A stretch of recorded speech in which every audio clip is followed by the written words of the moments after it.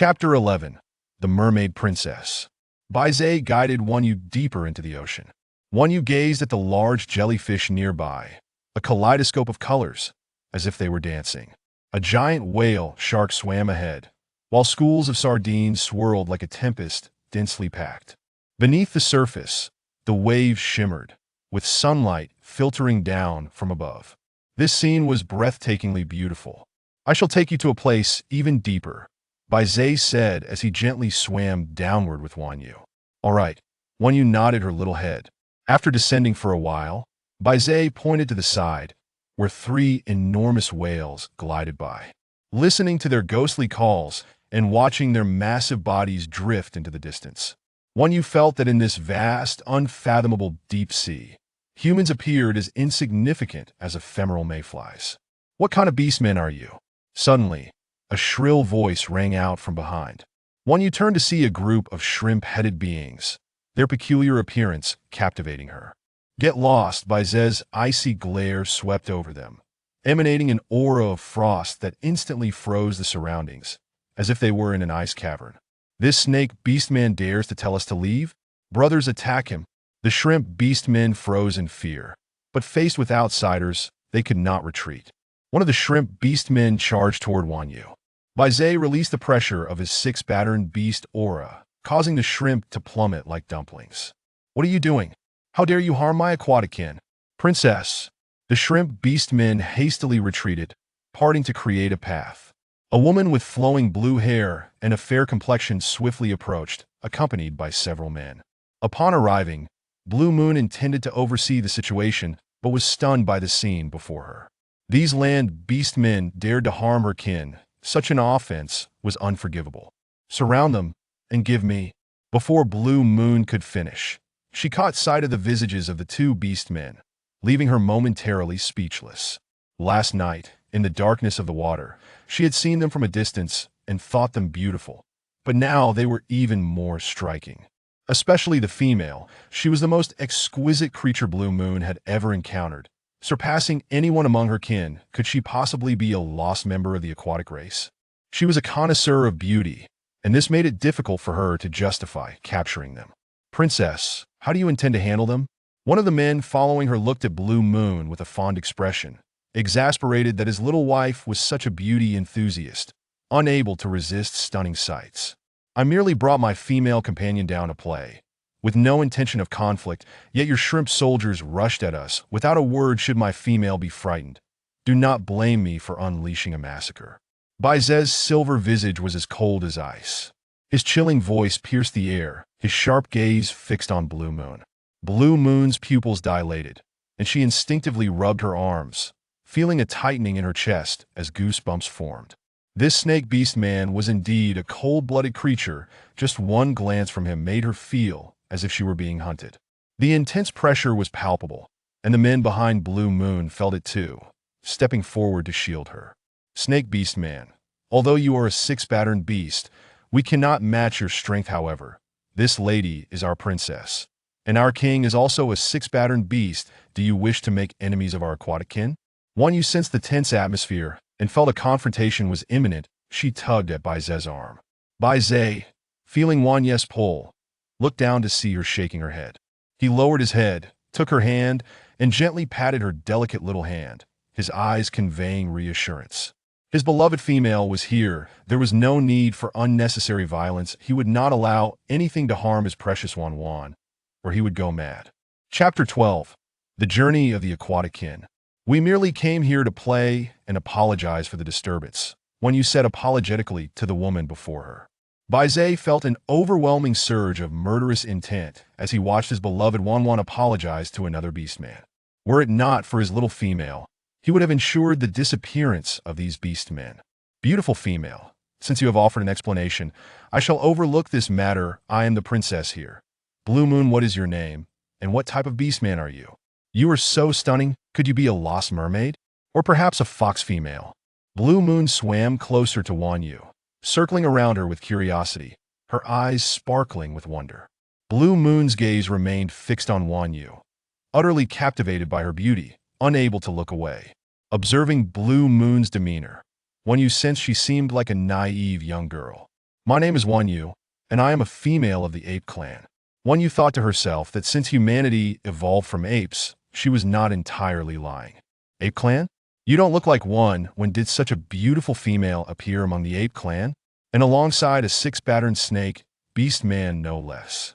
Blue Moon glanced back at Bai Zai as she spoke. Wan Wan is my partner, of course, we are together. Bai Zai said this while pulling Wan Yu into his embrace, blocking Blue Moon's view. How stingy. Let me see what's going on. Blue Moon was momentarily taken aback by Zai's action, pouting and murmuring under her breath.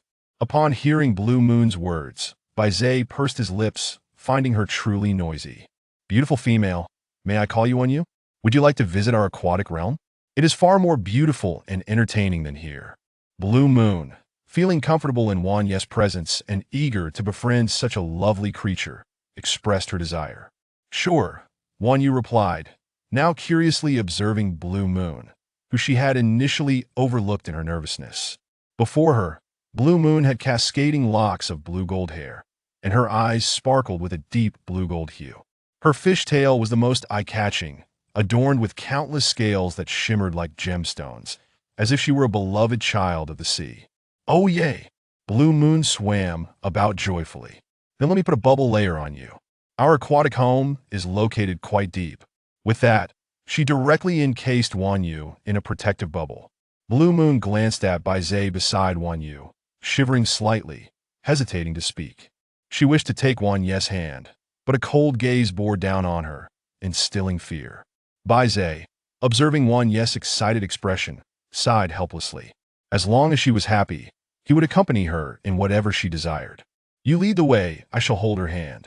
Bai Zai spoke calmly, unwilling to let another beast man take his female's hand, even if that beast man was a female. All right, Blue Moon replied, turning to swim downward, with her companions following closely behind. Wan Wan, let us go as well. Bai Zai affectionately patted Wan Yu's hand. Before long, they reached the depths of the ocean. If life had a color, it would undoubtedly be blue. Various fish darted about, seemingly unafraid of the unfamiliar beastmen. We have arrived, just ahead, Blue Moon turned and announced. Wan Yu looked forward, where a palace-like structure loomed. The pathway leading to the palace was lined with neatly arranged stones, with unknown little flowers blooming on either side. Vast coral formations were scattered nearby, their beauty unparalleled. Chapter 13. The King of the Merfolk come. Allow me to take you to the palace for some amusement, said Lan Yue as she gracefully swam inside. Wan Yu gazed upon the exquisite architecture within and remarked, Bai Zai, it is truly beautiful here. Yet regrettably, we cannot linger for long. With earnestness, Wan Yu continued, if you like it, let us exchange more of their treasures to bring back. Bai Zai, captivated by Wan Yu's delicate visage, instinctively softened his tone. Of course, what would you like to trade? We possess a plethora of items here. Large pearls, fish silk, and salt. Suddenly, Lan Yue turned back and chimed, is that so?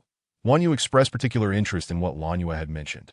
Indeed, typically, we merfolk reserve our fish silk for our partners, and only the surplus is exchanged. Lan Yue, filled with pride for her kin's treasures, continued to swim deeper into the palace. Lan Yue, have you snuck out to play again? Have you mastered the art of merfolk music? A cool voice interrupted. Dada, Brother Wang, I was not intentional. Staying here daily to practice merfolk music has become unbearably tedious, Lan Yue replied, swimming closer to the male merman, playfully fluttering around him. Wan Yu observed a striking merman, resembling Lan Yue with a deep blue and gold tail and matching hair, reclining elegantly upon a chair.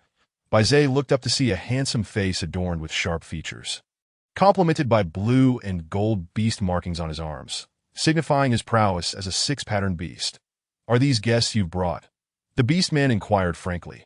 Bai Yin's gaze flickered with surprise as he beheld the exquisite female, perhaps the most enchanting he had ever seen. The serpent beast beside her also bore the impressive mark of 6 patterns and possessed an extraordinary appearance, explaining her presence. Please escort your guests to rest, Bai Yin instructed, dismissing them with a wave before closing his eyes. Come, let us find you a place to relax, Lan Yue said, bounding over to affectionately take Wan Yu's arm. As they walked, many merfolk cast curious glances at the 2 outsiders accompanying their princess, making Wan Yu feel rather like a monkey in a zoo. Gradually, a distinct radiance appeared ahead. Approaching, they discovered a large, hewn stone cave, spacious and adorned with countless large pearls glimmering as if illuminated by daylight. Wow! Wan Yu exclaimed, utterly captivated. These large pearls took me over a decade to gather. Are they not splendid? Lan Yue beamed, patting her chest and looking at Wan Yu with the anticipation of a child seeking praise. They are truly breathtaking. I have never seen such grand and beautiful pearls that also emit light. Wan Yu's eyes sparkled with wonder. Right? Right? Lan Yue seemed to have found a kindred spirit. Very well, you may rest now. I shall return tomorrow to play with you, Lan Yue said, giving Wan Yu a gentle pat on the shoulder. All right, you go attend to your matters. Wan Yu waved her off. Bai Zai observed as the two bid farewell, taking Wan Yu's hand and leading her to the bed. Wan Yu, my dear, please wait here. I shall fetch you some prey. In this beast realm, it was customary for one to provide for their female, necessitating his hunt. All right, Wan Yu replied, her stomach grumbling in agreement. Chapter 14. Sashimi now alone as a serpent, Bai Zai felt the weight of responsibility to safeguard his female in this unfamiliar territory, remaining ever vigilant. After Bai Zai departed, Wan Yu began to explore, discovering a large shell in the corner filled with unknown flowers. Wan Yu, come eat, Bai Zai called, returning shortly after. Conditions here are limited. We cannot start a fire. And our provisions have run out, that I must apologize. Tonight, we shall have sashimi, which I will slice for you, he said, hastening over, his expression filled with remorse for not being able to provide cooked food. It is all right. Sashimi is quite delightful, Wan Yu reassured, noticing the guilt etched on Bai Zai's face, as if he had committed a grave error. Did I end this realm, devoid of industry and pollution? Food was pure and far more flavorful than she could have imagined. Eat, but take care. Your stomach is sensitive. Tomorrow, we shall prepare fish soup and grilled meat once we reach the shore, Bai Zai advised, offering her a piece of fish dada. Open wide. I shall feed you that I can manage myself. I prefer to do things on my own. Wan Yu felt uncomfortable being fed at her age. Observing her refusal to be fed, Bai Zai lowered his head, conceding that it was all right. He would take his time with her. As Wan Yu took a bite of sashimi, she found it exquisite, her eyes narrowing in satisfaction. Bai Zai felt an indescribable sense of accomplishment watching her delight, especially since this female was the one he cherished and hoped to have as his partner. Wan Yu's appetite was insatiable. She rubbed her stomach, feeling it distend uncomfortably. She lay down on the bed, her delicate brows furrowing. Bai Zai watched her with a tender gaze, akin to a young cub who had overindulged. He approached, lifting his hand to gently rub her belly, playfully tapping her nose. Have you overindulged again? Such a naughty one. Next time, I shall supervise your portions that I can't help it. I don't feel full while eating. But only realize it afterwards, Wan Yu lamented, recalling her habits before her journey here. Often skipping meals, snacking frequently, and staying up late, leading to her current state of health issues, including stomach troubles. Despite her complaints, Bai Zai could never bring himself to deny her food. His indulgence had led her to overeat frequently. As Wan Yu lay on the bed, enjoying Bai Zai's soothing massage, she succumbed to drowsiness, emitting soft murmurs. Bai Zai, captivated by her nearly asleep form, caressed her face, marveling at her youthful, supple skin. This is my partner, he thought as he nestled Wan Yu deeper into the bed, lying beside her, utterly content, and closed his eyes. Unbeknownst to them, their tender moment was being observed from another room. Bai Yin watched the crystal ball he had secretly placed in Lan Yue's chamber, intended for monitoring her lack of diligence in studies, but now revealing the intimate interaction between Wan Yu and Bai Zai. Feeling a twinge of jealousy, he couldn't fathom why he felt this way. Having encountered numerous females, none had ever captivated him as she did. Her soft, delicate appearance stirred feelings within him he had never before experienced, making his heart tremble. This must be what they call love at first sight. He had finally found the one he wished to protect. Chapter 15. Types of merfolk. Tomorrow she would depart. He needed to prepare an abundance of fine items to endear her to this place, but if she were to fall in love with it, perhaps he could persuade her to stay and live with him. The next morning, Wan Yu groggily opened her eyes, only to be met with a familiar face. Momentarily stunned, she found herself in an embrace with Bai Zai, who chuckled at her predicament, her slender legs draped over his waist, arms wrapped around his neck, nestled in his embrace. Wan Yu's cheeks flushed with embarrassment, She had a habit of cuddling while she slept. Baizé, amused by her innocent demeanor, found her utterly adorable. Did it's time to rise? My little sloth, he said, lifting her gently and placing her beside the table. He had awoken long before, unable to sleep in this strange place, but had enjoyed watching his beloved female sleep peacefully, waiting for her to awaken. Let us wash your face first. Knowing her morning routine, he had prepared water in a shell. Wanyu felt a surge of warmth in her heart at Baizé's thoughtfulness. After her arrival in this realm, he had saved her and continuously supported her. Wanyu cupped her hands in the water and splashed her face, feeling a refreshing coolness, perhaps due to the ocean depths or the chill in the air. Soon, Wanyu was ready, and just as she was about to speak, a familiar voice rang out. Wanyu, good morning. This female was insistent, appearing early in the day to vie for Wanyu's attention. Baizé felt a sense of urgency to return Wanyu to safety. The outside world was perilous, and her brother was not to be trusted, especially with the look he cast upon Wanyu. One Baizé recognized all too well. He must act with greater urgency. The king of the sea tribe is no ordinary beast man. His strength is on par with his own, a six-patterned beast man, and the merfolk are renowned for their beauty, possessing strikingly attractive appearances.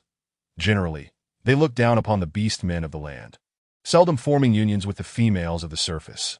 However, the sea people indeed enjoy the favor of the land beast men, and he harbors an inexplicable sense of crisis, fearing that his beloved Qianqian may also be drawn to the king of the sea tribe. Good morning, Lanyue, Qinyu greeted as she noticed Lanyue's arrival, rising to her feet. Did you sleep well last night? Lanyue cheerfully inquired. Quite well, I thoroughly enjoyed it, Qinyu replied. Come, let me show you around, Lanyue said, dashing over to take her hand. Qinyu glanced at Baze, who reassured her. Go ahead, I will seek out the king of the sea tribe to exchange for the items we need. You enjoy your stroll, and we shall return home together. Baze was not overly concerned, for Lanyue was the princess here. This was her domain, and no beastman would dare lay a hand on them. The hierarchy among the sea folk was strict, reserved only for those beastmen who were reckless enough to disregard their lives. Then let us be off, Qinyu responded, nodding at Baze before addressing Lei. As they walked, Qinyu marveled at the diverse array of merfolk. There were coral mermaids, dwelling amidst the underwater reefs, adorned with vibrant corals and crowned with delicate pink coral flowers. She also beheld butterfly mermaids, elegantly shaped, with white wings that loved to soar and leap, celebrated as the ocean's most exquisite blossoms. Various other types of merfolk, such as sea cat mermaids, moon mermaids, and turtle mermaids, painted a dreamlike tapestry akin to a fairy tale. After approximately 2 hours of exploration, Qinyu began to feel a bit fatigued. Observing her weariness, Lanyue suggested, shall we return for a rest? Although Lanyue cherished her time with Qinyu, she could not bear to see her tired, especially knowing it would be a long while before they would meet again. Chapter 16. The Mermaid King's silk. These are all gifts for Qinyu. You need not barter for them, Lanyue explained, gesturing to a large pile of items on the ground. Qianqian is my partner. I shall provide for her myself, Baze declared, tossing a green crystal toward Lanyue. Lanyue gazed at the green crystal in disbelief that it was a rare treasure, capable of enhancing a beastman's strength, prolonging a female's lifespan, and beautifying her appearance. Baze's eyes flickered with surprise as he took note of the silk from the Mermaid King, revealing over 20 pieces. Though he felt a twinge of disdain, he acknowledged that the quality of the Mermaid King's silk was unparalleled. With his formidable power, the silk possessed defensive capabilities against wind, cold, and chill, making it perfect for crafting garments for Qianqian come winter. Brother Wang, we have returned, Lanyue announced as they reached the entrance, her voice preceding her presence. Qinyu lifted her gaze to see Lanyue and Baze standing together, both looking at her expectantly. Baze stepped forward, taking her hand and casting a glance at Lanyue, raising an eyebrow in silent conversation. Lanyue noted the gesture, which stung her eyes, prompting her to turn away. Baze, have we completed the exchange? Let us return home soon, Qinyu said, feeling uncomfortable after a night spent in the depths of the ocean. Seeing her fatigue, Baze's expression turned to one of concern. Are you worn out from our outing? Come, let us see what we have traded for. Is there anything else you desire, Qianqian? If not, we may head home. They had indeed been away for quite some time, and it was time to return. Alone, he could manage anywhere, but now he had a small female companion by his side. "All right," Chinyu remarked, observing Lanue still playfully engaging with her brother. It was time for their farewells. Baze held Chinyu's hand as they stepped inside. Chinyu surveyed the mound of items on the ground, her face a portrait of disbelief that it was nearly a small mountain, filled with an array of shells, large conch shells, and a dozen or so pearls. Larger than those in Lanue's chamber, along with a heap of salt and an assortment of other treasures. "Baze, how shall we carry all these items back?" Chinyu inquired, overwhelmed by the sight. "Fear not. These are all ours now. I have completed the exchange," Baze reassured her, gently ruffling her hair. "But how will we transport so many items?" Chinyu lamented, her brow furrowed in concern. "Leave it to me. I can carry them on my back," he replied. Once matters were settled, Chinyu called out to Lanue, "It is time for us to return. We have lingered too long. This is a gift for you." As she spoke, she removed a feather chain from her wrist, a creation of her own handiwork. Having an eye for beauty, she had crafted the chain from delightful pink feathers that Baze had brought her. Lanue accepted it with gratitude, saying, "Thank you, Chinyu. I truly cherish your gift." In turn, Lanue plucked a scale from her tail, presenting it to Chinyu. "Here, take this. When you come to find me, use this so that no beastman will dare obstruct your path. Should you need anything, they will assist you. You shall always remain my dear friend." They embraced warmly before Baze transformed into a magnificent white serpent. Chinyu stood beside him, barely reaching half his height. Bowing his head, he allowed Chinyu to climb atop him, then began to ascend. As she glanced back, she waved farewell to Lanue, who gradually became a distant speck. Chapter 17. The journey home. Brother Wang, I went to great lengths to bring Chinyu here. Yet you show no resolve whatsoever. Lanue chided, casting a sidelong glance at him, though he remained silent. You should grow closer to her. I have learned that she is yet to form a union, accompanied only by a serpent beast man. While he is formidable, you are equally impressive. Lanue was at a loss for words with her brother. I am aware of my own heart. Do not concern yourself with this matter. He had a premonition that they would meet again. Baze swam to the shore, gently placing Chinyu down. Wait here. I shall hunt for some seafood, he instructed, setting her down at their previous resting spot before diving back into the sea. He recalled that Chinyu had expressed her fondness for seafood. She had mentioned needing more salt. He intended to gather a bounty of seafood to dry and preserve for future meals, ensuring she would not need to travel far for her favorites. As Chinyu rested on the beach, the gentle sea breeze tousled her soft pink hair. She admired her long locks, which cascaded down to her waist, a length she hesitated to trim. In contemplation, she raised her hands to braid her hair into twin ponytails. Utilizing flowers she had collected from the ocean floor to fashion a floral crown, the vibrant blooms were breathtaking. Lanue had mentioned these flowers could remain fresh for a long time with just a sprinkle of water. Chinyu placed the crown atop her head and stood to admire her reflection by the water's edge, feeling radiant. She believed her most beautiful possession in life was her own face, even if it often brought her trouble. Chinyu, I have returned. Baze's voice broke her reverie as he emerged suddenly from the water, startling her and causing her to plop down onto the sand. He hurried over, helping her up, his heart aching at how easily she startled. You re back, Chinyu said, brushing the sand from her attire. Indeed, Chanchan that I shall prepare some roasted meat for you. You must be famished after skipping breakfast, Baze replied, noting her evident hunger. Chinyu was indeed quite hungry, as she often was. Baze built a fire on the beach, roasting several large lobsters that were turning a delectable golden hue, their aroma tantalizingly inviting. Such large lobsters were a rare treat for her. And Chinyu's mouth watered in anticipation. Is it ready yet? I'm so hungry, she exclaimed, her appetite suddenly intensifying as the scent wafted through the air. Baze hastily offered her a lobster. All right, don't fret. Here you go. He had peeled the shell, presenting her with the tender meat. Take your time. Be careful not to burn yourself. Chinyu eagerly devoured the food. Baze watched her, finding her little antics utterly endearing. Once you've finished eating, we shall head home. After 2 long days, they were finally back, gazing at the familiar landscape ahead. Wow, wow, wow, Chinyu exclaimed joyfully, rolling around on Baze's back. Though the surface was soft, it had grown rather dull. All right, we are almost there. He reassured her, Baze's voice filled with concern. echoed as he expressed his sympathy for her discomfort. For the past couple of days, she had been resting on his back, continually lamenting the aches in her waist and back. However, it seemed prudent to refrain from taking her to distant places in the future that we've arrived. You may disembark now, he announced. Wan Yu slid off by Zay's back, her legs momentarily weak, nearly causing her to stumble. Be careful, he cautioned. That I know, she replied. Chapter 18. Preserving seafood. I will go inside and take a look, Wan Yu declared before darting into the stone cave. After a few days' absence, dust had accumulated significantly.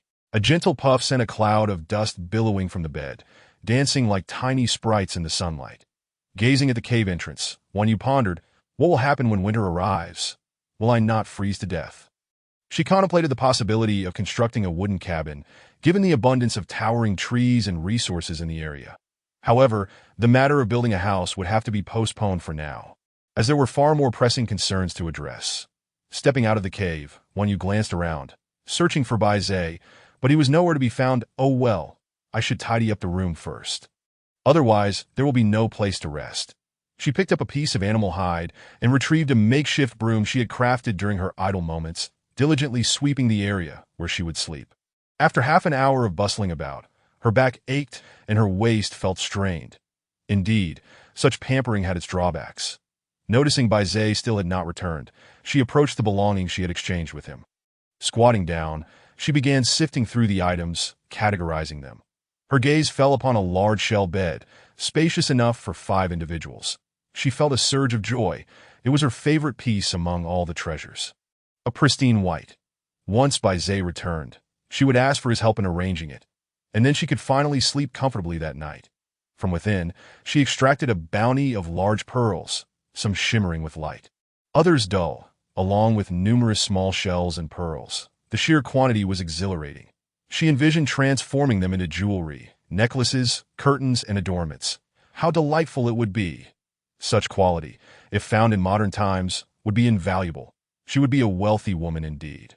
She also unearthed a layer of exquisite fishnet, soft to the touch and a luxurious blue-gold hue, exuding an air of opulence, still cool to her skin. Wan Quan, I'm back. Come out quickly. She thought she heard Bai Zai's voice. As the footsteps drew nearer, she realized she had not misheard. Bai Zai, where have you been? I didn't see you earlier. She inquired. That I was busy dealing with the seafood, that I noticed you in the cave. So, I went alone. There was quite a bit to handle, he explained, observing her crouched position and pulling her up. The ground is cold. Don't sit there, or you might fall ill. Bai Zai felt a hint of exasperation. This little female seemed oblivious to taking care of herself. Yet he was not surprised. After all, females were meant to be tended to by males. That is his precious one. He would care for her, that it's fine. I'm not cold, Wan Yu insisted, stamping her feet to shake off the numbness that had settled in from her prolonged crouching, feeling as if something were nibbling at the soles of her feet. Bai Zai watched her peculiar antics with a puzzled expression. Wan Quan, what is the matter? He asked, his brow furrowing in confusion. That it's nothing. My feet just fell asleep from squatting too long, that I'll be fine in a moment. She reassured him, dismissing his concerns with a wave of her hand. He lifted her effortlessly, carrying her to the bedside and gently placing her down. Taking her feet in his hands, he began to massage them, eliciting a sigh of relief from her. The seafood has been cleaned. What should we do next? Bai Zai inquired softly as he continued his ministrations. That we will rub salt on them and hang them up to dry. The natural wind will preserve them for quite some time, she replied. Bai Zai listened intently, intrigued. It was the first time he had heard of such a preservation method. That if only they had known. Many tribes in the beast world could have survived with such knowledge. Yet, how could they have known? Salt was a precious commodity, and many tribes possessed only a small jar of it, hoarded by their leaders for the esteemed females and young cubs. Thus, this method had never been attempted. Even if they had learned of it, it was of no concern to him. He merely needed to look after his little female. After all, he was a serpent beast, inherently cold-blooded. Yet his little female was remarkably clever, capable of such knowledge. Bai Zai directed a gaze of admiration toward her. Wan Quan, you are truly brilliant, he praised. This is common knowledge from my homeland, passed down through generations. She replied, a hint of bashfulness creeping into her demeanor as she scratched her head. Well, you are still impressive, as it requires learning, he countered, dismissing her modesty. Now, let us begin the process of preserving the seafood. And afterward, we can search for some bamboo to hang them up, that we might also find new sources of food along the way. Wan Yu, feeling a bit shy from the compliment, quickly shifted the topic. The bamboo was encountered on our way back. It's only about 1,000 meters from the cave entrance. Wan Yu retracted her feet. Bai Zai, could you carry the salt outside? It's too heavy for me. She gazed at the substantial quantity of salt, packed in animal hide bags, knowing she could not manage it. All right, Bai Zai chuckled softly in response. Stepping outside, they found the seafood nestled in a large stone pit at the mouth of the cave, filled with sizable fish and lobsters. This should sustain us for quite some time, he noted, evenly distributing the salt over their surfaces. After a day of salting, we can hang them up to dry. If only we had more materials.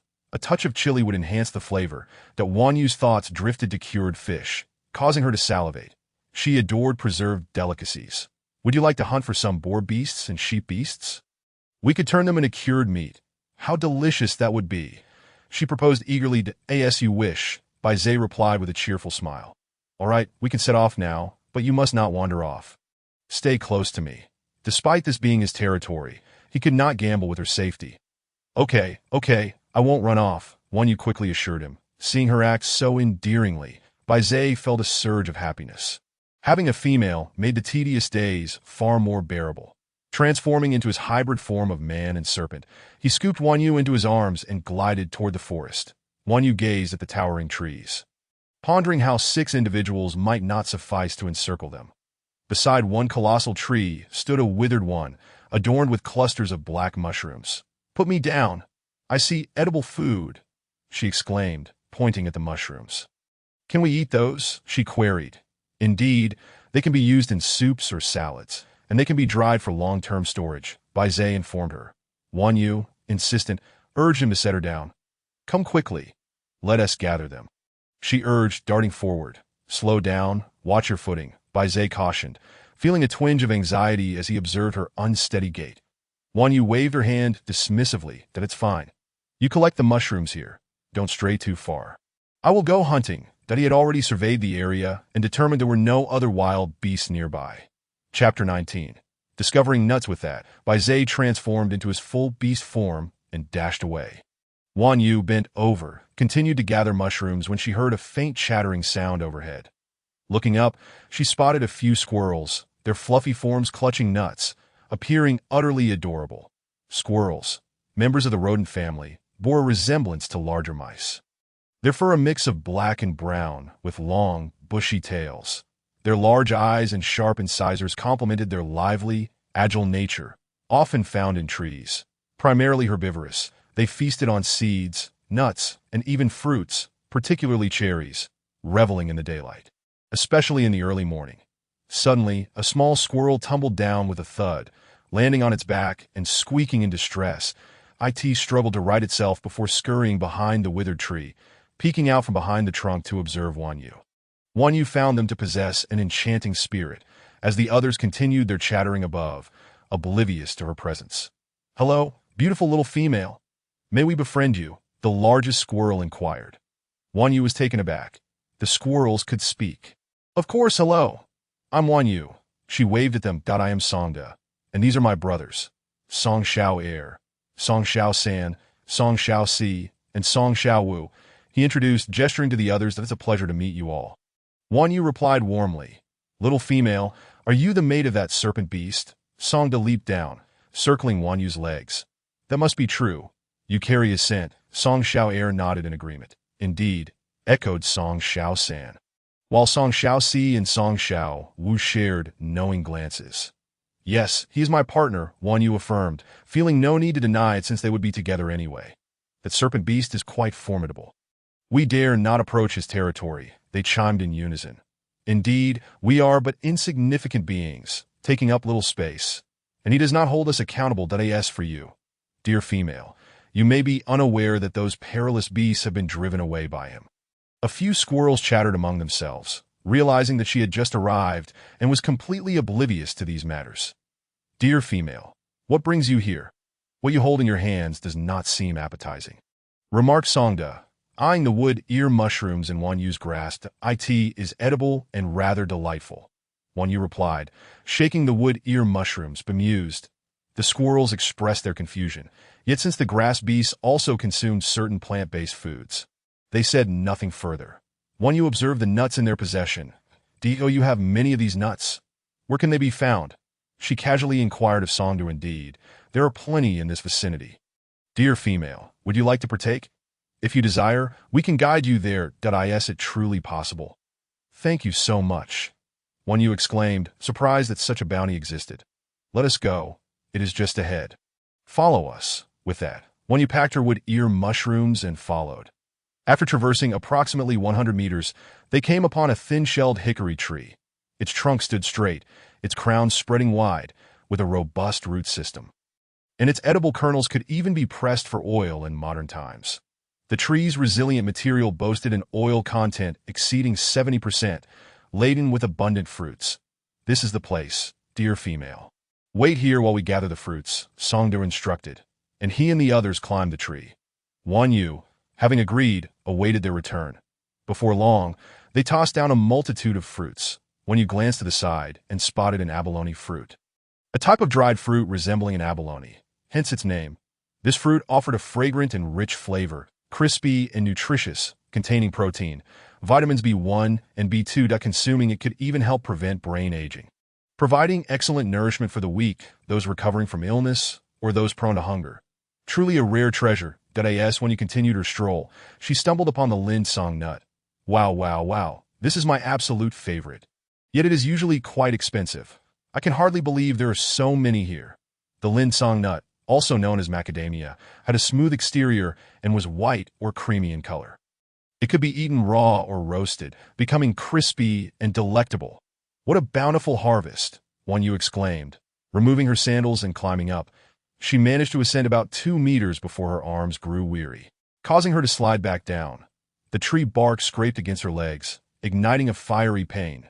Looking down, she discovered a raw patch. No wonder it hurt so much. Dear female, what happened? Song Air and the others approached. Noticing her tenderly touching her thigh, it's nothing, One Yu replied, but upon touching the wound, she grimaced in pain, seeing it coated with tree bark shavings. Suddenly, a hissing sound caught Song Da's attention, sending a shiver down his spine as he turned stiffly to behold a pair of crimson snake eyes exuding an ominous aura of impending doom. Ah, the snake beast is here. The squirrels erupted into chaos, quickly hiding behind One Yu. One Yu turned to Bai Zai. Bai Zai, you have returned. Bai Zai's gaze fell upon her wounded thigh, feeling a pang of guilt for causing her injury. He approached her, crouching down to lift her and place her gently on a nearby stone. That he began to lick her leg delicately. Hiss. One Yu involuntarily gasped. That hurts. That I've caused you pain again, Bai Zai said, his brow furrowing deeply as he studied her leg. It was my own clumsiness. It's nothing, One Yu replied, cautiously shaking Bai Zai's arm. What are those squirrels doing behind you? Wasn't I supposed to wait patiently for you? Bai Zai, feeling a surge of protectiveness, reached out to embrace her. I was nearby, not far off. These are my new friends. They are brothers who helped me find the fruits. Bai Zai examined the hard fruits they had gathered. These are quite tough. Can you eat them? Only rodent-like beasts consume such things. That if you wish for fruits, let me know, and I shall find you those that are thin-skinned, juicy, and sweet. These are quite delicious. I truly enjoy them. Bai Zai, could you help me gather some? Very well. I suppose I have no choice but to indulge you, Bai Zai said, surrendering to her wishes. That he transformed into his beast form, striking the tree trunk with his serpent tail, causing fruits to rain down. In no time, a substantial pile of fruits had accumulated on the ground. One Yu stood in awe, marveling at the impressive sight. The mound of fruits continued to grow, reaching a height of nearly 2 meters. Enough, Bai Zai, enough, One Yu exclaimed, observing the ever-growing pile. There are far too many. We won't be able to eat them all. With this abundance, we could feast for months, she mused. Let us finish eating before we gather more. Now, shall we depart? Bai Zai collected the nuts and bent down to lift One Yu in a princess carry.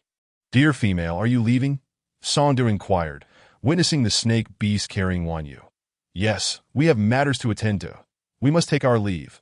Would you care to visit us? When you felt it right to invite them for a meal, considering how they had assisted her in finding and gathering so many nuts. Dear female, we will return to play with you in a few days. But we must inform our parents first. Can we even go? Sangda looked apprehensively at Bai Zhe, instinctively wary of the powerful creature. When you addressed Bai Zhe, of course, they may join us, for you are now their friend. Bai Zhe regarded the small squirrels. Having them accompany Wan Yu would be beneficial, as he feared she might grow lonely. The squirrels chirped excitedly, delighted that this snake beast allowed them to play with the dear female. Although Sangda felt a twinge of regret that they could not accompany her this time. He reassured himself that they would return to visit her soon. We shall take our leave now. You must visit me next time. Wan Yu waved goodbye to them. Let us go gather bamboo. Bai Zhe led Wan Yu towards their destination. Along the way, she gazed about, intrigued by the grand flora surrounding them. Countless unknown wildflowers adorned the path, attracting swarms of bees. Wan Yu admired the scenery while humming a tune. Accompanied by de melódicas sofisticadas. La la la la la. What song are you singing? You seem in splendid spirits, Bai Zhe remarked, though he could not comprehend her melody. Just a little tune? Wan Yu replied playfully. Occasionally, a rabbit would dart from the bushes, prompting Wan Yu to recall Bai Zhe's earlier hunting expedition. Bai Zhe, were you not out hunting? Why do I not see any game? There was quite a bit, so I already took it back before coming to find you, silly. You are the silly one. Wan Yu teased, sticking her tongue out at him. You truly are mischievous, Bai Zhe chuckled. Planting a playful kiss on her cheek, that up ahead lies the bamboo grove. Will you wait here? How many stalks do you desire? Wan Yu gazed at the towering bamboo, each as thick as her thigh. 3 would suffice, to craft some bowls for serving food, and perhaps a couple of water cups. As she contemplated this, thoughts of bathing surfaced. What would she do when the weather turned cold without a wooden tub? No, she must prioritize crafting furniture. Otherwise, she would be at a loss the struggle. I yearned to return home and enjoy some milk tea. While Bai Zhe busied himself selecting bamboo, she wandered closer, spotting something familiar, something sharp and pointy. Without waiting for Bai Zhe's consent, she dashed towards it. Upon closer inspection, she realized it was indeed chili peppers. Oh my goodness, what luck! She exclaimed, cone-shaped and small. They resembled tiny chili peppers. Further ahead, she spotted a few scattered Sichuan pepper trees. What a fortuitous day! Look at all this bounty. Wan Yu, you cannot eat that, Bai Zhe warned, coming over to swat the peppers from her hands. Those sharp fruits are inedible. Consuming them will cause great pain to your tongue. And if they come into contact with your eyes, you may find it impossible to open them. Eat good and listen. Bai Zhe was willing to indulge her whims, but when it came to her safety, he could not relent. But these are edible. Back in my homeland, we use them as seasoning. When we grill meat, we add these, and they taste divine. I promise I want to be reckless, Bai Zhe observed her demeanor. Feeling utterly helpless, with a mere display of her charm, he found himself compelled to surrender. Since she could partake in the feast, he decided to indulge her whims. All right, come quickly and lend a hand. Once we finish picking, we shall return. As they were gathering chili peppers and prickly ash, a sudden gust of wind swept through. The wind tousled Wan Yu's hair, causing it to dance chaotically, strands brushing against her cheeks. Wan Yu tilted her head upwards. Moments ago, the sun had shone brightly, but now ominous clouds loomed, the transformation occurring in the blink of an eye. Seeing Wan Yu nearly topple over from the force of the wind, Bai Zhe strode over with purpose, declaring, "This should suffice. Let us return, for rain is imminent. Indeed, let us hurry. It appears a storm is brewing." Wan Yu shielded her hair with her left hand while her right hand guarded her face against the blustering wind. The force of the wind rustled the leaves nearby and snapped small twigs asunder. "Hold on tightly to me." Bai Zhe swiftly scooped up Wan Yu, his tail curling around the fruits and chilies. As he swiftly made his way homeward, just as they arrived, a torrential downpour began, accompanied by a resounding clap of thunder that echoed through the forest, the sound of rain cascading like a symphony. A bolt of lightning split the sky, followed by a deafening roar of thunder, as if the heavens themselves were being cleaved in two. But the daylight rapidly faded, and flashes of lightning illuminated the horizon intermittently. The rain fell in sheets, drastically reducing visibility, leaving the surroundings shrouded in a misty haze. "Stop gazing outside. Come in quickly, or you shall catch a chill and fall ill." Bai Zhe fetched a hide, wrapping it around Wan Yu. The petite female was particularly fragile. He had witnessed a female succumb to the cold during her youth, ultimately falling ill and perishing. Wan Yu glanced at Bai Zhe. her silence conveying a sense of annoyance at his excessive worry. She was not as delicate as he presumed. "Are you hungry, Wan? Shall we roast some mutton to tide us over?" Bai Zhe inquired. Having spent the entire morning outdoors without a morsel to eat, Wan Yu felt her stomach growl in response, nodding in agreement. "The meat should be sliced thinly and then skewered. Leave the rest to me. I shall incorporate the chilies we just picked." "Very well. I shall defer to your expertise." Bai Zhe sliced the mutton into small pieces, placing a generous portion into a stone dish, satisfied with the quantity. Meanwhile, Wan Yu busied herself by tossing the chilies into the embers, allowing them to dry before retrieving them to shake off the ash. She then crushed them using a clean stone, just as Bai Zhe approached with the prepared meat. "The meat you desired is ready. How shall we proceed?" "It simply requires salt and these chilies," Wan Yu replied, taking the meat from him. Given that only these two seasonings were available, she had no other options. "I will take care of the remaining meat," Bai Zhe stated. "Save half of the pig beast meat for me, and grind it into small bits. Also, keep the intestines, for we shall make sausages later." As she spoke, Wan Yu deftly continued her work, adding salt and chilies to the meat before skewering them with a small stick. You want the pig's intestines as well. They have a rather pungent odor." Bai Zhe gazed at Wan Yu with a mix of exasperation and disbelief. Why did his little female have a penchant for such peculiar items? "Yes, we shall need them for the sausages.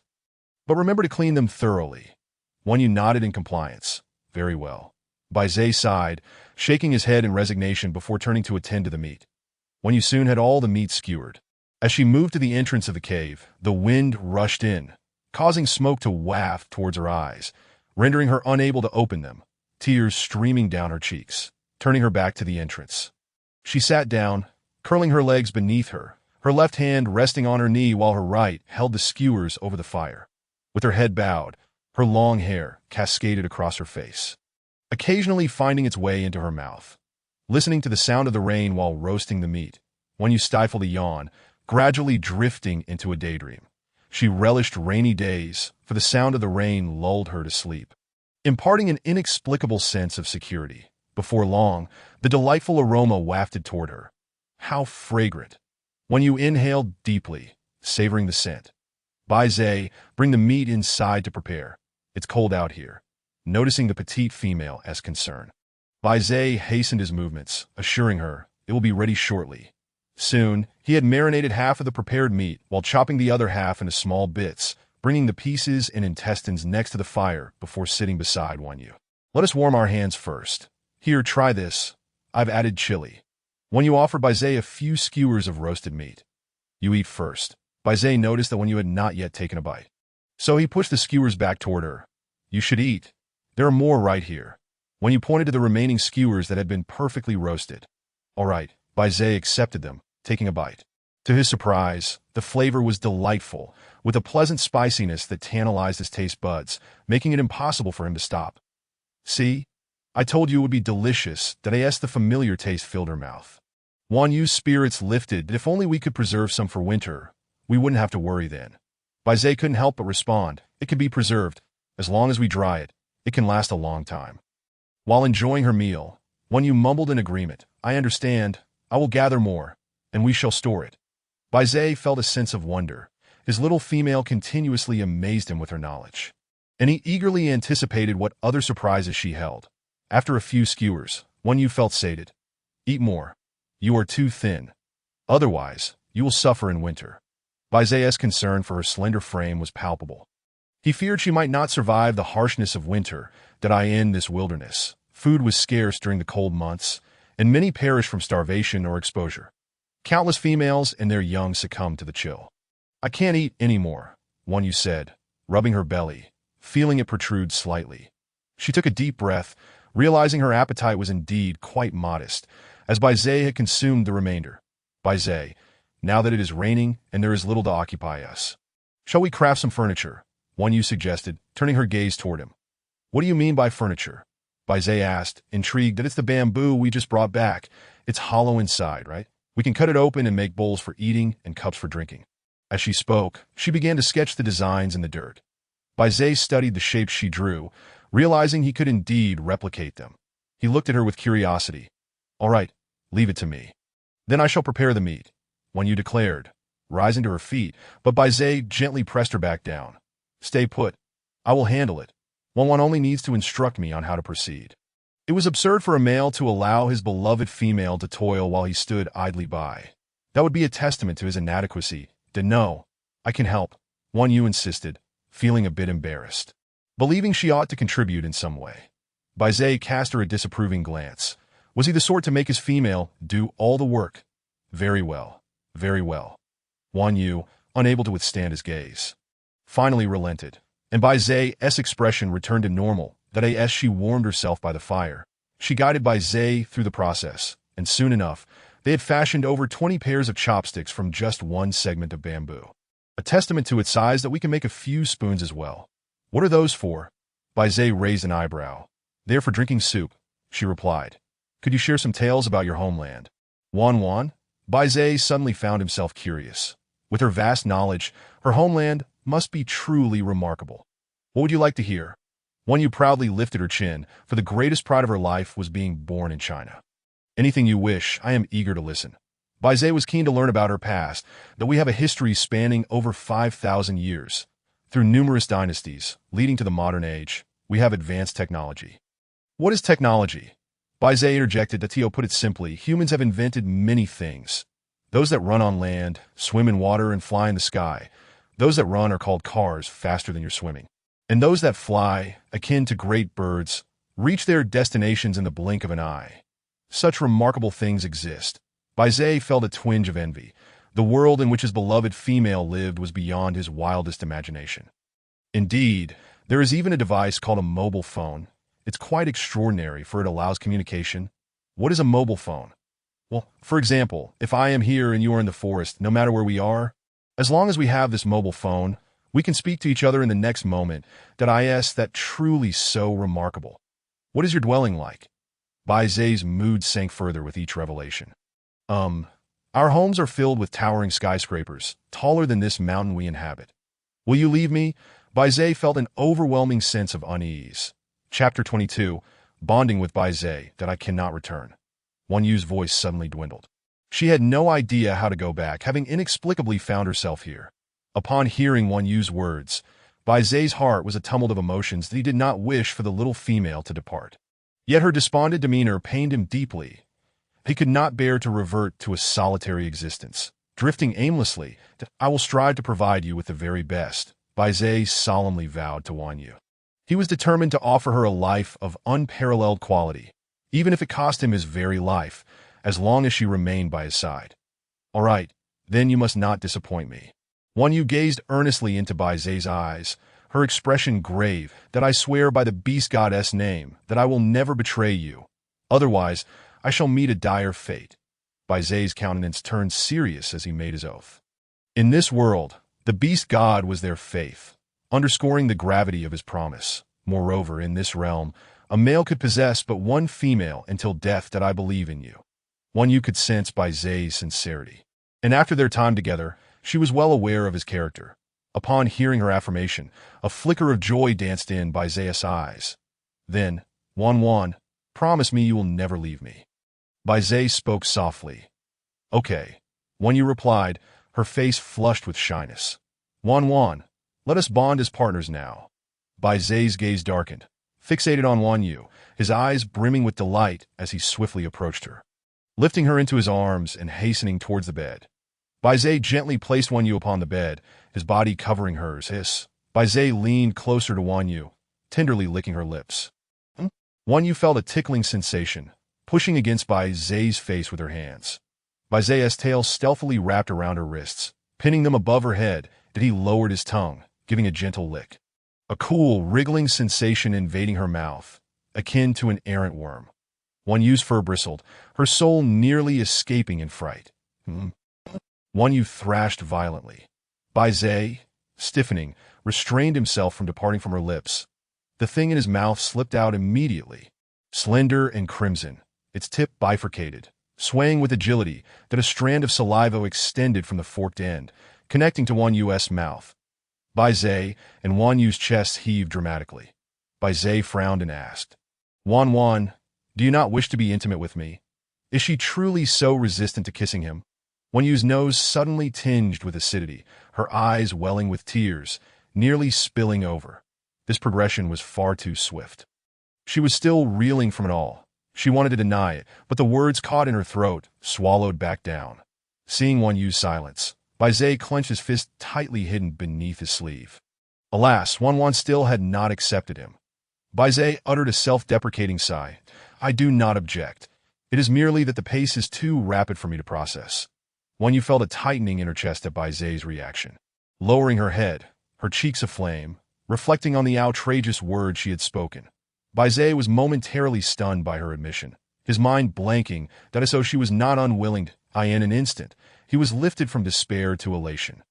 So Wan has consented to bond with me. Wan, trust me with yourself. Wan Yu's voice emerged like a whisper. Bai Zai's warm fingertips brushed against her lips, caressing them gently. Her lips were soft, a delightful sensation, and Bai Zai merely grazed them in a teasing manner. Wan Yu pressed down, firmly holding Bai Zai's head.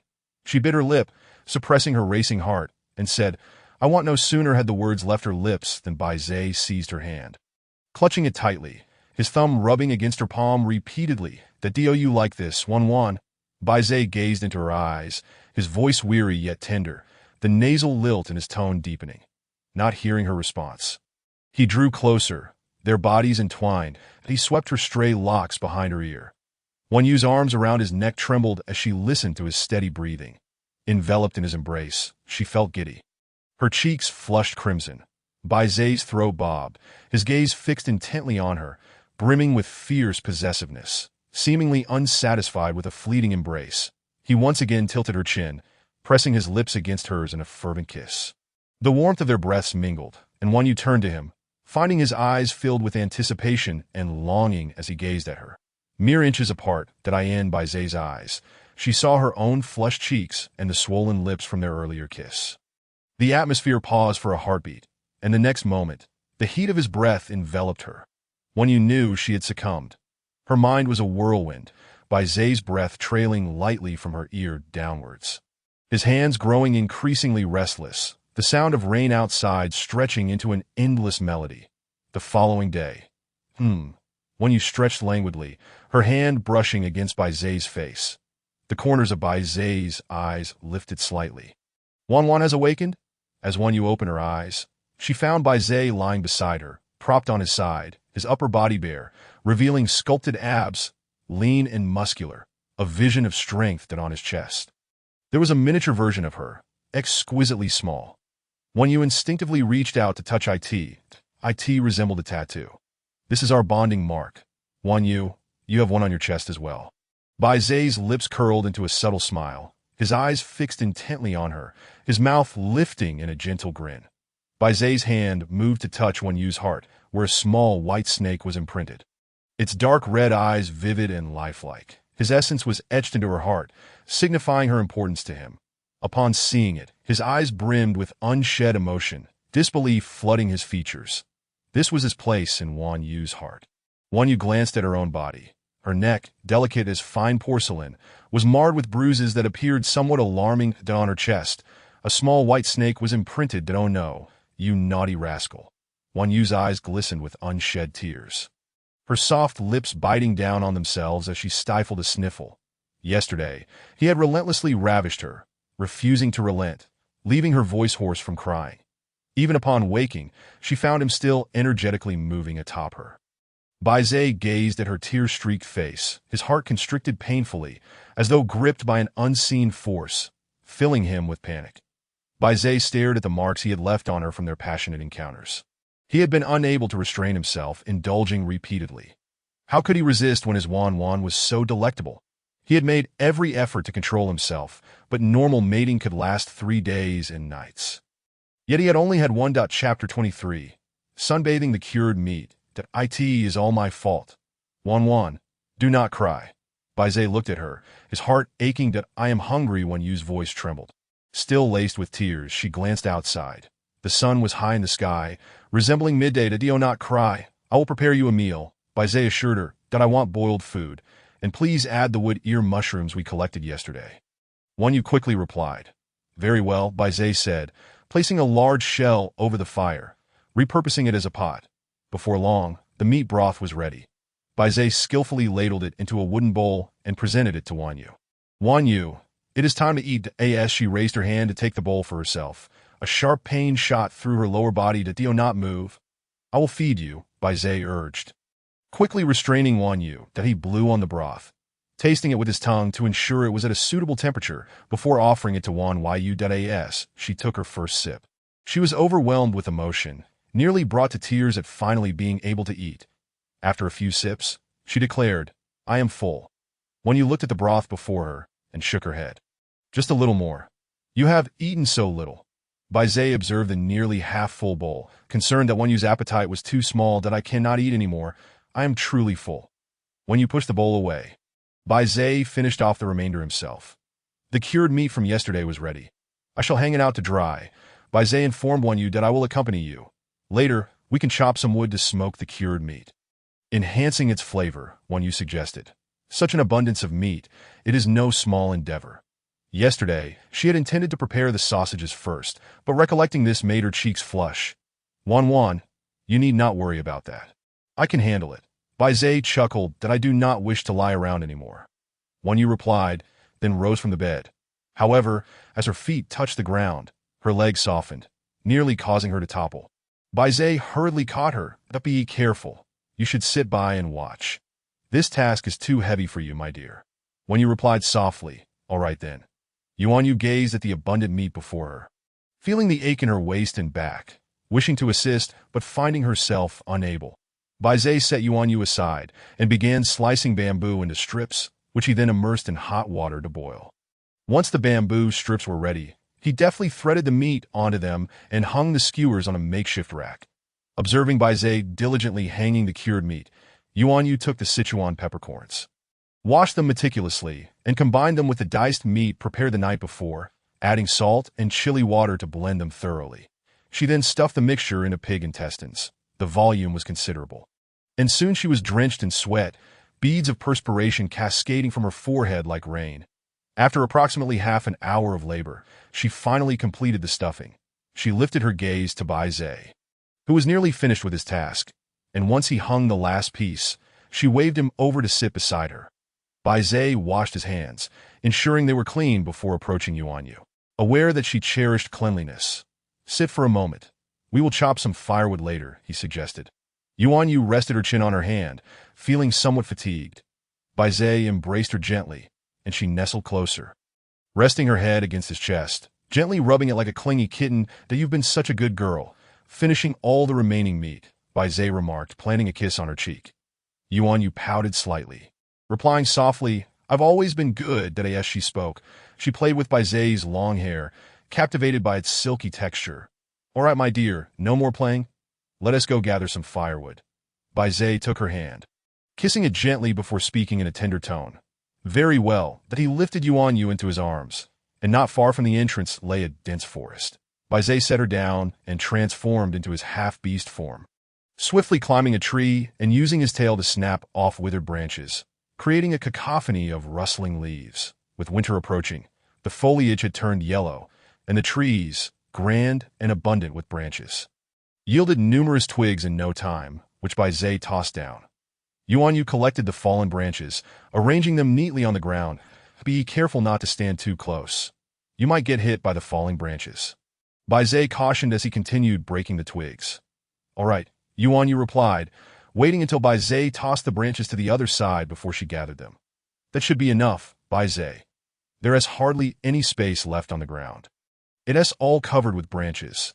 This will last us quite a while. Do you want some bird eggs? Bai Zai asked, glancing at a cluster of eggs with uncertainty, as they were his favorite. Would she enjoy them? Upon hearing this, Wan Yu's eyes sparkled with excitement as she looked up at him, exclaiming, yes, yes. Another food source. Bai Zai carefully cradled the eggs in his hands, winding his tail around a branch as he descended. Here, take them and I'll gather the firewood. Wan Yu contemplated the eggs in her hands, imagining steaming them for dinner. Bai Zai swiftly bundled the firewood together with his tail. Wan Yu, let us head home now. He intended to lift her again, but she protested. No. I can walk by myself. Now that she felt fine, she preferred not to be carried. All right then, let us go, Bai Zhe said, taking her small hand in his. Bai Zhe, shall we build a wooden house? Living in a stone cave isn't a long-term solution, Yuan Yu suggested, glancing at the towering trees that would serve as excellent building materials. What is a wooden house? Bai Zhe inquired, intrigued by her idea. Well, it's a house made of wood, more aesthetically pleasing, allowing for ventilation and warmth, so we wouldn't have to reside in the cave anymore. Did I it like the houses in your hometown? He asked. Yes and no. Some people live in wooden houses, but I lived in a concrete building. What is a concrete building? Bai Zhe asked, his curiosity piqued that a concrete building is made of stone, but we lack the materials to construct one here. If we find the materials in the future, we can build one. Such houses are particularly sturdy, as solid as the stone cave we live in. Yuan Yu patiently explained. Can we construct a wooden house then? Bai Zhe queried while placing the firewood beside the cave. Yes. I'll draw a plan for you in a moment, she replied, her excitement palpable at the thought of no longer residing in the cave. Especially with the abundance of mosquitoes at night that made sleep elusive. All right, but first, let us have some water, Bai Zhe suggested, handing her a cup. Yuan Yu accepted it gratefully, her throat parched after their long labor. Meanwhile, Bai Zhe kindled a fire beneath the cured meat, the orange flames flickering and crackling, sending smoke wafting upward. Chapter 24. Designing the wooden house, Yuan Yu produced a burning stick and tapped it against the ground to extinguish the flame. Bai Zhe approached, saying, Let me draw for you. Yuan Yu began sketching on a large stone. Bai Zhe focused intently on her, envisioning a two-story structure reminiscent of ancient architecture. How does this look? Can we build it this way? He asked. Yuan Yu tilted her head, her eyes sparkling as she admired his design. It looks wonderful. But how do we actually construct it? Bai Zhe scratched his chin, troubled by the unfamiliar task that I can teach you. For this wooden house, we can use the mortise and tenon joint method, Yuan Yu explained, squatting on the ground, one hand propping up her chin while the other gently tapped the earth with a stick. What is the mortise and tenon joint method? Bai Zhe inquired, scratching his head in confusion. Our ancient buildings primarily utilized wood and earth as materials, relying on wooden beams for support. Since the height of the wood is limited, we need to connect the wooden pieces together in sections. This method, however, compromises seismic resistance, hence the height of the structure is restricted. And then, Bai Zhe asked earnestly. Yuan Yu continued, ancient architecture used a framework of 4 beams and 8 pillars, ensuring that even if the walls collapsed, the structure would remain standing. In our region, their essay saying, 4 beams and 8 pillars. Most constructions employed a 3-bay layout with wide spaces, utilizing 2 central beams along with a front and back beam, totaling 4 beams, which symbolically represents the 4 directions. Each beam has a pillar at both ends for support, amounting to 8 pillars. The mortise and tenon joint is a remarkably ingenious invention, allowing wooden structures to endure hundreds, even thousands of years of storms and earthquakes without falling. Yuan Yu spoke rapidly, almost breathless from the effort. All right, Bai Zhe said, gently patting her back to soothe her. This is quite a large project. It might be a bit challenging for one person. Yuan Yu gazed at her sketches, undeterred. That's fine, that I can just buy a few slaves from the slave market when the time comes. Bai Zhe chuckled, stroking her head reassuringly. Don't worry. Are there still slaves for sale here? Yuan Yu exclaimed, surprised to learn that even in this beastly world, slaves existed. Of course, the defeated tribes often have young females taken as captives, who are then chosen to join the victorious tribe. Some young beastmen resist and are sold at the slave market for those in need. Yuan Yu, concerned, asked, do we still have furs to trade? She looked directly into Bai Zhe's eyes, worry etched on her face, knowing that transactions in this world were barter-based, and the currency here was fur. They had exchanged so many items with the Sea tribe. She feared they might have depleted his resources. Don't fret. We still have plenty left. When the time comes, we can trade salt that I believe many would be willing to exchange with us, Bai Zhe replied, a glimmer of pride in his eyes, asserting that he could certainly provide for his beloved. Such a trivial matter is nothing to worry about. Very well, I'll leave this matter in your capable hands. Yuan Yu teased, playfully patting Bai Zhe's shoulder. Her small hand then wandered to his chest, marveling at its firmness. This feels amazing. Embracing the notion of seizing the moment, she playfully explored Bai Zhe's body. Bai Zhe clenched his fists at his side, evidently trying to suppress something, his voice gravelly as he replied, as you command, my Yuan Yuan. Sensing a shift in Bai Zhe's tone, Yuan Yu looked up. only to be momentarily startled by the smoldering intensity in his gaze, which hinted at an overwhelming desire, as if he were about to consume her entirely. Realizing the implications, she quickly withdrew her hand.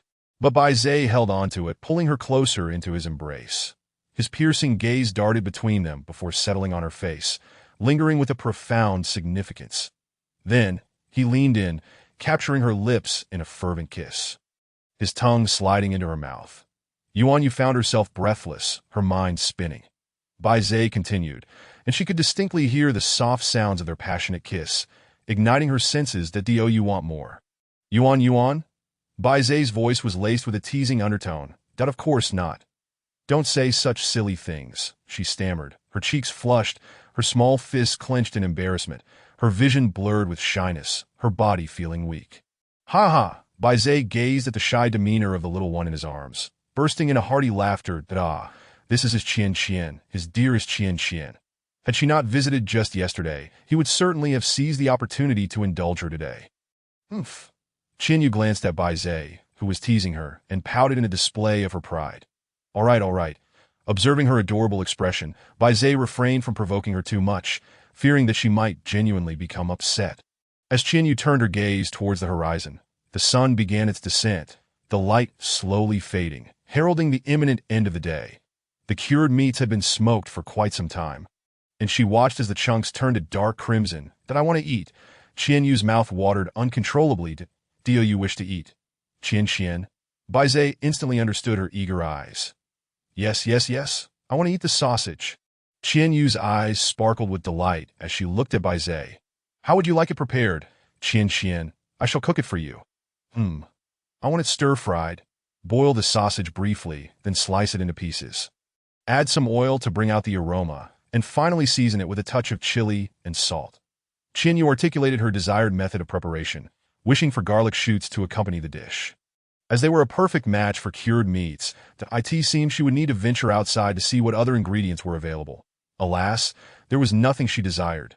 Fortunately, she managed to find some chili and Sichuan peppercorns. Or else she would have been at a loss. All right, I'll prepare it for you. You stay here patiently for me. With that, Bai Zhe rose to begin cooking. Bored, Qian Yu stifled a yawn. The place was exceedingly dull. Devoid of entertainment, as a girl with an internet addiction, the monotony felt like an eternity. Before long, Bai Zhe had finished cooking. Qian, it's ready. Try it and see if it meets your expectations. Bai Zhe handed the meat to Qian Yu. She accepted it, inhaling the familiar aroma, and upon taking a bite, the flavors erupted on her palate. The taste was so familiar, as if she hadn't savored it in ages. Delicious. Thank you, Bai Zhe. Gratitude welled up within her for Bai Zhe. You need not thank me, Qian. As your partner, this is my duty. You should eat too. While munching, Qian Yu spoke to Bai Zhe with her mouth full. Chapter 25. The Slave Market the following morning. Dawn had just begun to break. Qian, I am heading to the slave market. Will you accompany me or continue to sleep? Bai Zhe gazed at Qian Yu's sleeping face, reluctant to wake her. What time is it? Qian Yu, still groggy, rubbed her eyes, struggling to open them. It's morning. Will Qian join me? Bai Zhe grasped her hands, gently pulling her up while tucking a stray strand of hair behind her ear. Is it far? How long will it take to get there? Qian Yu yawned as she spoke. That we leave now, but we won't return until tomorrow. It will take 2 days for the round trip. Bai Zhe felt uneasy about leaving Qian Yu alone at home. Although it was his territory, where no beast dared intrude, he believed in being cautious. That he was concerned about leaving her alone. Then I shall go too. Qian Yu was genuinely curious about the slave market. All right, get up and dress. I will fetch some water for you to wash up, Bai Zhe said, retrieving 2 skirts for Qian Yu as he held them. He fell into thought. The skirts were rather revealing. One was a spaghetti strap dress, and the other a strapless one, though they were much more modest compared to the females outside, who merely covered essential parts with animal hides. He didn't want anyone to see his beautiful Qian, especially with so many beasts at the market. Which one would you like to wear? Bai Zhe held one in each hand, allowing her to choose. I want to wear. Qian Yu looked at the 2, both appealing yet slightly revealing. Wouldn't it be appropriate to wear these outside? Would it? Although she was a modern woman of the 21st century, she was still quite conservative at heart. Gazing at the entrance, where the dawn light barely illuminated the cave, an idea suddenly struck her. Bai Zhe, could you make me another dress? These two are too revealing. I really don't want to wear them. Qianyu looked at Bai Zhe, playfully sticking out her tongue. That of course. What style do you envision? Bai Zhe, seeing that her thoughts mirrored his own, quickly acquiesced. He preferred that she were something for his eyes alone, fearing her displeasure. Now that they were aligned in thought, it would be much easier. I want something like this. Qianyu hopped off the bed, picking up a stick to sketch on the ground, and in no time, she had drawn a doll dress and a cloak. Bai Zhe admired the quirky style of the dress, finding it utterly charming. I shall make it for you, he said, moving to retrieve a fishbone needle from the corner. That I want the doll dress in white and the cloak in blue. Qianyu promptly stated her color preferences. All right, it shall be as you wish. Now go wash up while I prepare it. Bai Zhe cut the fabric while conversing with her. Understood. Qianyu replied, heading off to wash. Once she finished, she found Bai Zhe still busy. So she snacked on some food. Qian, it's ready. Come and try it on to see if it fits. Bai Zhe shook the garments in his hands. Okay, let me try it. You have breakfast first. Qianyu walked over, took the dress from Bai Zhe, and changed into IT. That IT fit perfectly. Not too big, nor too small. That IT fit so well. Qianyu admired the dress, noting its exceptional quality. The doll dress was crafted from Bai Zhe's snake shed, while the blue cloak was made from mermaid silk. She picked up the scale necklace Bai Zhe had given her and walked over to him, seeking his assistance in fastening it. Bai Zhe, does it look good? Qianyu twirled, lifting the hem of her dress. Bai Zhe, momentarily stunned by her playful words, met her sparkling gaze. His heart raced, and he felt a flutter in his chest, as if his very being was responding to her innocence. He quickly averted his eyes, his love for her evident. You look beautiful. My Qian is always stunning. I think it looks wonderful too. Even without a mirror, I know it must be lovely. Wait a moment. Let me fix my hair. Qianyu tied her hair into 2 braids, enhancing her sweet and innocent appearance. Qian, are you trying to seduce me? Bai Zhe's eyes blazed with desire. I am not. Qianyu gasped at the intensity in his gaze. Bai Zhe swiftly approached her, sweeping her up in a princess carry as he made his way to the bed. He tossed Qianyu onto the bed and leaned over her, shifting into his half-beast form. Qian, you have provoked me. Let us explore something new. Bai Zhe's serpentine tail coiled around Qianyu, and soon the cave was filled with soft sounds. The air thick with intimacy quickened their heartbeats. Qianyu felt her body jolt with excitement. Upon opening her eyes, the dazzling sunlight pierced through, causing her to squint and tears to well up. The trees whizzed by her periphery. Qian, are you awake? Bai Zhe noticed the little one stirring in his arms and slowed his pace. Where are we? Qianyu's hoarse voice emerged. Startled by the sound of her own voice, she blinked. That we are on our way to the slave market. We will arrive shortly. Bai Zhe, having exhausted Qianyu earlier, let her rest during their journey. Upon arrival, Bai Zhe pointed ahead with his chin, signaling her to look. Qianyu gazed out, halting at the foot of a high mountain with flat terrain. It was her first visit, and everything seemed novel. She looked around in wonder. Bai Zhe, accustomed to such sights, pulled out the remaining roasted meat and nuts from breakfast. Let us have a bite before we head in. Qianyu's eyes sparkled at the sight of the roasted meat and nuts. She eagerly took a small piece and beamed. Thank you, Bai Zhe. Eat up, my dear. Bai Zhe joined her in snacking once they finished. Bai Zhe wrapped Qianyu snugly, leaving only her eyes visible. Upon reaching the market, they first approached the area where slaves were sold. Qianyu surveyed the market with keen eyes, finding it similar to a small rural market, except that some vendors were in beast form while others were half-beast. Stalls lined the sides, filled with various goods, and the air was filled with the sounds of vendors calling out. Premium beast skins for sale. Fresh red fruits here, selling pig beast meat. A chorus of shouts filled the air. Fresh fruits, come take a look. Perfect for your female companions. A petite goat beast was energetically advertising, accompanied by an elderly beast with a tuft of hair beneath his nose, reminiscent of a goat. Qianyu observed their stall, where a piece of beast skin was laid out, showcasing an array of fruits. Would Qian like to eat? Bai Zhe observed the fruit that Wan Yu had been gazing at, recalling that the young female indeed had a penchant for fruity delicacies. The little goat beast man noticed that the two, Wan Yu and her companion, had halted before his stall. Their attire suggested either great wealth or nobility. However, this snake beast man was unable to discern his true prowess. He could either be an ordinary beast man or one of such formidable strength that it was beyond the goat's perception. At AS, he sensed a formidable pressure emanating from the snake beast man. He was certain it was the latter. Esteemed guest, these are the various fresh fruits we picked this morning. Affordable and delectable. Every female who has sampled them returns for more. The little goat beastman hurriedly introduced his produce.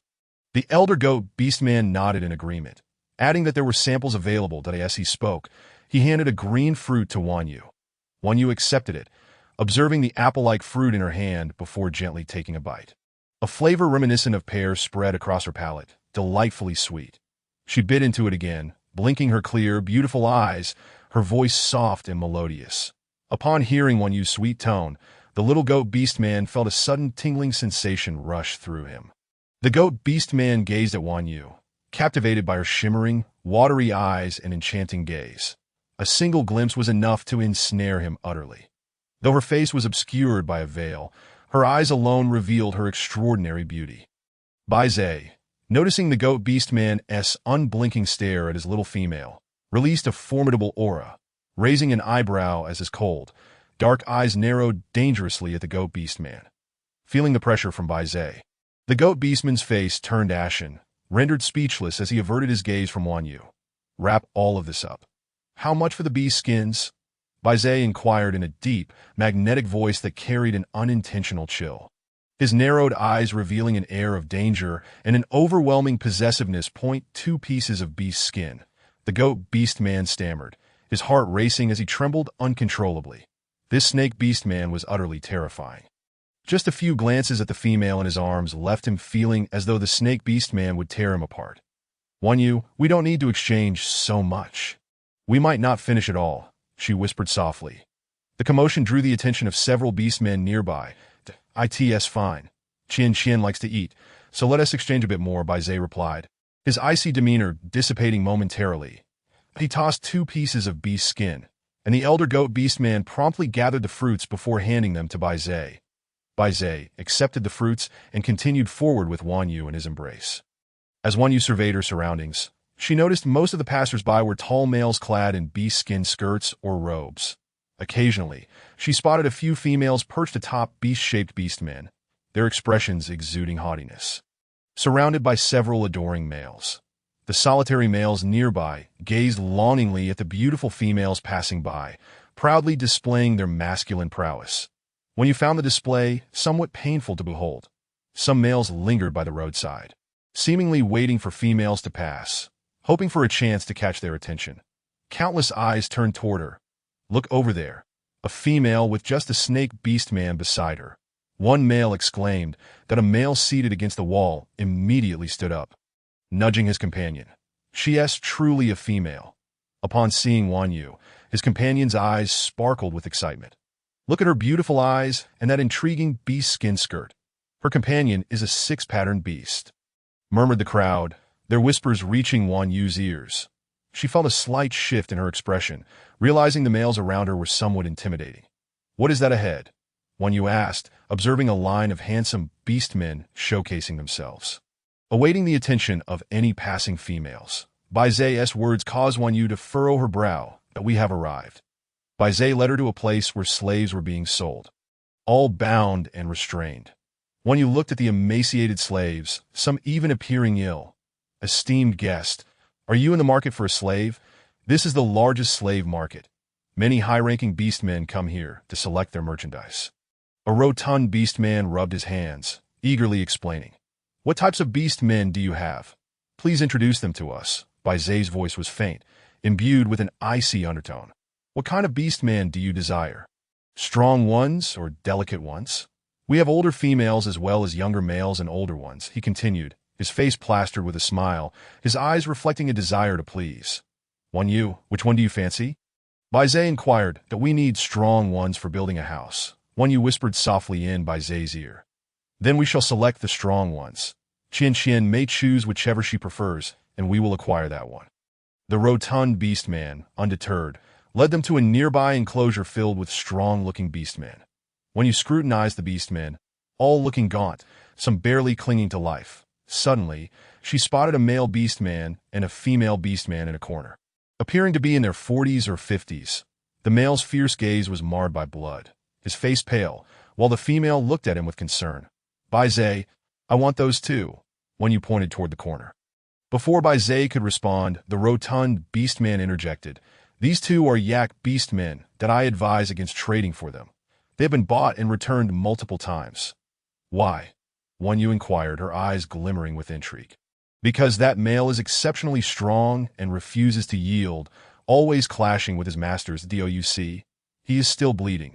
He was just returned today, that if he had been returned, he would have been killed long ago. His female is ill, her belly swollen, indicating she may not live long. How honest of you, when you thought appreciating the beastman's straightforwardness. Despite his greed, his business integrity was evident. Otherwise, he wouldn't be the largest slave trader in the market. We want those too, when you stated firmly to Bai Zai, confident she could manage the male's wounds with some herbs and help the female, who appeared malnourished and likely harboring parasites. Her grandfather was an experienced herbalist, and she had learned much about herbs and healing from him. Very well, we shall take them. Is there anyone else you desire? Qin Qian? No, just them. I prefer not to have too many. Wan Yu shook her head. Seeing that Wan Yu and Bai Zai were unresponsive to his previous remarks, the rotund beast man fell silent. How many beast skins for the two? Bai Zai asked, his gaze light as a feather upon the rotund beast man. For both, it will be 8 pieces of beast skin. That as he spoke, he went to retrieve the 2 beast men. Wait, I want those 2 females. A sharp, cutting voice suddenly pierced the air from behind, when you turned to see a female approaching. Flanked by several beast men, looking down at her, and Bai Zai with an air of condescension, I will buy these 2 beast men for 10 beast skin skirts, she declared, pointing haughtily at the rotund beast man. Those are mine, Wan Yu retorted sharply. She had set her sights on them first. The sudden appearance of this female seemed absurd to her. Did she truly believe she could simply take what belonged to someone else? The surrounding beast men gathered, intrigued by the confrontation between the 2 females. These slaves are quite fortunate, indeed, to have attracted the attention of 2 females simultaneously. That I heard that female is a peacock beast. She's stunning, indeed. I heard her brother is a trusted ally of the Wolf King of the Beast City. She is the most beautiful female in our tribe, named Zhang Meijin. There are rumors that her tribe intends to offer her to the Wolf King. Wan Yu listened to their chatter, utterly speechless. This female, with her spotted complexion and thick lips, was deemed the most beautiful. Was this a joke? Zhang Meijin cast a provocative glance at Wan Yu, questioning why this female possessed such a captivating voice and beautiful eyes. She must be a hideous creature to cover her face, she mused. Do you dare? Bai Zai's low voice was devoid of emotion, his cold gaze offering no warmth, his words laced with an icy undertone. I dare. I shall soon be the Wolf King's female. Do you dare to lay a finger on me? Zhang Meijin, upon seeing such an attractive male as Wan Yu's companion, felt an overwhelming surge of anger. Why was it that she did not possess a similarly handsome beast? She shot a glare at Baze, who returned her gaze with narrowed eyes that exuded an air of danger. The oppressive aura of the 6-patterned beast was unleashed. All the creatures in the vicinity were compelled to prostrate themselves upon the ground. Zhang Meijin's face turned ashen. Even the Wolf King was merely a 5-patterned beast, while this serpent beast was a legendary 6-pattern creature. Jealousy twisted her features into a grimace.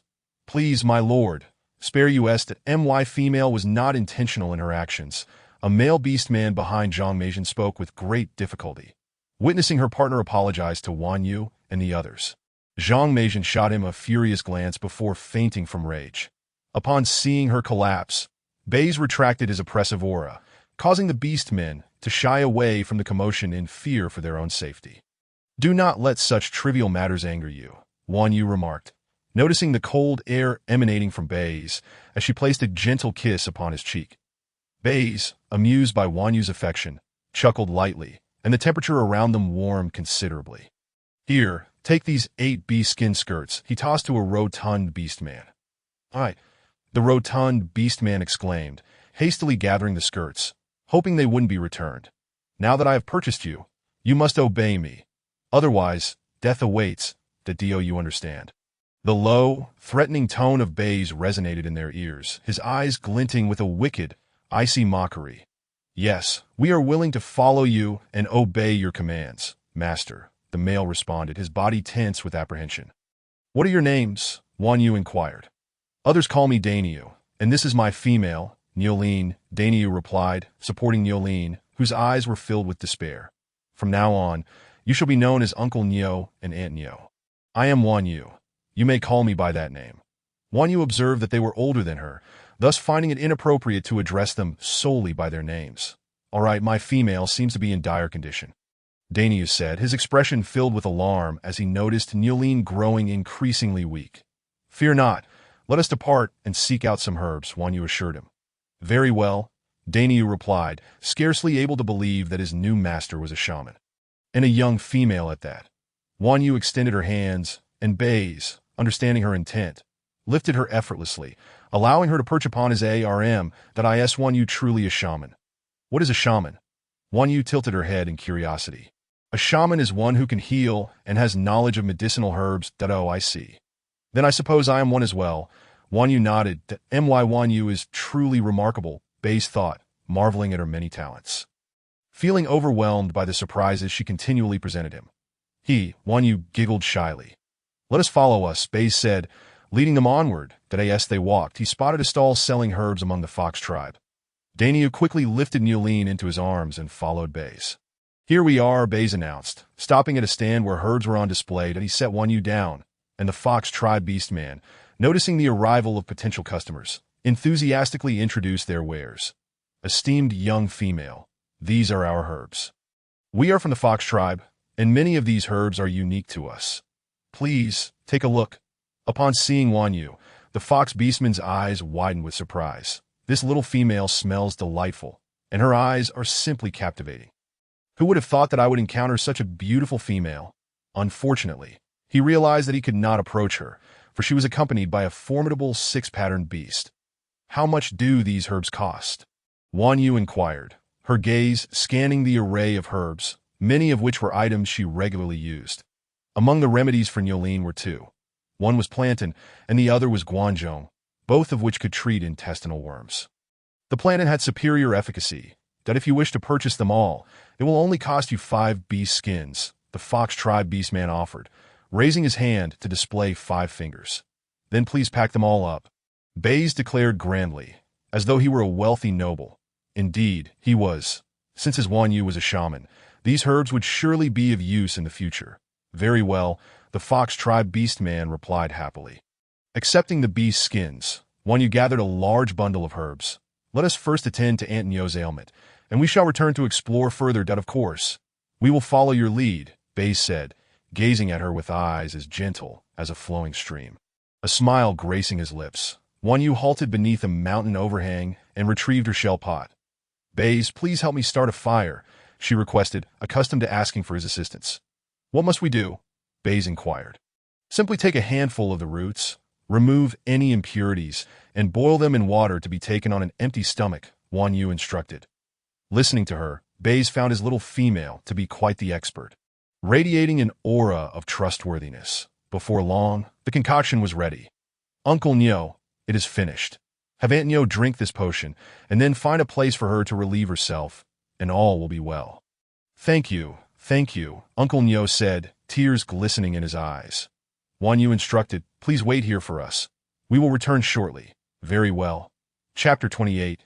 Discovering sweet potatoes, and carrots. "All right, let us continue to explore. It took considerable effort to arrive here," Wan Yu said, excitement bubbling within her as she recalled the numerous treasures she had found. "Come, let me carry you," Baze offered, preparing to lift her. "No, I wish to walk on my own, that I have been carried the entire journey," she insisted.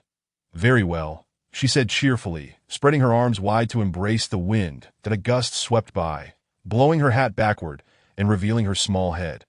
Her large eyes curved into crescent moons, a rosy blush blooming upon her cheeks as joy radiated from her being. She clapped her hands in delight, bounding along as if even the very air was sweet. Seeing her in such high spirits lifted Baze's mood as well. "Be careful, don't trip," he called after her as she sprinted ahead. The two of them chased one another, their laughter echoing through the mountains. "You little short legs. You move quite swiftly," he teased, lifting her hat to prevent her from running too fast. Wan Yu huffed in response. "You are the short one." Her indignant expression struck a chord in Baze's heart. "Oh, how adorable you are," he thought, yearning to caress her face and steal a kiss. Thus he did just that. Wan Yu playfully pinched his side. bursting into laughter before darting away. She estimated his height to be around 6 feet, while she stood at 5'2", leaving her with little room for retort. Come here. There are too many beastmen inside. I will carry you, Baze insisted with a serious expression. All right, she relented, raising her arms in anticipation of his embrace. Baze bent down, wrapping one arm around her waist, and playfully tapped her nose. Such a mischievous one. Baze noted. Ever since Won Yu accepted him, her personality had blossomed, and he adored her newfound liveliness. Her happiness made him happy. He wished for her joy to last forever. Let us see if there's anything else worth trading, he suggested, giving her a playful pat on the backside that as they walked, they encountered an array of meats, fruits, and beast skins. Won Yu exchanged every herb she spotted. In a fleeting glance, she noticed something familiar. Baze, over there. She pointed to a corner. Arriving at the stall, Baze set Won Yu down. She saw a beast man and a young female who appeared to be a couple. Upon noticing their approach, the couple's eyes brightened with hope. Won Yu knelt down, examining and touching various items until she confirmed. These are sweet potatoes, and carrots. Her excitement surged as her recipe options expanded. How much for these? She asked, her gaze fiery with determination. Dear young female. How much do you wish to trade for? The beastman inquired cautiously. They had been set up for quite some time with no inquiries, and to their surprise, she was their first customer. That we intend to trade for everything.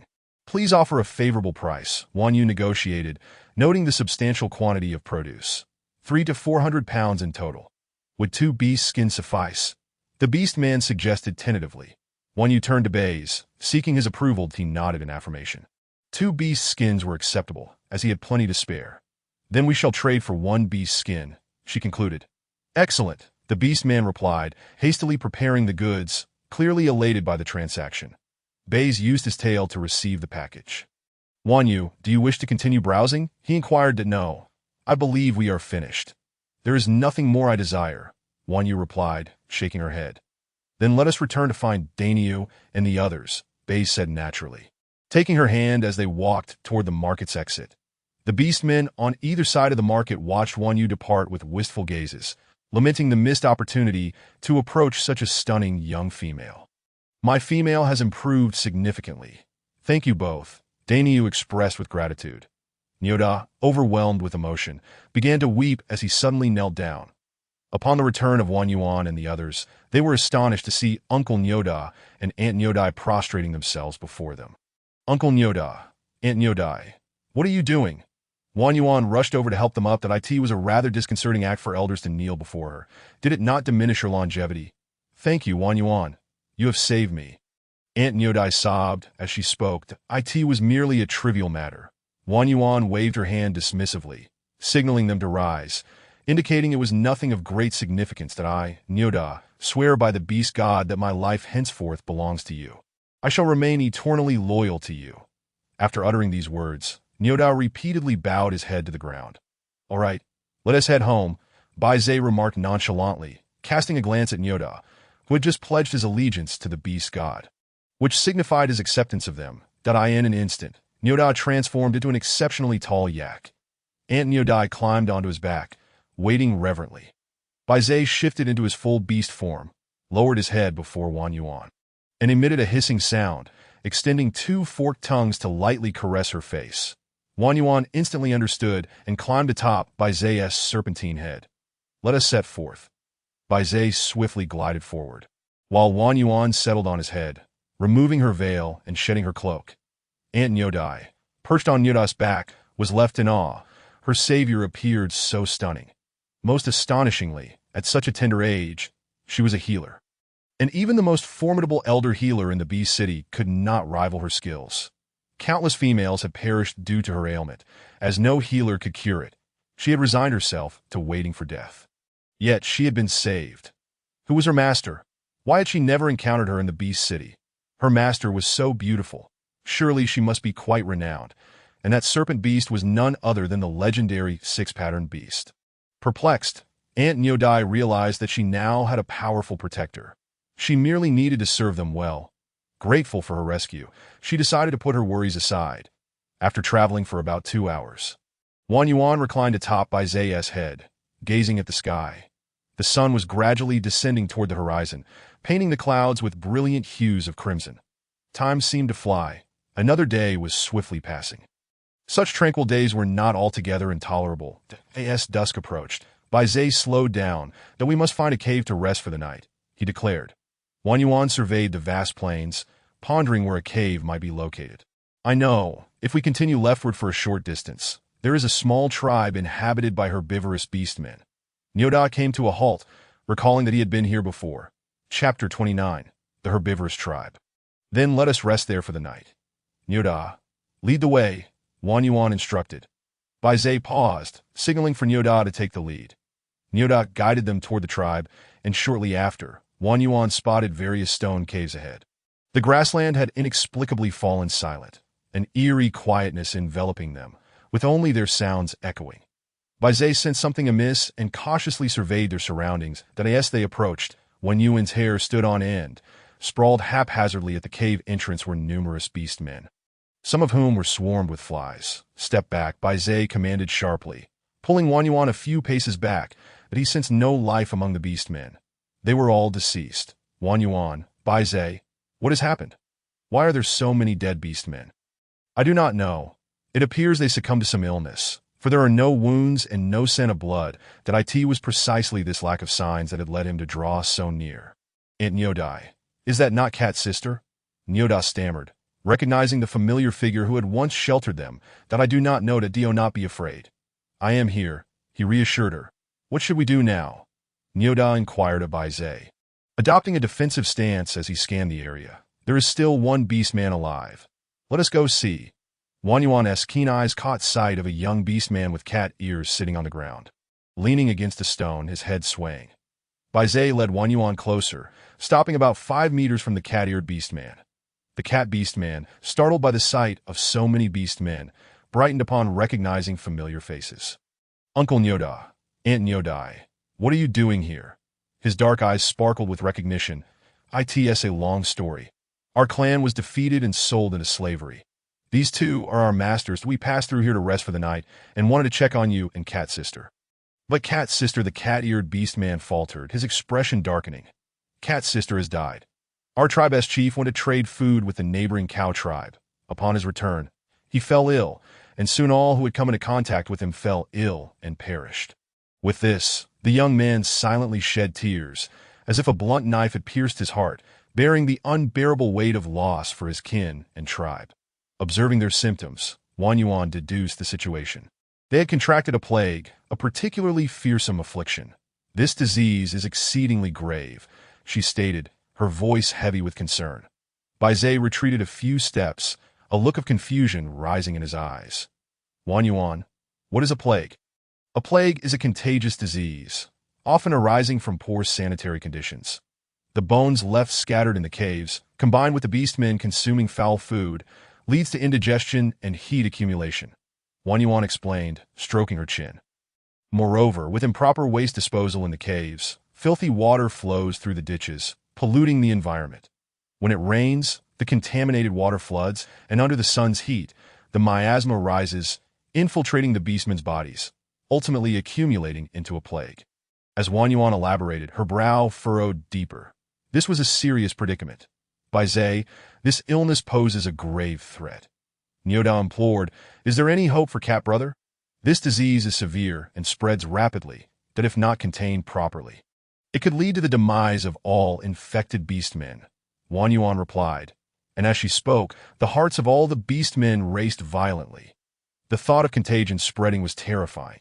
If one became infected, the numbers would swell, threatening the very existence of the beast world. Despite the dire situation, Wang Yuan knew that with the right herbs, it was not entirely hopeless. However, many beastmen had likely already been infected, and she was merely a young female with limited capabilities. That moment, silence enveloped them. Each face was shrouded in a heavy gloom, and the air felt as though it had solidified, rendering it suffocating. Uncle Nyoda, carry that beastman out. Wrap your hands in beast skin for isolation first, Wang Yuan instructed, her gaze fixed on the cat-eared beastman. Baizé, please provide Uncle Nyoda with a piece of beast skin. Wang Yuan sighed, realizing she had once again invited trouble. Understood, Baizé murmured, procuring a piece of beast skin for Uncle Nyoda. With the beast skin wrapped around his hands, Uncle Nyoda approached the cat-eared beast man. "Do not come closer, Uncle Nyoda. You'll catch the illness too." "Keep your distance," the cat-eared beast man protested, his face betraying resistance. "That new master, that little female, is a great healer. My partner is the one she cured today." Uncle Nyoda hastily reassured him. Bai Zai asked, "Wan Yuan, what do you plan to do?" Wan Yuan lifted her gaze, noticing Bai Zai's interest in her with a faint smile in his narrowed eyes. "I think we should use the ice water method to treat the plague." "What is the ice water method?"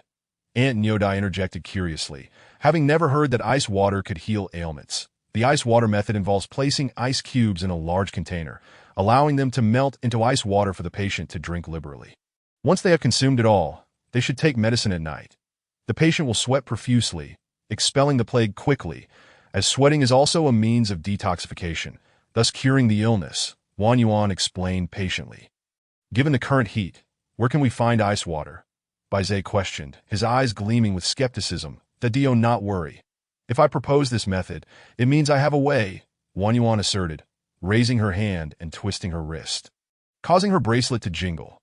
"You fool! Have you forgotten this?" Wan Yuan stood on her toes, playfully rubbing Bai Zai's face. "This is the scale given to you by the blue moon," Bai Zai replied, capturing Wan Yuan's tiny hand with a smile. Wan Yuan continued, "I discovered this by accident while bathing. When this scale is placed in water, it becomes increasingly cold. It's quite magical." She had almost forgotten about this until the moment had come to use it. Who would have imagined that the scales of the merfolk possessed such a remarkable property? Bai Zai was taken aback, astonished that Lan Yu would bestow such a precious gift upon Wan Yu. I too found it quite remarkable. Wan Yu poked at the golden scales, and Uncle Nyo hurriedly approached, supporting the cat-eared beast man, who had already fainted, his face flushed and emanating heat. Chapter 30. Rescuing the cat-eared beast man, we must first find a place to rest before we can proceed with the treatment. The sky was darkening. We needed to secure a resting spot. Bai Zai instructed, "Keep up. Let us scout ahead." With that, he lifted Wan Yu into his arms, pausing momentarily to inform Uncle Nyo, and they swam forward. After approximately half an hour, the sky had dimmed considerably, and Wan Yu noted the reduced visibility around them. Before long, they arrived at the entrance of a cavern, overgrown with dense vines that were nearly imperceptible to the careless eye. Nearby, a small stream provided a convenient source of water that appears safe. "We can enter," Bai Zai declared. Uncle Nyo cleared the vines at the entrance, peered inside for threats, and then beckoned them to enter. Bai Zai carried Wan Yu into the cave, which was shrouded in darkness, rendering her unable to see anything. Uncle Nyo set down Aunt Nyo and the unconscious cat-eared beast man, then addressed Bai Zai. "Boss, I will go hunt. Go ahead," Bai Zai replied with a nod, indicating his understanding. With two females and a sick beast man present, it was unwise for both to venture out hunting. One must remain to ensure their safety. For the forest was fraught with peril. Ferocious beasts roamed, devoid of the intelligence of beastmen. They were merely wild creatures hunting by instinct. "Wan, stay still. I will gather some firewood at the entrance," Bai Zai said as he gently set her down. "All right, go," she replied. The cave was particularly cold at night, causing her to shiver, and she tightened her cloak around her. As the light faded further, when you could only discern Bai Zai's crimson slit-like eyes and the indistinct figure of Aunt Nyo. She resolved to remain still and not cause him any trouble. Bai Zai ventured out to collect some dry wood, producing a flint to ignite in no time. A roaring fire blazed to life. Only then did Wan Yu grasp the cave's true size. Although the entrance appeared small, the interior was surprisingly spacious. Wan Yu, the cat brother's face is becoming increasingly flushed, and smoke is rising from his head.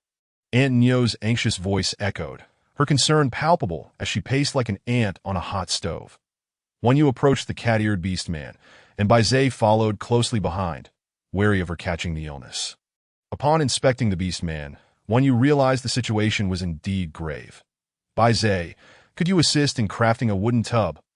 Wan Yu tilted her head, inquiring of Bai Zai. "Just tell me how to do it, and I will assist you," Bai Zai responded, a subtle smile gracing his lips, his obsidian eyes shimmering with warmth. His gaze was gentle, and whatever Wan Yu desired, he would comply. "Simply find a large tree. Carve out a hollow that can accommodate the beast man, and fill it with water," she instructed, pointing to the prostrate figure of the beast man. basking in Bai Zai's doting gaze, her fair complexion flushed with an unusual hue, reaching all the way to her ears. "All right, I shall return shortly. I will be right at the entrance. Should you need anything, just call for me." Bai Zai took Wan Yu's hand and pressed a gentle kiss upon it before transforming into his beast form and swimming away.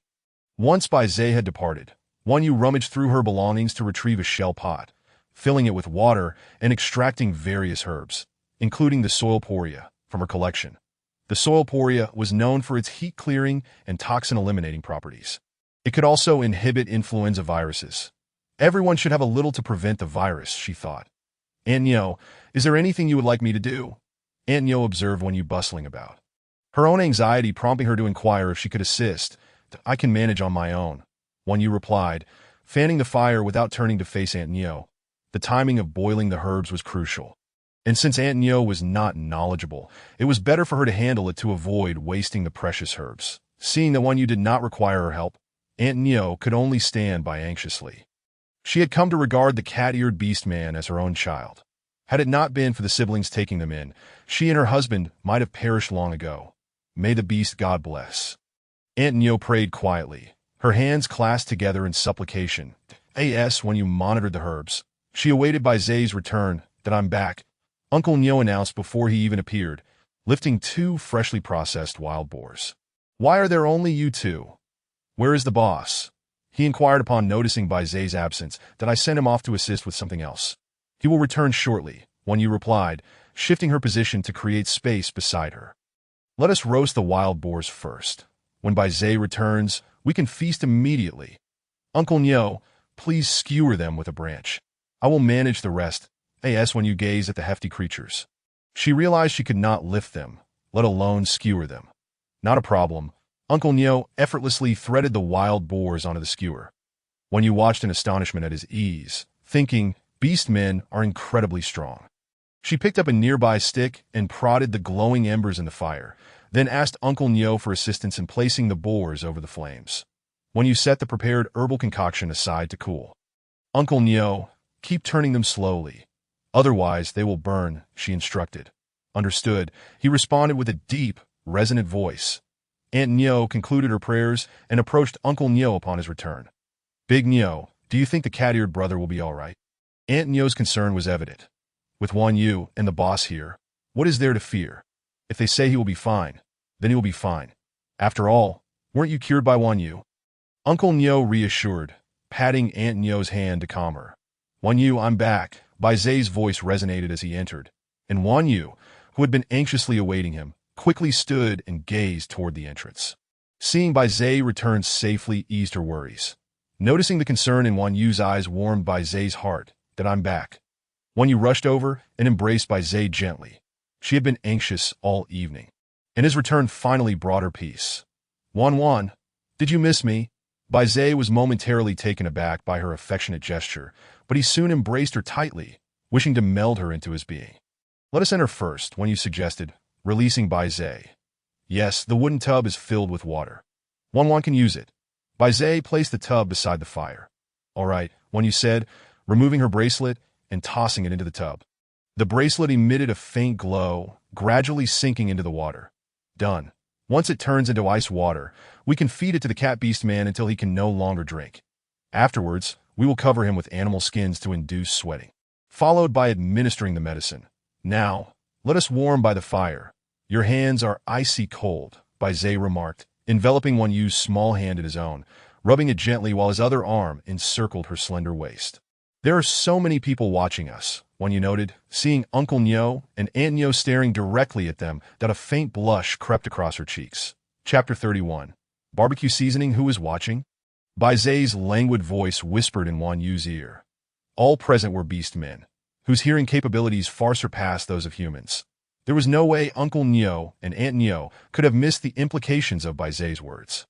The couple turned their attention away, focusing on roasting the meat. "These young ones today are brimming with energy," Uncle Nyo remarked. Seeing them averted their gaze, Wan Yu bashfully nestled against Bai Zai's chest, rubbing her head against him, unwilling to emerge from his embrace. Bai Zai smiled at her endearing actions, a low chuckle resonating from his chest. Wan Yu thought, that infuriating man is far too alluring. My shyness can't compete with him. All right, enough teasing, Baizé said, noticing how easily she blushed. He refrained from further provoking her, fearing her cheeks might ignite. When you lifted her head from Baizé's chest, inhaling the delightful aroma wafting through the air, she turned her gaze toward the source of the enticing scent. The wild boar meat was perfectly roasted, golden and glistening with oil. Baizé, hurry and bring out our seasoning. I'm famished. Wan Yu exclaimed, her stomach rumbling in response to the delicious aroma. Calm down, it will be ready shortly. Baizé rose and strolled to the corner, retrieving the seasoning Wan Yu had prepared from his bundle. Uncle Nyo, sprinkle this evenly over the wild boar meat, Baizé instructed, handing some to Uncle Nyo. Uncle Nyo accepted the seasoning, sniffed it, and wrinkled his nose, his nostrils flaring. Suddenly, he let out a great sneeze, achoo. He rubbed beneath his nose with his finger. This is the barbecue seasoning I concocted. Wan Yu giggled at Uncle Nyo's comical reaction, since it was prepared by Wan Yu. There should be no issue, he replied, reassured. Upon hearing the words, Uncle Nyo immediately applied the seasoning. Ever since his partner was healed by Wan Yu, he has harbored an inexplicable trust in her. Meanwhile, Baizé had finished seasoning the meat, slicing it into neat pieces and placing them into a wooden bowl. Here, eat, Baizé said, offering the prepared slices to Wan Yu. Eager to feed her personally, as she took a bite, her eyes sparkled. The exterior was crispy, while the inside remained tender and succulent. Seeing Wan Yu swallow, Baizé wished to feed her another bite, but she shook her head, that I can manage on my own. You should eat too, otherwise it will be cold and lose its flavor. Noticing Wan Yu's intent to eat by herself, Baizé handed the wooden bowl to her, then tore off a piece of pork leg and began to eat. Wow, this seasoning is absolutely delectable. Uncle Nyo's astonished voice rang out. Indeed, I've never tasted such exquisite beast meat before. Upon taking a bite, Uncle Nyo's eyes lit up, and he instantly quickened his pace of consumption. Wan Yu exclaimed, "This is my exclusive recipe, crafted from a blend of chili, Sichuan pepper, and salt, a skill that every home should possess. That Mwan is truly remarkable," Baizé remarked, for nothing pleased him more than praising his little female companion. Of course, as a barbecue lover, this is merely a minor skill. Wan Yu humbly accepted Baizé's compliment. She quickly finished all the roasted meat in her bowl, feeling slightly uncomfortable from her full stomach. She placed a hand on her belly, reflecting on how her appetite seemed to be increasing. Standing up, she noticed the water in the wooden tub was nearly frozen and ready for use. She grabbed a stick to fish out her bracelet, which always slipped away, just out of reach. Frustrated, she tried several times before finally retrieving it. Uncle Nyo, the water is frozen. We can fill it for that cat-eared beastman to drink, she informed him, knowing Baizé would certainly not assist with this task, as it was a job for Uncle Nyo alone. Coming right away, Uncle Nyo replied, hastening his pace to finish the meat. Rubbing his hands together, as he approached, Wan Yu noticed his hands were dirty, causing her a slight headache. Uncle Nyo, please wash your hands first. Wan Yu scooped a bowl of water for him to clean up, instructing him to drink until he could no longer do so. After giving him the bowl, she returned to the fire to warm herself. She discovered that the nights in the beast realm were particularly cold. Despite the high temperatures during the day, sitting beside Baizé, she noticed he had also eaten his fill. She took out the herbal water that had been prepared earlier and ladled a bowl for him. Drink this. It's to prevent illness. Since we've been in contact with the cat-eared beast man, it's essential, or we might get infected as well. She brought the bowl to his lips. Wan. Feed me, he said, and as their eyes met, all the surrounding noise faded, leaving only the frantic beating of her heart. Wan Yu, open wide, she urged. Baizé's lips parted slightly, their delicate texture gleaming with moisture.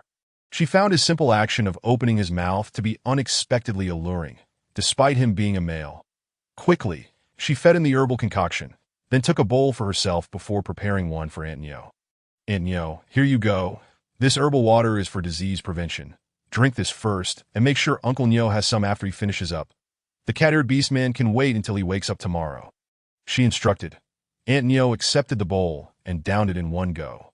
Seeing them both drink, Wan Yu yawned, tears instantly welling up. After a long day of labor, her body ached, and upon relaxing, she felt an overwhelming fatigue wash over her. Are you tired? Wan Yu, come here and sleep, Baizé suggested, transforming into his half-beast form. his tail coiling like a curled incense stick to create a makeshift bed. He took 2 animal skins, placing one atop his serpent tail and using the other as a blanket to cover her. As a serpent, his body felt a bit cool, and he wanted to ensure Wan Yu, who was sensitive to the cold, was comfortable. Feeling drowsy, Wan Yu decided it was time to rest, having arranged everything that needed arranging. She climbed in, and Bai Zai tucked her in snugly, then lay beside her, positioning himself at the entrance to shield her from the wind. Instantly, warmth enveloped her, and she fell asleep, truly succumbing to slumber the moment she touched the bed. The following day, when Wan Yu awoke, the sky was still overcast and dim, the dawn yet to break. Having slept early the previous night, she found herself awake at an early hour, noticing that both Bai Zai and the others were still asleep. She tossed and turned. Sensing her movement, Bai Zai opened his eyes to a serpent beast. He did not require daily sleep. One slumber could last him 5 or 6 days. Thus, as soon as Wan Yu woke up, he was aware of it. Upon seeing Bai Zai also awake, Wan Yu was captivated by the depth and mystery in his eyes, which seemed to exude an extraordinary, enigmatic power. His crimson serpent tongue flicked out. Hissing softly, Bai Zai pressed his hand down on Wan Yu's head and leaned down to plant a kiss on her lips. Wan is awake, he murmured, his voice husky, waking up in such a manner. Her appearance was undeniably enticing. Wan Yu shivered involuntarily, feigning annoyance as she shot a glare at Bai Zai. What are you doing so early in the morning? Bai Zai paused, adjusting his breath. Of course. I am being affectionate with my Wan. Since you're awake, is it not acceptable for me to express my affection for my partner? His words left Wan Yu speechless, unable to counter his assertion. Bai Zai's gaze was filled with an ambiguous smile as he said, Let me adore you. In an instant, Wan Yu's face flushed crimson, her head bowed in silence. Bai Zai, unable to suppress his amusement, tilted her chin up, drawing her into a lingering kiss. Chapter 32. The air began to grow colder. No more, Wan Yu protested, pushing Bai Zai away with all her might, feeling like she was suffocating and could not breathe. Bai Zai licked his lips, a wicked smile playing on his face. I'll let you off for now, but when we return home tonight, we shall continue. You're bullying me, Wan Yu's soft voice echoed. Unbeknownst to her, such a tone only served to intensify Bai Zai's desire to cherish her. He suppressed his urges, aware that there were other beasts present, making the situation inconvenient. He did not wish for Wan Yu's sounds of pleasure to be overheard. Let us rest for a bit. We must set off soon. Bai Zai affectionately ruffled Wan Yu's hair. Before long, the sky began to brighten gradually, and Uncle Nyo and Aunt Nyo also awoke. I'll go check on the cat-eared beast man. See if he has awakened, Wan Yu declared, donning her clothes and sliding off Bai Zai's back. As she approached the cat-eared beast man, she noticed Uncle Nyo and Aunt Nyo surrounding him, their expressions tense. Wan Yu, look at him. Why hasn't he woken up yet? It's all right. He is just too weak to awaken. If we administer the herbal water from last night, he should regain consciousness today. She reassured them, glancing at the frail figure before her, his complexion pale. After speaking, Wan Yu moved on, quickly consuming some food before embarking on their journey. Lying against Bai Zai's back, she watched the trees swiftly retreating beside them. In the vast forest, only the sound of cicadas filled the air, with not even a breeze to disturb the tranquility. After several hours of travel, they finally reached home, as soon as Wan Yu entered. She dashed to check on the cured meats. Slow down, don't trip, Bai Zai exclaimed, startled by her eagerness. I'm anxious about my cured meats. Hurry up, Wan Yu urged, rushing inside to inspect her precious provisions. Seeing that her cured meats were well-dried, dark red, and ready for consumption after a few more days, she stepped outside to find Bai Zai unloading their belongings. Uncle Nyo and Aunt Nyo stood at the entrance. For in the beast realm, entering another dwelling was not a concern. Bai Zai stepped outside, and Wan Yu faintly heard him instructing them to dig a separate hole nearby. A brief commotion ensued outside before it fell silent again, followed by Bai Zai's entrance. What is Wan up to? He inquired, noticing her crouched on the ground. I asked that a genuine question. I'm organizing my treasures, the items I exchanged with the Sea tribe last time. She replied, lovingly caressing the large shell before her. I want to sleep on this shell bed. Could you help me move it? Where would you like it placed? Bai Zai asked, lifting the shell effortlessly. Astonished once more by the strength of the beast man, Wan Yu found several animal skins to lay atop it, then used Bai Zai's shed skin for the top layer, ensuring all the edges were neatly tucked. On the shell surface, she strung together small pearls and shells to create an exquisite curtain. Lying atop it, she rolled from one end to the other, filled with joy. Seeing her happiness, Baizé joined her, suggesting, "Since you're so cheerful, shall we engage in something even more delightful?" The deep, resonant voice of Baizé filled the air, his gaze subtly brightening, revealing a glimmer of anticipation. Wang Yu instantly comprehended the implication behind his words. Feeling a warmth spread to her cheeks, radiating to her ears, her eyes flickered rapidly, betraying her inner tension. No wonder, she often heard the elders speak of desire and serpents.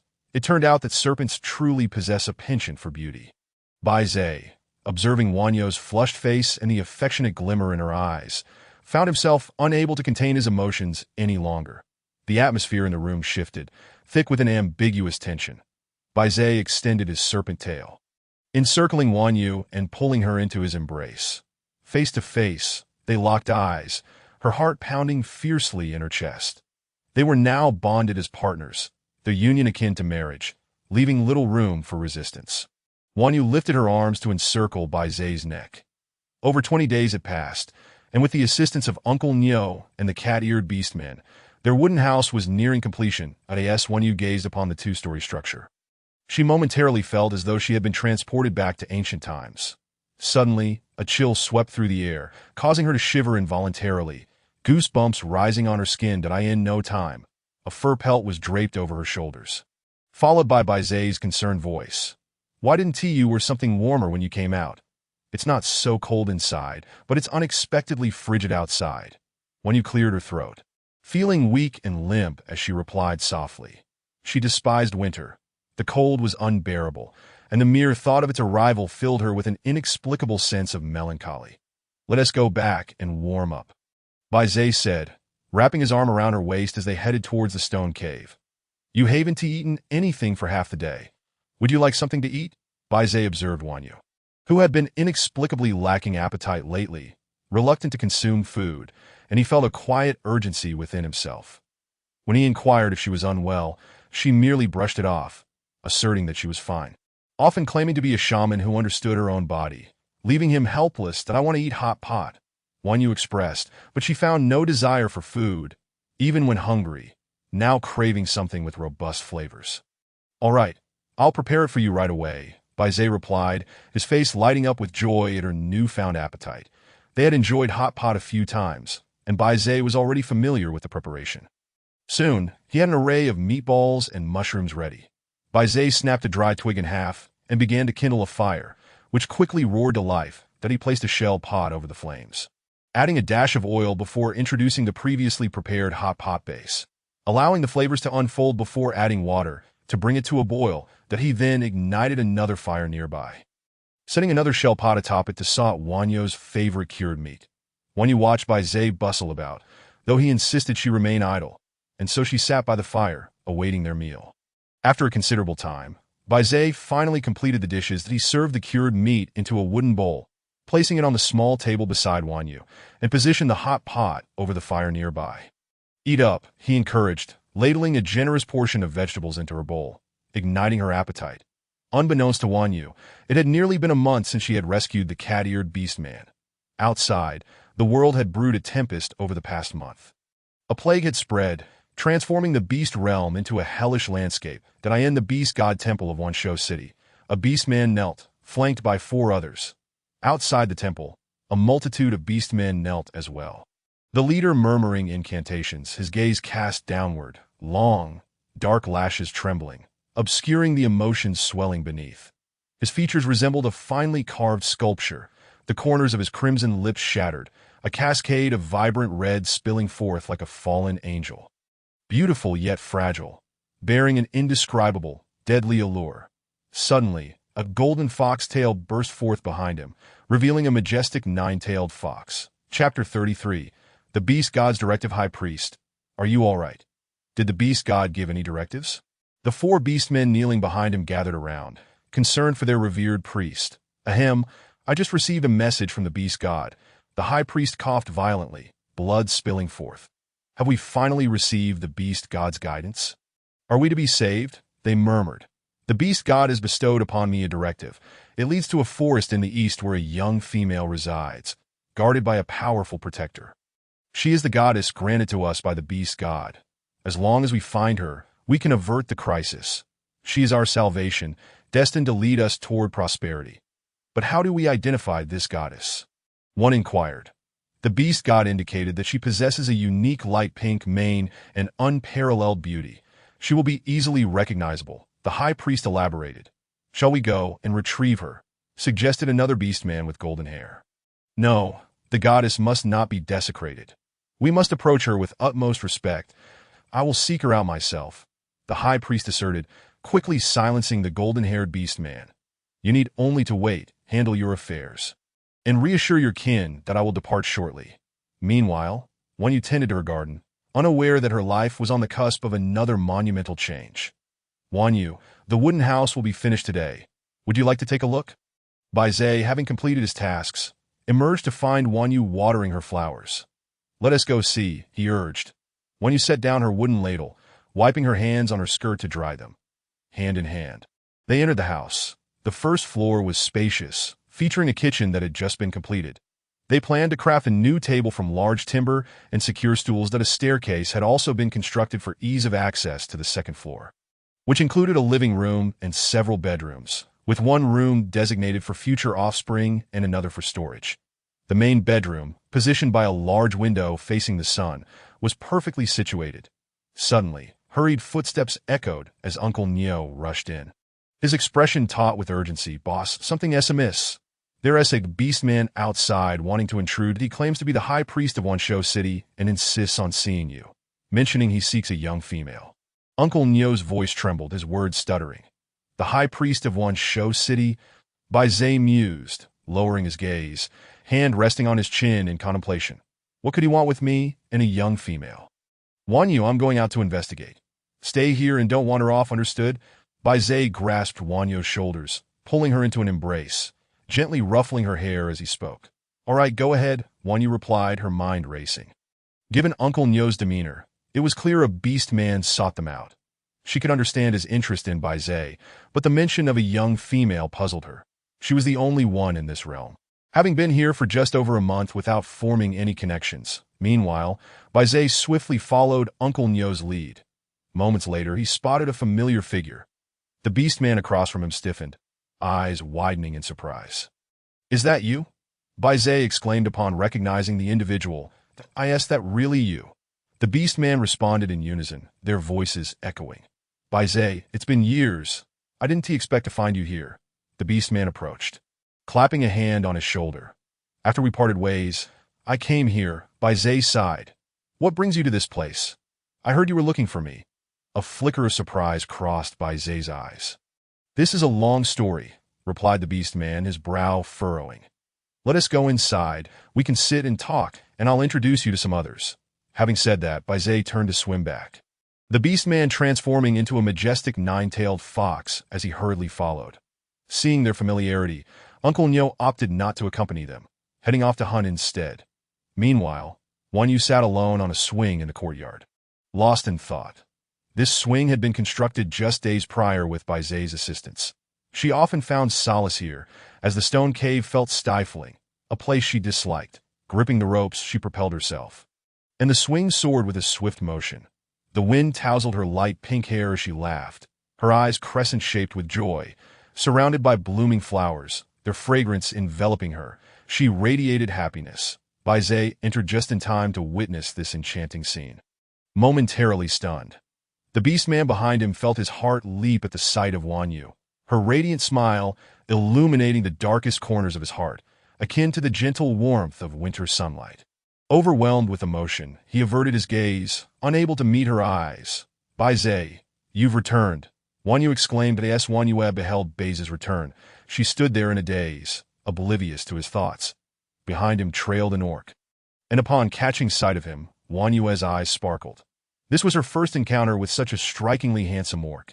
Indeed, the term beautiful, typically reserved for describing young women, fit him seamlessly. His elongated phoenix eyes exuded an air of Eastern nobility and elegance, subtly upturned at the corners, alluring and enchanting. His pupils were as dark as obsidian, deep as an abyss, concealing a vast expanse of stars. His lips were slightly pursed, adding a touch of adorableness to his visage. In contrast to Baze's somewhat effeminate features, this orc radiated a warmth akin to jade. "Wan Yue, we are back," Baze said as he swiftly approached and lifted her down. "Who is he?" Wan Yue inquired with a questioning glance directed at Baze. "He is my childhood companion, named Zikin, and he is presently the Grand Priest of the Beast City," Baze replied. Wan Yue nodded her little head and fell silent. "Let us go," Baze instructed Zikin before carrying Wan Yue towards the cave. The orc, surveying his surroundings, marveled at the wooden houses before him. How extraordinary! A house made of wood. Truly, this must be the dwelling of a divine maiden. Upon noticing the garden brimming with a variety of flowers, he concluded that it could only be the divine maiden's preference for such blooms. Upon entering the stone cave, Baze gently set Wan Yue down. "Please, take a seat." "What brings you here?" he asked Zikin, pouring him a cup of water. "I do not know if you are aware, but since last month, many orcs from the nearby tribes have suddenly perished, and the death toll continues to rise," Zikin disclosed, plunging everyone into a contemplative silence. "When we returned from the market last month, we encountered a tribe that must be afflicted by this illness," Baze remarked, puzzled by Zikin's visit. Only they were privy to Wan Yue's healing abilities, a secret shared with no one else. "I came here specifically for this reason. Many orcs have succumbed to death, and fear has gripped their hearts that I prayed to the beast god, who guided me here, proclaiming that finding the divine maiden would resolve everything. The divine maiden possesses a unique shade of pale pink hair," Zikin concluded, casting a glance at Wan Yue. Wan Yue, taken aback, thought to herself that while she could indeed heal, she was no divine maiden. "Zikin, Wan Yue is capable of curing this illness. But you cannot coerce her. She will heal if she wishes to, and refrain if she does not," Baze stated firmly before turning to Wan Yue. "Very well, esteemed divine maiden, I implore you to save them." Zikin bowed deeply, his sincerity palpable. Wan Yue, moved by Zikin's earnestness, recalled the compassionate heart of a healer, especially as the plague was indeed dire, with delays likely leading to more orc deaths. "Agreed, but I have conditions," Wan Yue stipulated, nodding her little head in consent while proposing her terms. "All conditions will be met unconditionally," Zikin pledged solemnly. "First, I cannot treat so many orcs alone. I require the assistance of the Sea Tribe, specifically those skilled in ice magic, as it is essential for the treatment. Second, all medicinal herbs must be provided by you. Third, all matters will be under my direction, and no orc shall interfere with my work. If you can fulfill these conditions, I will proceed," Wan Yue outlined. "These are all reasonable requests. However, the Sea Tribe members who can wield ice magic are of royal lineage, and they seldom interact with us land-dwelling orcs." "Especially their royalty," Zikin replied, acknowledging the feasibility of the prior conditions while finding the last one challenging. Perceiving Zikin's predicament, Wan Yue sighed. "I can help you contact the royal family of the Sea Tribe, but you must bear the cost of their service." That Zikin's eyes widened in disbelief. The divine maiden knew the royal family of the Sea Tribe. He hastily nodded. "Very well, as long as the divine maiden can summon them. This is my bracelet. Send a few trusted individuals to the Sea Tribe's territory with it. Have them deliver it to their princess of the Blue Moon, and instruct your people to escort her back to the Beast City to find me. My name is Wan Yue. Remember to mention it," she instructed, removing the bracelet and placing it on the table before Zikin. Zikin picked up the bracelet, admiring the blue-gold scales. This hue indeed belonged to royalty. Only they bore scales of such a color. "I shall seek out the orcs immediately to deliver this," Zikin declared, not daring to delay. "Come back for a meal before we depart," Baze called after Zikin as he vanished from sight. "Are you two quite close?" Wan Yue inquired, astonished. She was well aware of Baze's typically aloof nature. He rarely displayed emotion unless it directly concerned him, prompting her curiosity. "Zikin and I grew up together. We were raised by the former Grand Priest of the Beast City until he devoted himself to the Beast God. At which point we parted ways that he was gifted and became the Grand Priest, while I preferred solitude. Thus I came here," Baze clarified, observing Wan Yue's inquisitive expression. "That I see." Wan Yue nodded, indicating her comprehension. "That I will prepare a meal and some jerky for our journey," Baze said, ruffling Wan Yue's hair before moving to the kitchen. Left alone in the room, Wan Yue rose and approached Baze, taking a seat beside him as he grilled the meat. "Baze, Our expedition will likely take a considerable amount of time before we return. Wan Yue lamented, feeling sorrowful that her newly built house would remain uninhabited. Indeed, many orcs require saving, to be by the time we finish. The cold season will be upon us that I will hibernate then, so you can stay at the priest's hall where I have a room prepared for you. Baze mused, concerned about how Wan Yue would fare while he hibernated. You need to hibernate? Wan Yue was surprised to learn that the serpent orcs also hibernated during the cold season. Yes, serpents must hibernate when the cold season arrives. Baze confirmed. All right, make sure you bring all my belongings, including my precious shells, Wan Yue insisted, wishing to take everything with her for the lengthy cold season that I'm back. It took quite a while. Zikin's voice resonated as he returned. You took your sweet time, Baze remarked, having just finished the meal that he had prepared a plate of cured meat, stir-fried mushrooms with meat, a soup, and a plate of stir-fried sausages. Wan Yue gazed at the spread. All her favorite dishes. The savory aroma made her stomach growl. That I didn't realize you could cook so well, Zikin exclaimed, astonished at Baze's culinary skills, which he had never witnessed before. You wouldn't understand. That's what happens when you lack a partner, Baze replied, casting a teasing glance at Zikin, his pride unabashed. Must you be so cruel? Zikin feigned a dramatic gesture of despair. Let us eat, Baze said, serving Wan Yue a bowl of soup. What kind of meat is this? It's delicious. This meat is tender yet addictive, Wan Yue remarked, savoring the flavors. That's enough. I can't eat any more, Zikin declared as he let out a satisfied burp. Rest for a bit. I will gather my things, and then we shall set out. After several days of travel, they finally arrived at the city gates. As they proceeded further, the sight of the city gates came into view. Wan Yue scanned the area outside the gate, where a multitude of sick orcs were densely packed together. Why are there so many ill individuals outside? Wan Yue inquired. Due to quarantine, that if they were allowed inside, the orcs within the city would be at risk of infection, Zikin explained hastily, clarifying that it was not his intention to deny them entry. It was simply a necessary measure. Well done. It is essential to maintain proper quarantine, Baze affirmed. Let us enter, he said, leading Wan Yue through the gate. Upon entry, dozens of orcs stood guard, wielding sharp bones like vigilant sentinels. As soon as the guards caught sight of Zikin and Wan Yue, they were struck dumb by her breathtaking beauty. Exclaiming in astonishment, the Grand Priest has returned with the Divine Maiden. A sharp sound echoed within, as the waiting orcs thronged the sides of the road, eager to catch a glimpse of the goddess their king had spoken of. They had heard she was sent by the beast god to rescue them. The moment Baizhe and Zichun led Wan Yue into the city, all eyes converged upon her. The males lining the path gazed at Wan Yue with astonished and fervent expressions. She was breathtakingly beautiful. Chapter 35. The city of beasts. She surpassed any female they had ever encountered, her complexion more radiant than any they had seen. Her eyebrows were elegantly shaped, unlike the coarse and lengthy brows of the females in their tribe. Her large eyes sparkled with a unique shade of pale pink, radiantly clear. Her delicate nose and rosy, full lips added to her allure. Even the fox and peacock tribes had never beheld such a stunning female. Words failed to capture her essence. She seemed out of place, as though she did not belong among these orcs. Indeed, she was sent by the beast god, inherently different from them. The orcs murmured among themselves, stealing glances at Wan Yue, much to Baizhe's displeasure. Baizhe, with Wan Yue by his side, strode confidently down the center of the road, while Zichun shielded them. The males trailing behind hurriedly approached Wan Yue, vying for her attention. Beautiful goddess, I am Jiang Bai, the Tiger King of the City of Beasts and a five-patterned beast. May I court you? His tiger-like eyes fixated on Wan Yue, his heart racing. He had fallen for her at first sight, never imagining he would encounter such beauty.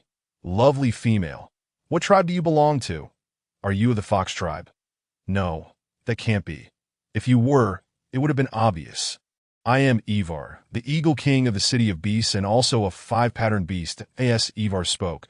His gaze was locked on Ling Guyu, his eyes sharp and eager.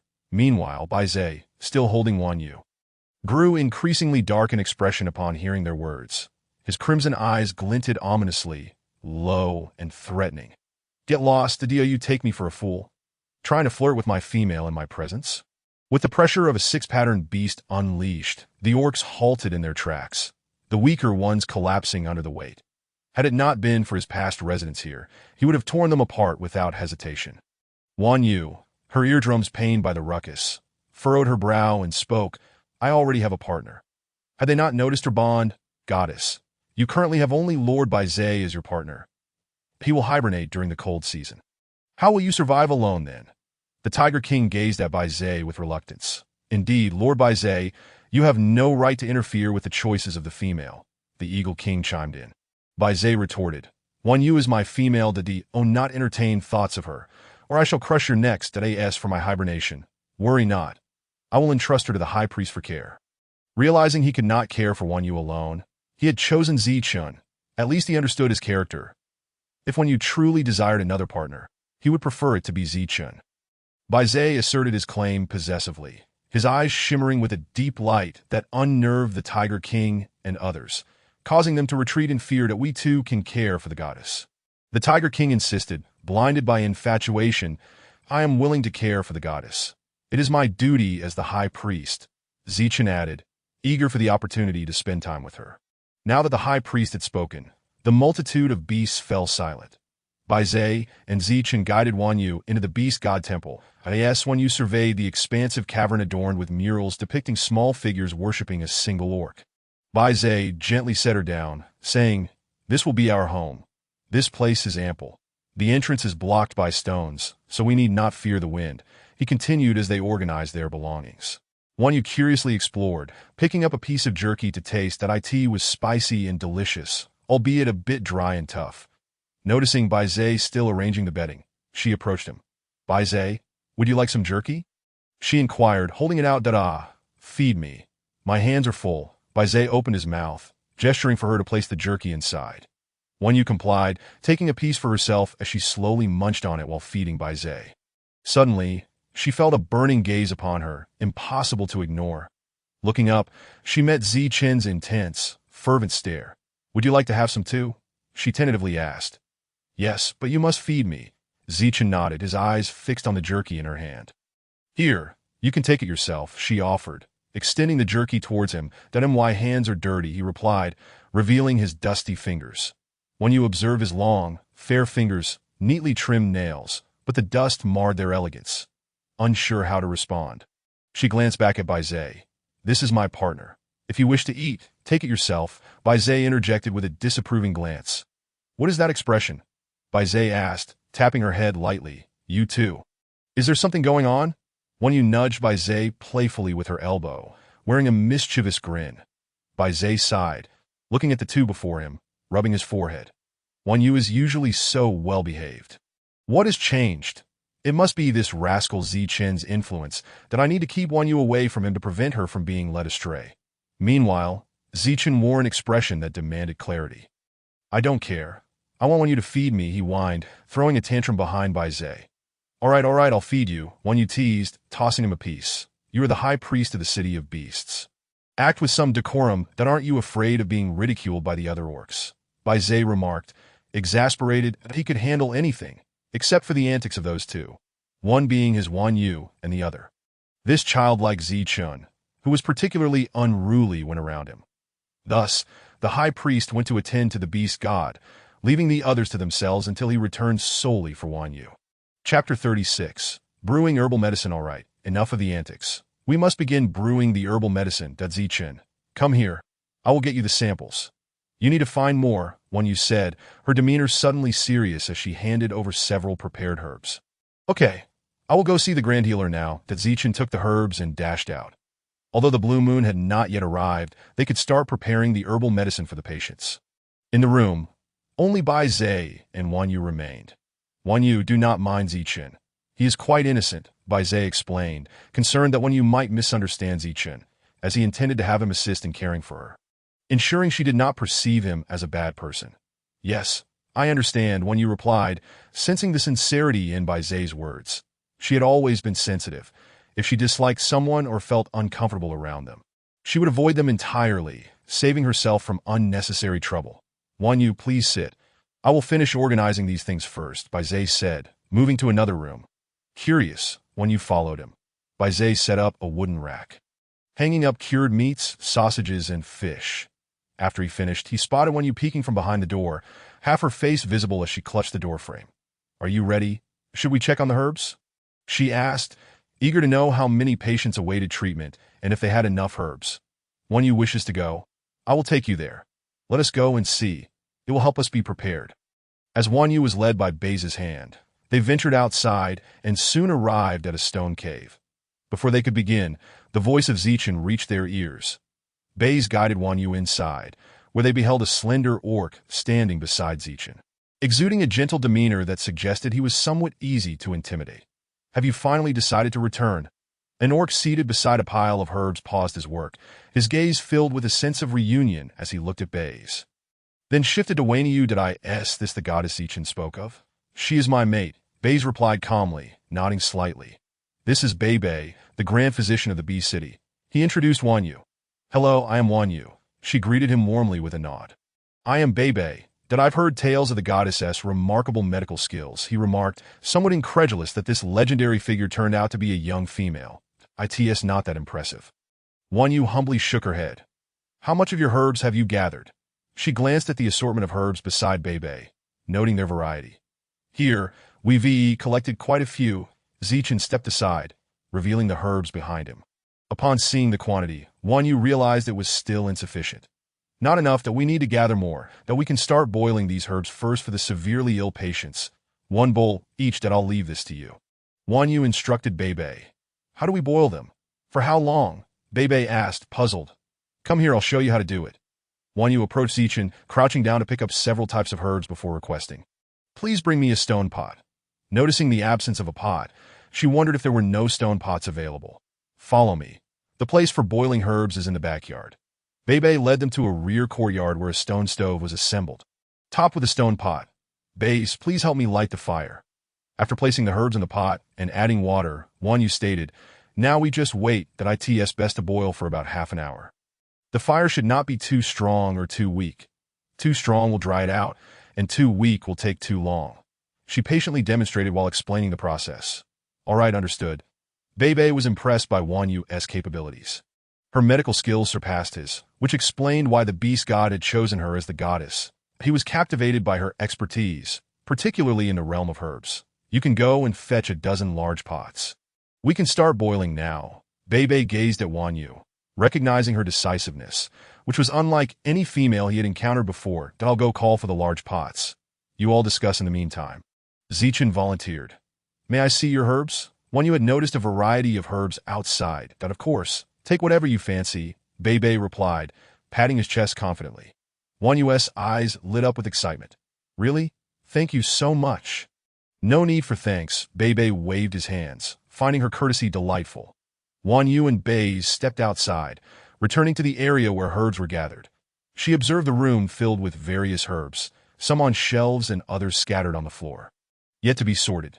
Taking a deep breath, she savored the faint aroma of herbs in the air. She recognized many herbs and discovered others she did not know. After surveying the area, she spotted something she had long desired. Just what I needed, and it has come to me. Wanyu exclaimed as she identified ginger, star anise, fennel, cinnamon, garlic, tea tree mushrooms, bamboo fungus, lion's mane mushrooms, morel mushrooms, cordyceps flowers, king oyster mushrooms, shiitake mushrooms, red dates, and goji berries. Ingredients rich in nutrition and perfect for soup. These are exactly what I want. They are excellent ingredients, Wanyu said, visibly excited. Aren't you looking for herbs? How come these can be eaten? Bei asked, his expression filled with confusion as he looked at Wanyu. These aren't herbs. They are seasonings, much like the chili we use. Adding them to meat enhances its flavor. Once I prepare it for you, you'll understand, Wanyu explained, satisfied with her selection. Bei, come help me gather these. She tugged at his hand. All right, Bei replied indulgently, convinced by Wanyu's assertion that if she said it was edible, then it surely was. He swiftly retrieved a piece of beast hide to wrap the seasonings. Let us take these and head to the backyard, Wanyu said, her steps light as she made her way there. Bei watched Wanyu's joyful smile, her eyes sparkling with delight as her lips curled into a radiant grin. Revealing her pearly whites, that he hurried to catch up. Have you made your selections? Bei had just finished preparing the herbs when Wanyu entered. Yes, look at these. Where did you gather them from? Upon hearing Wanyu's inquiry, Bei produced the seasonings he held for Bei to see. That I'm not entirely sure. Many were collected by members of our tribe. That I'll ask them later. Bei scratched his head, feeling a bit embarrassed. All right, I'll rely on you for that. Please let me know if you find anything out that we'll be cooking soon, so do come eat with us. Wan Yu noticed the sun was setting, and her stomach was already protesting. Sure, I'll be there, Bei Bei replied. Are you hungry, Wan Yu? It's time to prepare dinner. Upon hearing Wan Yu mention her hunger, Bei scooped her up and carried her away, not wanting her to converse with any other orc. Bei Bei included. What do you wish to eat, Wan Yu? Bei's asked habitually that I'd like to have boiled fish slices, cured meat, sausages, cured fish, and I also want to try my new seasonings with some chicken bees for soup.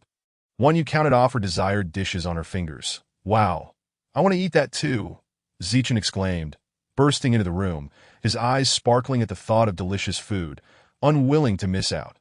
Not for you. Baze raised an eyebrow, lazily wrapping an arm around Wan Yu's waist, casting a teasing glance at him. I want to eat. Zichen huffed, his fox ears twitching in frustration, adopting a defiant stance. Wan Yu found Zichen's sulky demeanor endearing.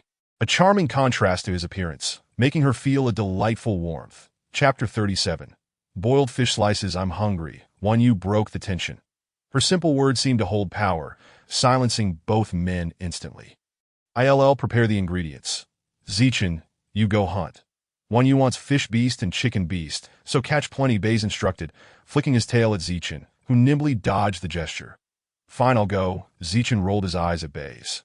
Baze pushed open the kitchen door, and as it swung open, Wan Yu was pleasantly surprised to find the interior well-equipped, that a water tank stood at the entrance, covered with a wooden lid, filled to the brim with water. Moving further inside, she discovered a stove and stone pot, proving that the high priestess quarters were indeed exceptional. Wan Yu picked up a wooden ladle, realizing they had already learned to use it for fetching water. The evening sun poured in, casting a gentle golden light across the kitchen, illuminating the dust particles dancing in the rays. Wan Yu reached out to touch the dust, the sunlight caressing her profile like a halo. Baze found himself momentarily entranced, forcing himself to look away. Observing Baze cutting meat, Wan Yu decided to lend a hand. Baze, pass me the flint. I'll start the fire. There's one over there. Baze pointed to a spot beside the stove. And indeed, she found the flint. Wan Yu approached the stove, gathering dry grass and kindling. With a soft crackle, sparks ignited, quickly engulfing the grass in flames. She nestled it among the kindling, and soon, white smoke began to rise. The fire was lit. After adding more fuel, Wan Yu stood up and walked over to Baze, seizing the cured meat resting on the cutting board. That I'll roast its skin. Charred meat tastes better. Let me do it. Be careful not to burn your little hands, Baze said urgently, taking the meat from her grasp. Wan Yu couldn't help but smirk at his anxious tone, feeling as though he treated her like a fragile porcelain doll. Baze held the cured meat over the flames, while Wan Yu fetched a wooden basin, filling it with water and placing it beside him. After roasting the cured meat, Baze submerged it in the water, bubbles rising as he began to wash off the residue. That I'm back. The boisterous voice of Zichen echoed through the air, drawing Wan Yu's gaze towards its source. She beheld Zichen, his left hand clutching several sizable fish while his right bore chicken meat. Here it is, just as you requested, all cleaned and ready, he exclaimed, his nose tilted upwards, casting a smug glance at Baze, as if to proclaim that he was no mere freeloader. Baze shot him a quick look.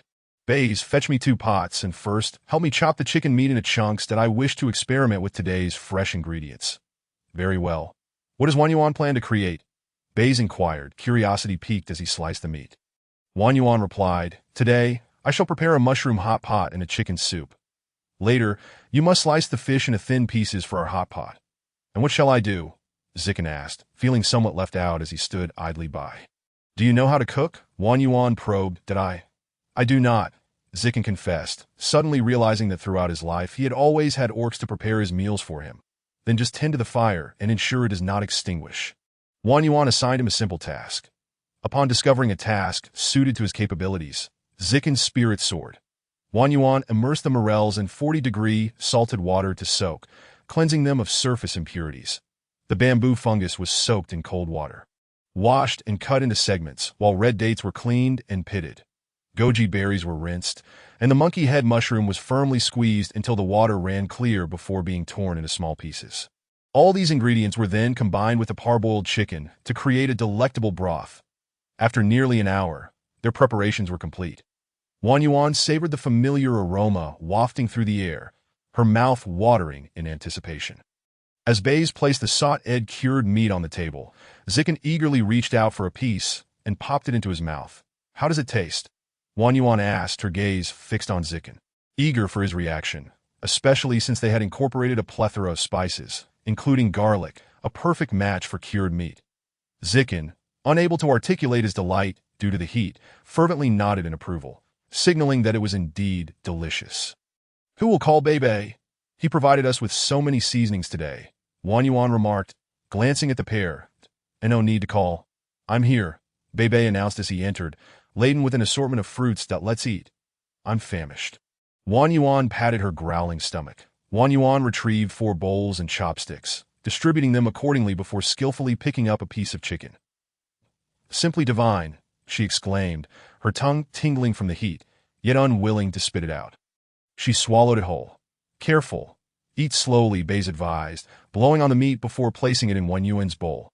Bebe and Zikin exchanged curious glances at the chopsticks in their hands. "What are those in your hands?" Zikin inquired, puzzled. Wang Yuan, eager to eat, turned her gaze toward Baze. Upon catching her look, Baze understood her desire for him to teach them the proper use of chopsticks, as she preferred this method for its hygiene, particularly given the scalding nature of the soup. Under Baze's guidance, Zikin and Bebe clumsily yet earnestly began to learn. After a while, they managed to grasp the meat with some success. "This is incredible. I never imagined you could create such delicious dishes," Bebe exclaimed, unable to contain his admiration. Although orcs favored more primal fare, they had never experienced such exquisite preparations, and this was unlike anything they had tasted before. The meat flavorful and tender. Zikin hastened his eating, casting a glance at Wang Yuan, his expression shifting as he resolved to become her partner, determined to remain close to her given her culinary prowess. After a ravenous feast, they all leaned back, patting their full bellies. "Goddess, how do you create such delightful dishes? Where's your tribe?" Bebe inquired, curiosity evident. Upon hearing his question, a flicker of melancholy crossed Wang Yuan's eyes. Before she could respond, Baze interjected, "Once we finish, we shall return." Wang Yuan gazed at Baze as he ushered them away. "I am weary," she stated, turning towards the bed. In a swift motion, she climbed onto the bed. Lying quietly and covering herself with a hide, closing her eyes, Baze followed suit, embracing her silently, in the tranquility of the night. They passed the hours peacefully, accompanied by Wang Yuan's serene breathing. Chapter 38. The arrival of the blue moon the following day. Wang Yuan awoke early as was her custom. Though the chill in the air tempted her to remain snug beneath the covers, Baze, who had been resting with his eyes shut, opened them upon sensing Wang Yuan's movement. "Wang Yuan, you are awake. Would you care for something to eat?" As Wang Yuan opened her eyes, she noticed an abundance of fresh fruits and skewers of roasted meat, still steaming with warmth, at her bedside. "That it's too early." "I have no appetite," she replied, shaking her head and retreating further into her blanket. "Then let us linger a while longer," Baze suggested as he wrapped his arms around her from behind, feeling his warmth. Wang Yuan nestled closer into his embrace. The softness of her skin and the faint fragrance emanating from her left Baze, feeling utterly entranced. Just now, an orc reported that the blue moon is approaching. He informed her, observing her languorous demeanor with affection. "The blue moon is arriving? Then I must rise," Wang Yuan declared, kicking off the hide. With remarkable speed, she donned her clothing, readying herself for the day. The morning chill still lingered. But after washing up, she settled at the dining table. Baze sliced the tenderest portion of the roasted meat and offered it to her. "Here, eat." Wang Yuan accepted it, but after 2 bites, she set it aside. Finding roasted meat too rich for her morning palate, but if only there were rice, she lamented. "Theo, eat a bit more," Baze urged, frowning at her meager consumption. Wang Yuan shook her head, refusing. "Really, I cannot persuade you." "Then have some nuts," Baze offered, presenting her with a handful. As she munched on the nuts, Wang Yuan said, "I wish to wait at the city gate for the blue moon." "Very well. If Wang Yuan wishes to go, I shall take you," Baze replied, lifting her effortlessly onto his right arm, that he carried her to the city gate, where a bustling market was alive with activity, the number of orcs just right. From her elevated position on Baze's arm, Wang Yuan enjoyed a panoramic view of the market. She noticed something peculiar. "Why are there no females in the market?" Baze, holding her securely, answered, "I wonder if it is due to the plague." Many females have been affected, and with the breeding season approaching, many have yet to come into heat. Has Bei Bei discovered the cause? Not yet. He is currently overwhelmed with the situation. Look, the blue moon has arrived, Wang Yuan exclaimed, pointing excitedly at the approaching figure, accompanied by a golden-haired orc and a contingent of soldiers. The handsome orc by the blue moon's side glanced over, just as Wang Yuan waved her arm in greeting. Let us hurry, she urged, her voice tinged with eagerness. Do not rush. I will lead you, Bei's reassured her. Wang Yuan, you have come, the blue moon exclaimed as Wang Yuan leaped down from Bei's arms to embrace her. I was so worried when I saw the bracelet. I thought something had happened to you. The blue moon said, inspecting Wang Yuan with concern. I am fine. I simply need your assistance, Wang Yuan explained. Last month, a plague emerged here on land, a contagious disease affecting many orcs. To treat it, we need icy waters. But since it is not yet the cold season, I can only seek your help. Such a minor issue. I am truly pleased that you thought of me, the blue moon replied, linking her arm with Wang Yuan's. Oh yes, I have finally linked arms with such a beautiful female. Zikin and Bei Bei, having received word of the Sea Tribe Princess's arrival at the city gate, made their way over with a throng of orcs to greet her. Upon their arrival, they beheld their goddess being embraced by the Sea Tribe Princess. While Bei stood nearby, his expression darkened as he glared at the princess. Zikin approached, clasping his fist and lightly bowing. Princess of the Sea Tribe, we welcome your arrival. I am the High Priest of the Beast City. Initially indifferent, the blue moon turned her gaze upon Zikin upon hearing the title of High Priest. I am aware of your request for assistance. I am here solely for Wang Yuan, and it has nothing to do with you. She assessed Zikin with scrutiny. Upon hearing her words, Bei pulled Wang Yuan behind him, using his body to shield her from the blue moon's gaze, his eyes betraying a sense of vigilance. This petite female was always attempting to vie for Wang Yuan's attention. However, you are quite attractive. Would you consider being my partner? At present, I have only one partner, and that is her. After Lan Yu finished speaking, she gestured towards the yellow-haired orc beside her. With a sly smile, Lan Yu observed Zichen closely, noting that the high priest possessed an admirable appearance, and she had a penchant for attractive individuals. Wang Yu, overhearing Lan Yu's bold confession, was somewhat taken aback by the orc's unabashed directness upon hearing Lan Yu's words. Zichen instinctively took a step back, crossing his arms protectively over his chest. That my heart belongs to Wang Yu. Do not entertain any thoughts about me, ditto. So you fancy Wang Yuan? Huh.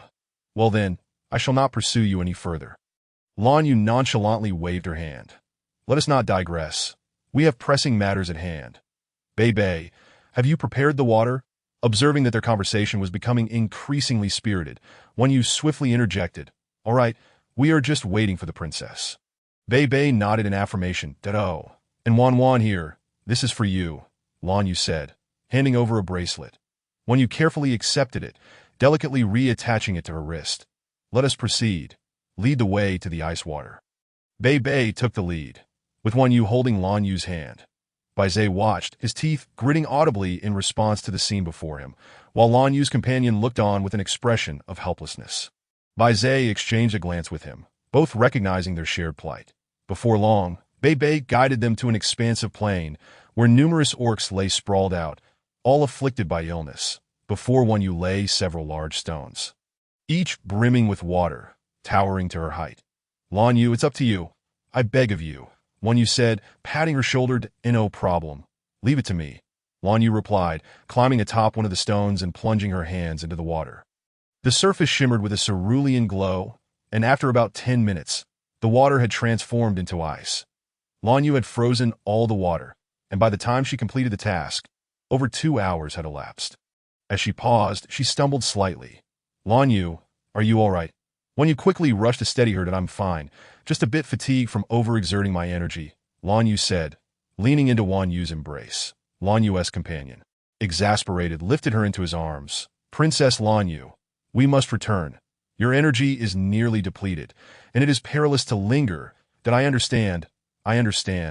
No need to rush me, Wang Yu pouted. Wang Yuan, I must take my leave. I shall visit you again next time. Wang Yu gazed longingly at Wang Yu. Must you truly return? Can you not stay a while longer? Wang Yu's eyes reflected her reluctance. That it cannot be helped. The energy consumption is too great. Lan Yu shook her head regretfully, lamenting that just as she had begun to cherish Wan Yu, they were once again destined to part ways. Very well, safe travels. Wan Yu said, waving goodbye to Lan Yu. All right, Lan Yu replied. When you watched as Lan Yu's figure gradually diminished in the distance until it vanished entirely. Chapter 39. The Young Orc Zichen. You are responsible for arranging the distribution of this ice water to the ailing orcs until they can drink no more, after which let them rest. A good sweat will suffice. The goddess has spoken. Let us get to work. Zichen commanded the orcs behind him. The orcs he had brought readily took up the task, diligently feeding the ailing orcs with water. Bei, you must brew more herbal tea. Once they finish the ice water, they will need the herbal remedy. Wan Yu instructed. Upon seeing Bei nod in agreement, she also joined in to assist, instructing Bai Zai to carry the water behind her for convenience in serving the sick orcs. The orcs who had previously consumed herbal tea were now excitedly watching Wan Yu approach. The goddess has arrived. It is she who saved us. The goddess is so beautiful, the orcs chattered among themselves. Everyone, come drink. After you finish, sleep well, and upon waking, have more herbal tea, and you will be healed. Wan Yu directed Bai Zai to place the water in front of the conscious orcs. Thank you, goddess, we shall no longer face death. Since contracting the plague, they had awaited their demise with no shaman to rescue them. Now, with the goddess's arrival, if she truly healed them, they would pledge their eternal loyalty to her. The orcs rushed forward to scoop up the water and drink. Goddess, please save our young ones. Suddenly, several orcs surged forth, one male orc anxiously cradling a tiger cub in his arms. Kneeling before her, that he was accompanied by a small female orc, followed closely by several others. Wan Yu stepped forward to examine the cub, which was burning hot to the touch and covered in a multitude of pimples, likely suffering from a fever. That my cub has been plagued by these bumps. It rolls around on the ground, and today it has also caught a fever. The fever could be treated, but if it worsened to the point of unconsciousness, there would be no hope. Only the beast god could offer salvation. The small female orc was shedding tears, speaking haltingly that is it not always itchy. When you sought to confirm her assessment. Yes, please, goddess, save my cub. The female orc approached, kneeling before Wan Yu and grasping her leg. All right, rise. I shall see if I can help. When you cradled the little cub, her words trailing off.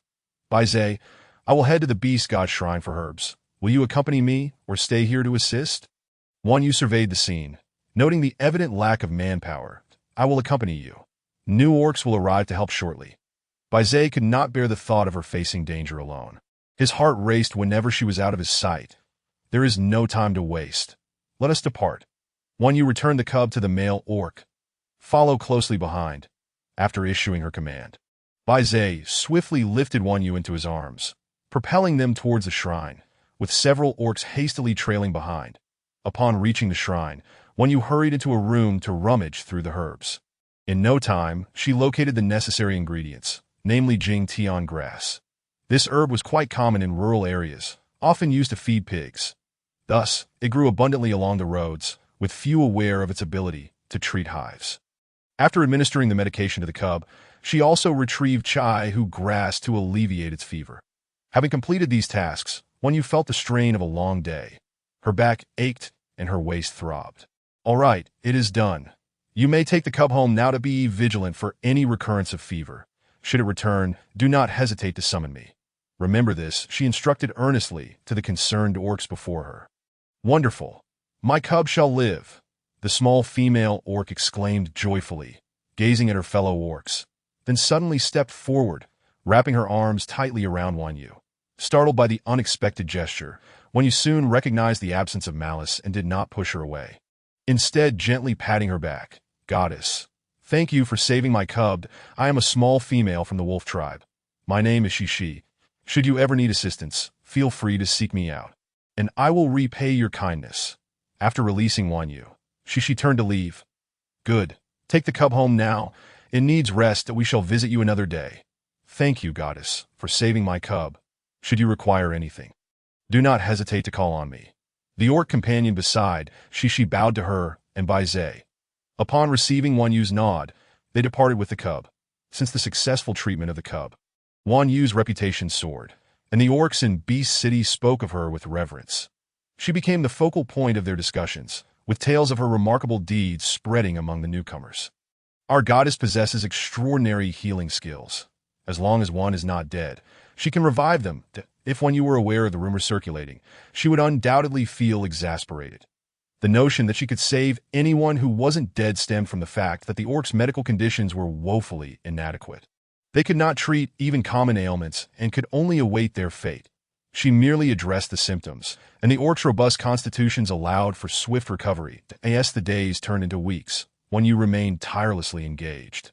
And before she knew it, nearly a month had passed.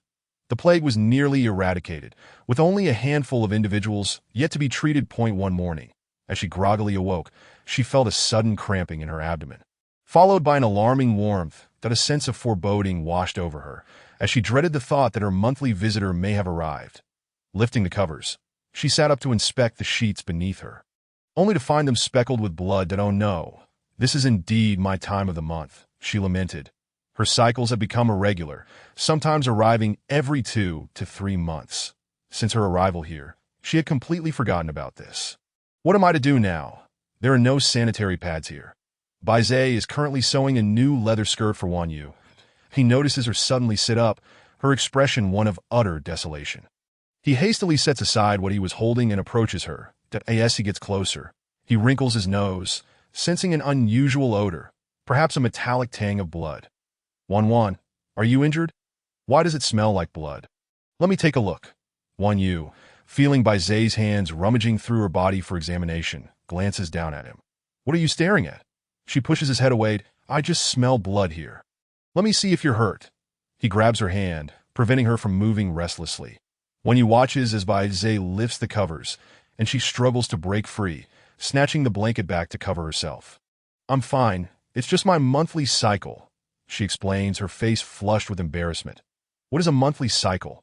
Baize inquires, sniffing again, still puzzled. The scent is undoubtedly different. Could it be that Wan is in heat? Wan, you are in heat, Baize exclaims excitedly, pulling her into his embrace. What do you mean by in heat? When he looks at him bewildered. What you're experiencing now is heat. Is this your first time?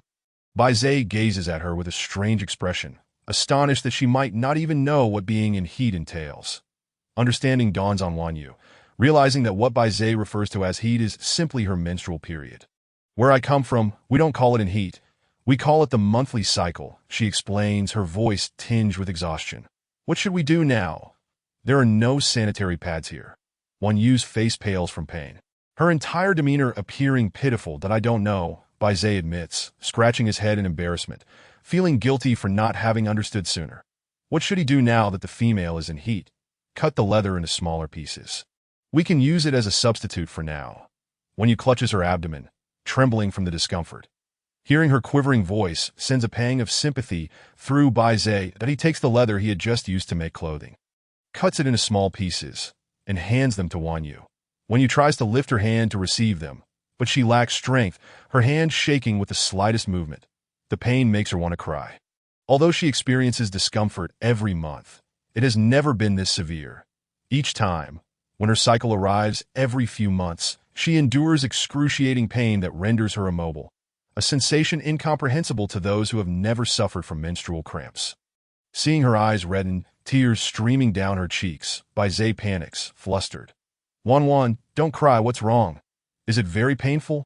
Don't worry, I'll go find Zichun. As he speaks, he wipes her body and helps her change into a leather strip, then replaces the blood-stained sheets before finally lifting Wan Yu into bed. Wrapping her tightly in a leather blanket, in her pain-induced haze, Wan Yu drifts in and out of consciousness, beads of cold sweat forming on her forehead. Baize transforms into his full beast form and swiftly swims out, his heart racing with each beat as he searches for Zichun in the stone cave. He finds Zichun and, without a word, coils his tail around him to drag him along. What are you doing? Let go of me! Zichun protests, bewildered, trying to free himself, but to no avail. Wan Yu is in heat. But for some reason, she is in excruciating pain and has already fainted. Baize explains hurriedly as he swims quickly to Zichun, still processing the information, is unceremoniously tossed beside Wan Yu's bed. Quick, see what is wrong with her, Baize urges, his anxiety palpable to Zichun, slightly dazed from being thrown. Quickly rises to examine Wan Yu. wiping the sweat from her forehead. The pain is quite severe. It must be due to insufficient energy. I'll go brew her some medicine. With that, Zichen transforms and races out. Hurry back! Bai Zai's voice trembles with worry. He's never seen Wan like this. The little female is so fragile that even a slight ailment could threaten her life. Watching Wan Yu lie pale on the bed, his heart aches to the point of breathlessness that he wants to touch her, but fears causing her further pain. So he paces anxiously around the bed. Before long, Zichen returns with herbal medicine. Bai Zai snatches it up, quickly cooling it down before taking some into his mouth. He gently holds Wan Yu's chin, prying her mouth open, and kisses her softly. Pouring the medicine in her mouth, Zichen, watching from behind, grumbles, "Why did you take it? I wanted to feed Wan too. Can't you let me?" He looks at Bai Zai with a resentful expression. Bai Zai hears Zichen's complaints, but has no time to address them. That he feeds Wan Yu the herbal concoction, smoothing her furrowed brows with his hands. That in her dazed state, Wan Yu feels someone prying her mouth open. The bitterness of the medicine makes her frown, but the pain in her abdomen eases somewhat. Exhausted from the ordeal, she quickly falls asleep. Seeing her finally calm down, Bai Zai's heart steadies slightly. How could Wan's heat be so severe? He glances at Zichen, who is deep in thought, stroking his chin. That I've never seen anything like this. Generally, females in heat do feel pain, but it's never severe enough to cause fainting. Is the ritual prepared? Bai Zai asks, noticing Zichen lingering. That am I someone who could be summoned and dismissed at will? You should let me know when you need me, and once I'm done, I should be allowed to leave. Zichen retorts, his angry demeanor oddly endearing. Have you arranged for the ritual? Bai Zai inquires as he resumes working on the unfinished leather skirt for Wan Yu. It won't be ready that quickly. Just so you know, this year's ritual will be presided over by the goddess, and all the beast men have agreed to it. That depends on whether Wan agrees, that if she wants to do it, then fine. If not, she cannot be forced. Bai Zai remains firm, reiterating that as long as Wan is willing, he fully supports her. If she is unwilling, he would not let anyone coerce her, threatening dire consequences for anyone who dares. She will definitely agree. Everyone is looking forward to it. The goddess is sent by the beast god, and she is more suited to lead the beast men in prayers to the beast god than I am. We can discuss it once she wakes up. Bai Zai's indifferent attitude leaves Zichen feeling somewhat frustrated. Fine, I won't bother you any longer. I'll go make arrangements. Just remember to inform Wan about the ritual. And if she needs anything, have her come to me. Wan Yu awakens in the afternoon, her abdomen cramping. It's uncertain whether it's hunger or pain, but she feels quite refreshed below, likely because Bai Zai has been diligently tending to her while she was unconscious. Bai Zai, having kept vigil at her bedside, gently strokes her face and kisses her forehead. Wan, you scared me to death. His heart still trembles slightly, his jaw clenched. I'm fine. I've grown accustomed to it. Wan Yu reassures him in a hoarse voice. The revelation that she has become accustomed to such pain stirs Bai Zai's heart with concern. What can he do to help her? Days pass. And Wan Yu remains in bed. Aside from using the restroom, Bai Zai doesn't allow her to get up. Finally, her cycle has ended, and she can rise. Bai Zai, is it ready yet? Wan Yu calls out, requesting him to prepare warm water for her bath, as she hasn't bathed in days and can no longer tolerate just wiping her body down. Almost there. Let me check the water temperature. Perfect, come here. Bai Zai's voice calls from another room. Okay, Wan Yu replies, gathering her clothes and soap leaves as she enters. She gazes at the large basin filled with warm water, a creation of Bai Zai's that could easily accommodate two people. Could you step outside? Wan Yu requests, noticing Bai Zai's hesitation to leave. That I'll help you scrub your back. You want to be able to reach all the spots. You haven't washed for days. So you must be quite dirty. Without waiting for her response, Bai Zai tears her clothes apart. Seeing her attire gone, Wan Yu hastily jumps into the basin, crouching down to submerge her body, leaving only her head exposed. Her hair unfurls in the water, resembling a flower gently swaying in the breeze. Bai Zai, captivated by the sight, gazes at her with longing, his deep-set eyes revealing no hint of restraint. He steps into the wooden basin, enveloping Wan Yu in his embrace. Feeling the heat radiating from Bai Zai, Wan Yu notices the desire burning in his gaze. His hand glides from her ear down to her navel, leaning closer to her ear. He whispers, let us try a new position. Wan Yu's fingers trace over Bai Zai's neck, gliding along the smooth skin of his collarbone, warmth and tenderness flowing through her touch, igniting a fervent atmosphere within the room. The air fills with heated breaths and soft cries. creating an atmosphere thick with intimacy. Chapter 41. The purple gold nine-tailed fox, uncertain how long she has slept. When you finally awakens, a sudden movement sends a sharp pain coursing through her lower body, as if she has been run over by a vehicle. Wan, are you awake? Are you hungry? Do you want to eat? Baizé kept his eyes half closed, vigilantly guarding over Wan Yu. The moment she stirred from her slumber, he sensed her awakening. Wan Yu's voice was hoarse, barely audible, as hunger gnawed at her belly, causing sharp pangs. I will feed you, Baizé declared, presenting the roasted meat he had prepared in advance. Humph, I can manage on my own, Wan Yu retorted, a spark of irritation igniting within her at Baizé's presence. This mischievous rascal had deceived her time and again, always promising it would be the last time. Yet he returned over and over. Her trust had been irrevocably shattered. All right, it was my fault. What can I do for you to forgive me? Baizé set aside the roasted meat, pulling Wan Yu into his embrace and planting gentle kisses on her cheek. Wan Yu struggled fiercely, but her efforts proved futile. The disparity in their strength was considerable, especially since he was a beast man. This thought only fueled her anger further, and tears streamed down her cheeks uncontrollably. She did not wish to cry, yet she found herself unable to suppress it. The moment Baizé attempted to console her, her sense of grievance deepened.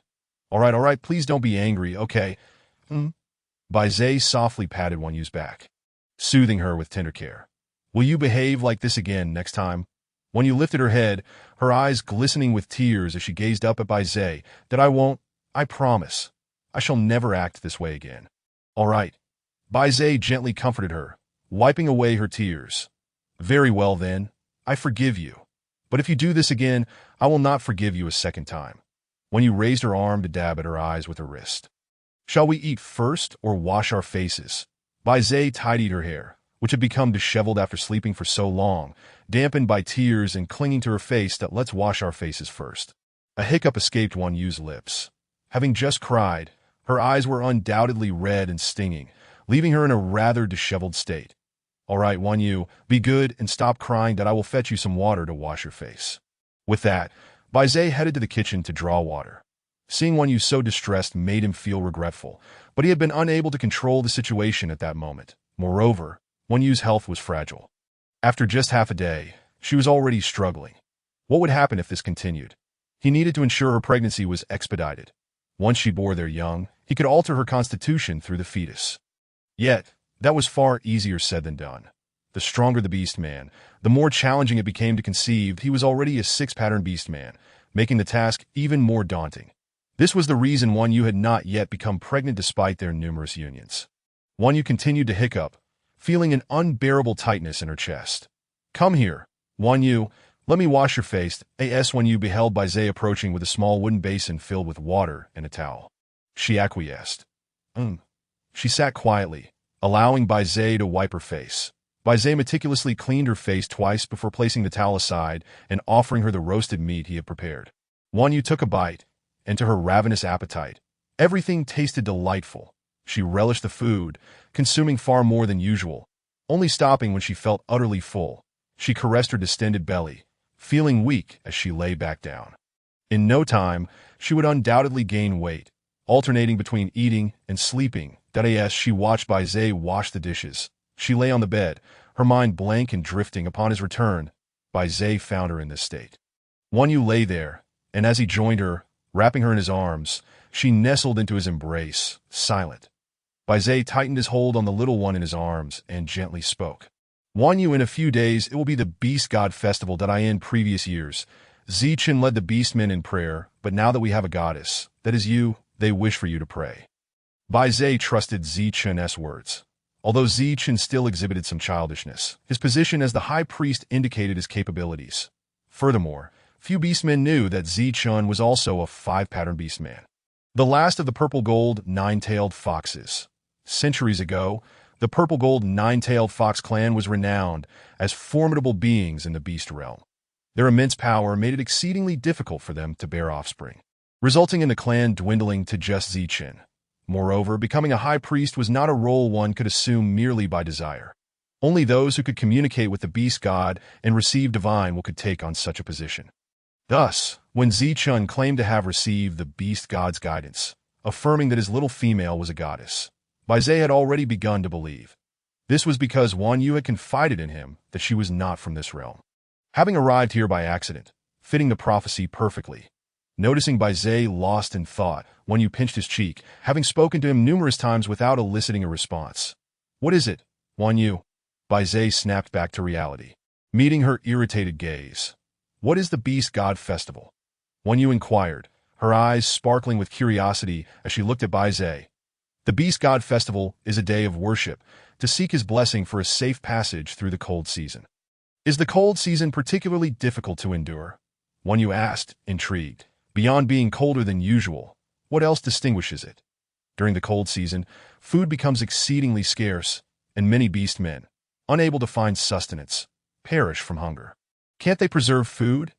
Wan Yu questioned. No, they lack the means to preserve food as you do. And even if they could, not everyone can afford it, as salt is prohibitively expensive, Bai Zai replied, looking at Wan Yu helplessly. She seemed to oversimplify matters. How hard can it be? Salt can be produced from seawater, Wan Yu countered. Bai Zai recalled their earlier plan to create salt, which had been interrupted by an encounter with Lan Yu, leading to an unresolved exchange. Would you be willing to assist them? Bai Zai asked cautiously, not wishing to impose on her. Even though he desired her help, that of course, it's not difficult at all. Wan Yu readily agreed, confident that she could simply instruct them and demonstrate the process, after which they would no longer require her oversight. Thank you. I extend their gratitude to you, Wan Yu did if you were willing to help. Many beastmen will be spared during this cold season, especially the young and females, who are particularly vulnerable and own need to thank me. Since this is a place where you once lived, you have a responsibility here. I am willing to help you. You protect them, and I will protect you, Wan Yu shyly murmured as she nestled deeper into Bai Zai's embrace. Upon hearing her words, Bai Zai felt a surge of emotion, his heart racing. This was the first time someone had expressed a desire to protect him. Typically, he was the one safeguarding others. No beastman had ever offered him such assurance. Only Wan Yu would utter such words, softening Bai Zai's heart instantly. Can you truly produce salt? The door swung open, and Zichen's excited voice rang out. He had arrived earlier that morning, but had left, unable to endure the sounds of Bai Zai and Wan Yu's intimacy.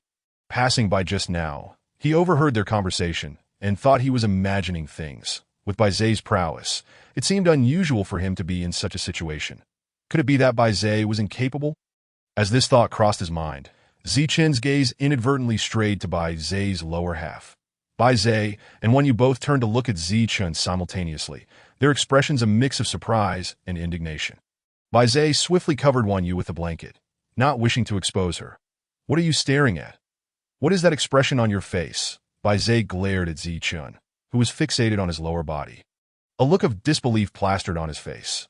Bai Zai, your time spent with Wan Yu is so brief. Are you unable to perform? If so, allow me to take over, Zichen offered with a knowing smile. The scent of passion permeated the room, making him feel quite uncomfortable. Wan Yu's cheeks flushed crimson at Zichen's words, and she buried her face into Bai Zai's embrace, utterly mortified. Get lost, Bai Zai's expression darkened. Veins popping on his forehead, he transformed his tail into that of a serpent, swinging it to strike Zichen and sending him flying. Wan Yu heard a loud thump followed by a yelp. You shouldn't say such things. If you can't perform, you can't. Bai Zai clenched his fists, ensuring Wan Yu was snug under the blanket, and gently patted her head. Lie still for a moment. Wan Yu, I will be back shortly. As Wan Yu watched Bai Zai exit, she soon heard a cacophony of wails from outside. Ah, stop hitting me. How could you strike so hard? I was wrong. Please don't say I questioned your abilities. Hearing Zichen's cries, Wan Yu felt a mix of amusement and embarrassment, trying to stifle her laughter. However, it seemed that Wan Yu had heard a much louder sound of banging. Approximately 10 minutes later, the sounds of fighting outside ceased. Wan Yu observed Baize entering, followed closely by Zichen, who bore bruises on his face. Upon noticing the blood trickling from the corner of Baize's mouth, Wan Yu looked at him with concern. Are you all right? Come here and let me have a look. Wan Yu lifted the quilt and stepped down, having already dressed inside. I'm fine. Don't worry, Baize reassured her as he enveloped Wan Yu in his embrace. She felt him lower his head to gaze at her, the sensation of his breath on her head causing a ticklish feeling.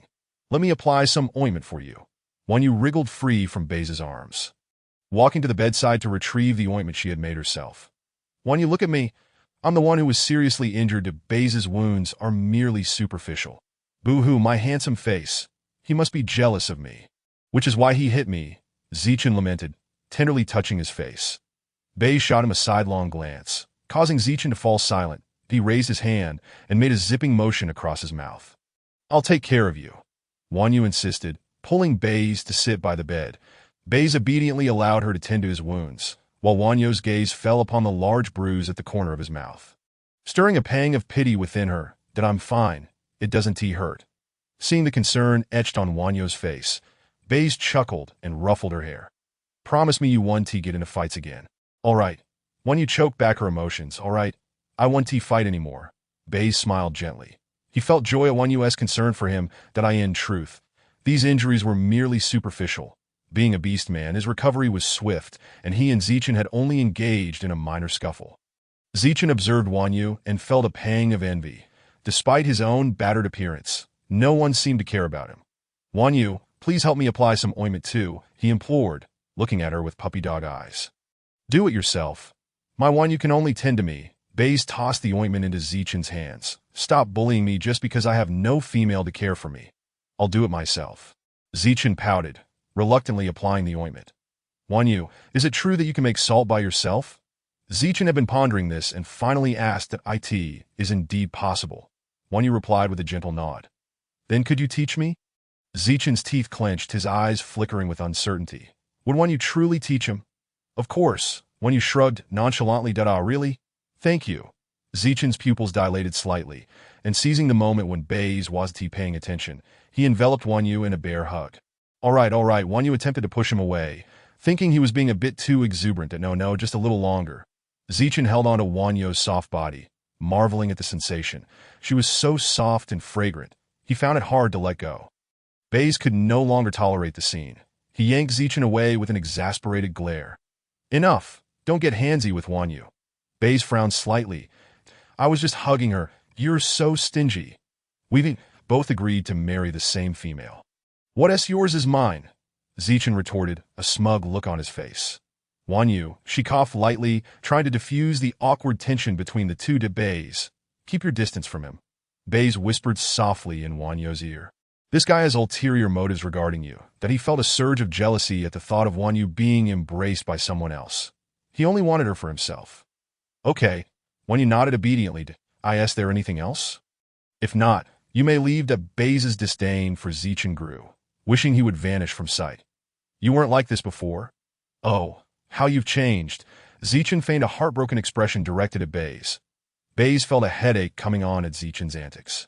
Wanyu observed the two, and sensed that there was something more between them than met the eye. Of course, there is something. The hunting team is going out tomorrow. Would you like to lead the team? Preparations for the Beast God Festival were underway, keeping everyone busy. All beastmen would gather for a communal feast, and after the prayers, a coming-of-age ceremony for the young females would take place, with the cold season upon them. It was a time for beastmen to reproduce. What about the other beast kings? Baze inquired. The other beast kings have their own matters to attend to. Why else would I come to summon you? Ziethen scoffed, clearly reluctant to have to involve Baze. Fine. I'll go then. You can leave now. Baze had no desire to see Ziethen any longer, as every encounter either involved him trying to steal Wanyu away or irritating him. When the coming-of-age ceremony occurs, Wanyu, you must choose me. Ziethen gazed at Wanyu with starry eyes. Get lost. Before Wanyu could respond, Baze kicked Ziethen out. Chapter 43. Baze goes hunting the following morning. Wanyu was awakened by a commotion. Groggy, she spotted Baze washing up and rubbed her eyes. Upon seeing Wanyu awake, Baze brought over breakfast. That I've prepared breakfast. It's right here. Wanyu, eat whatever you like. That I'll be out hunting for the next few days. So you may have to fend for yourself. That if you want fresh meat, I'll have Ziethen bring some back. Baze looked at Wanyu with guilt, gently stroking her head, that he could have arranged for the beastmen outside to bring food. But knowing Wanyu's picky palate, she would likely refuse to eat. Don't worry about me. I can cook for myself. Just be safe out there, Wanyu replied, embracing Baze and gently patting his back. Why don't you come with me? Baze asked, reluctant to part from Wanyu. Did I want to go? I'd only be a burden. Wanyu shook her head, aware that her presence would serve no purpose. That it was better to wait at home for his return. All right then, I'm off. Wait for me to come back. Baze cradled Wanyo's small head in his hands, placing a soft kiss on her forehead. Wanyo looked at Baze with a hint of reluctance. Go on, and come back soon. All right, I'm leaving now. With that, Baze hurriedly departed, not daring to look back, fearing he would be unable to leave if he lingered too long. Wanyo watched as Baze transformed into his beast form and swiftly sped away. She pouted slightly. This was the longest they had been apart since she arrived here. But it was all right. He would return in a few days. With this thought, her spirits lifted. After dressing, Wanyo tossed aside the quilt and slipped into the new dress Baze had made for her. She ambled to the kitchen, washing up slowly. The morning air was a bit chilly, and the water felt ice-cold against her skin. Wow, that's cold. Wanyo shivered as she placed her hands in the water. Goosebumps rising all over. She quickly finished washing up, then ate the breakfast Baze had prepared. Looking around the empty room, Wanyo felt an urge to go outside. With that thought, she got up, retrieving the new shoes Baze had made for her. An exquisite pair of fluffy little shoes made from some unknown animal's fur. Delightfully soft to the touch, Wanyo slipped them on and admired herself. The white furry shoes paired beautifully with her white dress, filling her with satisfaction. As she stepped outside, the wind whipped through her hair, the strands brushing against her face. Wanyo. She thought she heard someone calling her and turned to see a little female named Cece, who had become her friend over the past month. Cece cradled a small tiger cub in her arms. Ever since Wanyo had healed Cece's cub, she often came to visit. What's wrong, Cece? Wanyo asked as Cece approached. The little tiger cub, hearing Wanyo's voice, squirmed to escape its mother-esque grasp, mewing at her. Wanyo's heart melted at the sight of the little creature. Nothing. I just saw you here alone. Where's Lord Baze today? Cece looked around anxiously. That he went out leading a hunting party, so he won't be around for a few days. Wanyo, noticing the cub's persistent mewing, scooped it in her arms. Oh, you're all alone then. If Lord Baze ain't here, who has taken care of you? Cece looked at Wanyo with concern. Is it irresponsible of Lord Baze to leave you alone? I am fine. I can take care of myself. Besides, there's Zechen. Wanyo reassured her. Cradling the little tiger, she found it reminiscent of the Samoyed she had cared for back in her modern life, soft and comforting. All right, but remember to tell me if anything happens, Cece advised, still worried. Got it. You usually don't come out much. What brings you out today? Wanyo inquired. Every time, Wanyo would gaze at her as she cared for the child at home. Today, the Tiger King summoned us. The male beast set out to hunt while we females were to gather edible fruits, treating it as a chance to engage in some activity. Thus, she brought the little tiger cub along, needing to leave it with the elder beast man who specialized in watching over young ones. Why was I not informed? Wanyo asked, her face a picture of bewilderment. You are a goddess. How could such matters possibly fall upon your shoulders? These trivial tasks are ours to handle, Cece quickly interjected, waving her hands in jest. Who would dare let the goddess undertake such a task? She'd be met with derision from all the beastmen. It's all right, I too wish to witness it, Wanyo said, for she had never seen how the beastmen harvested fruits. I cannot make that decision. What if something were to happen to you? Cece hesitated, aware of how vital the goddess was to them. Especially since she was sent by the beast god, that if anything were to befall her, their fate would surely be sealed, and no worries. I will take responsibility for anything that occurs. Besides, you all wouldn't venture into dangerous areas anyway. Very well, let us gather, Cece conceded. Wanyo returned the little tiger cub to Cece, who struggled fiercely and looked up at Wanyo with tear-filled eyes. Unable to resist its pitiful demeanor, Wanyo chuckled softly. Cece felt a pang of helplessness. Her own cub had always clung to Wanyo, never so much to her. Perhaps it sensed that Wanyo had once saved it. Yet it was true that Wanyo had an undeniable charm with the young ones. Before long, Wanyo followed Cece to a spacious clearing where numerous young females, around 50, stood alongside over 100 male beastmen. As Wanyo approached, the crowd erupted as though a bomb had been dropped amongst them. Look, isn't that the goddess? Indeed, it is the goddess. What brings her here? It's really the goddess. It's been so many days since we've seen her. Various voices erupted from the throng, and even the Tiger King, who stood above, was taken aback by Wanyo's presence. Wanyo, what brings you here? He asked, striding toward her. Wanyo recognized him as the Tiger King, recalling his name was Jiang. By that I merely ventured out for a stroll and overheard Cece mention you were preparing to gather fruits. My curiosity got the better of me, and I wished to see. You need not join. Such tasks can be entrusted to us. Jiangbai replied that I still wish to observe. Wang Yuan insisted, yearning to see what edible delights awaited her. Having grown weary of meat alone, seeing Wang Yuan's determination, Jiangbai held his tongue. Goddess, do you truly wish to accompany us? One of the young females looked at Wang Yuan with excitement that I have yet to experience it. I, too, want to see. Wang Yuan replied with a sweet smile, her fair face aglow, her beautiful eyes sparkling brilliantly. Jiangbai gazed at her, a flicker of admiration passing through his eyes. Such a lovely young female, he thought, and it was even more remarkable that she was the goddess, willing to toil alongside them. Very well, let us set forth, Jiangbai declared. With that, the males hoisted their female companions onto their backs. And Cece, too, was carried by hers. Wang Yuan observed this scene, something she had not anticipated. The remaining beast men, however, hesitated to approach her, daunted by the notion of carrying the goddess, the maid of Lord Bai Zhe. Wang Yuan mused to herself. Considering that Bai Zhe was not present, how would she proceed? Would she be left to walk? Jiangbai, noticing Wang Yuan alone, seized the opportunity. Wang Yuan, allow me to give you a ride. With that, he transformed into a magnificent tiger. Wang Yuan beheld the regal creature, its black and white stripes strikingly vibrant, towering over her in stature. After a moment's hesitation, she climbed atop him, reveling in the novelty of riding a tiger for the first time. Let us depart, Jiangbai commanded, and he surged forward, the other beast men following closely behind. As Wang Yuan exited the city gates, she realized it had been quite some time since her last excursion. Sitting upon Jiangbai's back, she felt the softness of his fur, akin to the plush blankets she had bought back in her modern life. Fond of all things fuzzy, she couldn't resist leaning down to touch his ears. Jiangbai stiffened at her touch, nearly losing his footing as he became acutely aware of the sensitivity of his ears.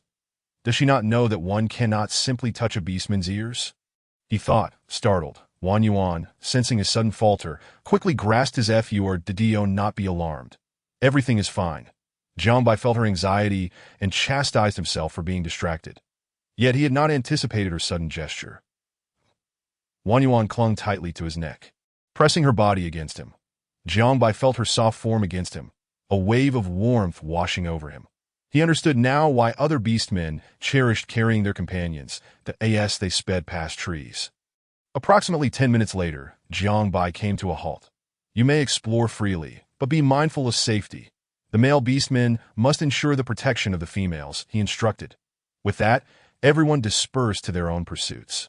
Wang Yuan surveyed her surroundings, where a stream flowed, crystal clear and reflecting the azure sky.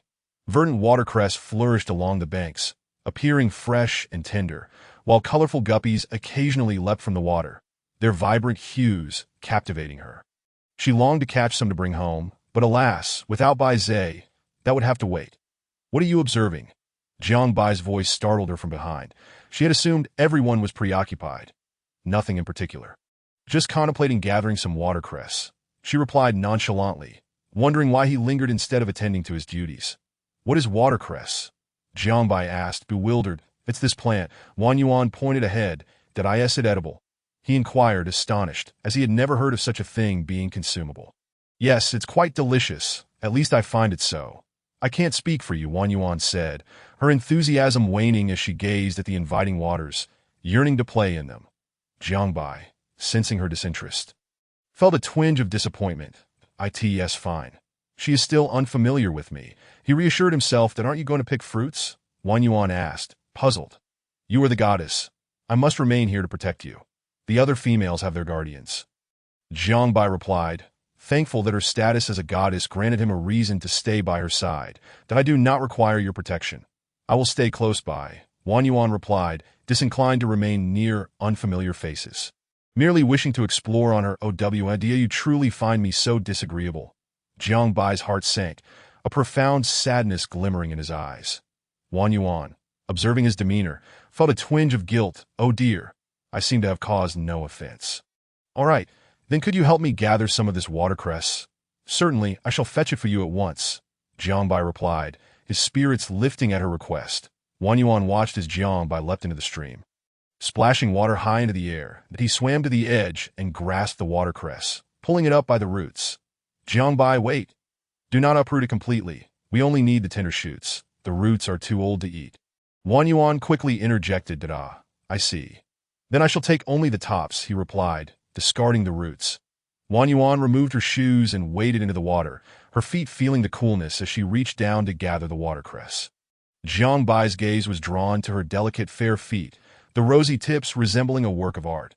His ears flushed crimson as he felt warmth spread through him, a trickle of blood escaping his nose. Hastily, he bowed his head, attempting to conceal his embarrassment as he wiped away the evidence. Wang Yuan, feeling the stream caress her calves, could clearly see her petite feet submerged in the water. She bent down and soon gathered a generous amount of watercress. Along with Jiang Bai's harvest, they had enough to last several days. "Jiang Bai, this is sufficient. It's too much and it will spoil if left too long," she declared, piling the greens beside her, finding a large stone. She sat down to let her feet dry. Fortunately, the sun was shining. Otherwise, the water would have been unbearably cold. "All right," Jiang Bai said, emerging from the water with a significant bounty of greens, placing them beside Wang Yuan. "Let us search for some fruits." Wang Yuan slipped her shoes back on and prepared to follow him. "I'll lead the way." Jiang Bai transformed into his full beast form, lowering himself for her to climb aboard. "It's not far. I prefer to walk," Wang Yuan declined, shaking her head. "Very well," Jiang Bai sighed, somewhat resigned, noting that other young females relished riding upon their partners, yet Wang Yuan seemed different, content to walk on her own. Wang Yuan trailed closely behind Jiang Bai, allowing him to guide her. With a splash, they continued onward. When he was caught off guard by something that caused her to stumble, and with a thud, she fell to the ground. A fiery pain shot through her knee.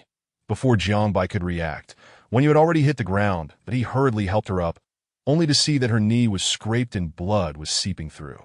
His heart ached for her, and he felt a deep sense of guilt, blaming himself for not taking better care of the young female. "Did I yes when you sat up?"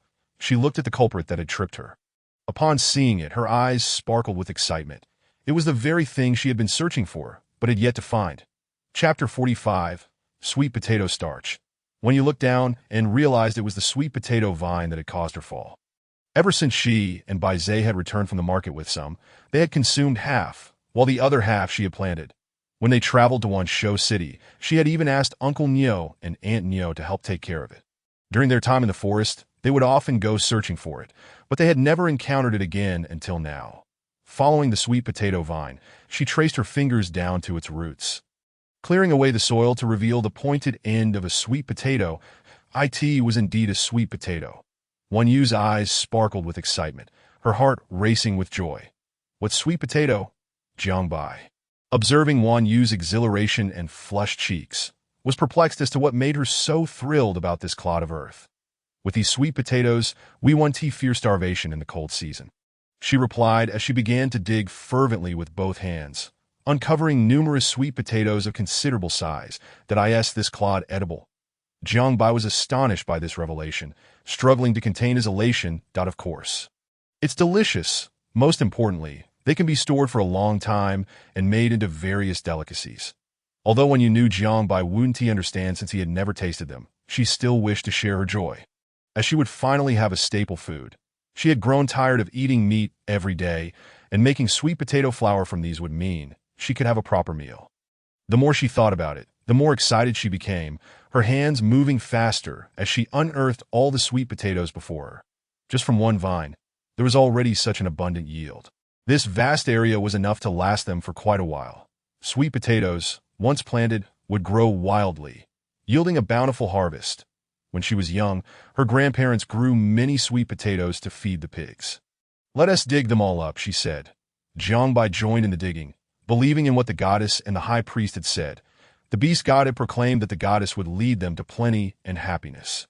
Wan Yu worked diligently for a long time, and despite the immense quantity, she could hardly make a dent in it. Jiang Bai had also dug up quite a few, and as he looked at Wan Yu, he noticed fine beads of sweat on her forehead. Her delicate, fair hands were stained with dirt, making them appear even more tender in the sunlight. "Wan Yu, we should stop digging, but I'll send some beast men to help us later." Jiang Bai's heart ached at the sight of her.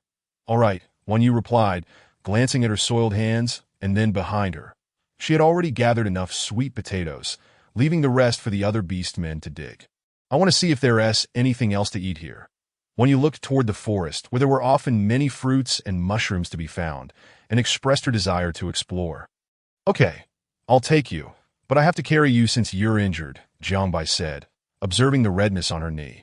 When you had initially intended to refuse Jiangbai's offer, but seeing his serious expression, she decided against it that if someone was willing to carry her, she had no reason to protest, especially as her leg was still throbbing with pain. All right, she nodded, conceding to his care. Just as Wan Yu was about to climb onto Jiangbai's back, a deafening voice interrupted, Qian. So this is where you are. You scare me to death. I thought you had disappeared.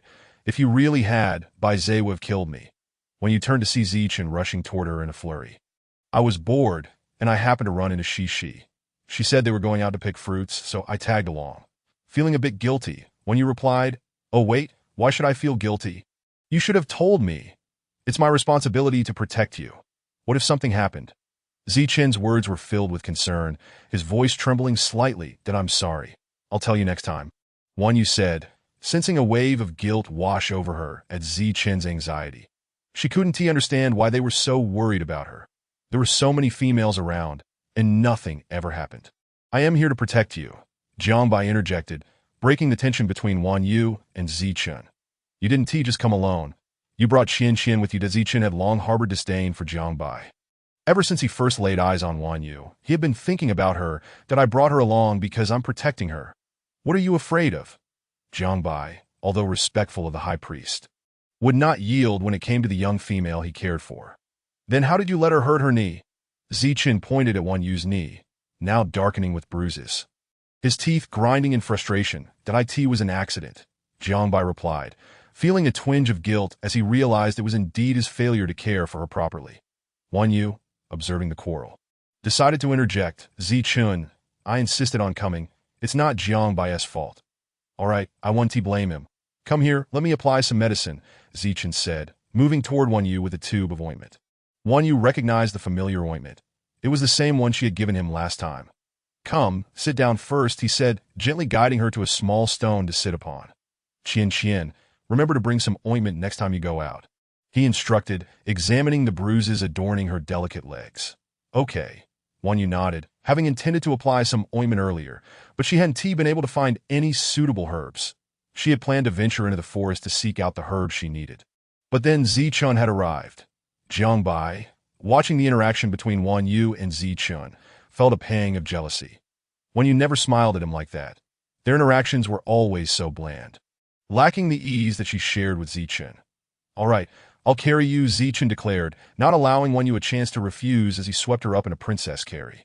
Wan Yu gasped, startled by the sudden embrace, instinctively wrapping her arms around Zichen's neck to prevent herself from falling. I can carry Wan Yu, Jiangbai interjected, displeased at Zichen's boldness. I am more at ease doing it myself, that Zichen met Jiangbai's gaze, his expression hinting at something more. Wan Yu sensed the atmosphere had become somewhat tense, yet she couldn't pinpoint why. Just let Zichen carry me, she said, breaking the awkward silence. Chapter 46. The Appearance of the Beast. Hearing Wan Yu's words, Jiangbai felt a wave of disappointment wash over him. Where does Qian wish to go? Zichen asked, cradling her without a clear direction, that I want to see what edible treasures are around here, she replied. Then let us explore together, Zichen said, moving forward with Wan Yu in his arms, while Jiangbai followed behind them. Wan Yu gazed at the towering trees surrounding them, sunlight filtering through the leaves to create beautiful rays of light. This enchanting scene reminded her of the Tyndall effect. Ethereal bird calls echoed around them, as if serenading them with a song to Zichen. Let us head left. There is a small stream over there, she suggested, tugging at his sleeve to point it out. Is there water? Does Qian want to wash her hands? Jiangbai chimed in, taking up Wan Yu's cue. Wherever Qian wants to go, I'll take her, Zichen added, casting a teasing glance at Jiangbai. His smile brimming with self-satisfaction. Jiangbai rubbed his forehead, thinking how childish this high priest had become as they approached the stream.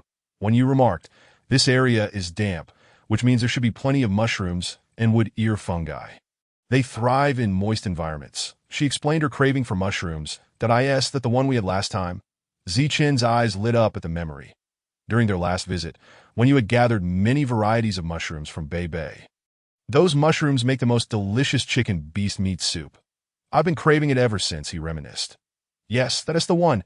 And mushrooms are not only delicious, they can be preserved for an extended period. Wang Yu revealed, offering them a culinary delight they desperately needed. Long-lasting food. Really?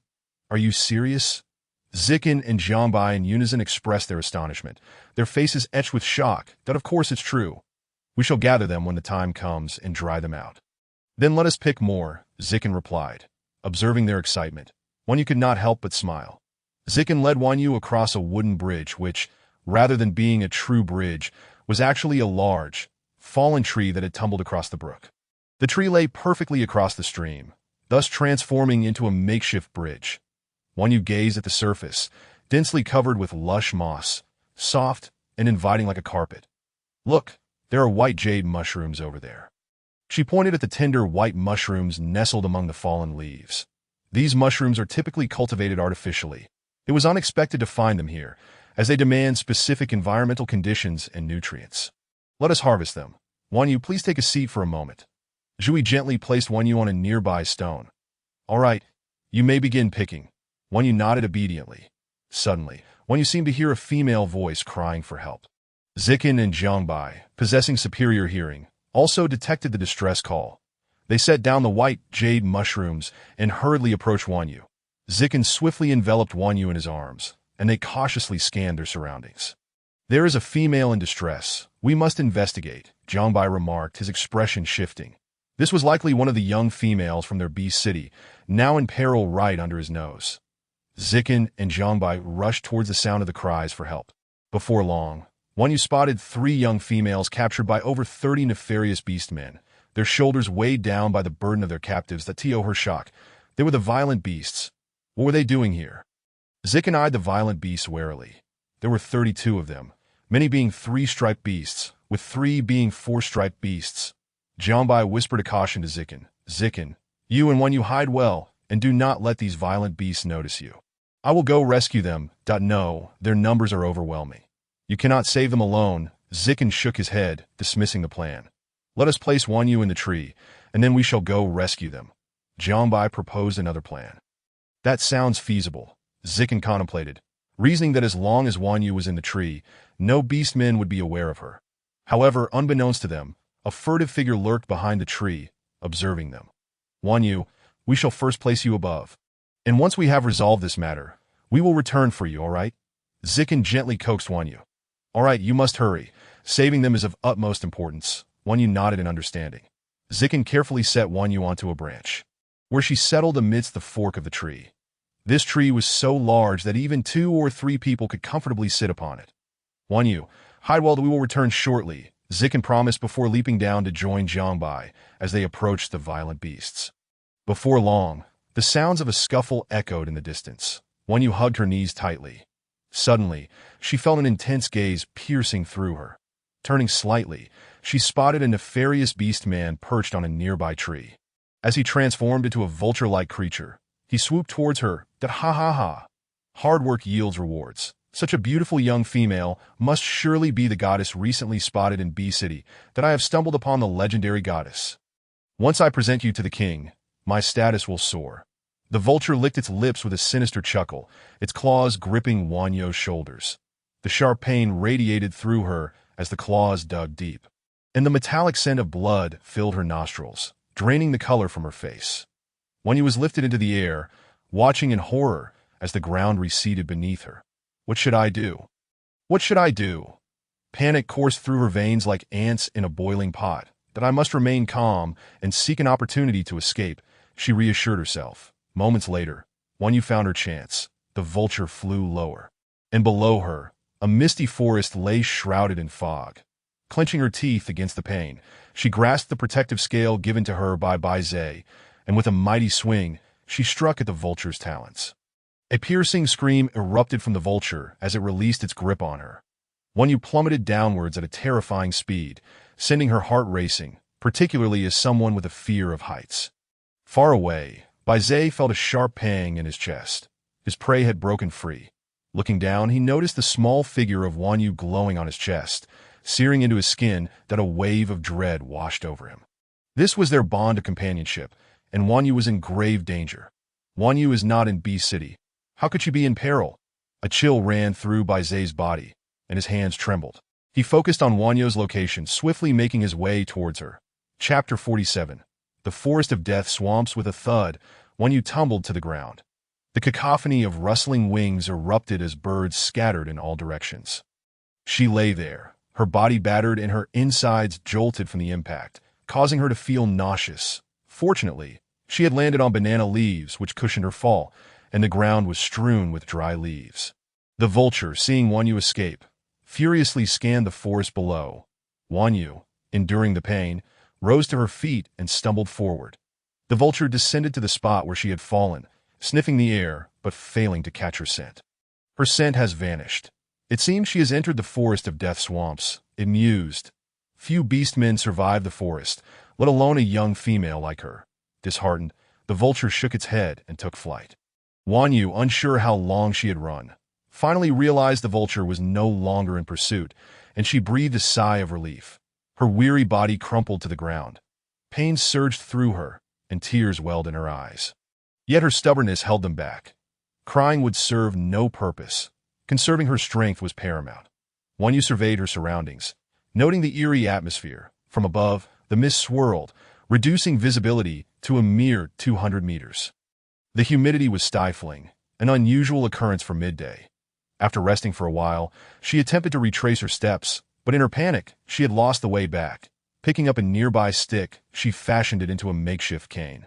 Using it to navigate her way through the silent forest, where not even a bird chirped, and not a single creature stirred, that a sense of dread enveloped her. Her sixth sense screamed that this place was perilous. She needed to escape quickly. Meanwhile, Zikin and Jiangbai had successfully rescued the 3 young females, yet they bore their own injuries. They gathered all the females and beastmen together. Great Priest, where is Wan Yu? Cici scanned the crowd anxiously, feeling a deep sense of unease as she failed to spot Wan Yu. How did the violent beasts emerge? Were they not driven back to Violent Beast City? One of the beastmen questioned, not to mention. They abducted our females. Such a crime cannot go unpunished. A female shuddered. Thank goodness the Great Priest and Tiger King discovered this, or the consequences would have been dire. While the beastmen remained oblivious to the reason behind the violent beast's appearance. Their priority was to escort the females back to safety. Jiangbai raised his hand, calling for silence among the gathered crowd. Seeing Zikin and Jiangbai remain silent, Cici struggled free from her partner's grasp and rushed to their side. Where is Wan Yu? Why haven't I seen her? Cici's anxious gaze fixed on the Tiger King. Was he not responsible for Wan Yu's protection? She was hidden in a tree. We shall go retrieve her now. Jiangbai replied calmly. Let us go together, and then return to the city. Cici was determined to check on Wan Yu personally, wishing to confirm her safety. All right, let us set off. Everyone, follow closely, Zikin instructed, leading them towards Wan Yu's location. In no time, they arrived to find Wan Yu's hiding place eerily vacant. The Zikin's pupils dilated in horror as he realized. Where has Wan Yu gone? Jiangbai's heart raced in despair. They had lost the goddess. Climbing up, they discovered deep claw marks on the tree trunk, and a sense of foreboding settled over them. Where is Wan Yu? Cici cried out, panic rising in her voice. Wan Yu is missing. She has been taken. Zikin's heart raced with urgency. You all return. A few beastmen come with me to search for her. Zichen struck several orcs, uttered a few words, and fled. He caught a whiff of the scent that belonged to Wan Yu, but it had already faded significantly. Jiangbai's complexion turned ashen. He had inadvertently lost Wan Yu. Hurry, follow me back to Wanshou City. Jiangbai closed his eyes, took a deep breath, and then exhaled slowly that he had to ensure the safety of the females first. Meanwhile, Bai Zai had just arrived at Wanshou City, and he swiftly pushed open the door, only to find Wan Yu missing. Qianqian, dear, don't scare me, come out. I'm back. Bai Zai frantically searched for Wan Yu, his voice cracking with fear. He carefully inhaled her scent and followed it to the city gates, where he coincidentally bumped into Jiangbai. Have you seen Qianqian? Bai Zai hurriedly grasped Jiangbai's collar, having detected Wan Yu's fragrance on him. Wan Yu went out with us to gather today, but when a ferocious beast appeared, we hid her in a tree. Now she's gone. Jiangbai spoke tremulously, not resisting. You couldn't even protect a small female. What kind of beast king are you? Bai Zai's bloodshot eyes glinted like a malevolent spirit. Where did she disappear? Bai Zhe glared at Jiang Bai like a roaring tiger, just outside the city, where the females often gather. Jiang Bai's face was filled with guilt. He could no longer face Wan Yu. Upon hearing Wan Yu's location, Bai Zhe forcefully threw Jiang Bai aside. Thud. Jiang Bai crashed to the ground, rolling a few times before coming to a stop. Bai Zhe swiftly darted towards the direction where Wan Yu had been. He felt the mate mark on his chest growing increasingly heated and looked down to see its color fading. Qianqian, wait for me, I'm coming, don't be afraid. Bai Zhe's voice trembled with anxiety as the fading color of the mate mark indicated Wan Yu was injured, and severely at that as for Wan Yu. She staggered for a long time, unable to find her way out. She realized she was in a marsh, terrified to move recklessly. She found herself unable to advance. Pain radiated from her insides. She was sure she had sustained internal injuries. Wan Yu gazed at the damp ground before her, too fearful to step on it, that if she did, she would sink into the mire, and given her current state, she would undoubtedly perish. Yet she could not afford to stop. If she did, she would be utterly immobilized. She needed to find shelter before nightfall. Otherwise, she would surely freeze to death in the frigid temperatures. Wan Yu braced herself and limped to the left, but unfortunately, her foot sank into the marsh. She attempted to pull her foot from the mud, but she sank deeper. The soft earth enveloped her foot, tightly grasping her ankle. Wan Yu fell forward, utterly exhausted. She ceased her struggles. Her head spinning. Am I going to die here? If I die, will my soul return to the modern world? Will Bai Zhe be heartbroken if he knows I've died? She suddenly longed for him. Yet she knew she would never see him again. Ultimately, Wan Yu lost consciousness. Unbeknownst to her, an orc lurking in the shadows had been watching her all along. Chapter 48. The strange orc. The orc hiding in the corner saw Wan Yu faint and stepped forward. Stopping before her, he had noticed her since she entered, watching her wander about. This was the first time he had seen a small female so resilient, enduring such severe injuries without a whimper. He gently pulled Wan Yu up. How filthy. The orc regarded the unconscious Wan Yu with impatience. He had a cleanliness obsession and detested anything dirty. After running for so long, her hair was a tangled mess, and she was covered in mud, resembling a clay figure at first glance. The orc lifted Wan Yu and flew away with her. Bai Zhe arrived at the forest, but Wan Yu's scent had already dissipated. Crack! Bai Zhe, in a fit of rage, struck down all the nearby trees with his tail, but he could not find his Qianqian, and with each passing minute, she was in greater danger. All he could do was seethe with impotent fury while Zichen trembled beside him. This was the first time he had seen Bai Zhe so enraged. It was all his fault for failing to protect Qianqian. Even if Bai Zhe were to kill him, he would bear the blame. How could you protect Qianqian like this? Had I known, I would never have entrusted her to you. Bai Zhe clenched his fists and struck a tree, the sound of cracking echoing. The tree beside him snapped in half. I am sorry, I didn't know Qianqian would be captured. Zichen lowered his head in guilt, apologizing weakly to Bai Zhe. Qianqian must have been taken by the orcs of the Beast City. We must regroup and flatten the Beast City to rescue Qianqian. Bai Zhe issued a command to Zichen. Understood. Zichen clenched his fists, determined to make the orcs of the Beast City pay as for Wan Yu. The orc, seeing her unconscious, tossed her into the water, that he then entered the water himself to wash the mud off her. As the mud was rinsed away, Wan Yu's original exquisite beauty gradually revealed itself. The orc before her was momentarily taken aback by her astonishing beauty. How could such a beautiful little female venture in here alone? He murmured. After an indeterminate amount of time, Wan Yu finally regained consciousness. Her entire body ached, rendering her immobile. All she could do was open her eyes. She thought she might be dead. Her head was heavy, and as she surveyed her surroundings, she realized she was lying in a wooden hut.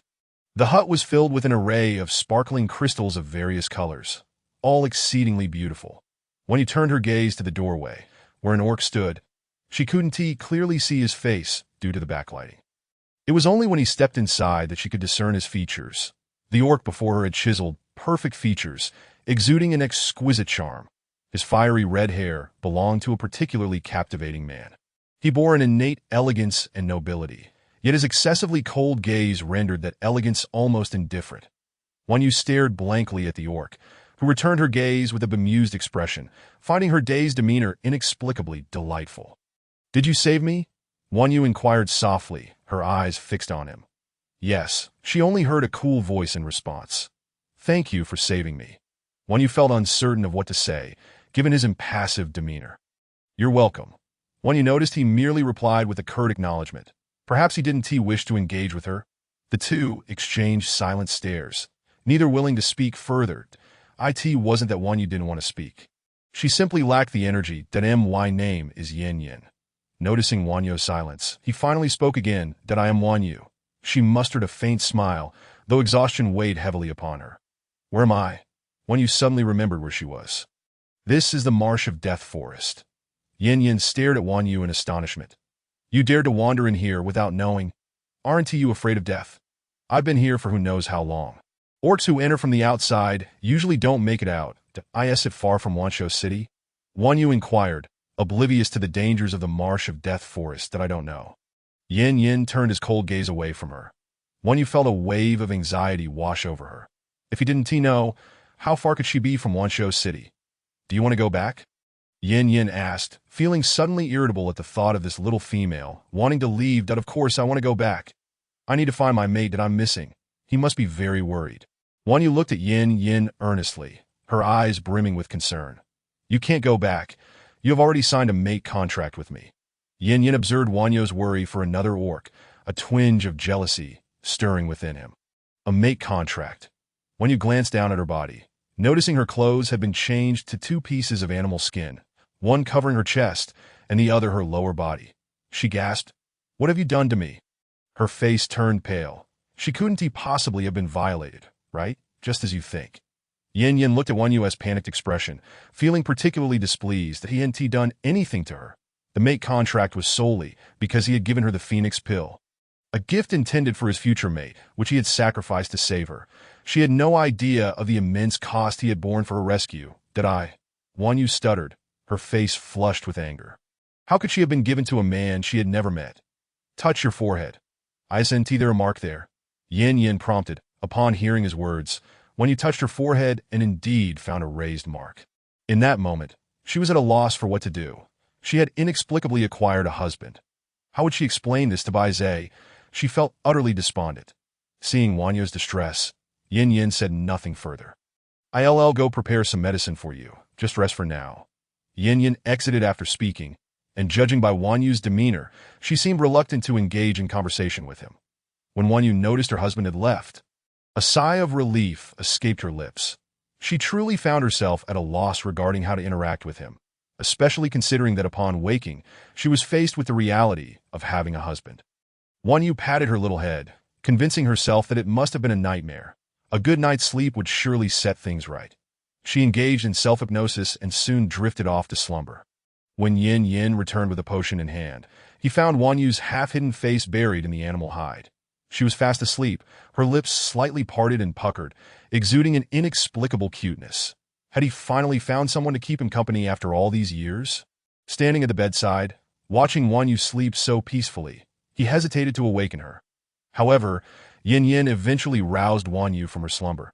She stirred slightly, shifting her body deeper into the hide, ready to take the medicine. Wan Yu was startled awake by a cold voice above her, causing her to shiver and instantly lose any trace of sleepiness. She clutched the edge of the blanket, tossing it aside to reveal her face. Seeing Wan Yu's drowsy expression, Yin Yin felt a flicker of emotion, though he maintained his icy exterior. You two possess the skills of a shaman. Wan Yu took the herbal concoction from Yin Yan's hand and took a sip, nearly gagging at the bitter taste. What is this? It's so bitter. Her face contorted in a mask of anguish. These are medicinal herbs meant to heal you. Of course, they are bitter. Yin Yin chuckled lightly at her pained expression. This little female was quite amusing, appearing both adorable and foolish. What are you laughing at? Wan Yu, noticing his expression of disdain, felt a surge of anger. I am not laughing. After her outburst, Yin Yan's demeanor shifted back to his usual coldness, his voice devoid of any emotion. Wan Yu found his behavior perplexing. One moment he laughed, and the next he was stoic. Eat this roasted meat, he instructed, just as Wan Yu pondered the many facets of Yin's character. He spoke again, presenting her with the savory roasted meat that filled the room with an enticing aroma. Her stomach growled involuntarily. How long had it been since she last ate? She accepted the meat. swallowing hard before taking a bite, discovering it was crispy on the outside, yet tender within. That I never expected your roasted meat to be so delicious. Her eyes sparkled with delight, having been in this place for so long. She had never encountered such delectable roasted meat from a beast man. Baizé did not count. He had honed his skills later on, she mused. Naturally, you need only consider who I am, Yin Yin replied. Observing Wan Yu savoring the meal, that he insisted on only the finest for himself and those he cared for. Once Wan Yu had finished all the meat, she finally felt a semblance of vitality returning to her. Now that you are full, rest for a while, Yin Yin stated, his gaze still as indifferent as ever, before stepping outside. Left alone in the room, Wan Yu surveyed her surroundings out of boredom. She attempted to rise from the bed, but her legs buckled beneath her, causing her to fall to the ground. Pain shot through her body, and she could sense her insides were misaligned. Nevertheless, she was determined to discover her whereabouts and whether Baizé had noticed her absence, as well as about Zi Chun and Jiang Bai. She wondered if they would search for her upon realizing she was gone. Enduring the pain, Wan Yu pressed her left hand against her aching side as she pushed herself up with her right hand, unsteadily making her way to the door. Upon stepping outside, she was struck by the realization that her dwelling was not a wooden house, but rather a vast tree hollow. The wind whipped against her face as her hair danced wildly in the air, brushing against her skin. Gazing down, she was met with a sea of green clouds below. She couldn't ascertain the height of the tree, but she knew that the hollow in which she resided was at least 5 stories high. A glance downwards sent her heart racing. She had always harbored a fear of heights, avoiding roller coasters and the like. There was no way she could leap from such a height without meeting her demise. What was she to do? This man, Yin Yin, was so cold. He would never assist her in returning home. She needed to devise a plan, especially regarding the bond of partnership he had mentioned that he already had by Zay. One was enough. She could not bear the thought of more. What are you doing? A sudden voice filled with concern broke her thoughts.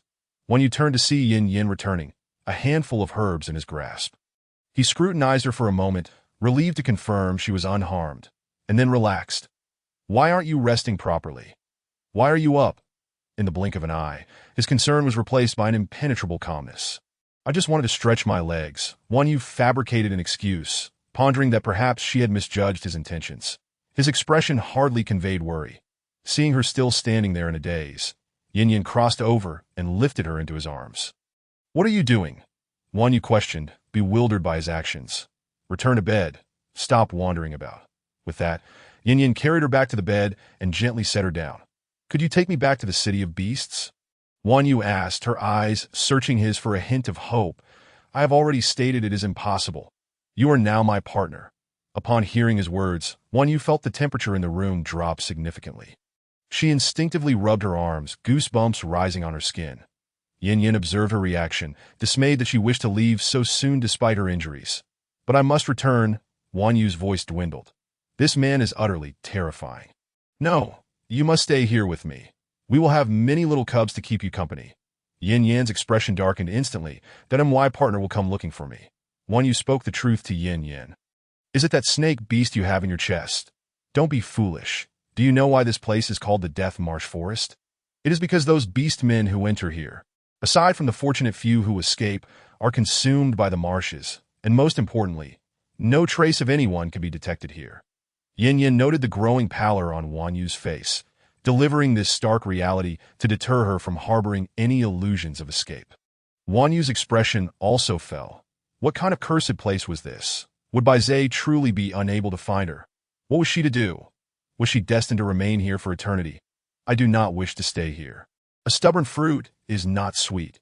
You might as well let me go back. Wan Yu attempted to change his mind.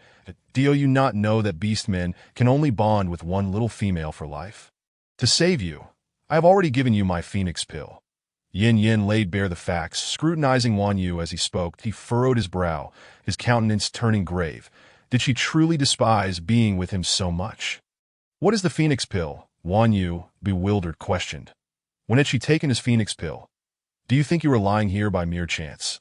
When I saved you, you were on the brink of death. That it was I who administered my phoenix pill to you, allowing you to survive. Otherwise, you would have perished long ago.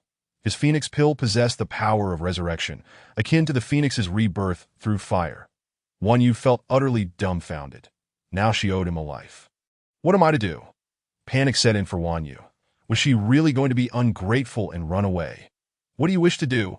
She earnestly inquired of Yin Yin. Avoidance was not a solution, especially since he had saved her and entangled her in his life as affairs. Be my partner and bear my cubs, Yin Yin declared with a seriousness that matched her own. From the moment he had given her the Phoenix pill, he had resolved to make her his partner. They were bound together, and he was keen to see how she would refuse.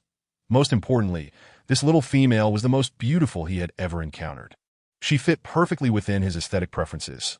Her scent was particularly delightful, and he felt no aversion to it. Thus, in that moment, he made his choice that I do not know if I can bear children. Wan Yu lowered her gaze. She was human. He was a beast man. There should be reproductive barriers between them. Why can you not bear children? Is it because you are too frail? Yin Yin assessed Wan Yu's physique. It is merely possible that I cannot conceive. Wan Yu struggled to articulate her thoughts. How could she explain that she was human and he was a beast man? After a moment of silence, during which Yin Yin remained quiet, she looked up at him. Whether I can bear children is irrelevant. You must remain with me. Yin Yin let out a soft sigh, closing his eyes. Even if he were to be reduced to the strength of a six-patterned beast, it would still be quite challenging for him to have offspring. Therefore, whether the little female before him could conceive was of little consequence. As Wan Yu observed Yin Yan's indifference, she found herself at a loss for words. Unbeknownst to them, several days had passed, and Wan's injuries were gradually healing. Now, aside from her inability to run swiftly, walking at a leisurely pace posed no issue for the reason behind her rapid recovery. It was due to Yin Yan's assertion that she had consumed his Phoenix pill, which not only saved her, but also transformed her constitution. Having taken her medication, Wan Yu once again saw Yin Yin entering with more medicine. I don't want to take it anymore. I feel fine, she protested vehemently. Throughout her life, she had no desire to consume medicine again, especially the concoctions prepared by Yin Yin, which always induced a wave of nausea after each dose, as they were unbearably bitter. Eventually, she learned that Yin Yin was also a shamanic healer, that you're not fully healed yet. You must drink, he insisted, presenting the medicine to her with a piercing gaze that seemed to convey, whether she wanted to or not, she must comply. After spending half a month with Yin Yin, Wan Yu had deciphered his character, that he appeared cold and indifferent, yet he was quite kind, at least towards her. If you drink this, I'll take you out for a stroll later, he assured her, noting her reluctance with a resigned expression. Over the past weeks, she had consistently found excuses to avoid taking her medicine. Yet she always ended up complying, engaging in a battle of wits with him daily, only to ultimately yield. It seemed she relished this playful strife, and he was more than willing to indulge her. Hearing that he would take her out after she finished her medicine, Wan Yu hesitated.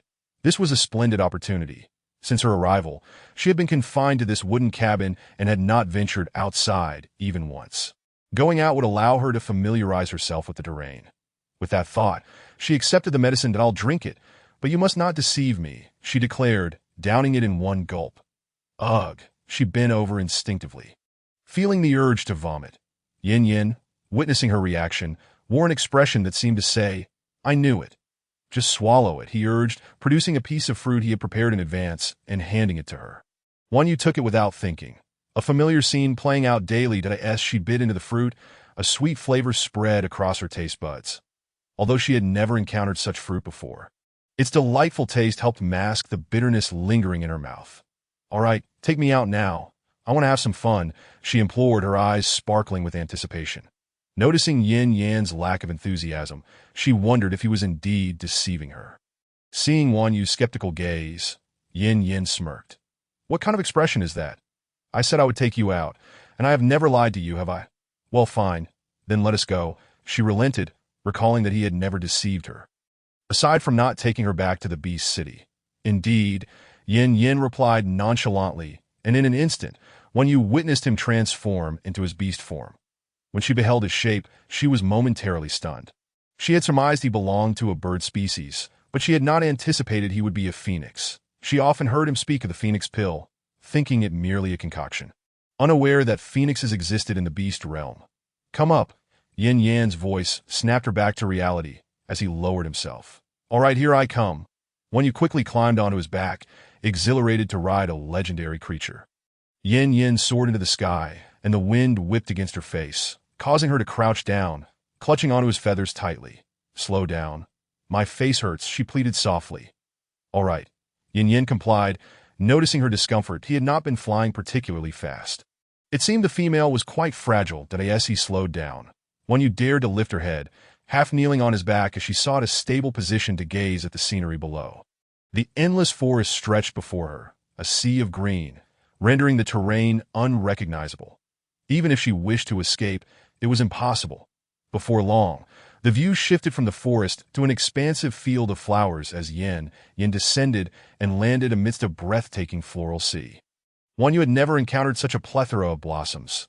Countless unknown flowers adorned the hillside. Isn't it beautiful? Yin reverted to his human form, observing Wan Yu's elation and feeling that the trip was worth it. "It is stunning, absolutely stunning. I adore it," Wan Yu exclaimed, her spirits lifting considerably, the gloom of recent days dissipating. "Then I shall bring you here often," Yin promised, unable to resist ruffling her hair, a smile playing at his lips. Wan Yu rarely saw him smile. He usually wore a cold demeanor. This thought led her to reminisce about Bai Zai, who was similarly aloof, displaying gentleness only towards her, while remaining indifferent to others. Yet Yin perpetual coldness left her wondering what might transpire when the two of them eventually crossed paths. "Are you still thinking about someone else while with me?" Yin grasped Wan Yu's chin. Leaning in to kiss her, but he had to admit, he felt a pang of jealousy towards that serpent beast who had managed to linger in her thoughts. But now, she was his. Instantly, Wan Yu's face flushed crimson. She struggled against him, feeling breathless. Chapter 51. Yin fury upon witnessing Wan Yu's desperate struggles. Yin kiss grew more fervent. Wan Yu felt as if she were suffocating in a moment of desperation. She bit down, the taste of blood flooding her mouth. Only then did Yin release her, allowing her to lift her head, glaring at him with indignation. "What is wrong with you? Why are you so unpredictable? Why do you still think of that serpent beast while with me?" Yin aura darkened, his frustration mounting at the thought of her longing for another. "I just miss him," Wan Yu retorted, her voice tinged with tears. She had not seen Bai Zai in quite some time. Why hadn't he come to find her? As this thought crossed her mind, she felt a wave of anguish wash over her, tears streaming down her cheeks. Yan's heart sank at the sight of her tear-streaked face and swollen eyes. It was utterly heart-wrenching that if you miss him so much, then go, he said coldly. Perhaps their relationship was born of necessity. If she yearned to leave, he would grant her that wish. Wan Yu froze at his words. Was he truly willing to let her go? Yin frowned, believing that as long as he treated her well and kept her close, she would willingly remain by his side. But he was mistaken. Hearing her sobs, his heart shattered into pieces. With teary eyes, Wan Yu surveyed her surroundings, unsure of where she was. Even if Yin set her free, she had no idea where to go. "Where do I go from here?" She sniffled. "That I don't know. You can leave on your own," he replied tersely, the chill emanating from him palpable, swallowing her tears. Wan Yu cast a fearful glance at Yin, who resembled an enraged beast. "What? Still not leaving?" His icy breath brushed against her face as he regarded her with an unwavering stare. "That I will leave right away." She stammered, retreating a few steps, landing on the ground with a thud. Gathering her resolve, Wan Yu turned towards the forest and began to walk away. However, after only a few steps, she felt a powerful force pulling her back, crashing into a warm embrace. "How could you be so heartless? You would just abandon me like this." A harsh voice resonated above her. Wan Yu trembled uncontrollably at the sound. Yan's heart ached at the sight of her fear. How could she be so terrified of him? Damn it. How did I fall for this heartless female? He wrapped his strong arms around her waist, pulling her close, eliciting a soft gasp from her. "Didn't you say you would let me go?" She protested, feeling trapped in his embrace. "That I regret it, but if you do not appreciate tenderness, then let us revert to the original approach," Yin declared. Unwilling to release her, even if it meant forcing her, he would keep her by his side. Even if she would come to despise him, he would not regret his actions. Wan Yu felt an unsettling premonition rising within her. What do you intend to do?" Could it be that he meant to? She turned to face him, trembling, but in an instant, she found herself pulled down to the soft grass, interspersed with prickly blades, without ceremony. He pressed down upon her, and as she struggled, she caught a glimpse of the desire swirling within his gaze. She held her breath, paralyzed with fear that we are already companions. It is only natural that we engage in certain activities. Wouldn't you agree? Wan Yu gazed up at the man above her, who looked down upon her with an imposing presence that enveloped her in an overwhelming sense of oppression. Her body trembled uncontrollably, tears cascading down her cheeks. Didn't crying. Hold back your tears. Yin Yin glared fiercely at her. Her tears vexed him greatly. He forbade her from shedding tears for anyone else. She could only weep for him. Wan Yu turned her face away, silently allowing her tears to flow. Yin Yin grasped her chin, compelling her to meet his gaze, where he saw the reflection of his own tumultuous emotions mirrored in her eyes. Wan Yu watched as Yin Yin leaned in to kiss her. His sole desire was for her to remain by his side, that a breeze carried the scent of flowers, and though the weather was clear, an inexplicable chill seeped into her bones. She ceased her struggles. It was futile, was it not? A flicker of despair flashed through Wan Yu's mind. Enveloped in Yin Yan's fierce embrace, her eyes were covered by his hand. Noticing the despair in Wan Yu's eyes, his heart ached. He merely wished for her to obediently linger at his side. Observing her motionless form, he found himself reluctant to inflict harm upon her.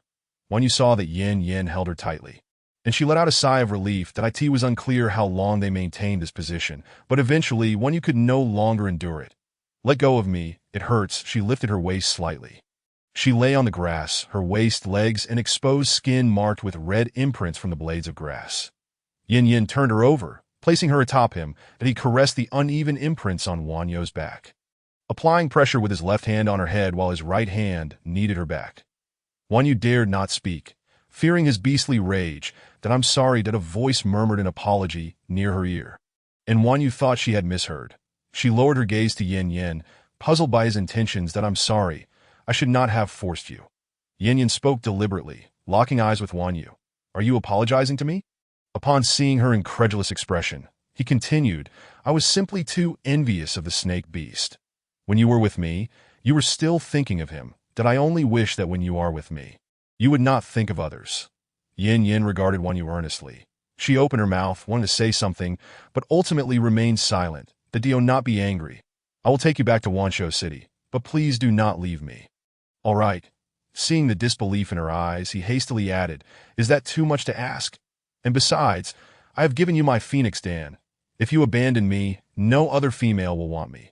Yin Yin understood that Wan Yu was one who responded better to gentleness than force. Wan Yu pondered for a moment and realized she had no other options. First, Yin Yin had indeed sacrificed his own Phoenix Dan to save her. Second, without his assistance, she would never escape this dreadful place. Fine, but you must agree to a few conditions. Wan Yu said hoarsely. What conditions? Yin Yin inquired, looking at her with a resigned expression. First, you cannot force me. Second, regarding partners, you must not rush. We need to take our time to see if we are suitable. Third, you must take me back to Wanshou City, and you cannot deceive me. Chapter 52. Returning to Wanshou City, all right, I can agree to all of that. Yin Yin felt a weight lift from his heart. As long as she allowed him to remain by her side, he would consent to anything. It felt as though he were under the influence of a poison named Wan Yu. Wan Yu found herself in Yin Yan's arms as he helped adjust her clothing. When do you wish to depart? Yin Yan's cool voice resonated above her. I wish to leave now. Wan Yu cautiously observed Yin Yan, fearing he might erupt in anger again. Then let us go. She heard him sigh softly. And then she was lifted into the air, soaring away as he gathered their belongings and set forth. For 2 days, Wan Yu remained in Yin Yan's embrace as they flew, stopping intermittently due to her still recovering body. After approximately 2 more hours, she finally spotted the distant gates of Wanshou City. As they drew nearer, the vigilant guards noticed them. Is that the Divine Maiden? The Divine Maiden has returned. Quick, inform Lord Bays. A commotion erupted at the gates of Wanshou City upon her return. Wan Yu beheld the familiar surroundings, her eyes unexpectedly welling with warmth. Yin Yin tightened his grip on her as he observed the gathered beastmen. Soon, a familiar figure rushed toward her. Wan Yu recognized his weary visage, dark circles under his eyes, and a fatigued gait. Upon seeing him, her eyes instantly reddened, and she opened her mouth, yet no sound emerged. Bays, upon seeing the one he had longed for, rushed forward, disregarding the beast man holding her, intent on claiming Wan Yu for himself. Yin Yin, witnessing the snake beast man approach to embrace Wan Yu, did not relinquish her.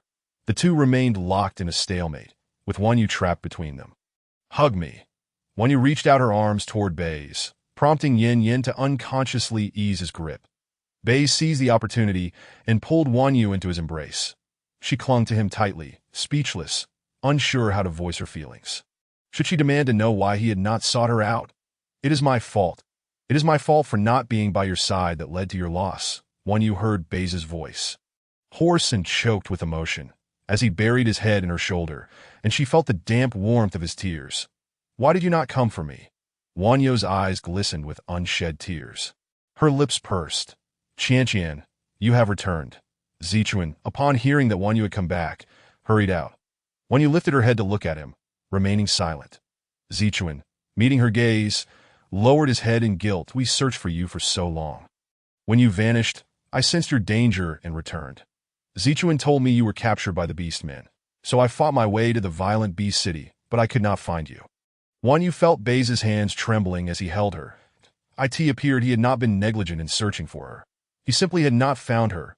"Indeed, I was captured by the violent beasts.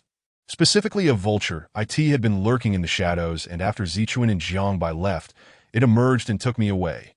Wan Yu recounted the events as they unfolded, and before long, Jiangbai arrived. "If I went to the violent Beast City, why could I not find you?" Baze's palms were clammy with sweat. He was grateful that someone had saved Wan Yu. "Thanks to the protective scales you gave me.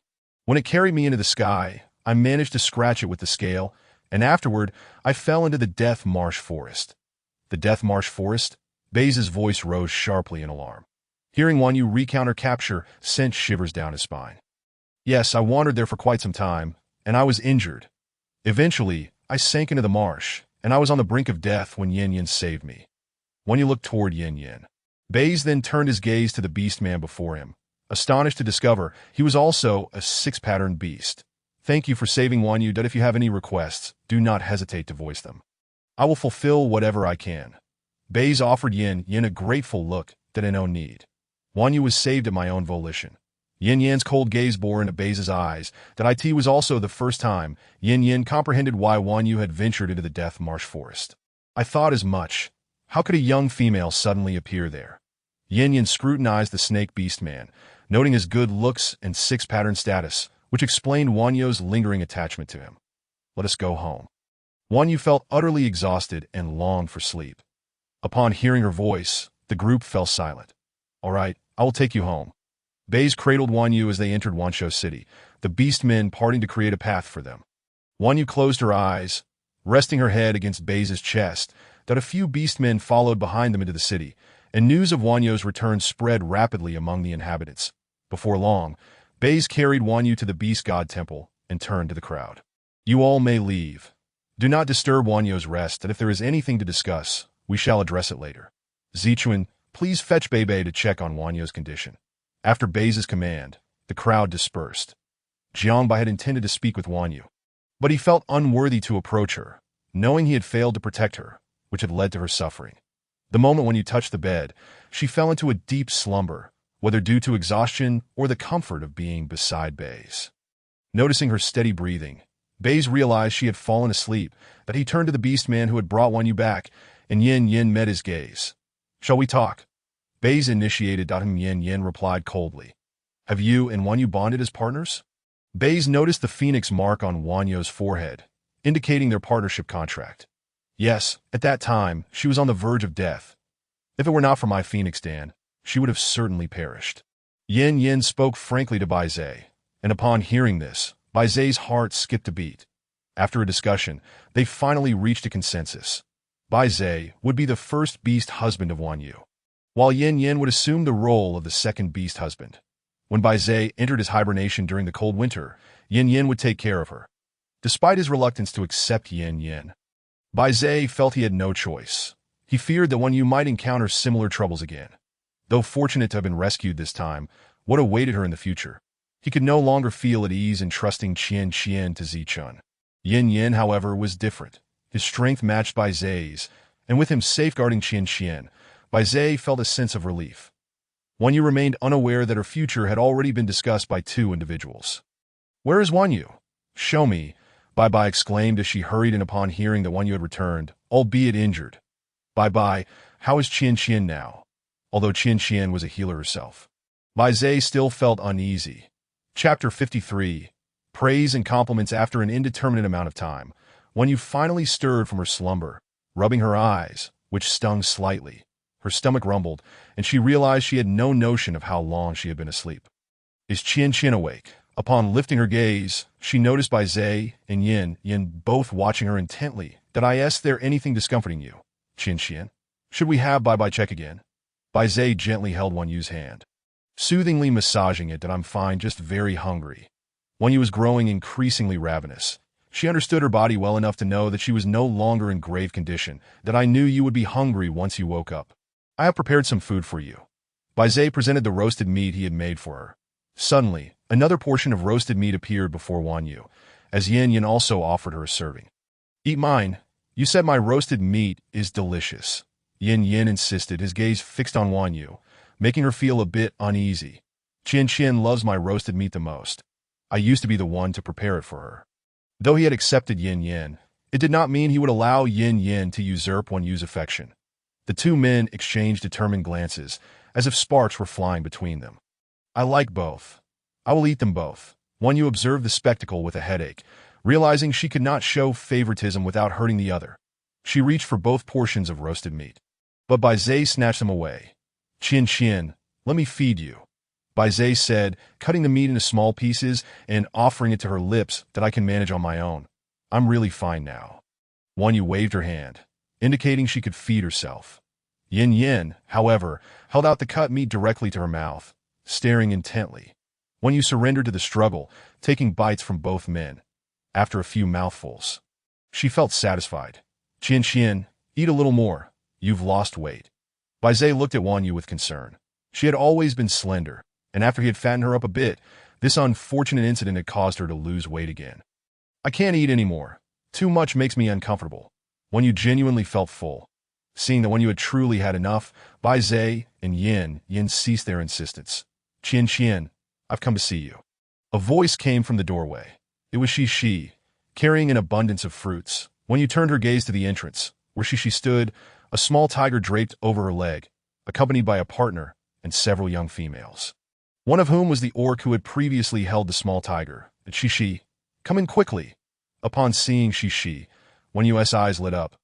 Being with Bai Zhe and Yin had placed a considerable amount of pressure on her, the nature of which she could not quite articulate. Qian Qian, are you all right? I heard you were captured by the ferocious beasts. I was terrified. Thank goodness you're safe now. Wan Yu noticed tears welling in Shi's eyes, and her heart softened. See, I'm perfectly fine now. Wan Yu tugged at Shi's sleeve. She truly regarded her as a friend. It's my fault. I should have stayed by your side. Shi lowered her head, her fingers clenched, guilt etched on her face as she looked at Wan Yu. Wan Yu felt bad as well. This incident was entirely accidental. None of them had anticipated it. She gently ruffled Shi's hair to comfort her. Indeed, Shi, don't be sad. One of the young females with a sun-kissed complexion chimed in. Yes. The others nodded in agreement. Bai Zhe and Yin observed Wan Yu comforting Shi. Their expressions shifted subtly. Before Shi could react, a frantic sound interrupted. Ooh. A small tiger beneath the bed was desperately trying to climb up, but kept failing, agitatedly circling around. Shi noticed her cub tugging at her leg and swiftly picked it up. Cradling it in her arms, Shi, your cub has grown so much, Wan Yu remarked, recalling how small the tiger had been a month ago, barely able to walk steadily. Now it seemed to have grown significantly. Indeed, young cubs grow quickly, Shi said, affectionately stroking the little tiger's head. Ooh. The little tiger saw Wan Yu and strained to escape, yearning to be held by her. Come here for a hug. Wan Yu welcomed the cub into her arms, feeling a bond with it, as it was her who had saved it. Seeing you, this little one no longer wants me to hold it. It's gotten heavier. And I can't hold it for long anymore, Shi chuckled. Cubs are always like that. Wan Yu found the little tiger adorable, its fur soft. She couldn't help but caress it like one would cat. Qian, you've already bonded with Lord Bai Zhe. Soon, you will have a litter of little cubs, Shi teased, noticing how much Wan Yu adored the young animals. All right. Wan Yu nodded, pondering whether, if she were to give birth, the offspring would be eggs or human. Upon hearing Shishi's words, Baizé suddenly found no issue with Wan Yu holding Shishi's cub. He relished hearing that. Meanwhile, Yin Yin narrowed his eyes, scrutinizing Shishi, and the temperature around him plummeted. Shishi suddenly felt a chill and stiffened as she turned to face the source of the cold, only to find Yin Yin glaring at her. Wan Yu also sensed the cold emanating from Yin Yin. This is my partner, Yin Yin. Thankfully, he saved me. Otherwise, I wouldn't have returned. Wan Yu quickly introduced Yin Yin to everyone, aware of his jealousy. You are indeed fortunate to have found such a formidable partner, Shishi exclaimed, quickly echoing her sentiments. Yes, I also think both he and Baizé are wonderful. Wan Yu thought to herself that showering them with compliments was the way to go. She understood the value of flattery. Yin Yin felt warmth return to the surroundings upon hearing Wan Yu praise him. Qian, there will be a bonfire party tonight. Can you attend? It is a celebration organized by everyone in your honor. Shishi finally remembered that her visit was not solely to see Wan Yu, but for this occasion as well. That a celebration for what? Wan Yu inquired, puzzled. Was it her birthday? But that couldn't be right, as birthdays did not exist in the beast world, and it certainly wasn't her birthday. It's a bonfire party to celebrate your safe return. Baizé noticed Wan Yu's bewilderment and understood she hadn't anticipated this. He had also intended to inform her, but then she and the others had arrived. Thank you all. I will definitely attend. Wan Yu was deeply touched by the thoughtfulness of others, overwhelmed by the realization that so many cared for her. Chapter 54. The Bonfire Party. Everyone genuinely cares for you. You have saved many lives, including those of several whom you rescued. But Shishi looked at Wan Yu gratefully. Her little cub had been saved by her as well. At that time, she had sought out Bai, the Grand Healer, but even the Grand Healer had been unable to help. Watching her cub grow increasingly frail, she had heard that the goddess's healing skills surpassed those of the Grand Healer. She had taken a chance on a whim, hoping for a miracle, and was astonished when it actually worked. Thank you, Shishi, Wan Yu replied, offering a gentle smile. Well, we must get busy. There's much to prepare for tonight, Shishi stated, cradling the little tiger once more. Shall I help? Wan Yu asked, her lips curling in delight. No need. Rest well, and just come when the time comes. Shishi waved her hand dismissively. All right, if you need any assistance, just let me know, Wan Yu conceded, realizing her current condition limited her capabilities. Before long, everyone departed, leaving only the three of them behind. What outfit do you wish to wear tonight? Qian.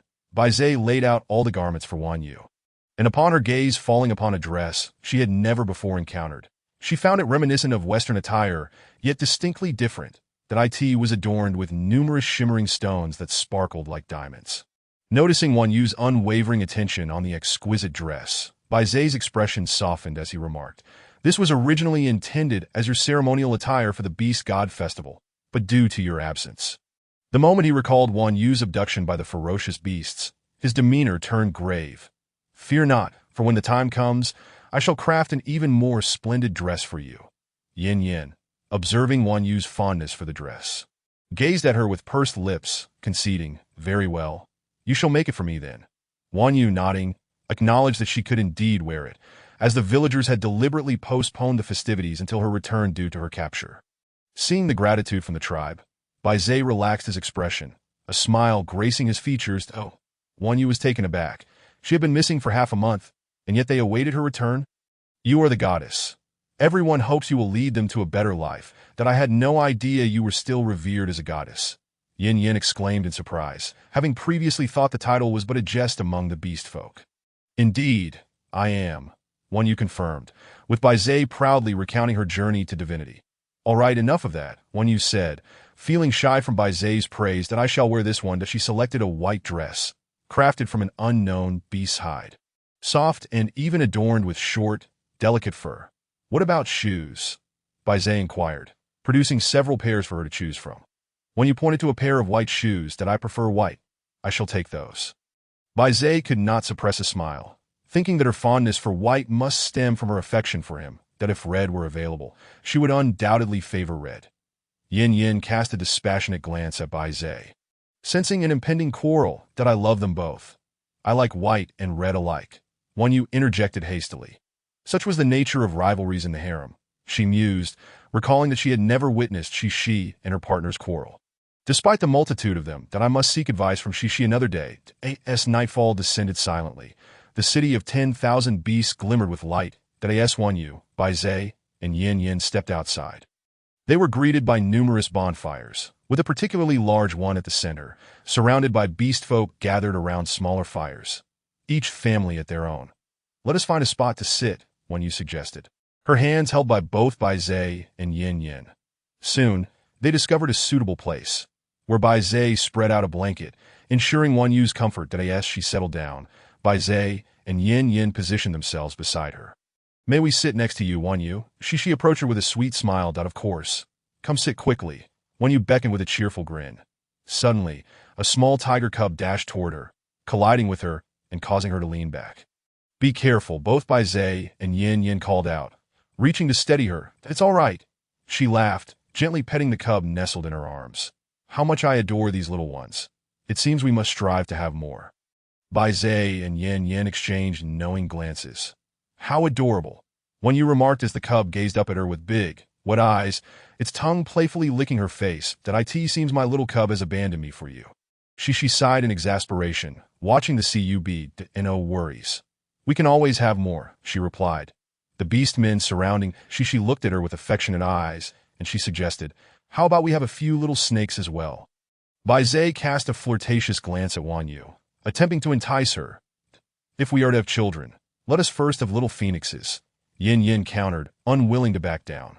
Their gazes clashed in the air, each silently asserting their claim. Wan Yu felt hesitant to respond. How could she? These are your fruits and meats, she said, just as the beast folk distributing fruits and meats arrived, providing her an escape. Thank you.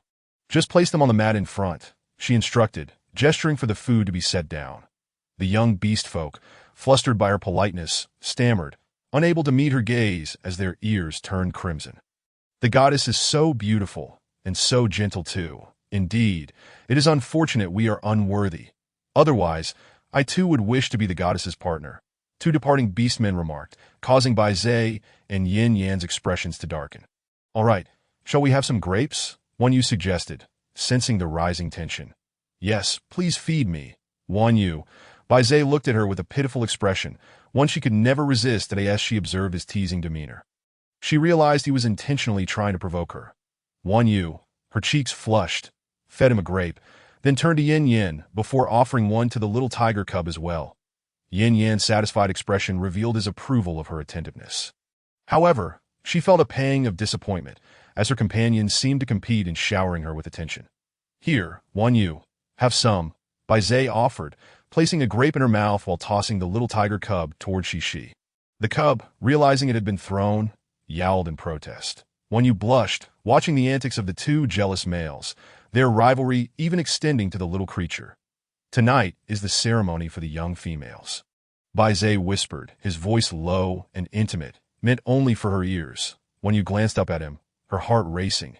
Tonight, Wan Yu shall first bond with me, Yin Yin asserted, pulling her closer. It has been quite some time since we last met. Tonight, Wan Yu will sleep with me, Bai Zai retorted, unwilling to relent. Wan Yu, perplexed, pondered the nature of their conversation. Look over there. There are so many young females. She pointed towards a large bonfire brimming with young maidens. Directed by Zichun in a short amount of time, the area had filled with beast folk, including several beast kings leading their tribes. Typically, the 4 great beast kings remained in their territories, gathering only for significant matters. This truly is a sea of people, Wan Yu mused, standing to take in the countless bonfires illuminating the city as if it were day. Even the skies were filled with majestic creatures transformed into humanoid forms. This is where all the young females of 10,000 beasts gather. Tonight, they shall select their partners, Bai Zai interjected, his gaze filled with warmth. The ceremony for the young females begins tonight.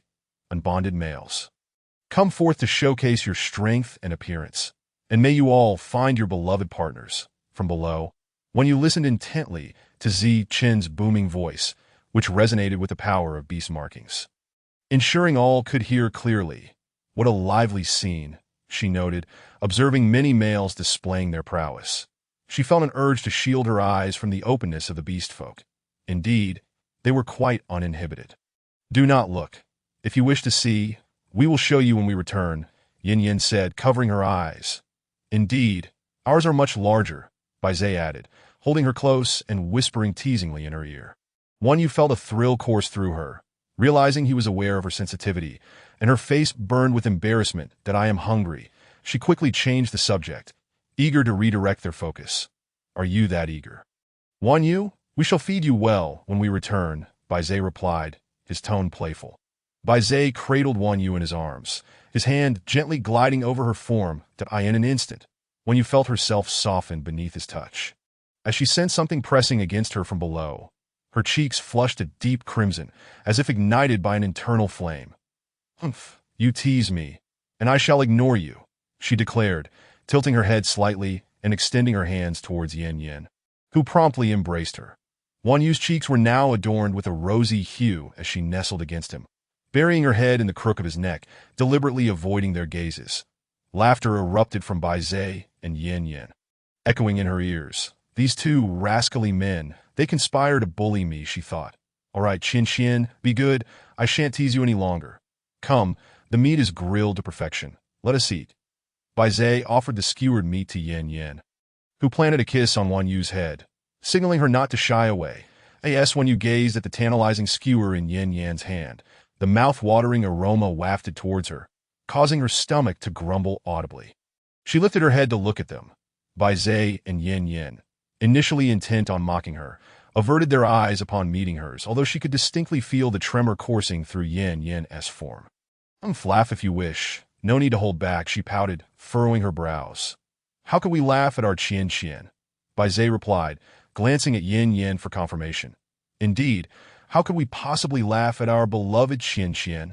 Yan Yan nodded solemnly. Wan Yu fell silent. She was outmatched by the two of them. She finally comprehended that aside from vying for her attention, they spent the rest of their time teasing her, standing united in their mischief. Let us eat before it cools and loses its flavor. Yan Yan brought the meat to Wan Yu's lips, but she merely pressed them together. Does Qian Qian not wish to eat? Then I shall feed you.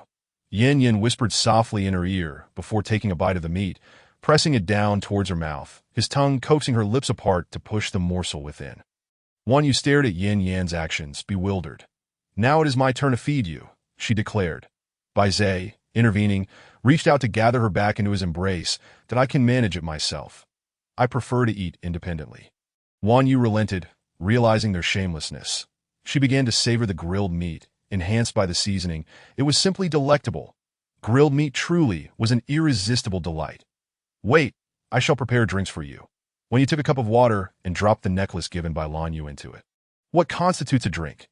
Baizé and Yan Yan inquired simultaneously, their gazes fixed upon her. Tea is the beverage from my homeland. Wan Yu had not indulged in it for a long time. There was no sugar here, but the grapes were exceptionally sweet, making them suitable for drink without fear of blandness. Your homeland? Yan Yan's gaze lingered on her, intrigued. What do you mean by your homeland? Is not Qian Qian one of us? I shall explain upon our return. Wan Yu perceived the curiosity in Yan Yan's eyes, yet the presence of many beastmen here made it unwise to divulge too much. Very well. Yan Yan suppressed his questions and continued to feed Wan Yu. I shall not eat any more. You both may enjoy it, she declared, feeling uncomfortably full after several skewers. Wan Yu pressed her hands against her belly. You haven't consumed so little, can hardly call it a meal. No wonder you are so slender, Baizé remarked, shaking his head in exasperation. Come here, allow me to massage your stomach. Wan Yu noticed Baizé attempting to draw her into his embrace once more. No, you must finish your meal first. She nestled deeper into Yan Yan's hold, reluctant to leave. All right, I know Qian Qian cares for me, unwilling to see me go hungry. Wan Yu caught Baizé's beaming gaze upon her. This man, so aloof in public, was at heart a playful one. It was confirmed. He was indeed a tease. However, he spoke the truth. She truly could not bear to see him starve. Feed me. Wan Yu, she observed Yan placing the skewer into her hands.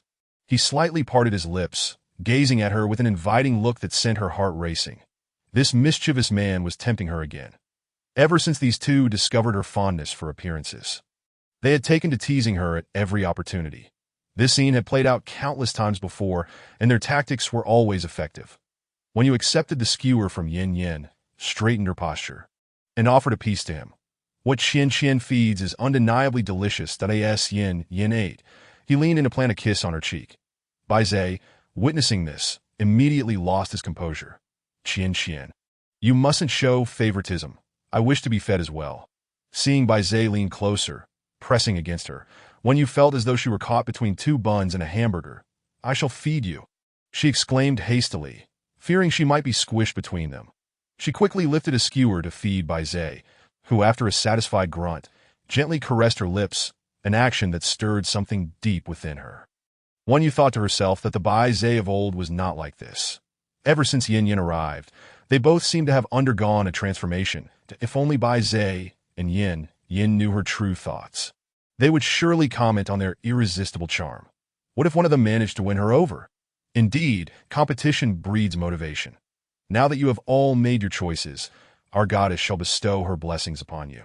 The voice of Zichen resonated through the great beast city, invoking a sense of confusion in Wan Yu. Blessings? What blessings? No one had informed her of this. As she struggled to comprehend, all the beastmen turned their gazes towards her. Come, I shall lead you there. The goddess's blessing signifies successful union. You merely need to touch the foreheads of the females with the holy water.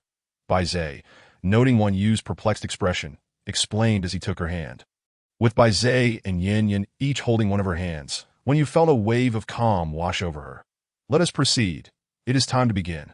Bai Zai guided Wan Yu towards Zichen, and as they entered the crowd, they attracted the attention of many males. Upon reaching Zichen's side, she found him with his head bowed, unable to meet her gaze. Wan Yu observed the females by the bonfire, each accompanied by several male beastmen. As they caught sight of her, the crowd erupted in astonished murmurs. They had all heard of the goddess, yet few had ever seen her.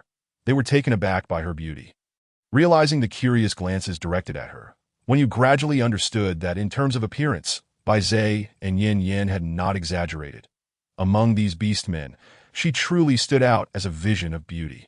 She looked at the females before her, their exposed skin dark and rough, their eyes small, likely a result of their beastly heritage. Wan Yu found it hard to believe. She once thought she was ordinary. But now she recognized that she, in comparison, was indeed strikingly beautiful. The females before her bore thick lips and robust figures, starkly contrasting with the males standing beside them. Now, line up and approach one by one to receive the goddess's blessing. Zichen instructed, lifting a bucket of water for Wan Yu. Simply place a drop of holy water on their foreheads. Wan Yu noticed a change in Zichen. He seemed to have transformed into a more mature version of himself. All right. Wan Yu took her time, bestowing the blessing upon the females. Her hand began to ache, and she shook it out to relieve the strain. Turning her gaze backward, she saw Bai Zai and Yin guarding her closely. With several others, Jiang Bai, the Eagle King, and the Wolf King, now standing behind her. She had seldom seen them before, yet they had all gathered here today. The intensity of their stares sent a shiver down her spine, as though they were ready to devour her. Before Wan Yu could ponder further, another female approached. Oh, what a familiar face! It was none other than Zhang Meijun, the female she had encountered during her trip to the slave market with Bai Zai, who had once fought her for Uncle Niu and Aunt Niu. Zhang Meijun, upon recognizing Wan Yu, stared in disbelief, her eyes wide with shock as she pointed accusingly at her. You hideous creature cannot possibly be the goddess. Her words drew a smile from Wan Yu. Being called ugly by someone like her was rather amusing. The moment Zhang Meijun saw Wan Yu smile, her anger flared, mistaking Wan Yu's smile for mockery. She suddenly pushed Wan Yu, causing her to stumble. Bai Zai and Yin quickly steadied her, but before she could react, a loud cry erupted. Zhang Meijun was kicked away by Yin, tumbling off the platform. The beast men gasped in shock. In front of so many, someone had dared to push the goddess and call her ugly. The crowd erupted in fury. After all, the goddess had once saved them. My heavens, who is this female? Such audacity. This female is doomed. It is said that she is the most beautiful among the Peacock clan, named Zhang Meijun. Upon seeing the other beastmen pointing and whispering about her, Zhang Meijun was instantly thrown into a panic. Her jealousy surged. How could this ugly woman be a goddess? Who are you to dare show disrespect to a goddess? Zichuan cast a deathly gaze upon Zhang Meijun. Having once again allowed Wan Yu to suffer in his presence, I am a female of the Peacock clan, Zhang Meijun stammered, her heart racing under Zichuan's relentless stare. That it was the first time she had encountered such a look from the high priest. To dare lay hands on a goddess, drag her out, and henceforth forbid her from entering the city of 10,000 beasts. Upon hearing Zichuan's words, Zhang Meijian's face drained of color. No, my mother beast said, I am to become the maid of the Wolf King. You cannot treat me this way. She saw the beast men approaching her. She stumbled backward. Wolf King, you handle this.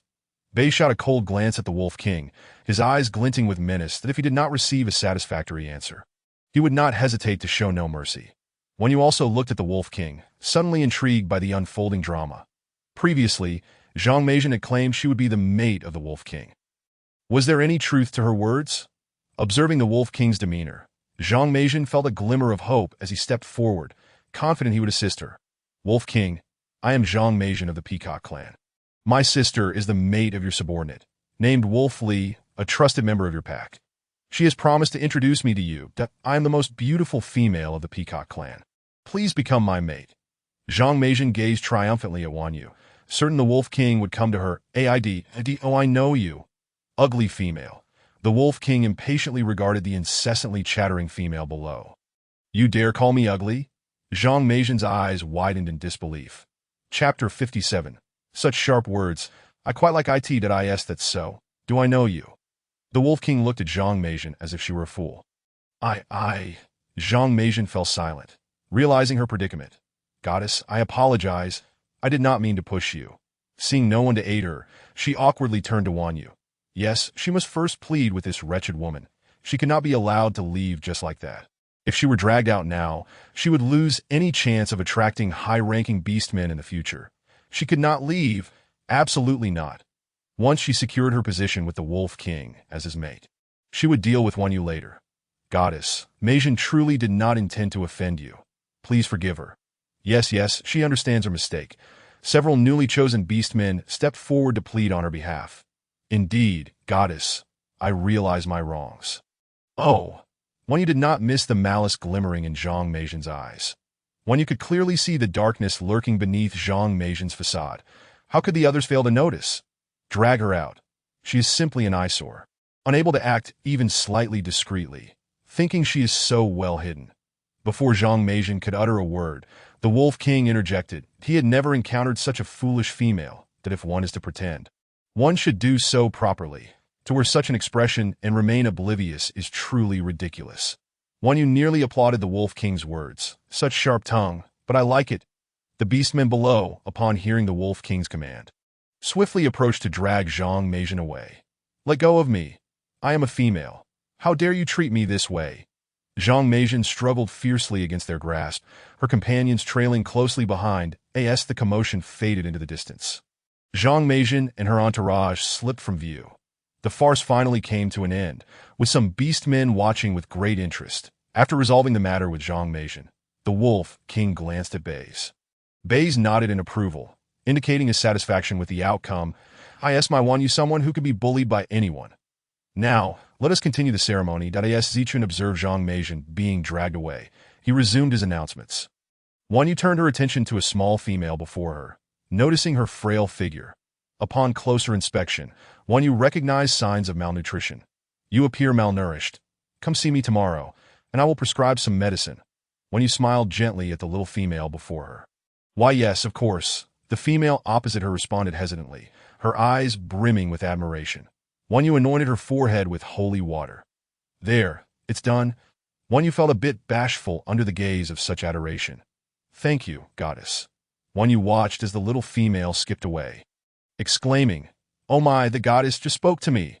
How thrilling. She even said to come to her for medicine tomorrow. She is so kind. Listening to the little female chatter with her partner, Wan Yu realized she had a little fan. Not knowing how long she had been bestowing blessings, Wan Yu finally felt her hands go numb, unable to muster any strength. Wan Yu, you have worked hard. Let me massage your hands. Beis tenderly took Wan Yu's delicate hand and began to knead it. Yin Yin remained silent, but his eyes were filled with concern as he also took her other hand to massage it. I am fine. I'll be all right shortly. Wan Yu flashed them a sweet smile. You are exhausted and yet claim to be fine. Yin Yin gently tapped Wan Yu on the head. Wan Yu instinctively raised her hand to shield herself. only to realize that Baze and Yin Yin were each holding one of her hands. Do not tap my head. What if I become foolish? Wan Yu pouted, casting a discontented glance at Yin. Yin, no worries. You were already foolish. It won't make much difference. Yin Yin chuckled, his eyes warm and tender. Baze, look at him. He is bullying me. Wan Yu playfully complained to Baze, freeing herself from Yin Yan's grasp. She leaped into Baze's embrace with a soft thud, nuzzling against his chest like a little kitten. Then let us ignore him, shall we? Baze chuckled, lowering his head to place a gentle kiss on her moving little head. That I was wrong. I will never tap your head again. Yin Yin raised his hands in surrender. Seeing Yin Yan's comical gesture, Wan Yu puffed up her cheeks, her face resembling two plump dumplings, her hands on her hips. Humph, too late. Wan Yu proudly lifted her chin. Yin Yin melted at the sight of her adorable demeanor. Baze, observing Wan Yu's lively antics, felt a surge of joy within. He believed Wan Yu had changed. She was not like this before. No, it was not a change. Perhaps she had always been this way. Moreover, had he not changed too? Before meeting Wan Yu, he thought he could never smile. However, he cherished her emotional expressions, relishing her perpetual happiness. He was utterly enamored with this little side of her. All right, dear, let us go sit down. I will prepare some grilled meat for you. Before Wan Yu could react, Yin Yin effortlessly lifted her and carried her to their seating area. As Wan Yu settled down, she noticed the water had turned to ice. Baze, you handle breaking the ice. Yin Yin, you are responsible for crushing the grapes into juice. Wan Yu allocated tasks to them, sensing they were rather idle and needed something to do. All right. Baze replied eagerly. At your command. Yin Yin added, following suit, after assigning them their tasks. Wan Yu relaxed, feeling several gazes upon her. She looked up to find Zichuan standing not far away, watching her intently. Baze, why doesn't Zichuan come over? Isn't he supposed to be your best friend? Wan Yu tilted her head in confusion. Perhaps he simply does not wish to come over. Baze would never reveal the true reason to Wan Yu. He would not tell her that Zichuan felt unworthy to face her for failing to protect her. He certainly did not want that boy to come over and compete with him for Wan Yu's attention. Having Yin Yin around was already bothersome enough. That's so? But he keeps staring at us. Wan Yu remarked, noting Zichuan's solitary stance. Everyone else is surrounded by their females, making him appear even more forlorn. Baze, should we call him over? He looks so lonely standing there. Wan Yu inquired with concern. If Wan Yu wishes to call him, then go ahead. I will follow your lead. Baze, wishing to indulge Wan Yu, also felt a twinge of sympathy for Zichuan, having grown up together. Hearing Baze's response, Wan Yu waved at Zichuan, signaling him to come over. Zichuan stared in disbelief, mouthing the words as if to confirm. Are you calling me? Wan Yu nodded enthusiastically. Chapter 58. Come join us? Zichuan felt a pang in his heart at Wan Yu's invitation, his eyes glistening with unshed tears. In previous years, it had always been this way, but this year, for reasons unknown, he felt particularly desolate. Surrounded by families of beast men, he felt like a solitary old man. He quickly made his way over. Upon reaching Wan Yu, she pointed to an empty seat. If you do not mind, please join us for a meal. Not at all. I would be honored. Thank you for the invitation. Wan Yu Zichuan was profoundly moved, his eyes brimming with tears. Upon witnessing this, Wan Yu felt a bit bewildered, pondering what could possibly be troubling the child. He was acting just like a small child. Baizhe could no longer bear the sight. He felt that if he remained silent any longer, Zichuan might burst into tears. What should Wan do? Yin Yin had prepared grape juice and placed it beside Wan Yu. I've finished mine as well, Baizhe remarked, shaking the small ice cubes in the bucket. All right. Wan Yu retrieved a wooden bowl she had brought along, placed the ice cubes within, added the grape juice, tossed in a few grapes, and shook it gently, completing her concoction. In total, she made 4 bowls, distributing 3 to the others while keeping 1 for herself. Give it a try. With limited ingredients, this is the simplest I could manage. After speaking, Wan Yu lifted her reserve bowl and took a sip. It was refreshingly cold, the familiar taste washing over her. Although it lacked honey and sugar, the flavor was still quite pleasant, delicious. Wan is truly remarkable, Baizhe exclaimed after tasting it for the first time, finding the sweet and slightly tangy blend quite delightful. It's genuinely good. Can Wan make this regularly? Yin Yin concurred with Baizhe, appreciating the appealing taste that resulted from the combination. I think it's delicious too. Seeing everyone's approval, Zichen quickly chimed in to flatter them. If you all enjoy it, drink up. There's plenty more. Wan Yu, relieved by their enjoyment, had initially feared that the beast men might not take to it. Noticing the abundance remaining, she called out to Shi, who was not far off. Shi, I made some drinks. Would you like to have some? Yes. Shi responded eagerly upon hearing Wan Yu mention she had something for her. Wan Yu was renowned for her culinary skills, always providing delectable treats whenever they met. Naturally, Shi Wenqi missed this opportunity either that I'm coming. As Shi approached, a small cub trailed closely behind her, tugging at Wan Yu's leg. Wan, what delicious thing have you made this time? Shi asked, her eyes sparkling with curiosity at the sight of the drink in Wan Yu's hands. This is the beverage I just made. It's sweet and tangy. Would you like to try some? Yes, just a sip, Shi exclaimed, intrigued by the vibrant color of the drink. Wan Yu handed her an empty bowl, and Shi filled it, taking a sip that brought a satisfied expression to her face. This is incredibly delicious. I didn't expect this fruit could be enjoyed this way, of course. This fruit can be used to create many delightful things, Wan Yu replied nonchalantly. Wan, please tell me how you made this. Shi implored, shaking Wan Yu's arm playfully. It's quite simple. Here is how I did it. Wan Yu explained the steps once more. I see. I'll try making it later, but unfortunately I don't have any ice cubes. Shi pouted at the mention of ice cubes. That's a minor issue. If you need ice cubes, just come to me, Wan Yu assured her, patting her shoulder generously. Take as many as you need. And be sure to bring some for your partner too. All right, I won't hold back then, Shi cheerfully declared, carrying half a bucket back. Wan Yu downed her drink in one gulp before enjoying some grilled skewers. Relishing the delightful day, she never imagined she would be embraced so affectionately each day. Are you going to dance? Bai Zai inquired, noticing many beastmen dancing hand in hand around the bonfire. No, I'm too full to move. Wan Yu replied, shaking her head, as she wasn't particularly fond of crowded places. Leaning against Yin, she watched the beastmen revel in their festivities, an atmosphere she hadn't experienced in quite some time. Over the past decade, her life had been consumed by studies, with only occasional family trips to break the monotony that as she observed the merriment, she suddenly felt something amiss. The beastmen started to embrace one another. Some even engaging in mating right there. Wan Yu felt her face flush. Wasn't it a bit brazen to mate in front of so many others? She realized they were utterly unashamed. Numerous onlookers had gathered, and some beastmen were directly following suit with their own mates. Then, the scene shifted dramatically. Every bonfire where females were present saw them coupling with their males, including Shi beside her.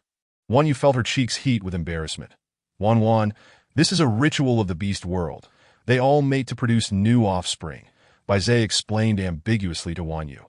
Wan, shall we join in? Yin, his blood stirred, suggested eagerly that he longed to mate with Wan, wishing to commemorate this day as their bonding ceremony. No. Wan Yu tucked herself into Yin's embrace, whispering softly. Ha!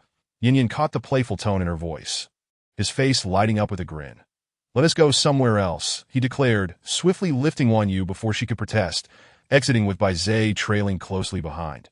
Seeing them depart, Zichen felt a flicker of conflict within him. Yet ultimately, love triumphed over reason, and he quietly followed. Yin carried Wan Yu into a room, gently laying her on the bed before leaning in closer.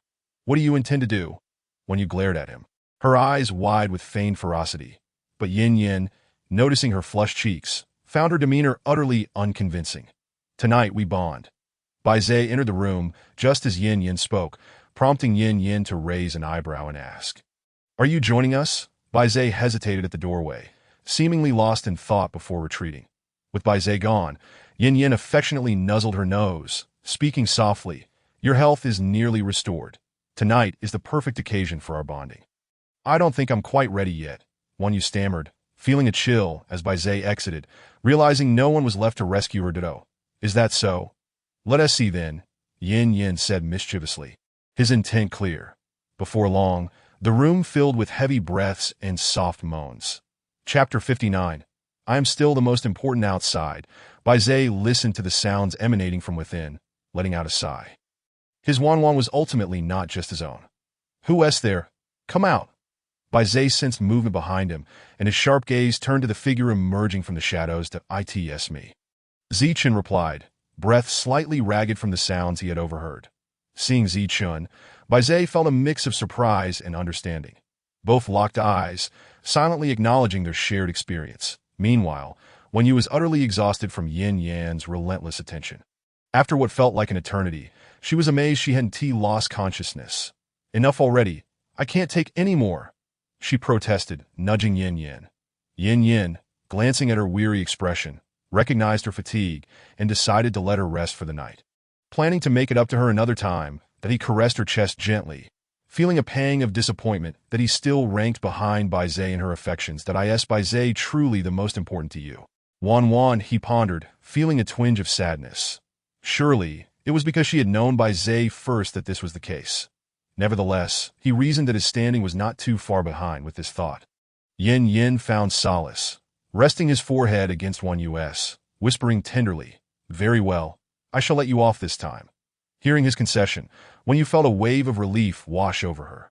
Yin Yin sighed, glancing down at his own predicament. "Alas, it seems I must find a place to soak in cold water for the night, but I'll prepare a bath for you," he offered, affectionately brushing his nose against hers. "Okay," Wan Yu replied, feeling lethargic and weak. Before long, Yin Yin had heated the water with his beastly energy that as he carried Wan Yu to wash. She was pleasantly surprised to discover this ability of his. "From now on, I'll rely on you for hot water." Enjoying her soak, Wan Yu playfully teased him, "You can heat as much as you want." Yin Yin chuckled at her words, and after ensuring she was clean, he dressed her in a delicate sundress before gently lifting her towards the bed. "Sit tight. I'll change the fur before you sleep." Upon placing her beside the bed, he noticed the fur was wrinkled and some had even fallen to the floor. The strong scent wafting from it made Wan Yu's cheeks flush instantly as Yin Yin swapped out the fur. He couldn't help but steal glances at Wan Yu, finding her reactions amusing. However, he realized he needed to quicken his pace to cool off himself. "All right, come in and sleep. I'll step outside for a moment." That he laid out the fur and pulled back the covers for her. "Where are you going? It's pitch dark out there. What could you possibly do?" Wan Yu gazed at Yin Yin with a look of confusion.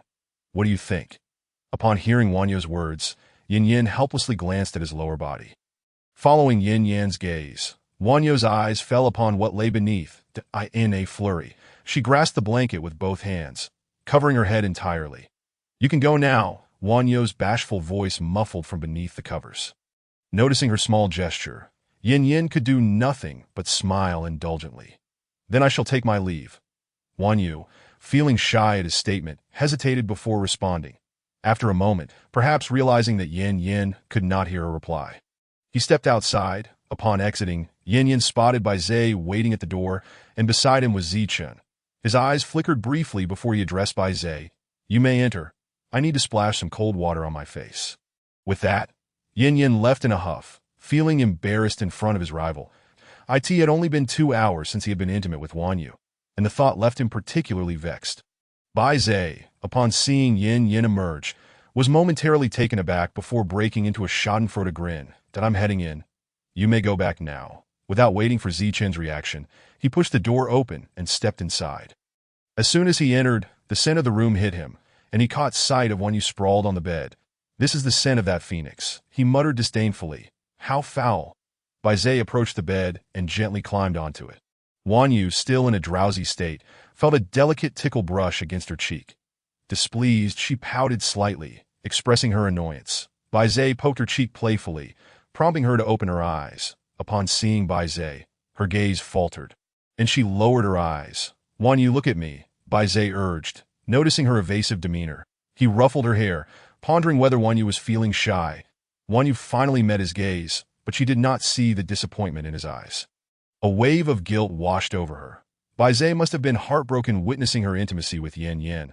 Her expression darkened as she stammered. "Bai, seeing her nervousness, Bai sighed and spoke softly. "It's all right. This day was bound to come. It has merely arrived sooner than expected." Wan Yu remained silent at his words. Bai, observing her quietness, grew concerned and checked her being, "Is something wrong? Are you feeling unwell?" "I can fetch Bebe to take a look." He started to get off the bed, but Wan Yu anxiously grabbed his hand. "That I'm fine, just a bit tired." She shook his arm gently. "Are you truly all right?" Then why the silence? Bai's gaze brimmed with curiosity. "I am a shaman. I know my body better than anyone." Wan Yu nodded quickly, fearing he would truly seek out Bebe. All right then, but you must tell me if anything feels amiss. Wanyu watched as Bai Zhe reclined back, pulling her into his embrace. Okay. The familiar scent enveloped her, and gazing at the secure hold around her, Wanyu could not help but speak up. Bai Zhe, do you have nothing to say about my intimacy with Yin Yin? Bai Zhe tightened his embrace around Wanyu and replied, You were with that foul phoenix, of course. It pains me, but it was inevitable that I cannot protect you alone. He has saved you, that I'm sorry, Wanyu whispered, tightening her hold around Bai Zhe. You don't need to apologize. Today, you gave that foul phoenix your affection. Next time, it will be my turn. Wanyu lifted her gaze to meet Bai Zhe's eyes, and in the dim light, she felt as though he was bewitching her. All right, she said, momentarily taken aback before nodding. Then let us rest. Bai Zhe leaned down and planted a gentle kiss on her forehead. Early the next morning, Wanyu was awakened by a knocking sound. Recently, her sleep had been light, and any noise would rouse her, especially since the commotion was rather loud. Did I ask Wanyu awake?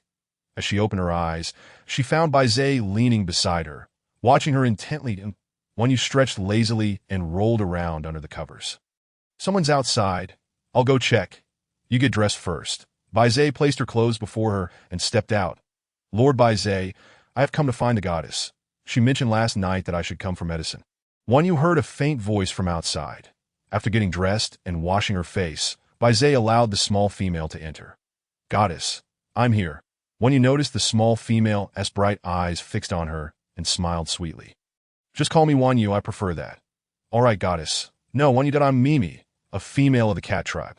Wanyu could see that Mimi indeed resembled a cat, petite and slender with short black hair styled like a studentess cut. Her eyes round and cat-like. Wow, Wanyu, you're amazing. You figured it out, Mimi expressed with admiration. All right, let me prescribe some medicine for you. Did I ask there anything else you're feeling unwell about? Wanyu asked as she rummaged for the right herbs.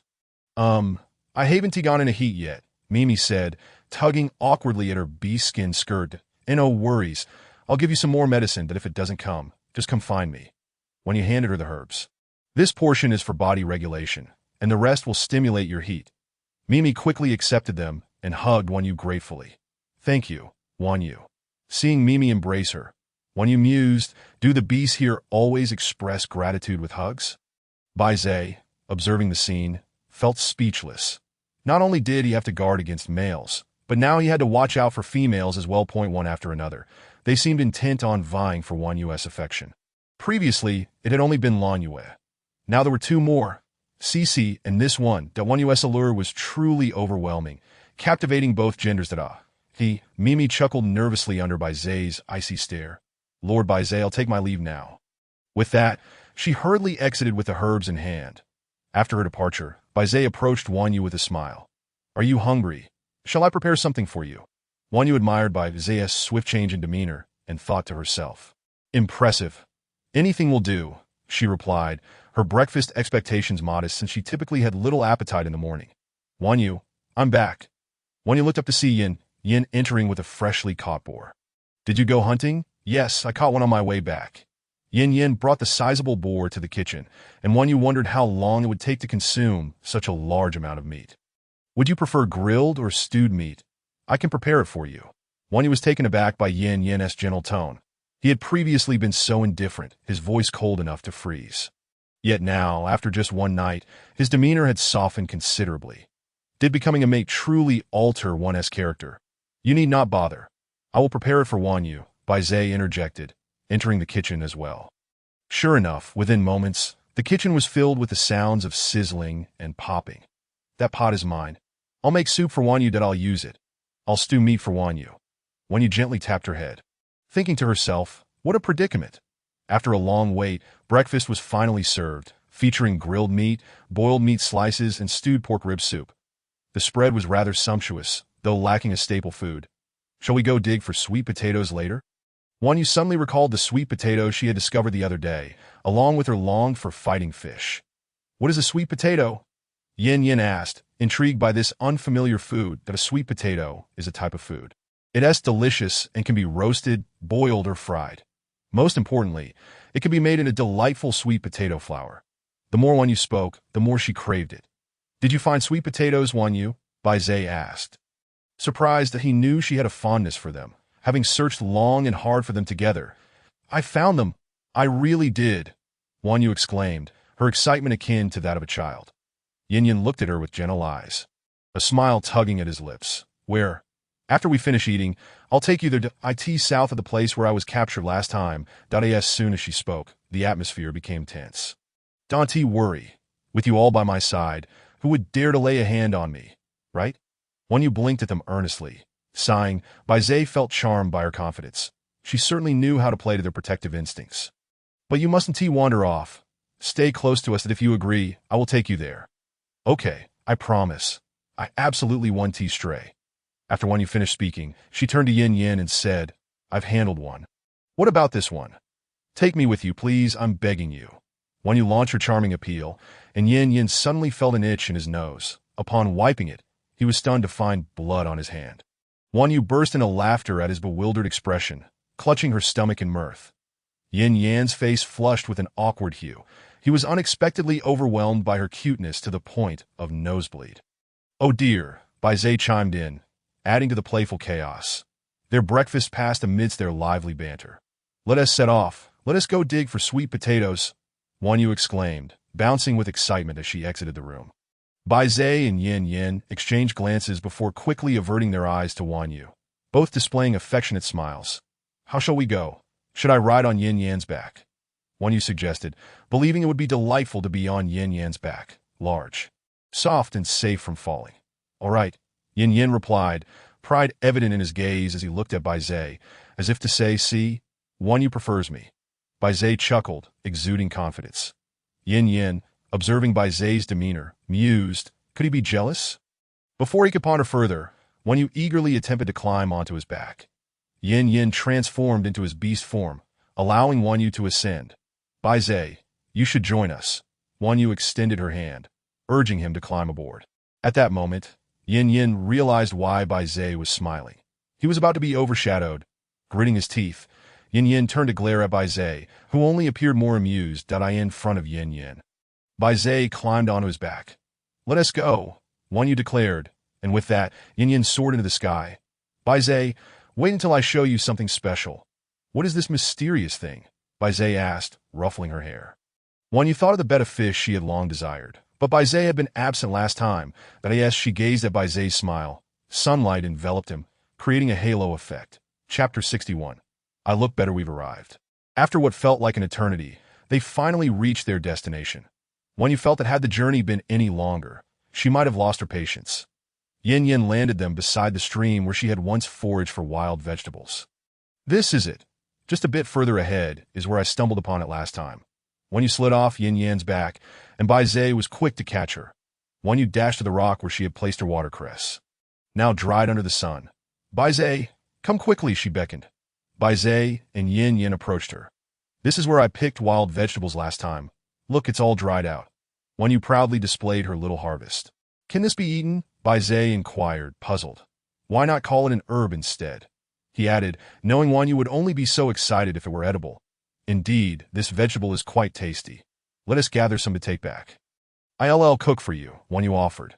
"All right, but we should dig for sweet potatoes first. We need to return early for tonight's Beast God Festival," Bai Zhe replied. "Okay, let us dig quickly and wash them here before heading back," Wan Yu suggested, pondering how convenient it would be to have a well in their yard. "This is the spot," Wan Yu exclaimed, observing the abundance of sweet potatoes. She had expected Jiang Bai to bring others to help dig, but it appeared he had not. "There is quite a lot here," Bai Zhe noted, surveying the field of sweet potatoes. "Where are they? Where are the sweet potatoes?" Yin Yin asked, confused that they're underground. Bai Zhe replied, casting a look at Yin Yin as if he were simple-minded. "All right, let us dig and see who can gather the most," Wan Yu interrupted, fearing another quarrel might ensue. "Fine, we'll see who digs more," Yin Yin said, casting a challenging smile at Bai Zhe. Bai Zhe ruffled Wan Yu's hair, declaring, "Let us show Wan Yu who is truly the best." Wan Yu nudged Bai Zhe playfully. "You two go for it. I'll be cheering for you," Yin Yin, with an air of confidence, proclaimed, "Naturally, I will win.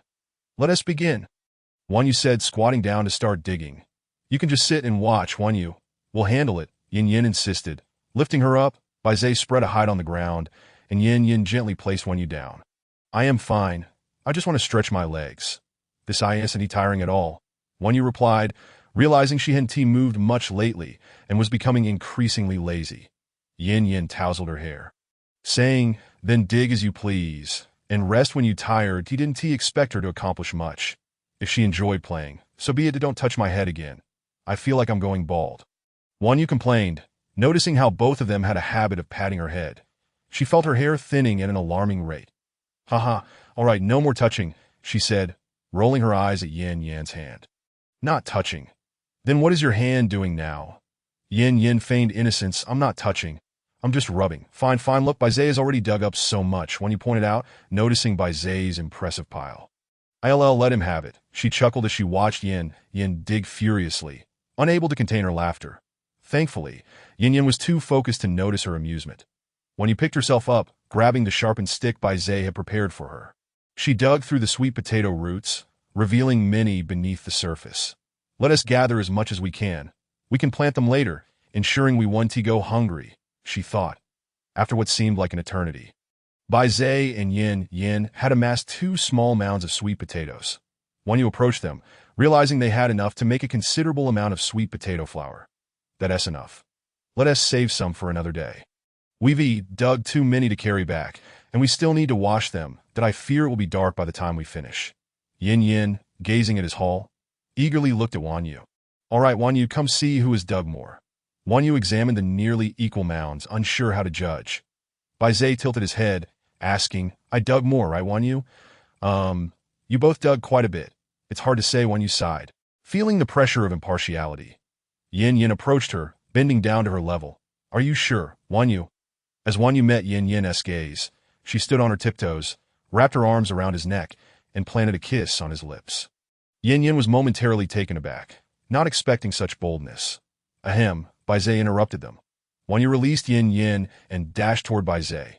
Before Wanyu could react, Baizé leaned in, catching her off guard. Confused, she wondered if this was another tactic. Let us go wash the sweet potatoes, she suggested. All right, Baizé replied, slightly surprised that she wasn't swayed by his charm. Wanyu reached the stream, finding a suitable spot. Let us around the stones so the sweet potatoes won't float away. Sure, I'll do it. Baizé, you bring the sweet potatoes over, Yin Yin instructed, stepping into the water. Once Yin Yin had constructed a barrier, Baizé poured all the sweet potatoes into the water, splashing waves across the surface. After about half an hour, the mud had been washed away from the sweet potatoes. Baizé, Yin Yin, come over here, Wanyu called out. What is up? Baizé and Yin Yin asked. Curiosity piqued. Let us go catch fish. The ones I saw were so beautiful, Wanyu exclaimed, pulling one of them toward the spot where she had previously seen the bed of fish. Wanyu wants fish? I'll catch them for you, Baizé offered, watching Wanyu's short legs scamper ahead. Then no, I don't want to eat them. I want to keep them, she replied, shaking her head. The fish were not meaty and were more ornamental. Here we are, Wanyu announced, leading them to the previous location where she had spotted an array of colorful bed of fish. This is the fish. Isn't it beautiful? She asked, tilting her head at them. Baizé leaned closer to Wanyu's ear and whispered, I'm more handsome. Why don't you raise me instead? Chapter 62. Nosebleed, sure, I'll take care of you both in the future. Wanyu replied earnestly, affirming her sincerity. Yin Yin gazed intently at Wanyu, offering her a gentle smile. All right, we'll rely on you from now on. Absolutely. Wanyu gently patted her chest in assurance, eliciting a chuckle from Baze at her demeanor. What color do you desire? We shall catch it for you. I wish to have one of each hue, she declared. Wanyu, gazing at the multitude of fish, decided to forego her indecision and accepted them all. Baze waded into the water, which barely reached his calves. Yin Yin, let us gather some watercress, he suggested. Wanyu, eyeing the verdant watercress before her, felt a longing for vegetables, having not indulged in them for quite some time. All right, she replied eagerly. The trio divided their tasks with clarity. Yin Yin, you may only consume the top few segments of this plant. Its roots are too fibrous, Wanyu instructed, observing Yin Yin uproot the entire plant. He furrowed his brow in realization. So that is how it is, he acknowledged. Wanyu noted Yin Yin discarding the plant and felt a sense of familiarity with the scene. It mirrored the last time she and Jiangbai had forged together. Let us gather only this much. Any more would spoil, she advised, her arms already brimming with the harvest. Pass them to me, she urged. Yin Yin took the watercress from her embrace, but soon his own arms were filled. I can manage. It is not heavy, Wan Yu insisted. Let us proceed with caution, she added that as soon as Wan Yu reached the shore, Baze approached her with a large platter in hand that is this sufficient. Qian, he inquired. Wan Yu surveyed the bounty he carried. Yes, indeed. It is more than enough. With such a quantity, how shall we care for them? Moreover, these fish must be kept separately. They will fight if housed together. Contemplating the multitude of fish, Wan Yu fell into thought and no worries. With me around, they will not dare to brawl, Baze reassured her, his gaze softening as he looked down at her. Let us return. Nightfall approaches. Yin Yin observed their ongoing conversation, concerned that the temperature would plummet with the setting sun, especially since Wan Yu was clad so lightly. All right, Baze said, filling several large animal skin bags with sweet potatoes that we are ready. Let us depart. He effortlessly lifted Wan Yu onto Yin Yan's back, who then soared into the air, clutching the sweet potatoes that is it cold? He asked. Wan Yu nestled in Baze's embrace, feeling the wind more than the chill. Not cold, she replied, her voice muffled. Finally arriving home just before freezing.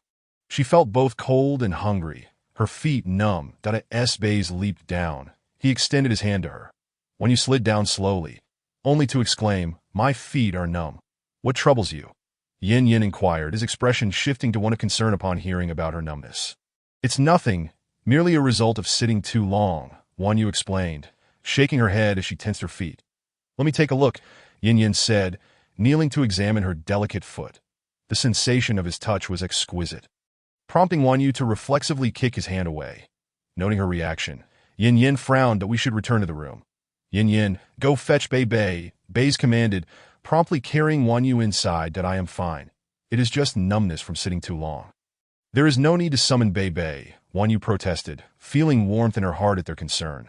They were, after all, her closest companions, akin to family. That I cannot be at ease. I must check on you. If anything is amiss, it is prudent to ensure your well-being, Baze insisted, skepticism shadowing his features that he could not fathom her discomfort, for as a beast man, his robust constitution shielded him from such sensations. Please, set me down. I shall be all right shortly, Wan Yu pleaded, wishing to stretch her legs after sitting for so long. Absolutely not. You must rest until Bei arrives, Baze replied, gently placing her upon the bed. It is merely a consequence of prolonged sitting.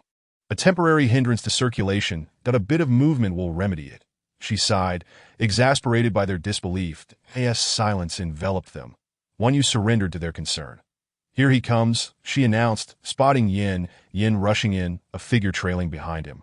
Upon closer inspection, she recognized Bei. Are you well? He asked, his tone laced with urgency. That I am perfectly fine. It is simply numbness from sitting too long, Wan Yu assured him, recounting her situation once more. I see. In that case, moving about will suffice, Bei concluded, relieved. Wan Yu felt a pout form on her lips. They seemed to doubt her. With a playful blink, she chimed, Did you hear that? I am truly fine. You all seem to doubt my words. Baze met her gaze and pressed a gentle kiss to her forehead, speaking earnestly. It is not a matter of disbelief, but of concern. You are our treasure. Should anything happen, what would we do? Observing their intimate exchange, Bei, a solitary beast man, felt a tad out of place. Wan Yu, the Beast God Festival is about to commence. Prepare yourself. Everyone is already gathered, he announced hastily before departing. Very well, I shall join you shortly, Wan Yu replied, suddenly reminded of her role in leading the prayers. Please bring me my clothes, I must bathe. Yin Yin, responding promptly, fetch warm water for her. It is ready. Come and wash, he urged. Wan Yu approached, feeling a chill in the evening air. After her bath, she emerged shivering. Hurry, I shall dress you, Baze said, lifting her onto the bed and dressing her in the garments he had prepared. Wan Yu admired her attire, a beautiful gown reminiscent of the western regions. She had woven 2 braids into her hair. All done. Let us set forth, she announced, twirling to reveal the jingling of her skirt. You look stunning. They both exclaimed, captivated. It was the first time Baze and Yin Yin had seen her in such attire, which bestowed upon her an ethereal quality, sacred and untouchable. Yin Yan's gaze grew fixed, his nose twitching as he wiped it, only to find it bleeding once more. Wan Yu chuckled at his predicament, not intentionally mocking him, but bemused by how easily he blushed. Tomorrow I shall procure some cooling medicine for you, she offered in no need. My nosebleed is merely a testament to my love for you, Yin Yin retorted, turning away, unwilling to meet their eyes, feeling flustered that My Wan Yu is so beautiful. I cannot bear to let others see her, Baze admitted, wishing to keep her beauty to himself that if we linger any longer, we shall be late. Wan Yu turned to the outside, where darkness had enveloped the land. Yet the jubilant sounds of the festival echoed from the gathering beastmen. Then let us go, she said, feeling Baze's hand enveloping hers, warm and reassuring. Baze, your hand is enormous, Wan Yu exclaimed, swinging her smaller hand in delight. Baze chuckled deeply, gazing down at her. Eat well, and your hands will grow larger too. He teased. Do you think I am merely a child to be soothed? She retorted, disbelieving. Not at all, but in my heart. You possess the charm of a young one, he replied. Wait for me. Yin Yin called, rushing to catch up as he noticed Baze leading Wan Yu away. He swiftly grasped her other hand, ensuring they walked side by side. Upon arriving at the gathering, they were met with a sea of beast men, bustling in the glow of the bonfire. Wan Yu, having witnessed this spectacle before, was nevertheless awed anew by the vibrant scene. The goddess and Lord Baze have arrived, exclaimed an observant beast man, prompting the crowd to part instinctively. As Baze guided Wan Yu through the throng, she felt the intensity of their gazes upon her. Tonight, the goddess is particularly enchanting. Her attire is exquisite. One remarked. Indeed, I wish my mate would craft something similar for me, another mused. What are you thinking? That is ceremonial garb. Do you dare don it? Are you not afraid of the beast god's wrath? The goddess's hair is stunning. I long to style mine like that, a brave female exclaimed, looking at Wan Yu with eager anticipation. Wan Yu, hearing their requests, paused and turned to the bold one, smiling brightly. Of course, if you are interested. Feel free to seek me out, and I would be delighted to teach you. Upon hearing Wan Yun's words, the female was momentarily taken aback. She had merely spoken casually, never anticipating that the goddess would acquiesce. Subsequently, she clenched her fists in excitement. May we also partake? Sensing Wan Yun's amiability, the other female surrounding her eagerly chimed in upon hearing Wan Yun's agreement. Of course. As long as you wish to learn, I shall teach you all. Wan Yun offered a gentle smile, akin to the radiant blossoms of spring. The females present gazed at her, feeling an inexplicable envy dissipate. Let us depart. Baze wrapped his arms around Wan Yun's waist, noticing the peculiar expressions of the other females directed towards her. He sensed something amiss. If they lingered any longer, another female might attempt to claim Wan Yun for herself. He wished fervently to tuck her away in his pocket, shielding her from prying eyes, for she was far too much to manage. Baze exchanged a knowing glance with Yin Yin, and they instinctively moved apart, carefully concealing Wan Yun from view. You have arrived. Zichen greeted them as he noticed their approach. How are the preparations coming along? Baze observed the altar piled high with fruits and food, nodding in satisfaction. Everything is ready. We just await Wan Yun. Very well, Wan Yun. You shall accompany Zichen. Baze entrusted Wan Yun to Zichen. Wan Yun looked at Zichen, sensing a solemnity about him that seemed to strip away his youthful demeanor. His ceremonial attire was strikingly unique, featuring wide purple trousers and a bare upper body, adorned with defined muscles that a small fox was imprinted on his chest, while his purple hair cascaded down his back like a waterfall. 2 fox ears peeked from atop his head, and at his tail, 9 magnificent purple-gold tails fanned out. Wan Yun mused that this was his true form. Was this the allure of a fox spirit?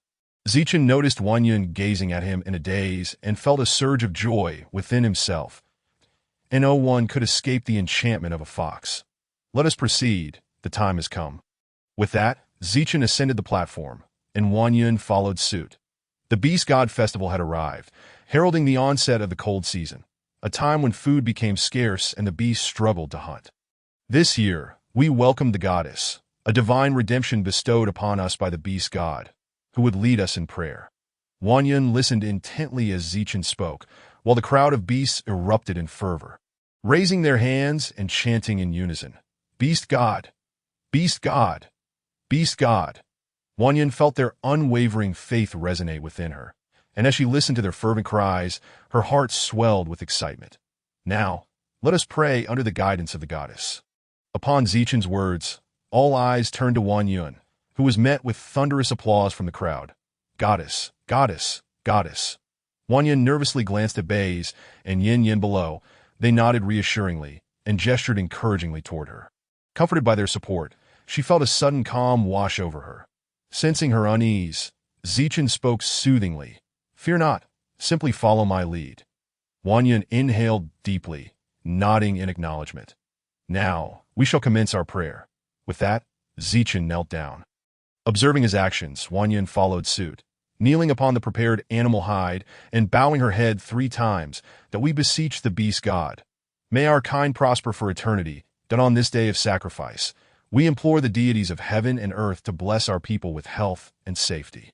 As Zichen completed his invocation, all the beasts knelt and prostrated themselves on the ground, offering their most devoted faith to their beast god. Wan Yin, in her kneeling position, suddenly felt a wave of dizziness wash over her. And she fainted. In that instant, she found herself in a hazy realm. Child, you have arrived," that a gentle voice resonated from ahead. She moved closer, yet no matter how fast she ran, she could not reach it. "Who are you? Reveal yourself. Why am I here?" Wan Yin halted as a vague figure emerged before her, resembling an elderly man. "Who are you?" "Guess who I am?" The old man chuckled heartily, stroking his beard. "How am I to know who you are? Am I to assume that I have perished?" Wan Yin's expression was one of confusion. Was it possible she had suddenly met her demise? "You are not dead, child. I summoned you here." The elderly figure discerned her bewildered thoughts. "Why did you summon me?"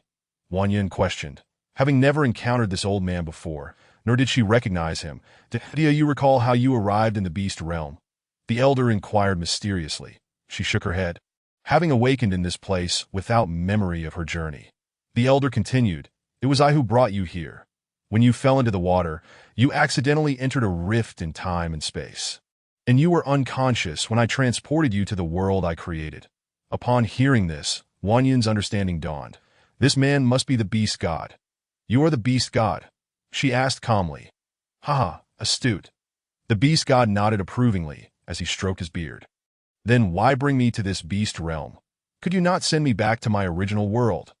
Wan Yin queried, realizing that if the beast god had brought her here, he could surely return her home. The beast god, upon hearing her words, shook his head with a smile. "The rift has since closed. You can no longer return. I could only bring you to the beast realm, that if you remain there, it would lead to certain doom." With a resigned sigh, the beast god finished his explanation. Wan Yin felt a twinge of disappointment. Though she had known deep down that she could not return, a flicker of hope had lingered in her heart. "Is there a reason you summoned me here?" she inquired politely, grateful for the beast god's intervention. "I am aware that you hail from an advanced world. I know of your daily endeavors, that I wish for you to help guide the beast realm toward a better existence. At the very least ensuring that they have enough to eat during the cold season." Though she could not see the beast god's features clearly, she sensed the gravity in his tone. "I will do my utmost to assist them," Wan Yin replied, hesitant to make promises she might not be able to keep, but resolved to try. Good. Your willingness is all I require." Wan Yin could feel the beast god's approving gaze upon her. There is another significant event set to unfold in the beast realm. This world is not limited to the area you inhabit. It is divided into 2 sections, one of which is where you reside, while the other lies elsewhere. The beast god disclosed his intentions. "What? There is another half to the beast realm?" Wan Yin was taken aback, astonished at the revelation. "Why are they disconnected?" she asked, bewildered. The beast god explained. The beast realm was once a singular entity, but certain circumstances caused its division, that is for why they are unaware of each other. He paused before continuing. "A dark sea that cannot be crossed separates them. However, soon, a tremendous upheaval will occur in the beast realm, and the dark sea will be filled, merging the 2 sections into a complete realm. And then," Wan Yin listened intently to the beast god's words, "the forthcoming upheaval will be monumental, shaking the very foundations of the earth. That I am aware that you plan to construct wooden houses. I hope you can save them, as they currently reside in caves." The beast god expressed his thoughts. "But I am but a mere girl. How can I rescue them? I possess no great power," Wan Yin protested, feeling inadequate for the task. "Only you can save them. You may lack the strength of a beast, but you possess knowledge they do not. That is why I sought you." The beast god's hopeful gaze fixed upon Wan Yin. "I will do my best," Wan Yin conceded, recognizing that the beast god had saved her. She would resign herself to fate. Ha ha, splendid. The beast god laughed heartily, delighting in Wan Yin's agreement. He floated around her joyously. Child, I shall gift you two things. Now returned as he spoke, a 9-colored deer approached her, and a bracelet floated over, fastening itself onto her wrist. What is this? Wan Yin was captivated by this extraordinary spectacle. Her understanding of reality turned upside down. Yet, she was not shocked for long, as she had already traversed realms. Nothing seemed impossible anymore. This is a gift for you. The 9-colored deer can serve as your steed and will protect you in times of need. The bracelet will allow you to enter a realm of unimaginable surprises when you focus your thoughts upon it. This is your token of gratitude. Wan Yin curiously touched the bracelet, wondering what wonders lay within. Now, child, it is time for you to return. As Wan Yuan beheld the beast god wave his hand, a wave of dizziness overtook her. When she regained consciousness, she found herself suspended in midair, a blinding white light illuminating her form. The onlooking beastmen below were left in awe, their mouths agape as they stared at Wan Yuan. Had the beast god truly manifested? Bai Zai and Yin Wang's gazes remained fixed upon Wan Yuan. Upon witnessing her faint, they rushed towards her. However, before they could approach, a brilliant beam of white light erupted around her, sending even Zichen, who stood beside her, reeling back. They attempted to draw near, but the light formed an impenetrable barrier, preventing their approach. Wan Yuan, still disoriented, began to plummet towards the ground. The beastmen present gasped in horror, holding their breath. Bai Zai felt his heart tremble as he watched Wan Yuan fall, while Yin Yin hurriedly dashed forward. Just as Wan Yuan was about to touch the ground, a 9-colored deer appeared out of thin air to catch her. The crowd collectively exhaled, but soon after, gasps of astonishment filled the air. What had just materialized? It seemed to be the 9-colored deer, the mount of the beast god. The sight of the majestic creature left everyone in a frenzy as the white light faded and the barrier dissipated. Bai Zai and Yin hastily approached Wan Yuan. Only then did she regain her senses, realizing she was not dreaming as she gazed at the 9-colored deer beneath her. Wan Yuan, are you all right? Bai Zai extended his arms, wishing to carry her down.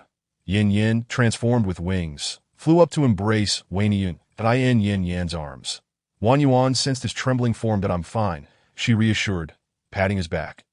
Bai Zai, standing nearby, gently pulled Wan Yuan from Yin's embrace and meticulously examined her. I am truly fine. Let us discuss this later. Wan Yuan raised her hands and grasped Bai Zai's. Let us return first. With that, Yin took flight, cradling Wan Yuan in his arms. That we'll head back now. You all continue the festivities, Bai Zai instructed Zichen before he too departed, leaving Zichen and several beast kings exchanging bewildered glances. The Lion King broke the silence. What transpired between the goddess and the suddenly appearing 9-colored deer? Upon his inquiry, all eyes turned to Zichen. That I'm not certain. I'll inquire about it tomorrow. Zichen shook his head. Despite residing not far from Wan Yuan, he felt too apprehensive to face her, too shy to seek her out. Carried by Yin, Wan Yuan returned to her chamber. Yin seated himself on the bed, placing Wan Yuan upon his lap, holding her waist tightly. What just happened? He asked, and at that moment, Bai Zai entered the room. Well, Wan Yuan's head drooped with a sense of lethargy. She was at a loss for how to begin. Should she confess to encountering the beast god? Would they think her mad? Wan Yuan, do you not trust us? Bai Zai gazed at her with a wounded expression. That Wan Yuan's gaze was suddenly drawn to Yin's handsome visage, which loomed closer as he leaned in, his expression darkening. That if Wan Yuan is unwilling to share, that's all right. Observing their demeanor, Wan Yuan shook her head, stating, It's not that I don't wish to tell you. I merely fear you may not believe me. She bit her lip, her hands clenching unconsciously, unsure of where to place them. Foolish girl, we will believe whatever you say. Bai Zai knelt before her. So will I. We are merely concerned for your well-being and wish to understand. Yin nudged Wan Yuan's head with his chin. Under their persistent coaxing, Wan Yuan finally released her grip on her lip and recounted her encounter with the beast god, detailing every moment with clarity. Bai Zai and Yin were momentarily entranced, their expressions transforming into sheer elation. So, my Wan Yuan is truly the goddess bestowed upon us by the beast god. Let us not celebrate just yet. Did you not hear Wan Yuan mention an impending great upheaval? Bai Zai interjected. This could be a significant disaster. Furthermore, Wang Yuan spoke of two major tectonic plates in the beast realm that if they were to merge, we cannot fathom the consequences. I cannot concern myself with that. My only priority is ensuring Wang Yuan's safety. Yin Yin replied, momentarily lost in thought at the mention of the merging plates, before returning to focus. Those beastmen are of no consequence to me. Had it not been for Wang Yuan, I would not have come here. But the beast god requested my assistance. Wang Yuan softly interjected, knowing she had already committed to the beast god and could not go back on her word. So, Wang Yuan, do you have any plans? Bai Zhe inquired, believing that since the goddess had chosen Wang Yuan, it must be due to her capabilities. Bai Zhe, do you recall the wooden cabin we constructed in the forest? Of course, I remember. Why do you ask? Bai Zhe's eyes sparked with curiosity. The beast god said that our cabin could be expanded. The beastmen must not remain in the stone caves. Otherwise, should a significant tremor occur, those within the caves would be buried beneath the rubble. Wang Yuan conveyed the beast goddess warning, affirming its validity that in the event of an earthquake, one cannot hide beneath stone. Only open spaces will offer safety. Is it truly that grave? Bai Zhe felt a weight in his heart. He needed to confer with Zichen and the others that I will summon them tomorrow for a meeting to discuss this matter. He looked at Wang Yuan with a questioning gaze. All right, Wang Yuan nodded, realizing she could only guide them on what to do, leaving the rest in their capable hands.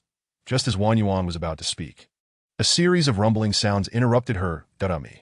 She scratched her head sheepishly, realizing she had hardly eaten all day. Are you hungry, Wang Yuan? I'll prepare you a meal. What would you like to eat? Bai Zhe offered as he noticed Yin Yin still holding Wang Yuan. I do like some cured meat and the western vegetables we brought back today. The thought of it made Wang Yuan's mouth water. How do you prepare that western vegetable? Bai Zhe hesitated, having never cooked it before. I'll help, Wang Yuan exclaimed, attempting to extricate herself from Yin's embrace, only to realize she was held tightly. Blinking in confusion, she tilted her head, gazing at Yin Yin. You need not cook. Just instruct him on how to do it. Yin Yin playfully tapped Wang Yuan's nose, captivated by her adorable expression, knowing he might soon find himself blushing again. All right, just toss some minced meat into the western vegetable while boiling it. The method is similar to that of mushroom soup. Wang Yuan shyly glanced at Bai Zhe, recalling her promise to assist. Okay, Wang Yuan will wait. Bai Zhe suppressed a chuckle at her bashful demeanor. His Wang Yuan was simply too delightful as Wang Yuan watched Bai Zhe head to the kitchen. Her gaze fell upon the bracelet bestowed upon her by the beast god. It was a green jade bracelet, resembling the glass-like imperial green. Did I ask this the bracelet the beast god gave you? Yin Yin observed Wang Yuan examining it, sensing immense energy emanating from within. Yes, it's from the beast god. He mentioned it contains something I desire, and that I may enter it. Wang Yuan relayed the beast goddess words. Is it truly that miraculous? Yin Yin's eyes widened in wonder, intrigued by the bracelet's potential. That I want to try it. If I disappear, do not panic. Wang Yuan cautioned Yin Yin, fearing her sudden absence might incite alarm. All right, give it a go. Yin Yin was equally curious, eager to discover if the beast god had truly provided something extraordinary. That I want to enter. I want to enter, Wang Yuan chanted within her mind.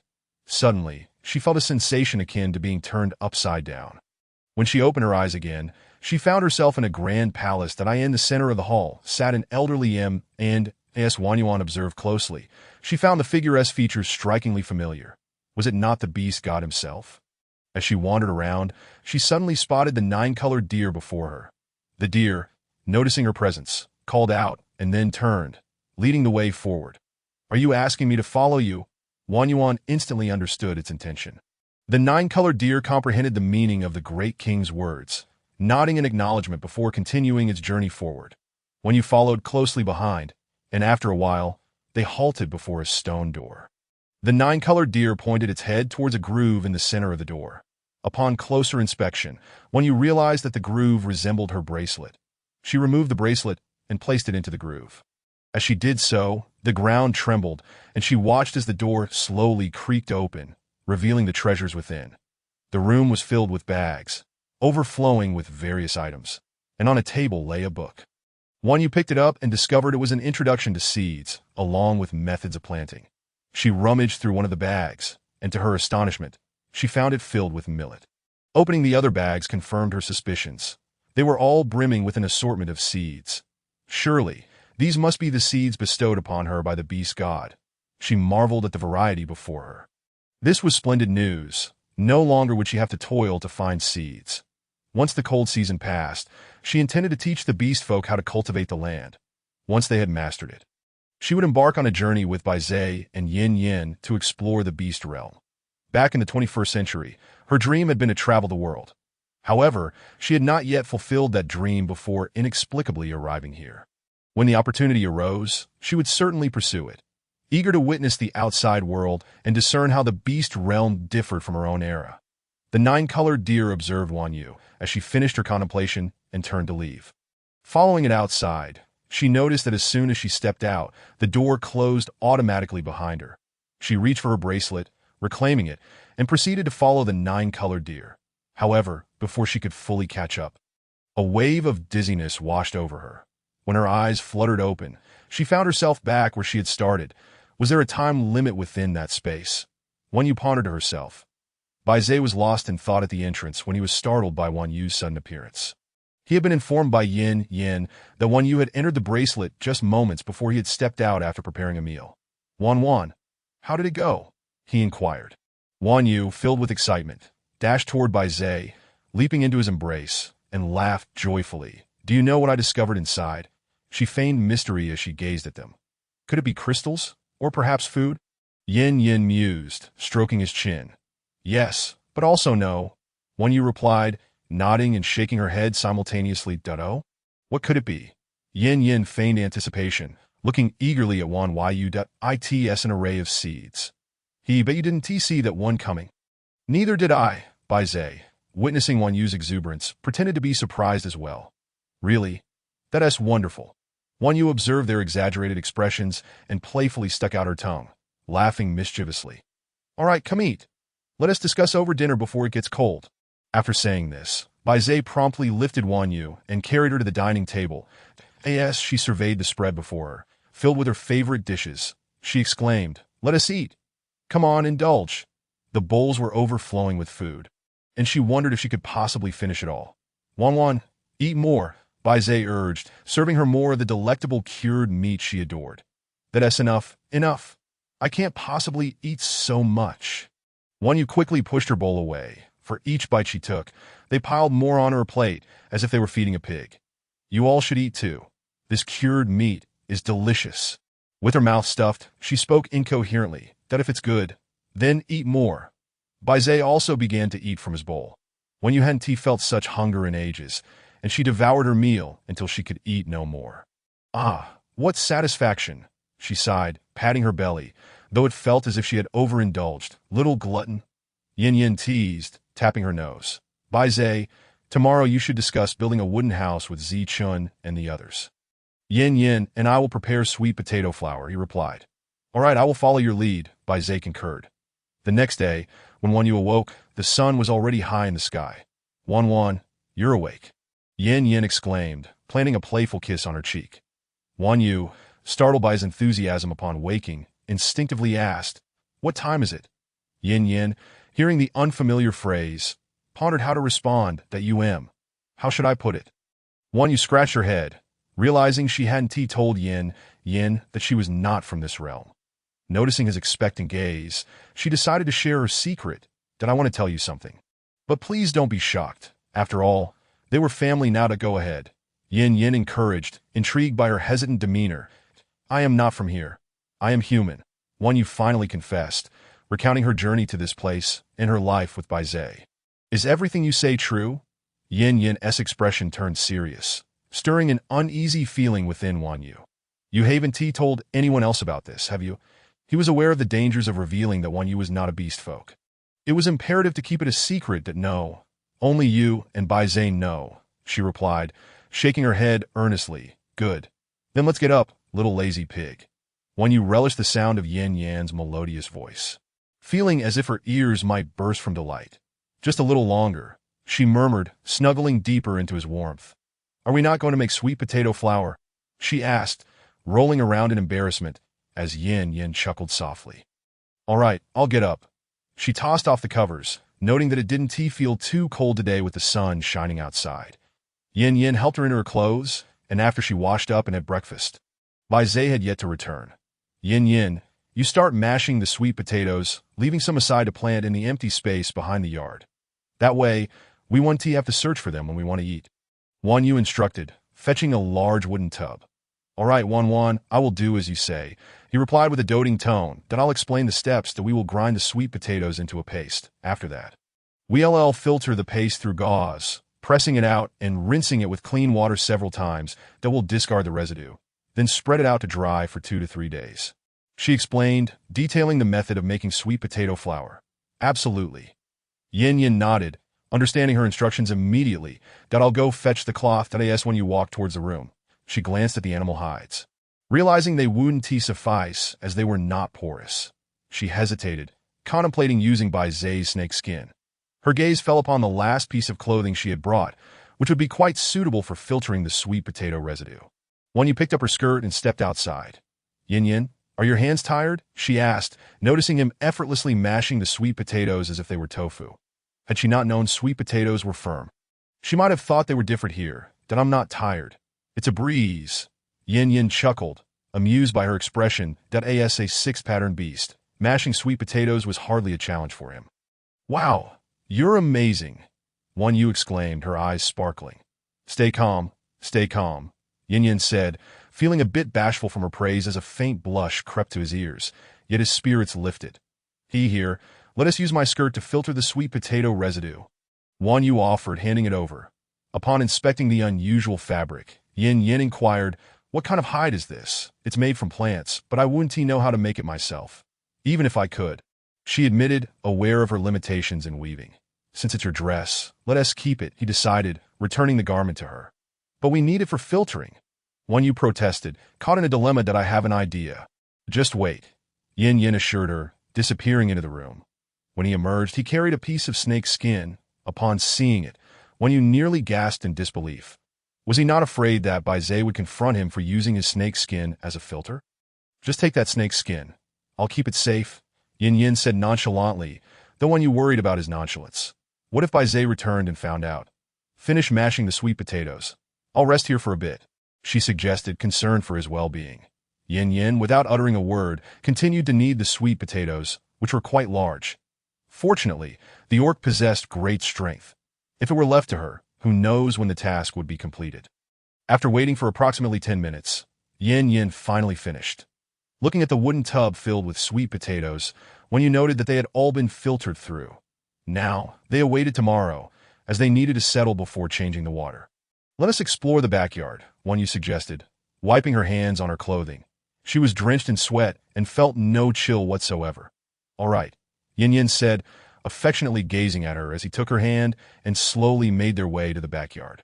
Upon arrival, Wan Yu discovered an expansive patch of land, roughly the size of 4 acres, covered in weeds. Under Wan Yu's direction, Yin set the weeds ablaze, leaving the ground bare and dark. Satisfied with his handiwork, Yin returned to Wan Yu and inquired, "Is this acceptable?"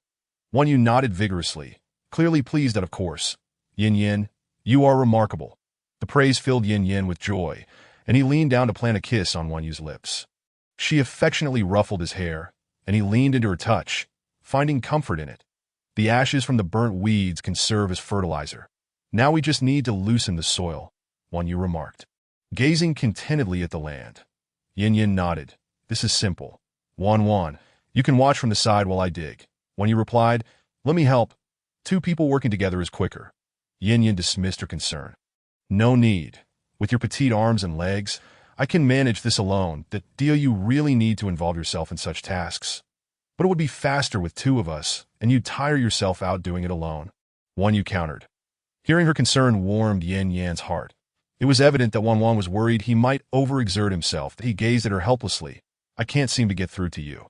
Indeed, her stubbornness only deepened his affection for her, that he lifted Wan Yu onto a nearby stool and stuffed a bag of nuts, along with some fruits and jerky, in her arms. Stay put. I'll dig with my beast form. It will be done swiftly. You only need to watch. Seeing Yin-Yan's determination, Wan Yu nodded. All right, call me if you need help. Transforming into a magnificent phoenix, Yin-Yan's massive beastly form made Wan Yu appear like a tiny ant in comparison. He began to excavate the earth with his claws, the soil yielding effortlessly beneath his strength. After watching for a while, Wan Yu, feeling idle, took out the seeds given by the beast god, intending to plant some vegetables. She selected rapeseed, garlic sprouts, cilantro, and a variety of cabbage. While munching on the nuts, she flipped through the book provided by the beast god. Yin Yin glanced at Wan Yu, who was sitting on the stool enjoying her snack. The sunlight cascading down upon her. This idyllic scene brought him a sense of peace, motivating him to work even harder. This was the life he had always envisioned, laboring with his partner by his side. Even if she did not need to lift a finger. Before long, Yin Yin had cleared the land. As he approached Wan Yu, she stood up and wrapped her arms around his waist. Am I impressive? Yin Yin, taken aback by her enthusiasm, bent down and said, If I'm impressive, then give me a kiss. Without waiting for her response, he mischievously grinned and pressed his forehead against hers. Wan Yu initially thought a simple kiss would be inconsequential. But the atmosphere he created was so intimate, he was teasing her, causing her cheeks to flush. Embarrassed, she lowered her gaze, feeling as if she were struggling against an overwhelming tide. Hurry up, Yin Yin urged. With her face aflame, Wan Yu shut her eyes and quickly pecked him on the lips. Observing her bashful demeanor, Yin Yin erupted into joyous laughter. You mustn't laugh, Wan Yu chided, pinching his cheeks. However, seeing his comical expression made her unable to suppress a giggle. I won't laugh, Yin Yin replied, his face beaming with mirth. That don't glare at me, he teased, pressing a kiss to her forehead. Little did she know that her cat-like fluster only made him want to tease her more. Finally, Bai Zai returned. Wan, who has angered you? Wan Yu recounted the earlier events. Come, let us ignore him. I shall give you a hug. Chapter 68. The gift. Yin Yin sighed sadly. Alas, alas. What on earth are you doing? Wan Yu asked, puzzled, as she had done nothing wrong. That snake beast appeared and immediately wanted to take you away. Are you going to follow him? Seeing Yin Yan's pitiful expression, Bai Zai felt a tinge of irritation. Wan Yu belonged solely to him, and yet this interloper had suddenly appeared to snatch her away. All right, I am right here. So what is there to fight over? Wan Yu replied, perplexed. It is not the same. Bai Zai insisted, pulling Wan Yu into his embrace, with Yin Yin offering no resistance, for she had indeed spent the entire morning with Bai Zai. He could only watch with displeasure. Since Bai Zai has returned, let us plant the sweet potatoes. Wan Yu recalled her intentions. How do we plant them? Yin Yin admitted, I have never planted anything myself. You simply place them in the ground, spacing them apart, and then cover them with soil. Sweet potatoes are not particularly picky about their growing conditions. Besides, the soil here is exceptionally fertile. After hearing this, Yin Yin took the sweet potatoes and began to plant them. What about me? What should I do? Seeing Yin Yin hard at work, Bai Zai felt compelled to contribute. Let us plant some cabbage together. Wan Yu dusted off her hands and, after considerable effort, looked at the expanse of land now filled with her desired plants. It's already midday. We should eat, she said, rubbing her stomach, realizing how quickly hard work could induce hunger. What does Wan wish to eat? Bai Zai inquired, noticing that she had indeed been laboring for quite some time. I want to eat everything, Wan Yu exclaimed joyfully, listing off dishes. Then let us prepare it. Wait here, Yin Yin said, pulling Wan Yu's hand as they headed to the courtyard. Tenderly, he washed her hands, admiring her delicate, fair fingers that he was reluctant to let go. Wan Yu, amused by Yin Yan's fixation on her hands, said, All right, they are clean now. Any more washing, and I shall be left with no skin, admiring her pristine hands. Bai Zai could no longer stand by it. He made his way to the kitchen, declaring, I will cook to go ahead, make plenty. I am also hungry. Yin Yin called after him. As they waited, Wan Yu felt that Bai Zai should have made sufficient progress in preparing the meal. All right, let us head inside. Yin Yin reluctantly caressed Wan Yu's hand, finding it delightful.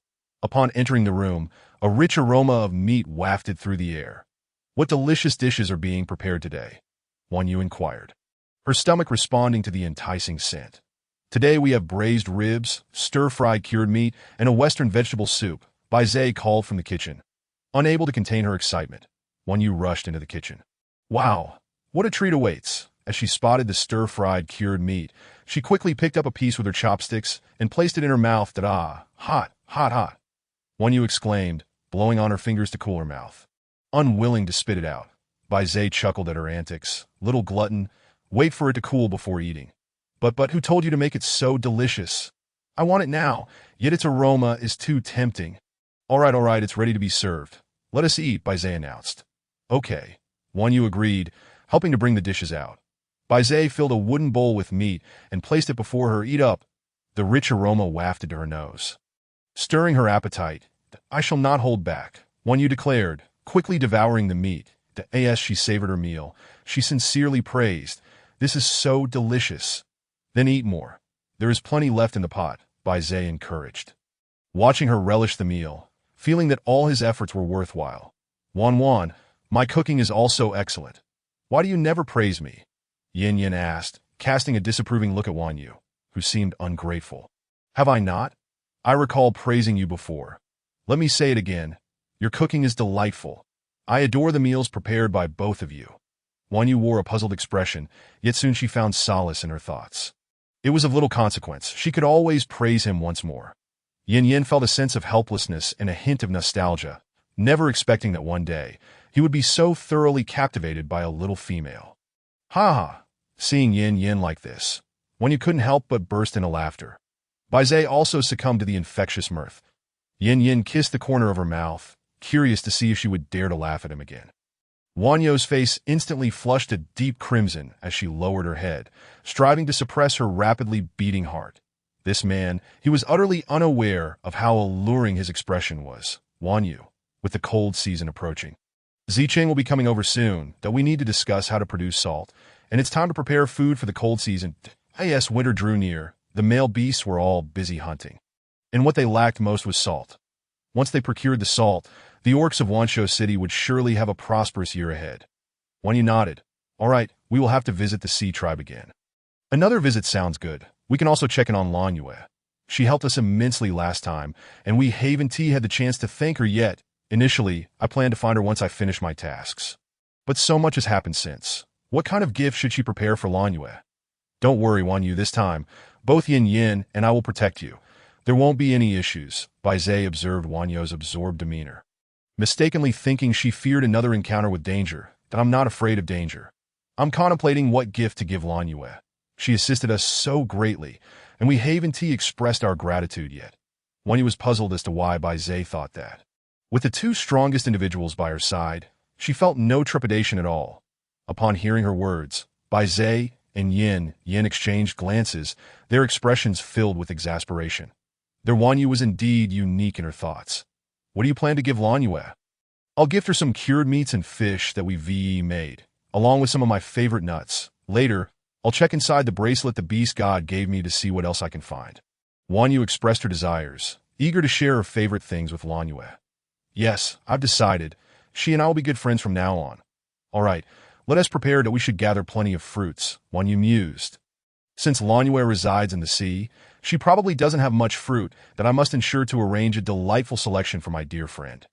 Yin Yin is quite familiar with this task, and he enjoys fruits as well. "Then it's settled," Wan Yu exclaimed, extending her hand toward Yin Yin for a high five. Noticing her gesture, Yin Yin gently raised his palm to meet hers. "Bai Zhe, you and Zicheng should discuss how many orcs we need." Wan Yu declared, eager to prepare a gift for Lan Yue, that I shall gather some fresh fruits. Yin Yin interjected before Wan Yu could speak. "Sounds good," Wan Yu replied, glancing at Yin Yin. Why was he so proactive today? Suddenly, Yin Yin leaned closer to her face. "Now that I've taken the initiative. One to you compliment me." The two were so close that they could see each other's every eyelash, causing Wan Yu's heart to race like a startled deer. She covered her flushed face and murmured, "How should I compliment you?" "Wan Yu, you don't even know how to compliment someone? Never mind, just give me a kiss." Yin Yin moved closer. Wan Yu glanced around, ensuring Bai Zhe was oblivious, and quickly pressed her lips to his. Yin Yin smiled, his eyes brimming with affection, as if he wished to drown her in it.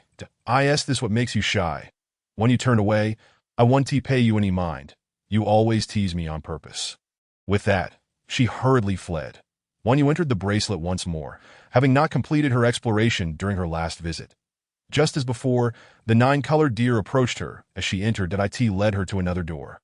Placing the bracelet into the stone door's recess, the door slowly opened, revealing a room filled not with seeds this time, but with an array of herbs. As she gazed at the herbs, she pondered if she should gift Lan Yue some. However, having these herbs would indeed be beneficial. It saved her the trouble of searching, and these herbs weren't easily found. Upon examining the assortment, Wan Yu noted how complete it was. After her inspection, she exited, realizing there were only these two doors. The gift the beast god mentioned must be these. The nine-colored deer noticed Wanyo's slight disappointment and nudged her neck with its head. "Ah, that tickles. Stop rubbing my neck."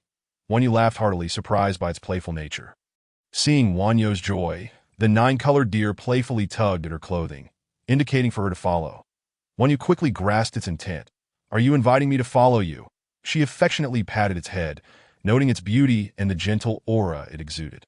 Upon hearing her words, the deer nodded and began to walk ahead, glancing back to ensure Wanyo kept up. When it noticed her lagging, it lowered itself as if to offer her a ride. Wanyo chuckled at the gesture. "Are you asking to carry me?" The nine-colored deer tilted its head in confusion, but, realizing Wanyo remained still, grew anxious that it shook its head repeatedly, its gaze fixed on its back.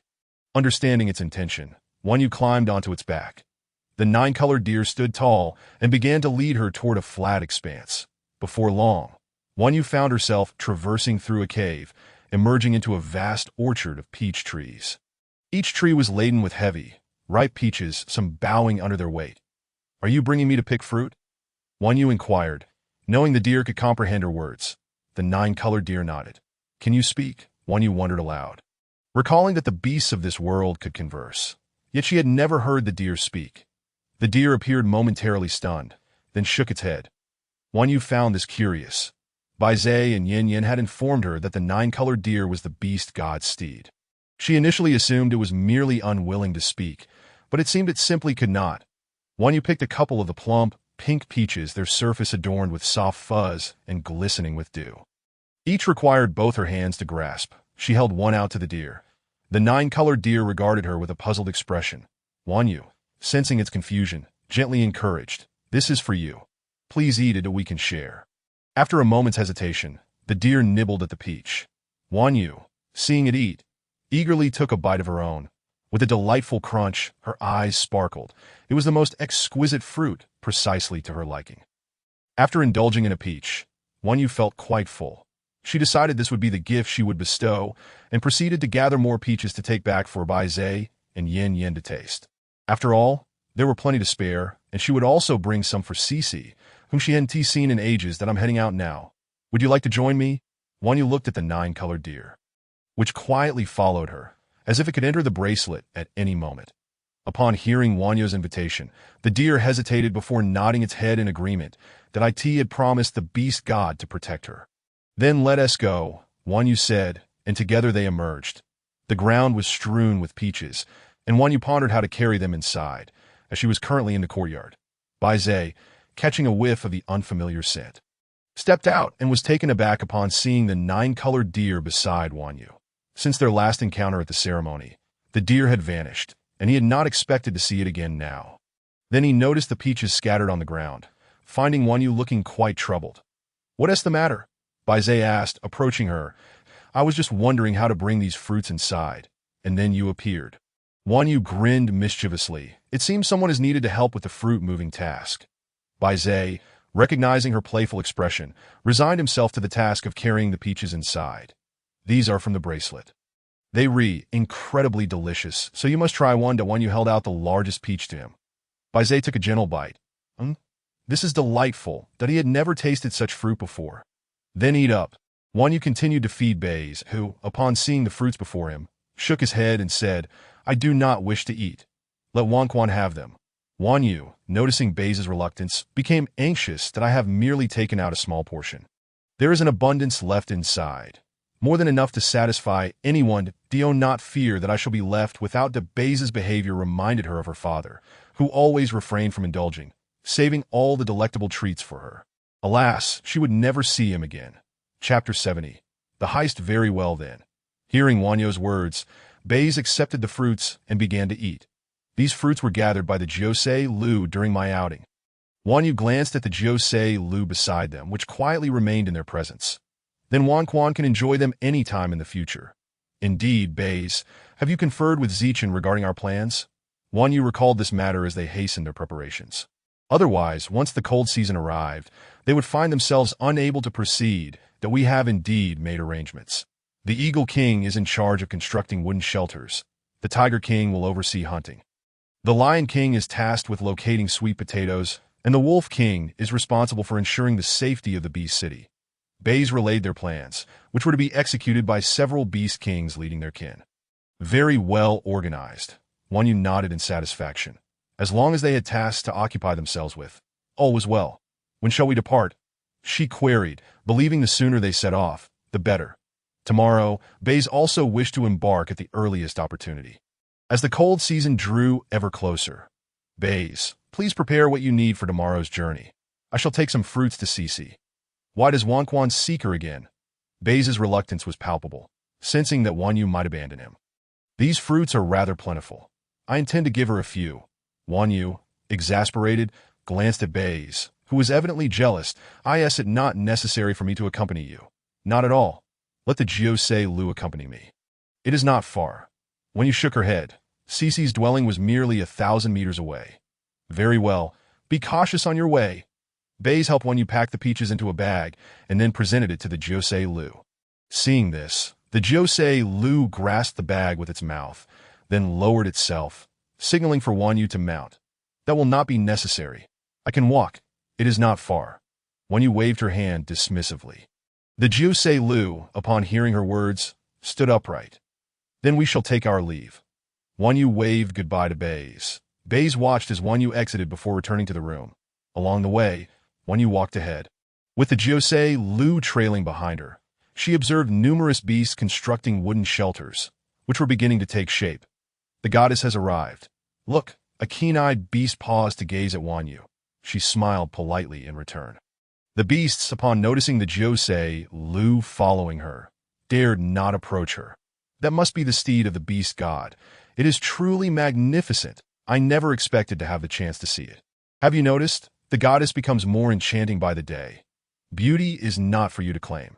Wanyu, accustomed to such discussions, had encountered similar scenes during her school days. Cici, are you there? Wanyu arrived at Cici's dwelling, where a piece of beast hide was placed at the entrance. That I am here. Wanyu heard Cici's voice emanating from within. As Cici emerged and saw Wanyu at the door, she exclaimed, Wanquan, what brings you here? Come in and sit. I shall not enter.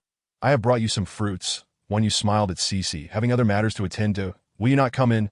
Just for a moment. It will not take much time. Cici insisted, pulling Wanyu inside the house. The little tiger, upon seeing Wanyu, leaped in her arms with a playful growl. Wanyu nearly toppled over. This little creature was growing stronger by the day. Growl, growl. The little tiger licked her face with its tongue, making her cheeks tickle. Wanyu reached out to stroke its fur. Cici, I shall be heading to the Sea Clan tomorrow. Is there anything you desire? As Wanyu brought this up, she suddenly remembered her Jiusei Lu was still outside. I do not wish for anything. Your safe return is all that matters. Cici shook her head, having heard about Wanyu's plans to procure salt. It was said they intended to create the cured meat she had enjoyed during her previous visit to Wanyu's home. Wanyu had mentioned that curing the meat would allow it to be preserved for an extended period, ensuring that during this cold season, the beasts would no longer suffer from hunger. The fruits I brought for you remain outside. Let us retrieve them. Wanyu rose, cradling the little tiger in her arms. All right. Cici followed her out, having been too excited earlier to notice. When Wanyu stepped outside, she found the Jiusei Lu still standing in place, gazing at her with a mournful expression. Wanyu felt a twinge of guilt upon meeting its gaze. The Jiusei Lu dropped the bag at her feet, then transformed into a ray of light and entered her bracelet.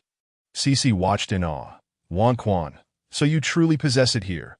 As Yin Yin arrived, he spotted Wanyu standing at the door. Hearing his voice, Wanyu turned to see him approaching. Yin Yin, you have returned? Wanyu's eyes widened in surprise, and she walked toward him. Yes, I have returned. I did not see you on my way back, but the serpent beast indicated you were here with Cici, so I came. Yin Yin took the little tiger from Wanyu's arms, which struggled fiercely to escape. Shall I hold it instead? Wanyu observed the little tiger's vigorous resistance. That I will. It is too heavy. Yin Yin disregarded the little tiger's struggles and took it into his arms. We must return. Yin Yin handed the little tiger to Cici, then helped her carry the peaches inside. Upon hearing Yin Yan's words, Cici made no attempt to keep Wanyu, as she was to depart the following day. Very well. We shall take our leave now. Cici, I shall bring you a gift upon my return. Wanyu looked at Cici with an apologetic expression. Do not fret. Go ahead and be careful on the road. The sooner you leave, the sooner you shall return. Cece shook her head. Then I shall take my leave. Wan Yu waved goodbye to Cece. The next day, Wan Yu was roused early in the morning. Wan Quan, rise. We are about to set off. Wan Yu groggily opened her eyes. All right, she responded weakly. Baze handed her some clothes to wear. Wan Yu, still dazed, brushed her teeth and washed her face, then stepped outside to find the day just beginning to dawn. Baze and the others had gathered the items they intended to bring. Wan Yu was taken aback by the sheer quantity. She had collected many things the night before, including various beast hides and furs, along with some food. Altogether, they formed quite a large pile. Please place them in my bracelet, Wan Yu suggested, finding it more convenient to keep them there. Very well. Both Baze and Yin Yin agreed, as it would lessen their burden. Hug me. I am so tired. Wan Yu, having finished her tasks, closed her eyes. Yin Yin embraced her, allowing her to continue sleeping. Wan Yu was still in slumber when she was abruptly awakened. Quiet, Wan Yu. There are beasts fighting ahead. Baze whispered softly upon seeing Wan Yu awaken. Upon hearing this, Wan Yu instantly lost all desire for sleep. Were they to engage in battle again? Chapter 71. Cursed Wan Yu glanced around, realizing she was in an unfamiliar place. It seemed she had fallen asleep while Baze and the others carried her away. What is happening below? Wan Yu discovered that Baze was holding her aloft in a tree, allowing her to clearly see two groups of beasts engaged in combat not far off. Baze adjusted Wan Yu's clothing. It is the wolf beasts fighting the savage beasts. Those savage beasts again. Shall we lend them a hand? Wan Yu felt a surge of anger. The last time, the vulture had nearly claimed her life. We have beasts with us in the rear. Let us wait for them to arrive before intervening. He could not act recklessly, lest they repeat the previous incident that he needed to protect Wan Yu. Wan Yu continued to inquire. Why do these savage beasts persistently haunt us? Because the cold season approaches, they emerge to abduct females for breeding. Normal females would never choose a savage beast as a mate, for they are particularly brutal. Wan Yu understood. No wonder the last savage beast had spoken of sacrificing her to his king when he captured her. Is there any way to deal with them? Wan Yu pondered. Such savage beasts ought not to exist. They have captured a young female. Wan Yu watched as a group of 10 or so wolf beasts surrounded 4 females, one of whom was seized by a savage beast. Upon being captured, the female cried out, Release me! Do you know who I am? The chieftain of the wolf clan is my father beast. You brutish beast dare to capture me. My father beast will undoubtedly take vengeance upon you. Silence. One of the brutish beasts, upon hearing the words of the female, struck her across the face. The female stared incredulously at her assailant. The number of fallen wolf beasts increased, as their ranks paled in comparison to the brutish beasts. Brothers, charge forth! Eliminate these males. These females shall belong to us, bellowed a muscular beast man, prompting the brutish beasts behind him to rush forward. Should we not join the fray? If we delay, they shall all perish. Yin Yin observed from the sidelines. He harbored no desire to rescue, yet he would not let these brutish beasts go unpunished. It was these very beasts who had captured Wan Wan when he had found her. Had he not ventured out to hunt that day, Wan Wan would surely have met her demise. The thought of Wan Yu's previous ordeal cast a shadow over his expression. You go ahead. I must protect Wan Wan. Bai Zai, noticing the dire situation, understood that they were indeed struggling. However, he had to safeguard Wan Yu. They were unafraid of these brutish beasts, yet their sheer numbers made the situation cumbersome. Moreover, with Wan Yu in his arms, any ensuing battle could lead to unintended harm. Are you certain you will be all right? Yin Yin cast a skeptical glance at Bai Zai. Bai Zai, in response, rolled his eyes. Go on, I assure you, I am fine. Wan Yu met Yin Yan's gaze with approval. Her previous capture had been a mere accident, compounded by the absence of Zi Chun and Jiang Bai. Seeing Wan Yu's agreement, Yin Yin transformed into his beast form and soared into the fray. His wings, ablaze like fire, cast a crimson hue upon the surrounding trees. Each time Wan Yu witnessed this, she found herself awestruck by its splendor. As Yin Yin made his entrance, all the beast men turned to him. Are we to be saved? An elder beast man queried, for it was he whom Yin Yin had just rescued from the clutches of the brutish beasts. Another fool rushing to his doom. Boss, we must engage. A shadowy beast man clamored. You dare? Do you not see he is a 6-striped beast? The beast man beside the one called Boss retorted, delivering a swift slap that sent the shadowy beast man sprawling. We shall charge. With our numbers, Even if he is a six-striped beast, he will need time to prevail against us. The beast man, dubbed boss, led the charge towards Yin. That we shall follow. The elder beast man, witnessing the brutish beast closing in, issued commands to his comrades that in an instant, chaos erupted, the air thick with the scent of blood, mingled with the cries of the fallen and the piercing shrieks of young females. Wan Yu, witnessing this scene, felt a wave of nausea wash over her. It was her first encounter with such brutal carnage that Dio not look. Bai Zai gently covered her eyes with his palm, sensing her discomfort. Bai Zai, do you think Yin Yin will be all right? Wan Yu's voice was muffled, her concern evident as the brutish beasts were clearly ruthless. Another female was seized before her eyes. She anxiously pushed Bai Zai's hand away. Did I want to see? She could not shake the worry for Yin Yin, feeling the need to keep watch. The cries for help grew louder. Brothers, seize these females and retreat, the elder beastman shouted, realizing they were outmatched and devising a new strategy. Wan Yu's anxiety heightened as she observed more brutish beasts advancing towards the females. Bai Zai, should you not assist?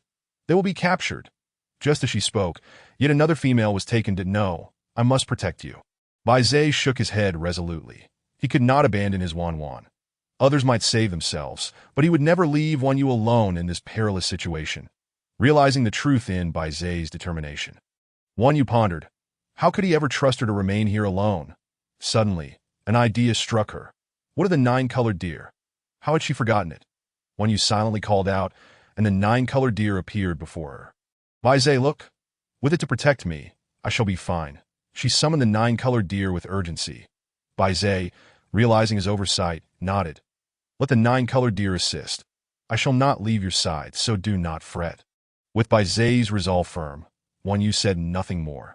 The 9-colored deer, sensing her distress, nodded and dashed into the fray. When you watched the 9-colored deer join the battle, she felt a wave of relief wash over her. Damn it!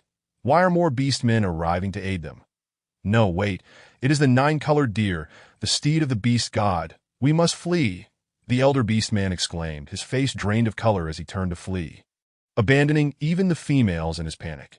The 9-colored deer, bewildered by the sudden turn of events, glanced back at Wan Yu, equally astonished. Not only was the 9-colored deer taken aback, but Wan Yu was too. Was the 9-colored deer truly so formidable? The female captives, witnessing the brutish beast's retreat, were still trembling, tears streaming down their faces. Yin Yin, seeing the brutish beasts flee, reverted to his human form and approached Wan Yu. Thank you for saving us, Great One. We shall repay your kindness, the elder beastman said as he blocked Yin Yan's path. The elder, wishing to express gratitude for the 6-striped beast's intervention, found himself interrupted as the 9-colored deer vanished into thin air.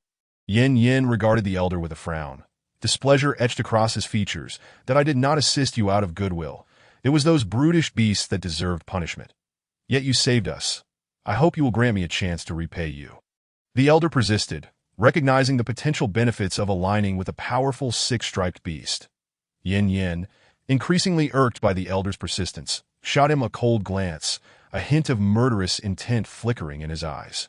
The elder, feeling that chilling gaze, instinctively retreated a few steps. You are the one who saved my male. You may accompany me back to the wolf clan. The chieftain is my father beast, and I can make you my foremost partner. A female spoke, her eyes gleaming with infatuation as she gazed at Yin Yin. Such a striking male, a 6-striped beast. Surely, none other than she could be deemed worthy of him. Wan Yu's spirits lifted upon hearing this. Yet another had come to vie for Yin Yan's attention. Bai Zai chuckled softly, cradling Wan Yu and whispering, Look, that phoenix is once again sowing discord. We need not concern ourselves with him. Before Wan Yu could respond, another voice chimed in. But do you not already have 8 beast husbands? The elder shaman gazed incredulously at the female, noting her tendency to misuse her father's status as chieftain. Had it not been for her reckless actions, they would not have encountered the brutish beasts, resulting in such heavy losses. Whoever I choose as my foremost partner is my prerogative. You are nothing. My father beast will cast you out of the tribe. The female glared haughtily at the elder, entirely oblivious to her earlier tears from the brutal assault. Yin Yin listened to their quarrel, a glint of frost in his eyes. Away with you, you ugly female. How dare you roam about, so hideous to behold? Wan Yu stifled a laugh at Yin Yan's words. He had indeed learned to retort that a beast man following the female stepped forward, his voice dripping with jealousy. It is an honor for you to be desired by our female, and she has offered you the position of foremost partner. Females were highly valued. Typically, any male they favored would comply. Yet who was Yin Yan? He was no ordinary beastman, the to him. Apart from Wan Yu, all other females were mere burdens, devoid of worth. Begone.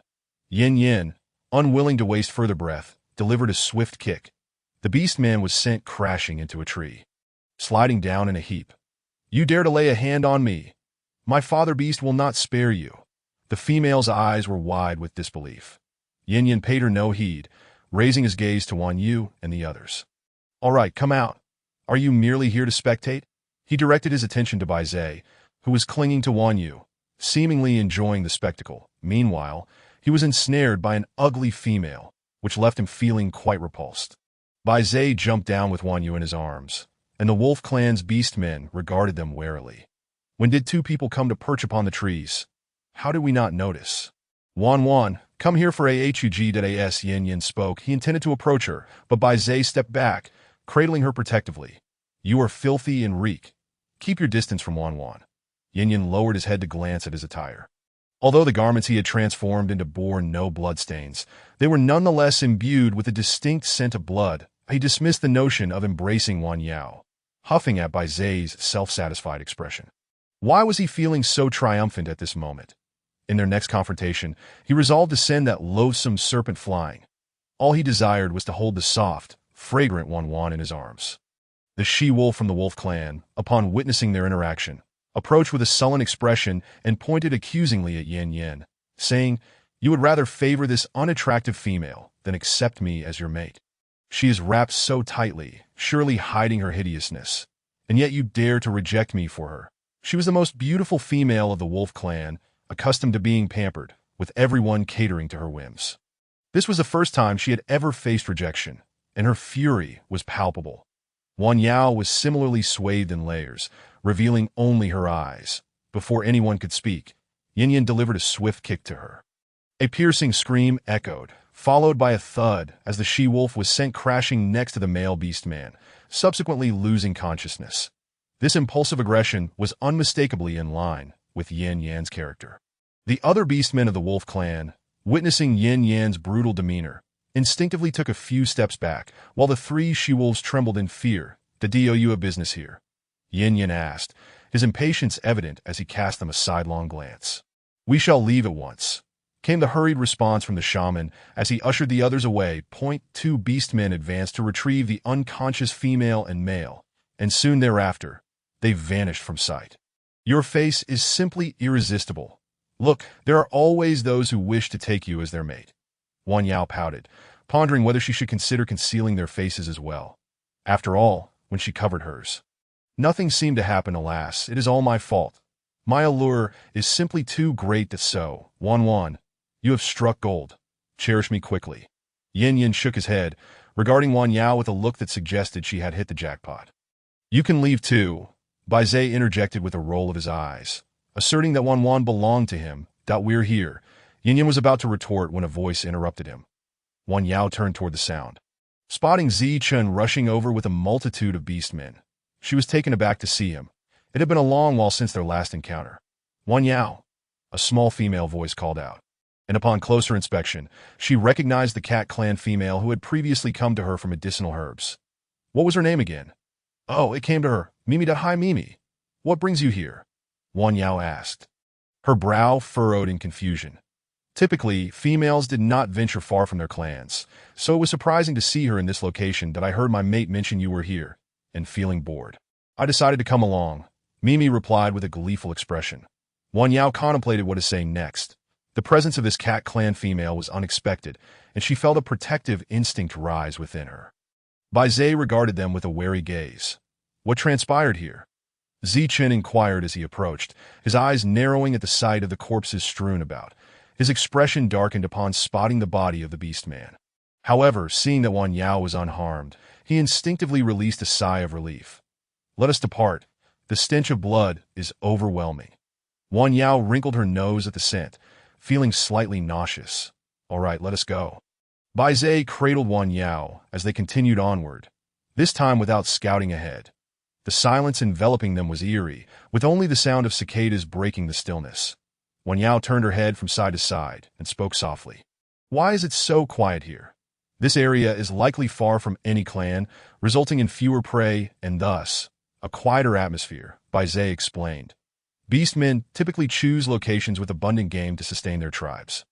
And the geography must be favorable as well. Given the scarcity of prey here, the stillness is not surprising. I see. Wan Yao nodded, indicating her understanding. Reflecting on clan matters, she suddenly remembered Yin Yin. Previously, when she was in the swampy death forest, she had only seen Yin Yin alone. Yin Yin, where are your kin? I've never encountered any of them, she asked, batting her eyelashes at him. She had shared her experiences with him, so it was reasonable to inquire about his background. Right?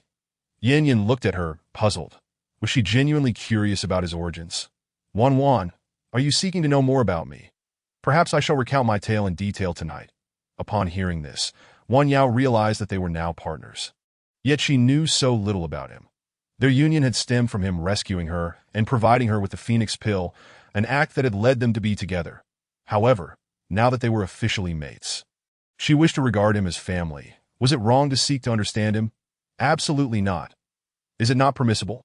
Wan Yao gazed at him with wide, innocent eyes. That, of course, it is entirely permissible, Yin Yin replied hastily, turning his head away to avoid succumbing to her charm, lest he end up with a nosebleed. What a fortunate turn of events, Bai Zhe chimed in, his mood evidently lifted by Yin Yan's predicament. Yin Yin had no retort. It was indeed the truth. The moment he laid eyes on Wan Yao's adorable demeanor, he felt an uncontrollable rush of blood to his face. Ha ha! Wan Yao giggled in Bai Zhe's embrace, relishing the playful banter. Now that she was aware of Yin Yan's weakness, would he still dare to tempt her? Is Wan Wan laughing with such glee? Might I also partake in some mirth tonight? Yin Yin cast a mischievous glance at Wan Yao, who appeared to revel in his misfortune. To know, she instantly silenced herself. Dream on. Wan Wan is mine, Bai Zhe retorted bluntly. Wan Wan is also mine. The weather is turning cold. You are so frigid, you would surely freeze her tonight. Bai Zhe blinked, realizing his body was indeed icy at night. That it was only when he wrapped Wan Yao in numerous blankets that he felt comfortable holding her close. Upon witnessing Bai Zhe's expression, Yin Yin could not help but gloat. Did I not predict correctly? I am warm all over. Wan Wan finds it most comfortable to sleep beside me. Wan Yao remained silent, fearing that the flames of their rivalry might engulf her. She felt a scorching gaze upon her back and turned to find herself locking eyes with Zichen.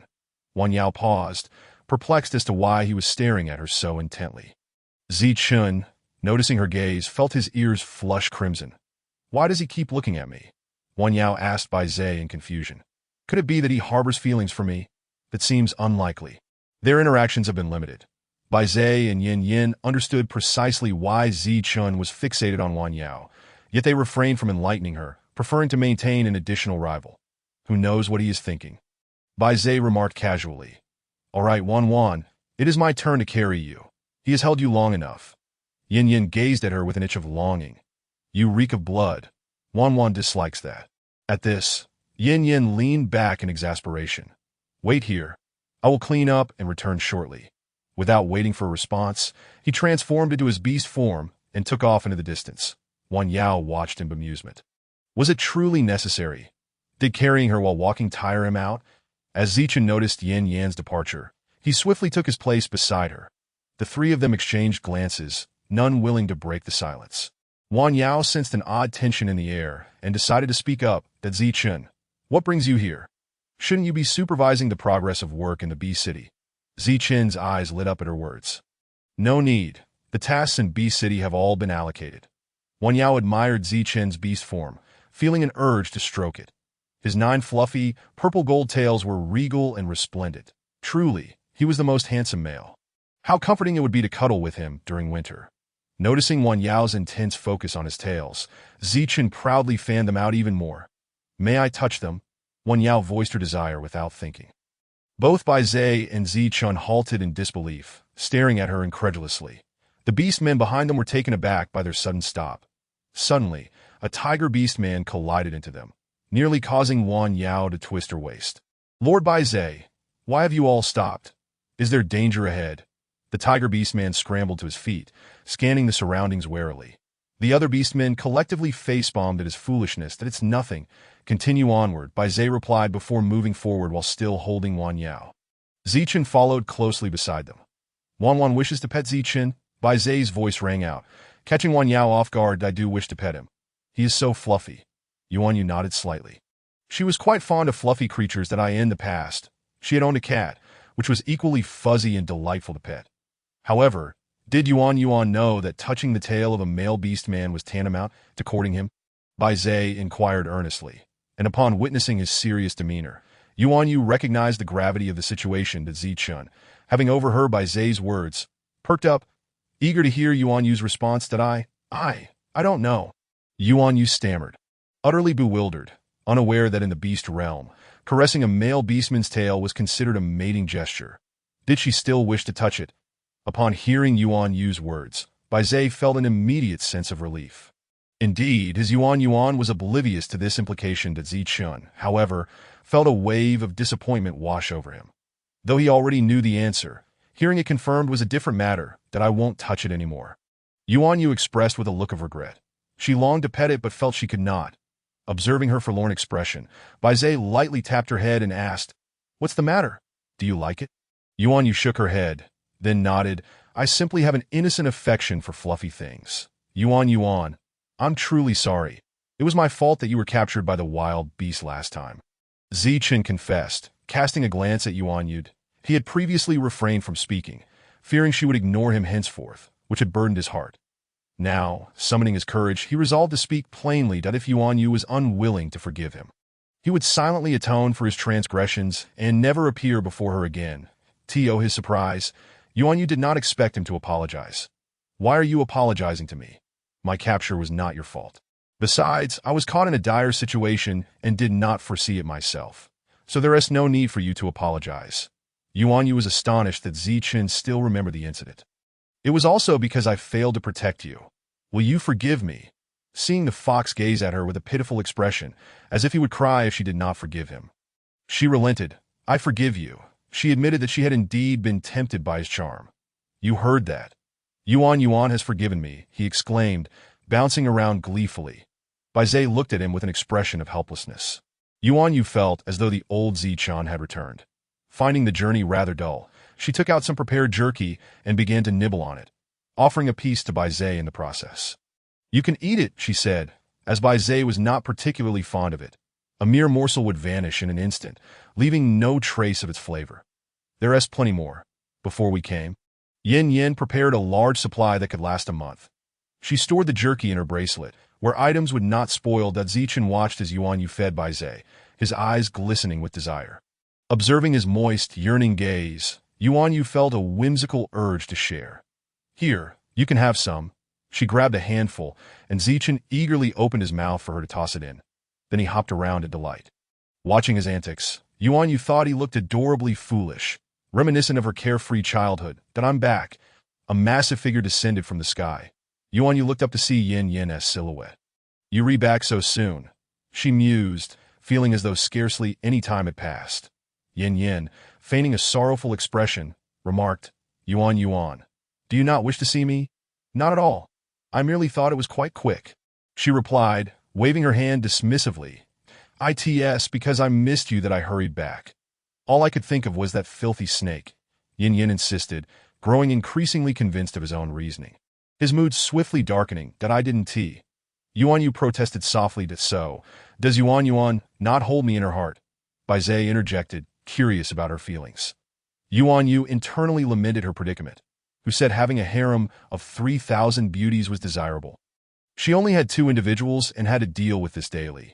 She abandoned the jerky, tilting her head. I fell asleep and lapsed into silence. Baizé and Yin chuckled at her antics. Yuan Yu, wake up, we've arrived. Groggily, she opened her eyes to find Yin's face looming before her. Have we arrived? Yuan Yu had intended to feign sleep, but had genuinely drifted off. Yes, get up. It is time to eat. Yin lifted her from Baizé's embrace. Yuan Yu blinked, seeing the ocean waves rolling in with the wind, creating a symphony of crests, The sun had dipped below the horizon, leaving only a blush of crimson in its wake. When did we arrive? She asked, rubbing her eyes sleepily.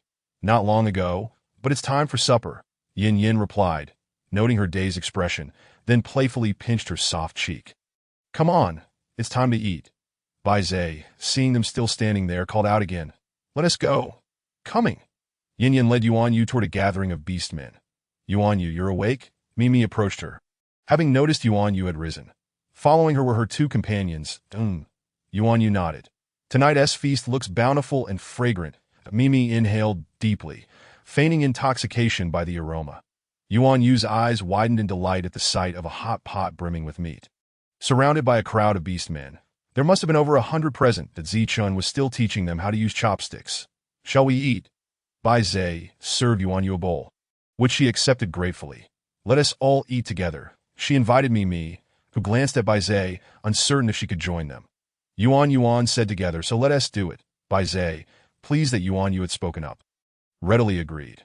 All right, Mimi, having received the go-ahead, clumsily mimicked Yuan Yu as she picked up her chopsticks. This is how you hold them, Yuan Yu instructed, but Mimi struggled to grasp the technique. Perhaps you should try using a spoon. Yuan Yu discreetly produced a spoon from her bracelet. Okay. Mimi accepted the spoon, examining it curiously. Yuan Yu noticed that Mimi's companions were adept at using chopsticks and could even serve her dishes. This is incredibly delicious, Yuan Yu exclaimed as Mimi savored a piece of fish, her eyes widening in amazement. But if it's tasty, eat more. Yuan Yu smiled sweetly, recalling how she had seen cats' pupils dilate when they encountered delectable food while watching videos. Yin Yin, this is delicious, she said, her voice filled with excitement. Hurry and eat before it cools down, Yin Yin urged, lightly knocking on her head. Yuan Yu nodded, realizing her hunger was growing. Yuan, she heard a familiar voice call. She turned to see Lan Yu rushing toward her, accompanied by the Merfolk King, who followed closely behind. Lan Yu, what brings you here? I was planning to find you tomorrow. The patrolling beastman informed me of your arrival. So I came to find you, Lan Yu exclaimed, releasing Yuan Yu from her embrace and sniffing the air. What is that delightful aroma? It's hot pot. Would you like to join us? Yuan Yu gestured toward the pot, which still contained ample food. Yes. Lan Yu nodded enthusiastically. The blue moon was savoring her meal, and as she cast a glance around, her eyes fell upon her royal brother, who was gazing at her with a beaming smile. A twinge of guilt washed over her as she nearly forgot him. It was entirely her fault for being so easily tempted by the delicious food upon seeing Wang Quan. Of course, I can. Wang Quan nodded in agreement. Blue Moon's royal brother was indeed her friend. Brother, come over quickly. Wang Quan has agreed to let you join us for a meal, Blue Moon called out while continuing to eat. Meanwhile, Bai Zai and Yin watched Blue Yinji with a wary "Do you know each other?"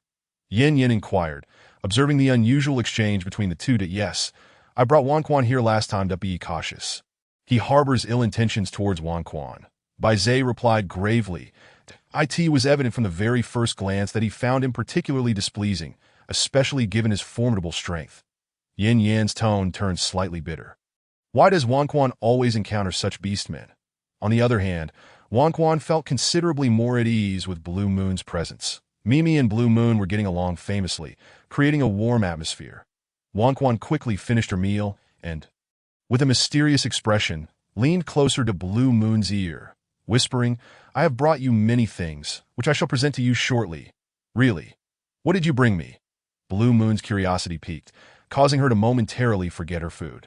Indeed, but I won't reveal it just yet. You must eat first, Wang Quan said, shaking her head to indicate she would not divulge any further details. All right, Wang Quan, will you accompany me back later? Blue Moon's words drew the attention of all the beastmen present. Wang Quan was oblivious to the fact that their whispered conversation had been overheard by the keen ears of the beastmen. What's wrong? Wang Quan asked, noticing everyone was staring at them. You cannot go with her. Yin interjected, finally grasping why Bai Zai had mentioned earlier that he would know in a few days. There was no need to wait.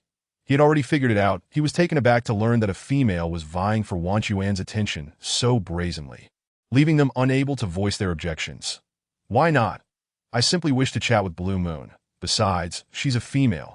What harm could she do? Wang Quan countered. If you leave, What will we do? Bai Zhe gazed at Wang Quan with a look of helplessness. Wang Quan, unable to refuse Bai Zhe's expression, conceded, I suppose I can stay here with you. Blue Moon clapped her thighs in delight, relieved that she could spend time with Wang Quan. The atmosphere shifted to silence as everyone absorbed Blue Moon's words. Very well. Then let us all dine together tonight. Wang Quan agreed, nodding in acceptance. Bai Zhe and Yin exchanged glances, both feeling a bit exasperated that if their rival had been a male, they could have asserted themselves more confidently. But facing a female, they felt powerless as the meal progressed. Wang Quan noticed that the sky had darkened. Bai Zhe, Yin, tonight I shall share a tent with Blue Moon. Could you assist me in setting up another tent? Wang Quan had already briefed them about the tent before their departure, sharing the methods of its construction. They were currently residing in a tent, and Wang Quan thought it best to sleep in this one. We will keep watch tonight. Bai Zhe and Yin both shook their heads. Beastmen could indeed go days without sleep. They had only been resting for Wan Chuan's sake, and now that she was with Blue Moon, they felt no obligation to continue. Are you not sleeping tonight, then? How will you manage tomorrow without rest? Wang Quan expressed her concern, gazing at them anxiously. Seeing her worry, Bai Zhe reassured her, we shall be fine. We can manage without sleep for several days. Just remember not to stay up too late, all right? He affectionately ruffled Wan Chuan's hair, knowing she often struggled with insomnia. All right, Wang Quan nodded in agreement. Don't worry, Wang Quan, I will be here for you. Brother, you should return for now. Come back tomorrow, Blue Moon interjected, emphasizing the tomorrow with a firm tone. Upon hearing her, Bai Zhe and Yin exchanged glances, sensing her underlying threat, feeling the intensity of their gazes. Blue Moon instinctively rubbed her arm, goosebumps rising. Ha, let's head inside, Wang Quan chuckled, pulling Blue Moon into the tent. Outside the tent, Bai Zhe and Yin wore grim expressions, feeling abandoned by Wang Quan. Once inside, Wang Quan let out a sigh of relief. Blue Moon, come here, she beckoned, lying on the prepared bedding and rolling about. What is this marvelous thing? Blue Moon exclaimed, her hands exploring the tent with curiosity. This is a tent. When traveling, it protects us from mosquito bites. Wang Quan explained that I adore it. Did you make this yourself? I've never seen anything like it before. And what about the food we just had? She continued, her eyes sparkling with excitement. Wang Quan, seeing Blue Moon's enthusiasm, decided to share her knowledge. If you like it, I can teach you how to make it. It's quite simple, fantastic. Here are the items I brought for you, Wang Quan said, unveiling a collection of goods. Blue Moon's eyes widened in astonishment at the sudden appearance of various items. Yet she remained silent, acknowledging that everyone harbored their secrets. Since Wang Quan did not shy away from her, it was a sign of trust, and this thought filled Blue Moon with joy. Chapter 76. Salt, such an array of items. Blue Moon marveled at the assortment before her. These are all selected especially for you, Wang Quan replied, her offerings overflowing the tent space. The tent itself was quite spacious, akin to a bedroom. Are these beautiful fur skirts for me? Blue Moon inquired, admiring the garments Wang Quan had crafted. Yes, I made several sets upon seeing lovely furs. Bai Zhe even helped with some of the sewing when I struggled with the needle and thread. Often pricking my fingers that I plan to make a few for Bai Zhe and Yin as well. With the cold season approaching, I must prepare for them too, Wang Quan explained. Thank you, Wang Quan. I absolutely adore them. Blue Moon exclaimed, touched, as no one had ever crafted such skirts for her before. You need not thank me. I still owe you for helping me last time, Wang Quan replied, shaking her head, for she believed in reciprocity. And these meats and fruits are for me too. Blue Moon sniffed the delicious aroma wafting from the food. Indeed, all of this is for you. This is cured meat, sausages, and cured fish. They can be preserved for quite some time. If you fancy, I can teach you how to prepare them, Wang Quan offered. I would love that. Please teach me, Blue Moon exclaimed, biting into a peach and her eyes sparkling with delight. Why have I never tasted such fruit before? It is divine. By the way, Wang Quan, I meant to ask earlier, did you come with so many beast men for a specific purpose? With a casual tone, Blue Moon inquired. With the cold season approaching, we need to stockpile food. But it cannot be stored for too long. Thus, we require a certain item. What item? Do you need my assistance? Blue Moon asked, her curiosity piqued. Salt. The cured meat I brought is made using salt. Wang Quan revealed her purpose for coming. Should you require salt, just inform me, she added, patting her chest confidently, that we need a considerable amount of salt, which is why we didn't seek you out. Since we're here, I can produce it myself. And if we run low, I shall ask you for more, Wanquan assured her, feeling grateful for Blue Moon's understanding. All right, just let me know if you need anything, Blue Moon responded, not wanting to pressure Wanquan. Certainly, I will let you know when the need arises. Wanquan and Blue Moon engaged in conversation for an extended period until, without realizing it, Wanquan dozed off. The following day, upon awakening, she found the sky brightening. Wanquan, are you awake? Blue Moon turned to see Wan Chuan's movements. Having scarcely slept, Wanquan was already awake. Good morning, Blue Moon. She yawned, tears streaming from her eyes. Let us rise. Wanquan reminded herself of her tasks for the day. All right. Blue Moon responded enthusiastically, immediately getting up. Wanquan was taken aback, having never witnessed someone springing up so decisively. What is wrong, Wanquan? Blue Moon asked, puzzled by Wan Chuan's gaze. Cough, cough, nothing. Wanquan coughed a few times to mask her embarrassment.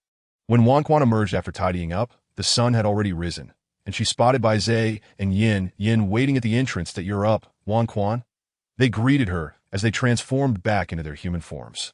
Yes, I've awakened and risen, Wanquan replied, observing the beastmen setting up large stone pots.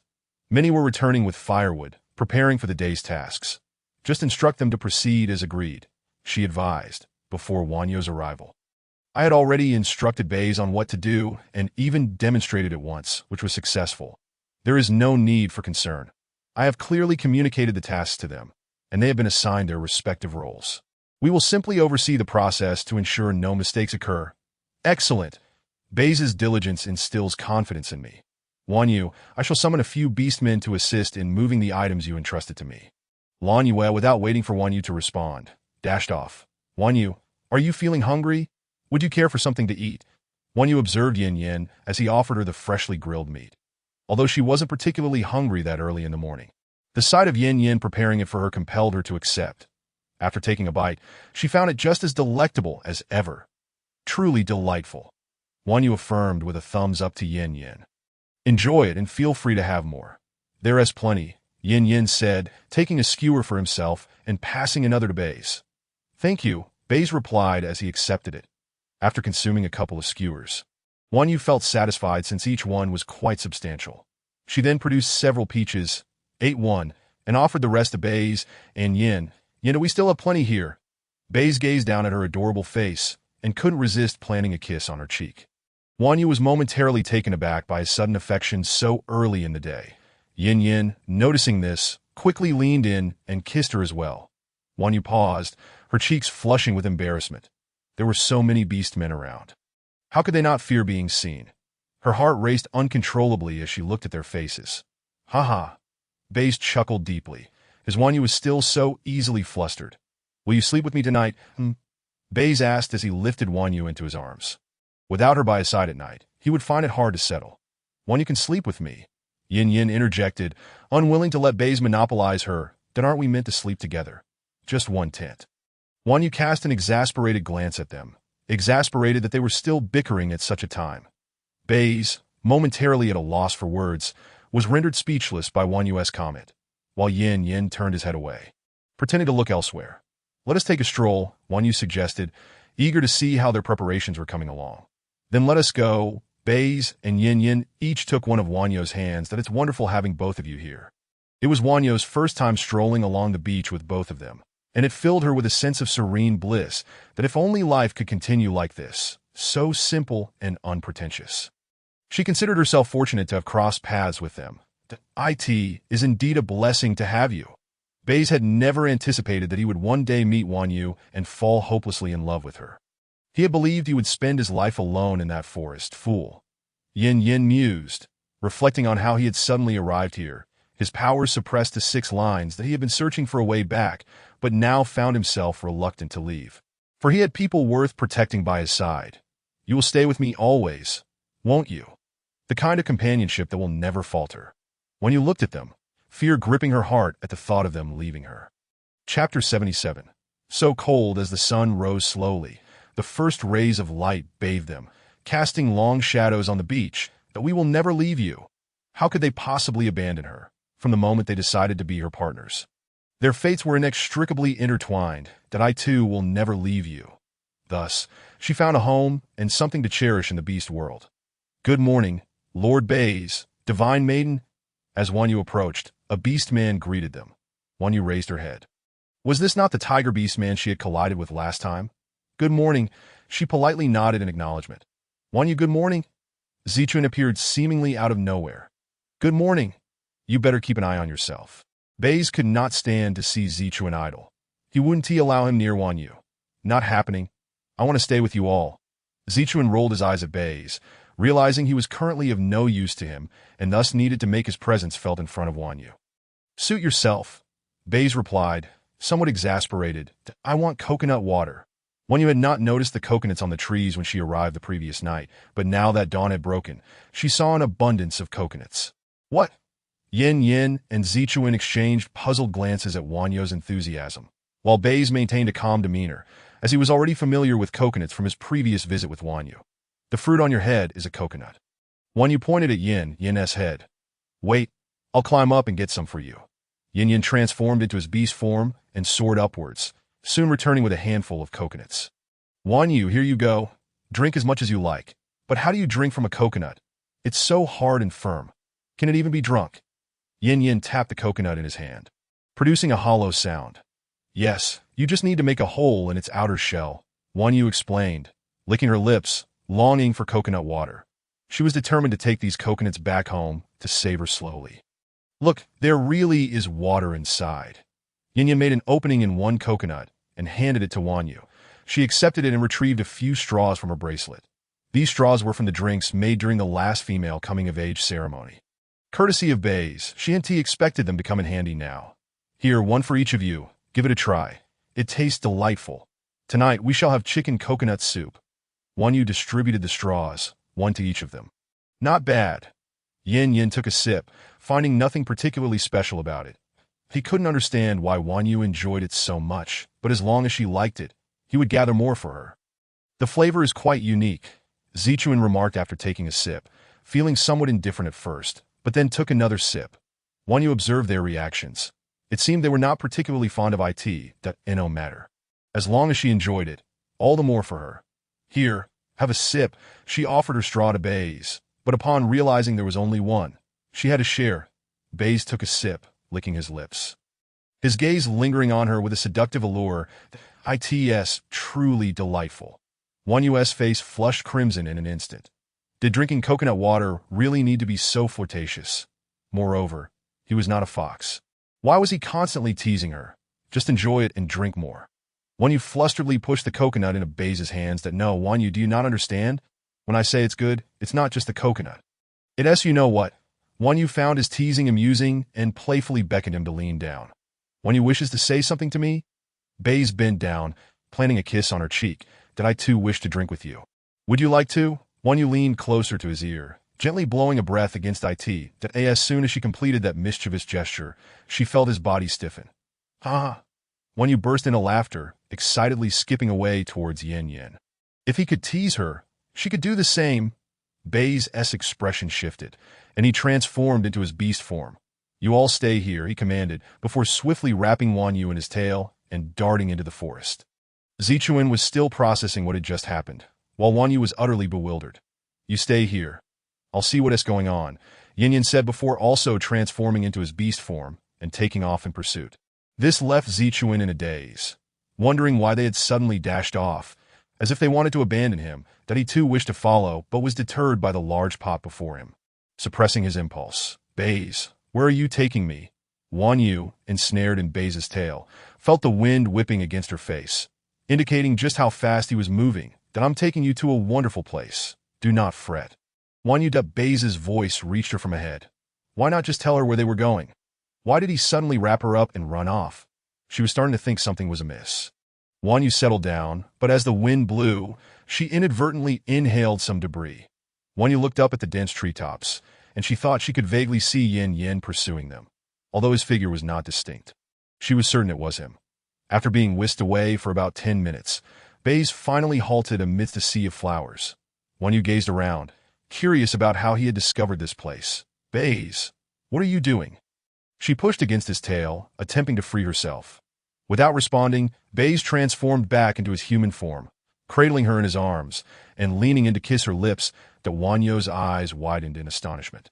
What was he attempting at such an early hour? Wanyu dear, close your eyes, Baze urged, noticing her surprise. After all this time, she still didn't know how to kiss. It seemed he needed to take it upon himself to teach her. Wanyu shivered. The morning air was still somewhat cool. Just as Yin Yin arrived, he found the two of them entangled in a passionate embrace, a gust of wind tousling their hair, intertwining the strands of silvery white. As if in a dream, petals swirled around them, caught by the wind, forming a picturesque scene. Yin Yin approached, determined not to let Bai Zhe monopolize Wan Quan. Upon noticing Yin Yan's approach, Bai Zhe released Wanyu. Casting a glance at her swollen lips, that a surge of electricity coursed through his body, as he found himself struggling to maintain control. Wanyu felt suffocated, her strength waning as she leaned against Bai Zhe, unable to stand upright. What are you doing here? Bai Zhe raised an eyebrow at Yin Yin. Why shouldn't I be? Yin Yin thought to himself, if I don't come, then Wan Quan will be yours alone. How naive. This time, Wan Quan is mine. Bai Zhe, recognizing Yin Yan's stubborn demeanor, was well aware of his own thoughts. Chapter 78. The struggle for possession. No way. You've already mated with Wan Quan countless times, and I've only had my turn once. Yin Yin shook his head, unwilling to concede. Wanyu, nestled in Bai Zhe's embrace, listened to their heated discussion. She felt dizzy, wishing she could lose consciousness and escape this chaotic scene. This is a battleground of desires. Impossible. Wan Quan is mine. She agreed to me last time, so this time is rightfully mine. Bai Zhe's voice rang out with unwavering confidence. Impossible. When did Wan Quan ever agree to you? I've never heard of it. Yin Yin retorted, perplexed. It was during our last encounter, when Wan Quan agreed to me. Bai Zhe emphasized the word last with a mocking tone. Yin Yan's expression darkened at the memory, feeling a wave of embarrassment wash over him. You despicable snake, are you rubbing salt in my wounds? Wan Quan, who do you wish to mate with? Yin Yin, desperate, turned to Wanyu with a pitiful gaze. Under his imploring look, Wanyu found herself at a loss for words. Wan Quan, you promised me. Bai Zhe, knowing her soft heart, was determined not to let that phoenix whisk Wan Quan away. Wanyu stumbled over her words. Feeling torn between the two, that observing her inner turmoil, neither man pressed her for a decision. Bai Zhe released Wanyu, then proposed to Yin Yin, let us go discuss this. After hearing Bai Zhe's words, Wanyu watched as he set her down gently amid the flowers. All right, Yin Yin agreed. Lying there, sunlight bathed Wanyu in warmth, while a gentle breeze carried the faint scent of blossoms. She was oblivious to the negotiations between Bai Zhe and Yin Yin, wishing she could simply split herself in two, granting each of them half, and thus ending their daily squabbles. Bai Zhe, observing Yin Yan's audacity, remarked, Wan Quan was destined to be mine this time, yet you insist on interjecting. Hearing this, Yin Yin bristled. You've been with Wan Quan for so long. During our last encounter, she was unwell, so it hardly counts as a mating. Speaking of this, Yin Yin felt it becoming a thorn in his heart. Who told you to be so impatient? Can you blame me for that? Bai Zhe felt a sense of relief at this comment. I don't care. I want to mate with Wan Quan. Yin Yin, throwing caution to the wind, played the rogue. Bai Zhe, observing Yin Yin, felt a headache coming on. A man usually so aloof was now acting so brazenly. If neither of us is willing to back down, let us compromise. I will have her one day and you the next. Bai Zhe proposed. Agreed. Yin Yin acquiesced, thinking that at least this way, Wan Quan would not be solely claimed by that vile snake. Wanyu remained dazed, unaware of what was to follow.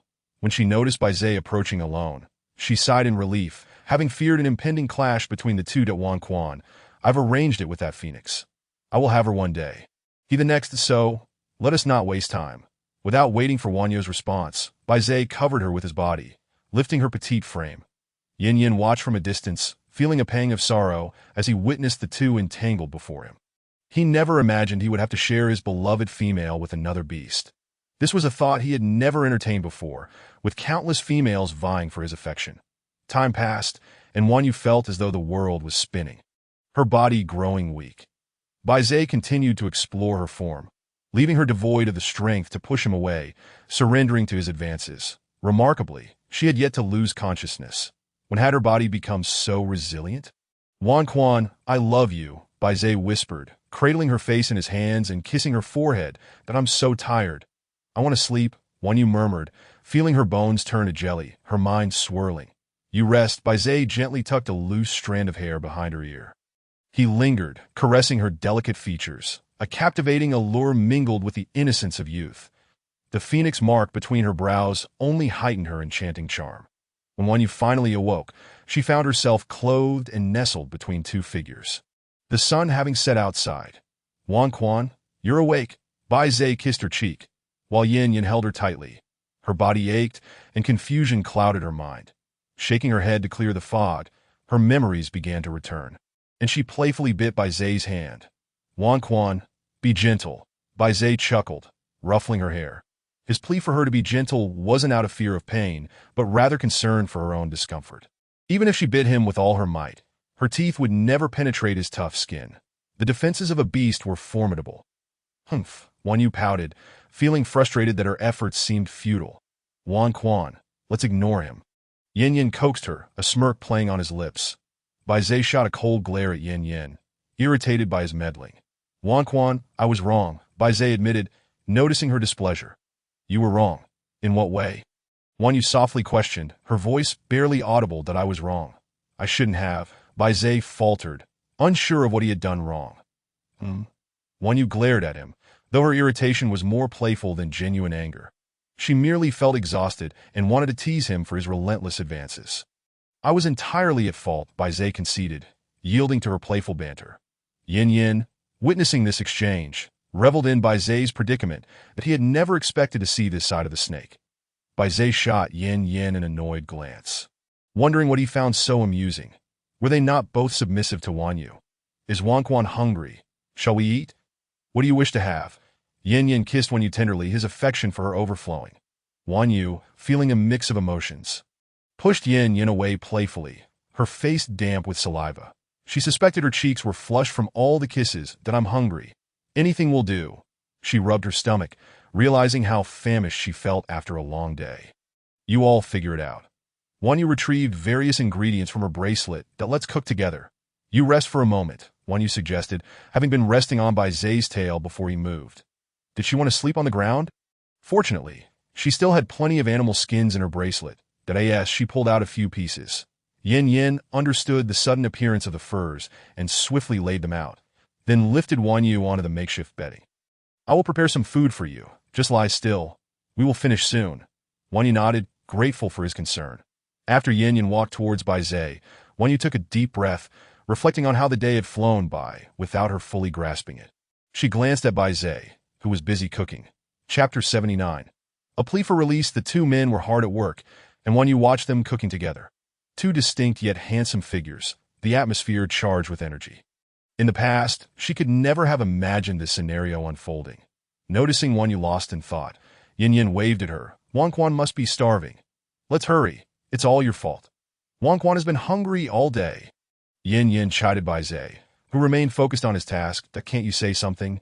Yin Yin urged, growing impatient. Bai Zhe shot him a look. "What do you want me to say?" Caught off guard, Yin Yin found himself at a loss for words.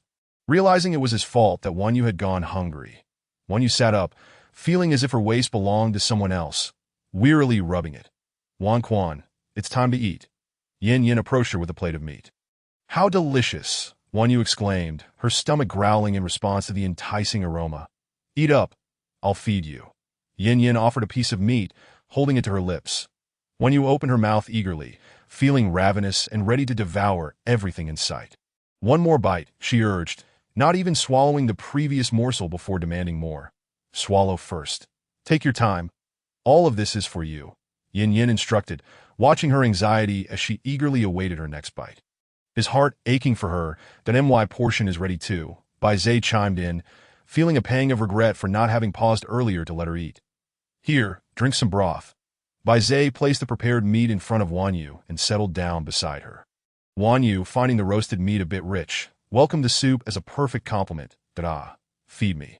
Won Yu parted her lips slightly, feeling utterly lethargic, unwilling to lift even a single finger. "All right, I shall feed you," Bai Zhe declared, without needing Won Yu's encouragement, as he proceeded to offer her sustenance. Won Yu indulged in a generous amount before finally pausing. exclaiming, "I feel quite stuffed now." Overwhelmed by her own gluttony, she accidentally consumed even more. Hiss! Bai Zai flicked his tongue, licking away the remnants of food from the corners of Yuan Yu's mouth. "Let me massage your belly," Yin Yin said, cradling Yuan Yu in his arms while tenderly rubbing her stomach. Bai Zai and Yin Yin swiftly finished off the remaining meat, then instinctively tidied up the dishes. "How delightful," Yuan Yu sighed, feeling much better under Yin Yan's gentle ministrations that it seemed she had not experienced such fullness in quite some time, as she usually practiced moderation. Today, however, her hunger had been insatiable. Just as she was savoring her comfort, she saw Yin Yan's face drawing nearer, and he placed a soft kiss on her eyelids. She extended her hands to cradle his face, growing increasingly fond of him. "Have I ever told you? You are truly handsome," Yuan Yu blurted out instinctively. Yin Yin chuckled softly at her compliment, though he was unfamiliar with the concept of handsomeness. Nonetheless, he sensed her admiration. "What does handsome mean?" Yin Yin inquired earnestly, gazing deeply into Yuan Yu's eyes, unable to resist placing another kiss on her forehead. The elegance of his phoenix tattoo adorned her brow, creating an illusion that they were alike. "Handsome simply means pleasing to the eye," Yuan Yu replied, narrowing her eyes contentedly. "So, who do you think is more handsome, me or Bai Zai?" Upon hearing this, Yuan Yu's expression darkened, as if faced with a dilemma of choosing between him and his mother, questioning the difference in significance. She looked up to see Bai Zai had returned, also awaiting her response. After a moment of contemplation, she declared, "You are both incredibly handsome, and I truly adore you both. Yet if you had to choose one," Yin Yin prodded cautiously, sensing Yuan Yu's subtle favoritism towards Bai Zai, as he had encountered her first. He felt a pang of jealousy, hoping Yuan Yu would place him above the other. Sighing, Yuan Yu replied, "I shall say this only once. Both of you are equally important to me. Bai Zai was the first I met upon arriving here, which has made me particularly reliant on him. Yin Yin, both you and Bai Zai have saved me. In my heart, neither is superior to the other, that I cannot choose between you. What would happen to the one I do not select?" After listening to Yuan Yu, both Bai Zai and Yin Yin fell silent. "That I understand. I shall not ask again, but I still aim to be your first," Yin Yin insisted, holding onto Yuan Yu tightly and nuzzling her with his head. Yuan Yu gently ruffled his hair, aware of his unspoken thoughts. Both of them were indeed vital to her. They were her family. "Are we returning to the seaside, or shall we linger here for a few more days?" Bai Zai inquired, observing the sky darkening. "What about you? Will they be anxious if we do not return?" Yuan Yu contemplated, wishing to stay longer due to the breathtaking scenery, that it's fine if Yuan wishes to linger here longer. Zi Chun is well versed in the salt-making process, and there will be no issues. Bai Zai then scooped Yuan Yu into his arms, while Yin Yin, feeling suddenly empty in his embrace, gritted his teeth. "You rascal! What do you mean by taking Yuan away?" Fearing a quarrel might ensue, Yuan Yu quickly intervened. "Yin Yin, what do you think? Should we return or stay a few more days?" Without hesitation, he replied, "Let us stay here for a few days." He had no desire to take Yuan back, especially with two beast men casting covetous glances in her direction. The thought of Zi Chun was already burdensome. And now a more formidable rival, the Merfolk King, had emerged. He had observed the king's intent gaze upon Yuan Yu the previous night, which made him feel distinctly uncomfortable, sensing the weight of the competition. "Then it is settled. We shall remain here for a few days." With mutual agreement, they made their decision. That be why nightfall, Bai Zai had set up the tent, marking the first time the three of them would lie together. While in Wanshou City, each had taken turns keeping her company at night. "That I cannot sleep," Yuan Yu lamented, having already rested throughout the day, now finding herself unable to doze off. "Do you wish to engage in something with me?" Yin Yin teased, blowing softly into her ear. "What are you saying?" Yuan Yu's cheeks flushed crimson as she touched her burning face. Yuan, you have mated with Bai Zai today. Now it is my turn," Yin Yin declared, holding her tightly, leaving her unable to move. "I do not think I am ready," Yuan Yu murmured softly. Yuan, do you know why my Phoenix Elixir can save lives? It swiftly heals your bodily injuries and replenishes your energy." Yuan Yu truly felt her strength returning, realizing the elixir's potency was the reason. Unable to contain himself, Yin Yin flipped over and pinned Yuan Yu down. "Yin Yin, please don't," Yuan Yu pleaded, her voice soft and helpless. Yin Yin kicked Bai Zai out of the way, further escalating the situation. Do not fear. Yuan Yu. Yin Yin reassured her as she felt lightheaded from the commotion. Chapter 80. A face full of gossip. Yuan Yu lay inside the tent, listening to the gentle patter of rain outside. The rhythmic sound of raindrops on the fabric lulled her into a state of drowsiness, causing goosebumps to rise on her skin. She pondered whether it was due to the rain or the approaching cold season. As temperatures continued to drop, after several days of their stay, it was nearly time to return. Bai Zai, Yin Yin, when shall we head back? Yuan Yu inquired of the two lying beside her. Do you wish to return? Bai Zai asked, pulling Yuan Yu closer into his embrace. She nestled against him, feeling the warmth of his body, even if it wasn't much warmer than her own. That if you were cold, come closer to me. Wouldn't it be colder with that snake? Yin Yin observed, frowning as he watched Bai Zai hold Yuan Yu. Did that snake not realize he was cold? Without waiting for Yuan Yu's response, he pulled her into his arms, where she felt enveloped in warmth.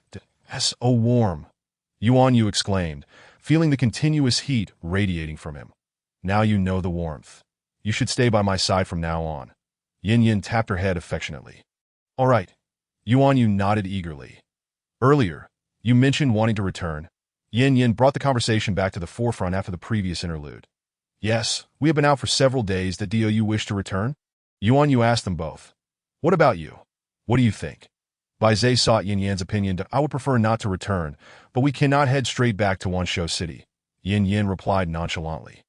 Shall we wait for the rain to cease before returning? Bai Zai confirmed with Yuan Yu. Yes, she nodded in agreement. The rain poured for several hours before finally subsiding. The air is so fresh.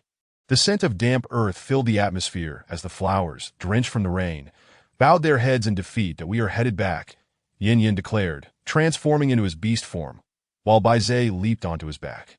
Carrying Yuan Yu. Is it cold? Bai Zai asked, his voice resonating above her head. Not too bad, she replied, bundled up in numerous layers of beast skins, shielding her from the wind, though her face felt the brunt of its chill. Bai Zai pressed Yuan Yu's head into his embrace, and after what felt like an eternity, they finally spotted the seaside. We're almost there, Bai Zai assured her, sensing her restlessness in his arms. Yuan. You have returned. Upon touching down, Lan Yu rushed towards her. Lan Yu, what are you doing here? Yuan Yu was surprised, having assumed that Lan Yu had returned during her absence. I have been waiting for you. Where have you been? Why did you not inform me? Lan Yu asked with concern. I went out with my companions for a few days, Yuan Yu replied, feeling a twinge of guilt for not notifying her beforehand. Yuan has us. What are you worried about? Bai Zai retorted, slightly irritated. How would I know if he can take care of Yuan? Although a bit intimidated by Bai Zai, Lan Yu held her ground defiantly. Yuan is our partner. Why do you concern yourself? Bai Zai was exasperated, nearly at a loss for words. What is with this female? I wish to toss her back into the sea. I do not care. Yuan, let us go, Lan Yu declared, pulling Yuan Yu's hand as they ran off together. Yuan Yu turned back. You all continue with your tasks. Lan Yu and I are going to have some fun. Bai Zai and Yin watched as Yuan Yu was led away. Now I finally understand, Yin murmured to himself. Knowing is pointless, as Yuan is being whisked away by that female. Bai Zai cast an irritated glance at Yin. Sighing deeply, he resigned himself to the situation, knowing that Qian was willing, yet there was nothing he could do. Lan Yu, where are you taking me?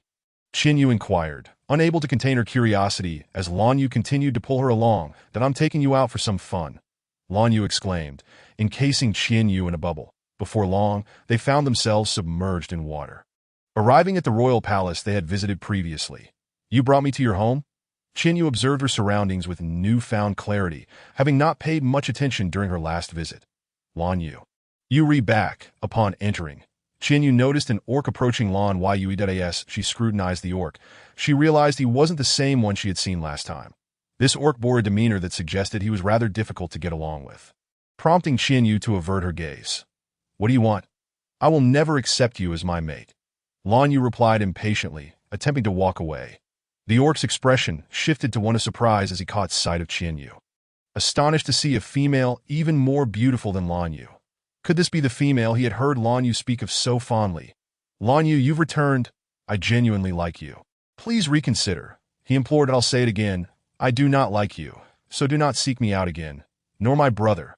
Lan Yu retorted with irritation. Did I realize my mistake? I shouldn't have gotten so close to that female. There is truly nothing between us. Lan Yu, please forgive me. I genuinely like you. The orc grasped Lan Yu's hand, pleading desperately. Lan Yu managed to break free, stating, I have severed ties with you. Hearing this, Qian Yu took her hand and led her away. Who is he? Qian Yu asked inquisitively, sensing there was more to the story. It seemed Lan Yu didn't harbor entirely neutral feelings towards him. He is an orc from the Shark clan. We grew up together, Lan Yu replied glumly. What is going on between you two now? Qian Yu pressed, bewildered. Let us discuss it inside, Lan Yu suggested as they entered. Where she guided Qian Yu to a seat, that he and my brother and I grew up together. We had initially agreed he would be my mate, but, Lan Yu sighed. But what? Don't leave me hanging. Qian Yu urged, her curiosity piqued. Well, he has a young female from his clan pursuing him, and he hasn't rejected her, and I've seen him with her numerous times, so, is he a scoundrel? How can he spend time with someone else if he has feelings for you? Qian Yu asked, perplexed. Now he wants to be my mate again and keeps pestering me. It's driving me mad that I wanted to find you for company, but you were absent, Lan Yu confessed, revealing the reason for her wait. I went out with my mate, so, Qian Yu explained. Chapter 81. Was she truly left behind? It must have been your mate's intention. He likely didn't want you to spend time with me, Lan Yu said, looking at Qian Yu with a hint of grievance. She merely enjoyed being with Qian Dada. Well, they didn't mean to. Qian Yu replied awkwardly, aware that Bai Zai only wished to be with her. Concerned for her safety. Qian will always be my friend, right? Qian Yu looked at Lan Yu with bright, hopeful eyes. Without hesitation, Lan Yu nodded, Of course, we will always be good friends. Qian Yu genuinely liked Lan Yu. Her emotions clear-cut and refreshingly innocent. She relished interactions with such individuals. Yay. Let us agree on that. Lan Yu exclaimed excitedly, embracing Qian Yu tightly. Qian Yu reciprocated the hug. Lan Yu, could you step outside for a moment? Qian Yu heard a familiar voice and turned to see Lan Yang standing at the door alongside the orc who had just been pestering Lan Yu. Brother, why are you still with him? I don't want to speak with him. There is nothing to discuss. Lan Yu frowned, clearly displeased. There is a misunderstanding. Please hear him out before deciding that if after your conversation you still wish not to see him. We won't force you, Lan Yang said, a touch of exasperation in his tone regarding his rather stubborn sister. Really, Lan Yu, let me explain. Just give me a little time. The orc pleaded as he swept Lan Yu up in his arms. Put me down. Let go of me. Lan Yu's voice faded as she was carried away. Qian Yu observed the scene, feeling somewhat like a bystander, but with Lan Yu gone, she was left wondering how she would return. She glanced at Lan Yang, who looked back at her, their eyes locking momentarily. Qian Yu felt a bit awkward, unsure if she should say something that I'm Lan Yang. You must know me, he broke the silence. Examining her closely, that I know.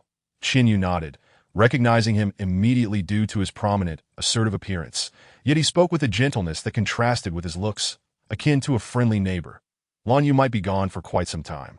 Lan Yang remarked, assessing Qian Yu's reaction. Qian Yu felt perplexed. She couldn't return home on her own, and Bai Zai and the others had no idea where she was, only that she was with Lan Yu. Could you perhaps take me back? Qian Yu asked cautiously, concerned about imposing on him. Upon hearing her request, Lan Yang felt a pang of urgency. Did she really not wish to spend time with him? No, he couldn't let her leave. He needed to seize this opportunity to be near her. That I have some matters to attend to, that if you can wait, I'll take you home once I'm done. Otherwise, you can wait for Lan Yu to return. Lan Yang smiled gently, knowing that Lan Yu would likely not come back soon. Once the misunderstanding was resolved, they would surely end up together. Thinking of this, he yearned for the chance to be intimate with the enchanting female before him. All right then, Qian Yu replied softly, realizing she had no other choice but to wait for Lan Yang to finish his tasks.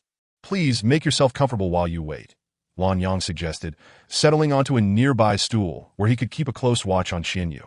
Okay, Qian Yu nodded, falling silent as she rested her head on the table, turning her face to gaze at Lan Yang's seat. Though she couldn't quite see what he was doing, she noticed his hands moving steadily. Lan Yang felt her gaze upon him and smiled. Meeting her eyes directly. Caught off guard, Qian Yu quickly averted her gaze, feeling embarrassed for being noticed. Lan Yang found her expression utterly adorable, igniting a desire within him to be her mate even more fervently. After a while, Qian Yu began to feel dizzy from her prolonged position, a wave of sleepiness overtaking her. Having been kept awake by Bai Zai's insistence the previous night, she hadn't rested well. Now, as she lay down, her eyelids grew heavy, and sleep claimed her. Would anything happen to her while she slept here? With Lan Yang present, she felt assured of her safety, that as her thoughts faded, she succumbed to slumber. Lan Yang had been observing Qian Yu discreetly, and upon seeing her asleep, he ceased his movements. He approached her, noting how deeply she slept, her lips slightly parted, and her small mouth adorably pouty, stirring a protective instinct within him. Gazing at her, an uncontrollable thought surfaced. She seemed destined to be his, especially clad in the delicate attire he had gifted her. He retrieved 2 herbs from his belongings. If Qian Yu were to see them, she would undoubtedly recognize one as the sleep herb and the other as the love herb. The sleep herb, true to its name, induces slumber, while the love herb is used in mating rituals. As he contemplated his actions, Lan Yang struggled internally.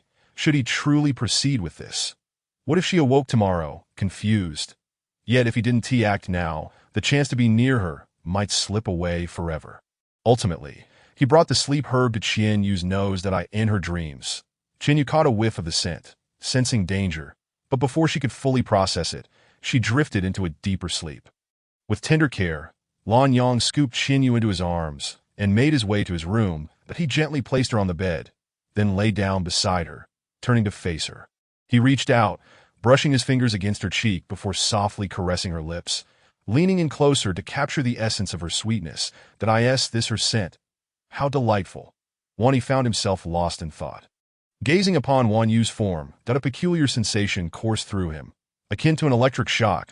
In her slumber, Wan Yu sensed a gentle caress upon her skin. He held her tightly, hesitant to move. For any shift could lead him to lose all self-control. He could not engage in the act of mating with her while she remained unconscious, though his heart yearned to be her partner. He feared that if he were to succumb to that desire now, she would never forgive him, nor would he forgive himself. Wani looked at the delicate female in his arms. His heart grew calm, that he longed to hold her like this forever. Yet he knew this cherished moment was stolen, that he held on to Wan Yu until she stirred, at which point he quietly slipped off the bed. Upon waking, Wan Yu blinked her eyes open, taking in the unfamiliar surroundings. In a sudden motion, she sat upright and began to assess her own body. Thankfully, she was unharmed, but how had she ended up here? You reawake. Wani entered upon hearing her voice. What are you doing here? Wan Yu asked, her gaze wary. This is my room. You fell asleep on the table, so I brought you here to rest. Wani explained. Upon hearing Wani's words, Wan Yu thought to herself that he seemed rather kind. Chapter 82. Are you truly so heartless? As Lan Yu returned, Wan Yu rubbed her temples. She had been increasingly drowsy lately. Not yet. Would you like something to eat? Wani could never reveal to her that Lan Yu had indeed returned, and besides, he was certain she had not come back yet. When will she return? Wan Yu inquired, a hint of urgency creeping in her voice. She had already slept, and the thought of Lan Yu still being away troubled her. Bai Zai and Yin must be worried sick since she had been gone for so long. Wan Yu cast a concerned glance at Wani, sensing from his clear gaze that he might be amenable to her request. She tentatively asked, Have you finished your business? Could you take me upstairs? My partner will be anxious if I don't return soon. I will escort you back, but first, let us have some food, Wani replied, although he had initially been reluctant to take her upstairs. Her evident anxiety softened his resolve. She was so devoted to her partner that he felt a pang of jealousy, that he too wished to be her partner. May I be your partner? Wani blurted out, gazing into her eyes. Wani was taken aback by his declaration. Had she truly heard him correctly? Wani, too, was astonished at his own words. Would she reject him? What would he do if she did? Having spoken, he could not take it back. With newfound determination, he implored, Could you grant me a chance to be your partner? I will protect you. This time, Wan Yu understood clearly. The merman was indeed professing his feelings for her. Panic surged within her as she waved her hands in a flustered manner. I already have 2 partners. That is sufficient. Wani felt a twinge of disappointment upon hearing her response. However, he resolved not to give up easily on the female he admired so dearly. It's all right. Even if you decline me now, I will continue to pursue you. Seeing Wan Yi's gentle demeanor return, Wan Yu was at a loss for how to respond. You should just give up. I will not be taking any more partners. Wan Yu believed it was crucial to clarify her position. She was only committed to Bai Zhe and Yin Yin, and the thought of adding another partner made her head spin.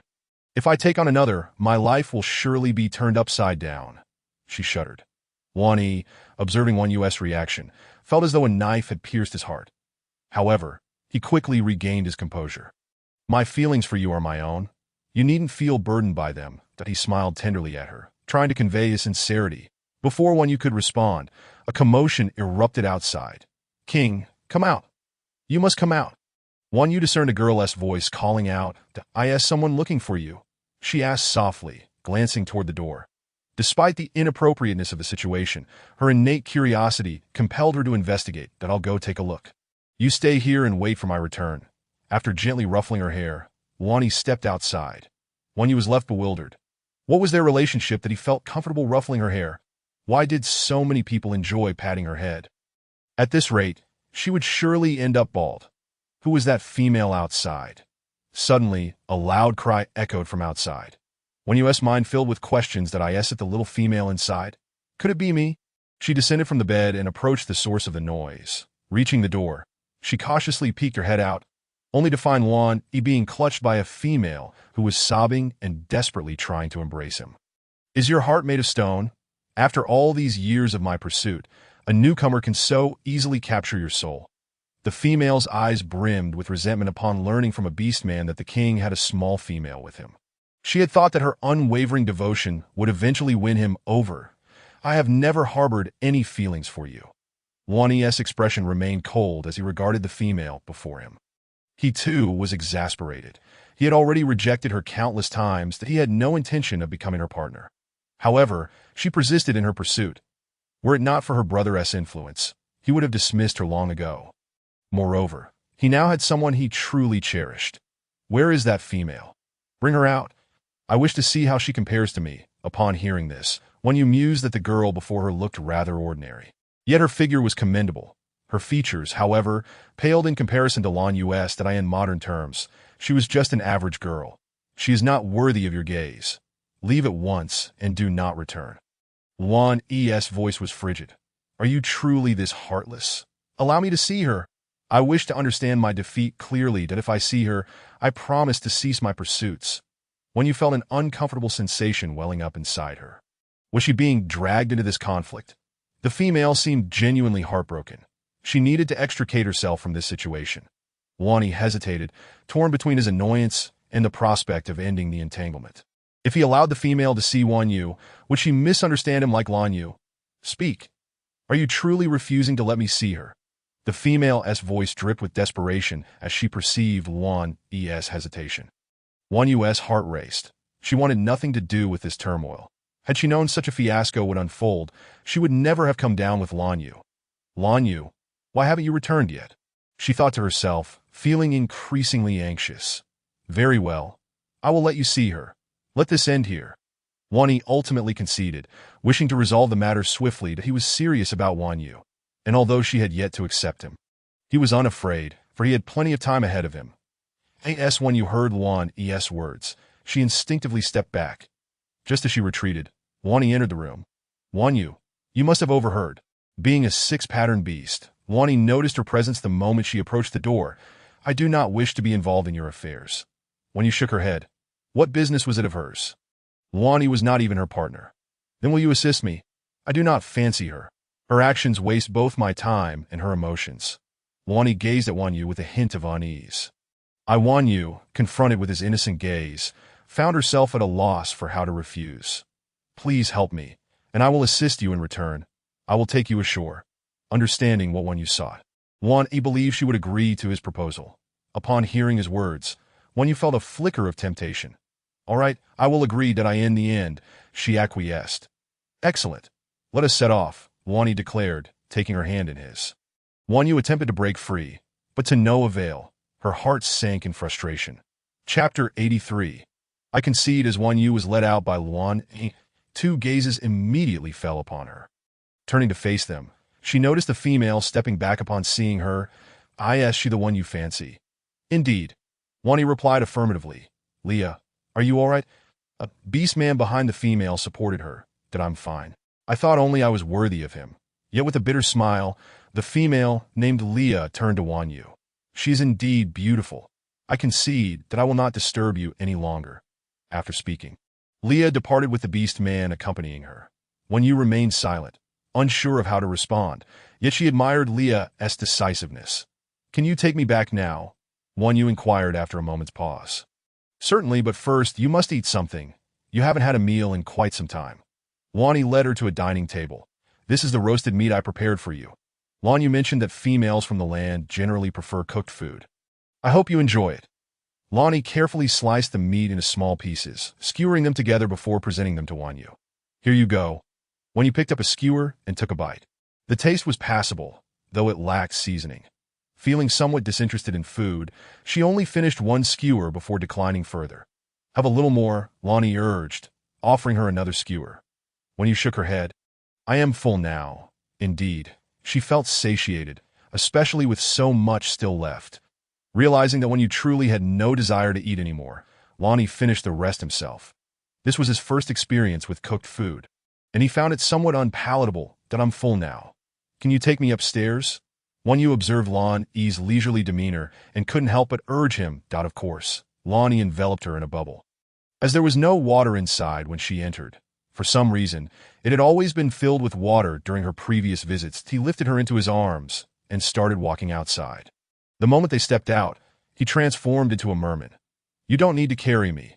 Just hold my hand. Wan Yu squirmed, attempting to get down. I can carry you faster. Ignoring her struggles, Lonnie wished to embrace her. Wan Yu fell silent, quietly resting in his arms. It was then she noticed the profound stillness around them. The surroundings were pitch black. Has it turned dark? She softly inquired, unable to see anything. Yes, it has. Lonnie held her close, his gaze emanating a gentle glow. Only then did Wan Yu realize how much time had passed. She had inadvertently slept for an entire day. Lonnie looked at her, wishing this journey could last longer, allowing them to spend more time together, but he had already tried his best to control their speed. Are those glowing jellyfish? Wan Yu, initially blinded by darkness, was surprised to see numerous jellyfish illuminating the dark with their soft glow. Do you like them? Lonnie sensed her change in mood, pleasantly surprised that she found joy in such things. That I do. But are they poisonous? Wan Yu recalled hearing that beautiful jellyfish could be highly toxic. They are somewhat poisonous. That if you like them, I can catch one for you. I assure you it won't dare sting you. Seeing her enthusiasm, Lonnie swam closer, but Wan Yu quickly interjected before he could reach out. No, aren't you fond of them? I can ensure it won't harm you. Wan Yu shook her head. Even if it wouldn't sting her, she was still too frightened to touch it. Moreover, she had no way to care for it back home. As it didn't live on land. No, just looking is fine. I have no place to keep it. Wan Yu hastily shook her head, fearing he might actually catch one for her. All right then, if you like them, you can come find me, and I'll bring you to see them. Of course, you can also seek out Wan Yu. Lonnie certainly wished for Wan Yu to seek him out, but it seemed she had no intention of troubling him. Once she met Wan Yu, he would definitely suggest she take Wan Yu out for more adventures, that if she enjoyed life in the sea, all the better. If not, it wouldn't matter. Once he dealt with all his affairs, he would go find her. Recently, the sea folk had been rather restless. He needed to eliminate all obstacles in his path. Only then could he feel at ease in pursuing her. All right. Wan Yu thought to herself that visiting Wan Yu would also be enjoyable. We have arrived. Lonnie's voice echoed above her as Wan Yu looked up. They had reached the place where they had set up camp. Many beast men were gathered around a large stone pot, roasting food and chatting. Baizé and Yin Yin sensed Wan Yu's presence and quickly approached her. Upon seeing Lan Yi beside her, their expressions shifted. They rushed over. Wan, how come he brought you back? Where is Lan Yu? Baizé scooped Wan Yu into his arms, his gaze toward Lan Yi filled with vigilance. You can go now. Wan has arrived. Yin Yin chimed in, and before Wan Yu could speak, he whisked her away. Lan Yi watched as they took Wan Yu from him, his eyes flickering before he turned and dove into the water. Once Lan Yi departed, Yin Yin pinched Wan Yu's cheek. How come he brought you back? Where is Lan Yu? Hearing their questions, Wan Yu sighed. Lan Yu had something to attend to, so he brought me back. Baizé and Yin Yin nodded upon hearing this. Wan Yu, it's been a while. You're back. Baizea just set her down near the fire when Mimi approached. You just got back. Wan Yu smiled warmly, having not seen Mimi for several days. Have you eaten? Mimi, noticing Wan Yu's late return, assumed she hadn't had a meal. Baizea and Yin Yin, overhearing Mimi's words, exchanged glances as Yin Yin entered the tent to fetch the prepared dishes. I've already eaten. I'm not hungry now. Wan Yu genuinely felt she could not eat anymore. Wan Yu, Lord Baizea and Lord Yin Yin treat you so well? Mimi gazed at Wan Yu with envy. Ha, I think so too.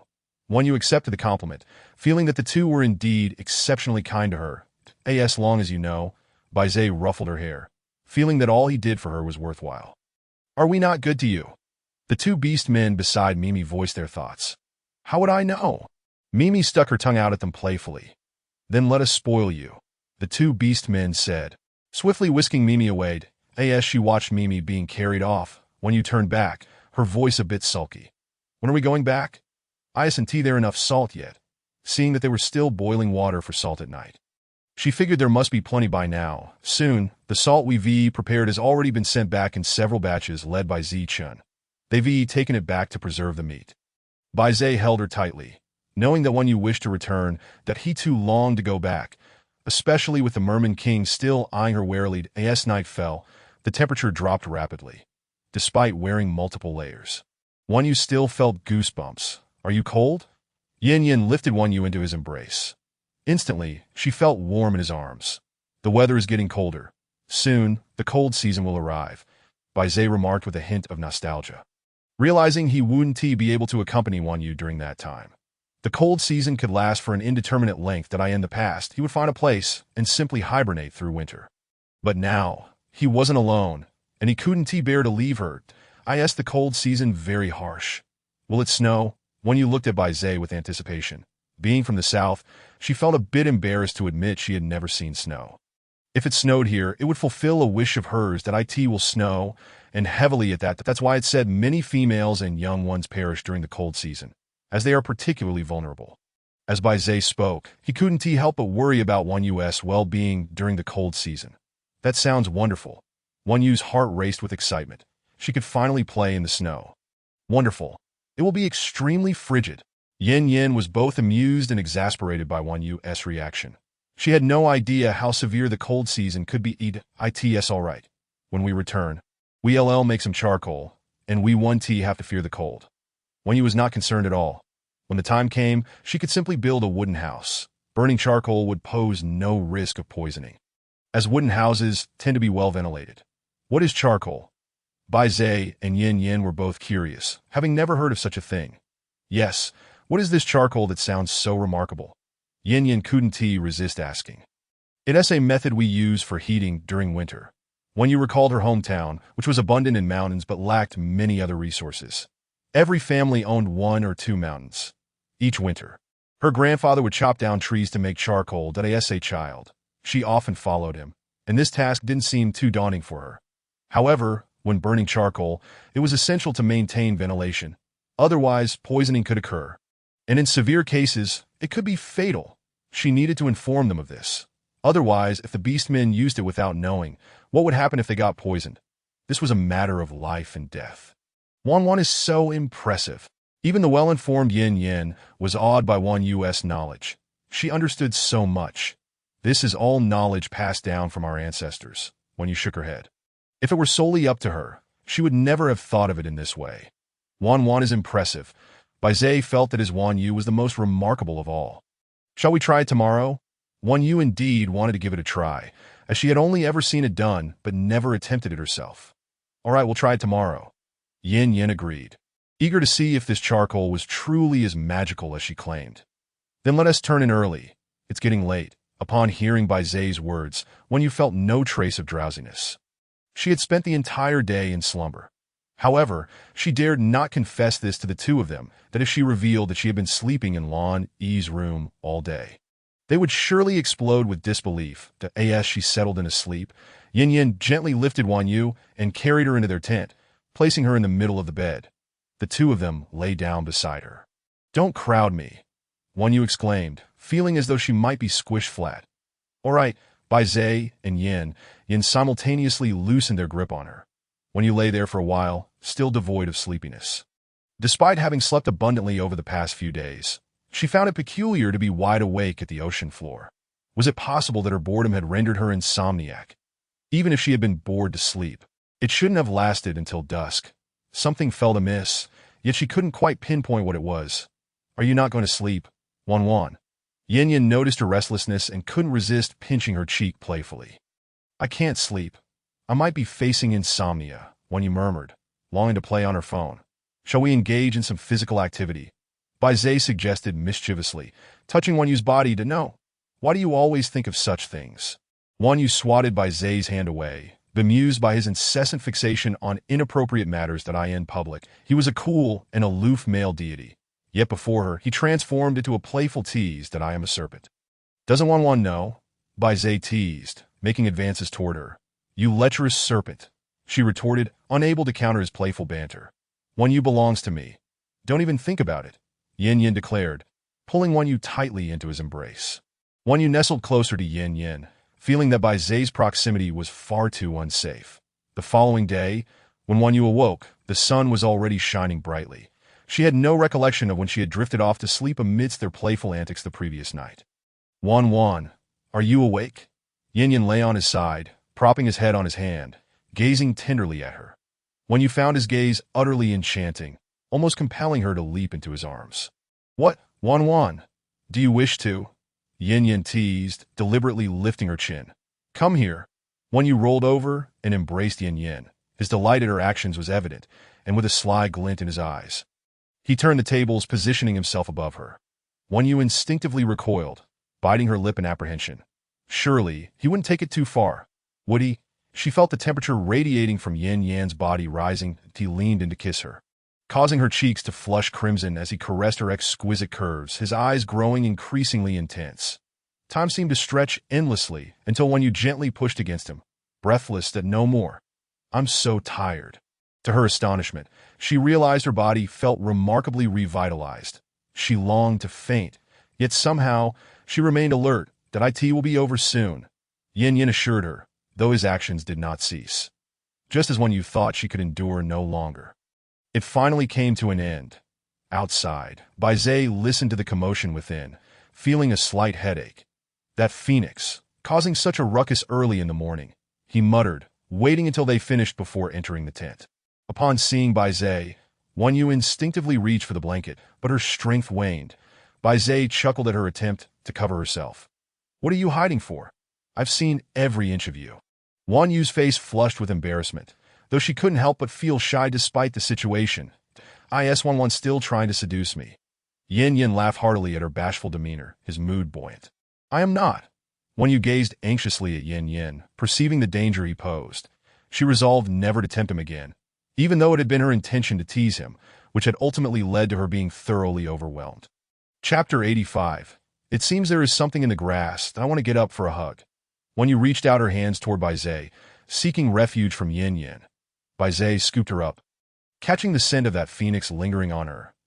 He found it rather unpleasant. "That I shall cleanse you." With that, he carried Wan Yu to a corner and glanced back at Yin. "Yin, aren't you going to fetch some hot water for Wan Yu?"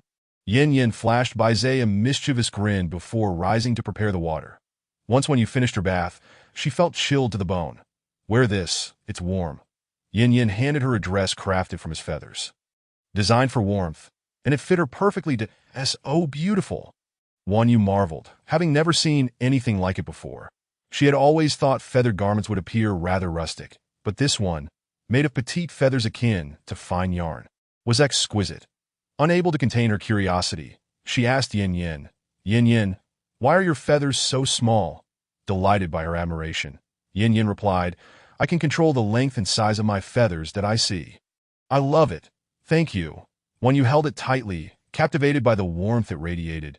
"Quickly put it on. You don't want to catch a chill." Bai Zhe took the dress from her hands and helped her into it.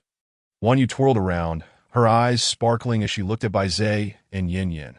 "How do I look?" "Beautiful. Wan looks lovely in anything, especially in the dress I made," Yin Yin affirmed, nodding eagerly, feeling a sense of satisfaction at seeing her adorned in his feathers. "Shall we set off? Let us gather some wood for charcoal," Wan Yu exclaimed excitedly as she stepped out of the tent. With Bai Zai and Yin Yin following closely behind, it will head to the forest to chop some wood, Yin Yin declared, transforming into his beast form. When you turned to Bai Zai, questioning his stillness. Why aren't you moving? I'm staying here. Zichen isn't around, so I must keep watch that don't wander too far. Bai Zai ruffled Wan Yu's hair affectionately. All right, then we shall be off. Wan Yu nodded, understanding his concern. Promise me you won't stray too far and return promptly, Bai Zai instructed, lifting Wan Yu onto Yin Yan's back. Understood that we'll only go a short distance, not far at all. Wan Yu assured him, as the forest was merely about 1,000 meters away. Once Yin Yin took to the skies with her, Wan Yu waved goodbye to Bai Zai, wrapping her arms tightly around Yin Yan's feathered neck. "So warm," she exclaimed, basking in the sunlight as a gentle breeze brushed against her face. Outside, she felt surprisingly warm, perhaps due to the sun's rays. "Do you like it? I enjoy taking you out to play," Yin Yin said, pleased to see her happiness, which in turn brightened his own mood. Upon hearing Yin Yan's affectionate tone, Wan Yu felt her heart soften. She nodded vigorously. "I do." She adored the warm sunlight enveloping her. It felt incredibly comforting. Finally, she comprehended why the elderly often relished sitting in the sun. All right. Yin Yin glanced down, noticing they had arrived at a wooded area. When you looked below, overcoming her previous fear of heights, as she trusted that Yin Yin would never let her fall. "Let us go down," she suggested, spotting a suitable place without needing to venture far. Okay. Yin Yin descended, allowing Wan Yu to slide off his back. This area was not densely forested, and the sky was visible above. Yin Yin. Go break off a few sturdy logs. Without any tools, they would have to rely on sheer strength. Yet Wan Yu felt no urgency. After all, orcs were known for their immense power. All right, stay here, and don't wander off. Yin Yin affectionately tousled her hair and remained close by, selecting appropriately sized trees. With a single blow, he felled a tree with a resounding crash, and within a minute he had brought down 5 or 6. "That's enough, Yin Yin. We don't need to carry too much," Wan Yu interjected, sensing that they had gathered sufficient wood. Hearing her words, Yin Yin retracted his hand. "Are you certain this is enough?" he inquired once more. Wan Yu nodded emphatically. Yes. We won't need that much, that we just want to test it out first." "Very well, let us return." Yin Yin transformed back into his beast form, lowering himself, so Wan Yu could climb on. Just as she settled in, she heard a faint, pitiful sound emanating from the grass. "Yin Yin, did you hear that noise?" she asked, patting his back. "That I did." "What is it?" Yin Yin was reluctant to investigate, initially planning to fly away. But Wan Yu's curiosity piqued. "Let us go take a look." Hearing the distressed sound tugged at her heartstrings. "All right, but you stay up here. I'll take you to investigate." Yin Yin acquiesced, moving toward the source of the sound. Parting the grass, they discovered a small monkey, bloody and weak. "Wan Yu, it's a little monkey." Yin Yin instinctively shielded himself, not wishing for Wan Yu to witness the scene. "Let me see." Wan Yu leaned to the side and beheld a monkey drenched in blood. Noticing the rise and fall of its chest, she surmised it still had a chance for survival. "Yin Yin, let us save it. It is not yet dead." Wan Yu felt a pang of sympathy. As a healer, she could not bear such sights. "Very well," Yin Yin replied flatly, knowing that if Qian Qian saw it, she would undoubtedly attempt to rescue it, for her heart was the softest. This little monkey was indeed fortunate to encounter such a tender-hearted individual. "Then please lower me down." Yin Yin crouched, allowing Wan Yu to slide off. She approached the little monkey, ready to lift it, but was halted by Yin Yan's hand. "What is it?" Wan Yu inquired, puzzled. "Do you not recall?" "I am also a witch doctor. I am capable of handling this. Do you not touch it. It is filthy." Yin Yin gently lifted Wan Yu beside him. "All right," she acquiesced, standing obediently next to him. That it was clawed open by a beastman. What sort of beastman could be so cruel as to inflict such harm upon a mere infant? Yin Yin expressed his surprise. Typically, beastmen did not kill females and their young in such a brutal manner. Such a deep wound. Was it truly inflicted by a beastman? Wan Yu pondered, incredulous, as the injury was almost bone deep. Had they not found it, it would surely have perished. "Did I have some herbs?" Wan Yu retrieved the medicinal plants from her bracelet. "Were it not for this bracelet, we would have wasted countless hours searching for remedies." "Hand them to me. I shall manage this." Yin Yin took the herbs, crushed them, and applied the mixture to the monkey's wound. Suddenly, the little monkey's legs twitched. Wan Yu speculated that the treatment had stimulated it. "Yin Yin, What shall we do now? Are we to take this little monkey with us? She crouched, resting one hand on her knee while the other supported her chin. This little monkey, was it abandoned or lost? If I take it back, will its family not worry if they cannot find it? Yin Yan's expression turned grave. We must bring it back for treatment as its injuries are severe. Then let us take it home. Once it is healed, we can return to assess the situation. When you pulled out a piece of animal skin from her bracelet and handed it to him. Here, wrap it up. We shall return. The mosquitoes here were relentless, leaving welts upon her face. Yin Yan accepted the skin, carefully wrapping the little monkey within it before placing it into Wan Yu's arms. Qian, hold it. When you accepted the little creature, she gazed at Yin in his beast form, feeling somewhat conflicted. Could you lower yourself a bit? I find it difficult to climb on with it in my arms. She looked at Yin Yan's massive beast shape. When alone, she could grasp his feathers to ascend. Yin bent down, permitting her to clamber onto his back, which seemed to grow even larger as he did so. Yin extended his claws to seize the neatly arranged firewood before taking flight. The gentle breeze tousled her hair, strands brushing against her face. Unable to free a hand to push her hair aside due to holding the little monkey. Wan Yu kept her eyes closed throughout the journey. As she closed her eyes, her ears became more attuned to the rushing wind, her heart racing with an inexplicable sense of fear and insecurity. Unable to contain herself, she asked Yin, how much longer until we arrive? Not long now. We shall be there shortly. Yin discerned the urgency in her voice and quickened his pace. That a few minutes later, they finally landed. We have arrived. Yin descended, and as Wan Yu opened her eyes, she spotted Bai Zhe before her. Her face lit up with a sweet smile upon seeing him. Bai Zhe gestured for a hug. And Wan Yu initially considered jumping down, but thought better of it due to the little monkey in her arms. She passed the monkey into Bai Zhe's hands before sliding down. While Yin transformed back into his human form, Bai Zhe paused momentarily, contemplating. Where did you find this infant? Wan Yu exchanged glances with Yin. This little one was discovered by Yin and me in the woods. It sustained grave injuries, and seeing it in such a pitiful state compelled me to bring it back. Wan Yu explained at a leisurely pace, while Yin added, you know well Qian's disposition. Bai Zhe smiled gently at Wan Yu, his eyes softening. Where shall we place it? He gazed at the little monkey in his hands, reflecting on how every time when you ventured out, she returned with the most unexpected finds. Let us place it in our room for now. Its injuries are severe and require constant observation. The little monkey was too small to possess the resilience of an adult, and the threat of infection was a dire concern. It would be prudent to keep it under vigilant watch, for its survival was paramount. The trio entered the tent, where they fashioned a small bed beside the larger one, covering it with animal skins. Bai Zhe, is it a beast man or merely a little monkey? After arranging the bedding, when you finally scrutinized the creature, it was a golden snub-nosed monkey, its tiny form undeniably adorable as it lay quietly. Were it not for her knowledge of its survival, she might have mistaken it for lifeless. It is a beastman's young. The ability to distinguish between animals and beastmen was an innate skill among their kind. A beastman's infant. How could it sustain such grievous injuries and be abandoned in the underbrush? When we first encountered it, it was swarmed by ants. When you mused aloud, questioning whether it had strayed or been forsaken. Stop pondering.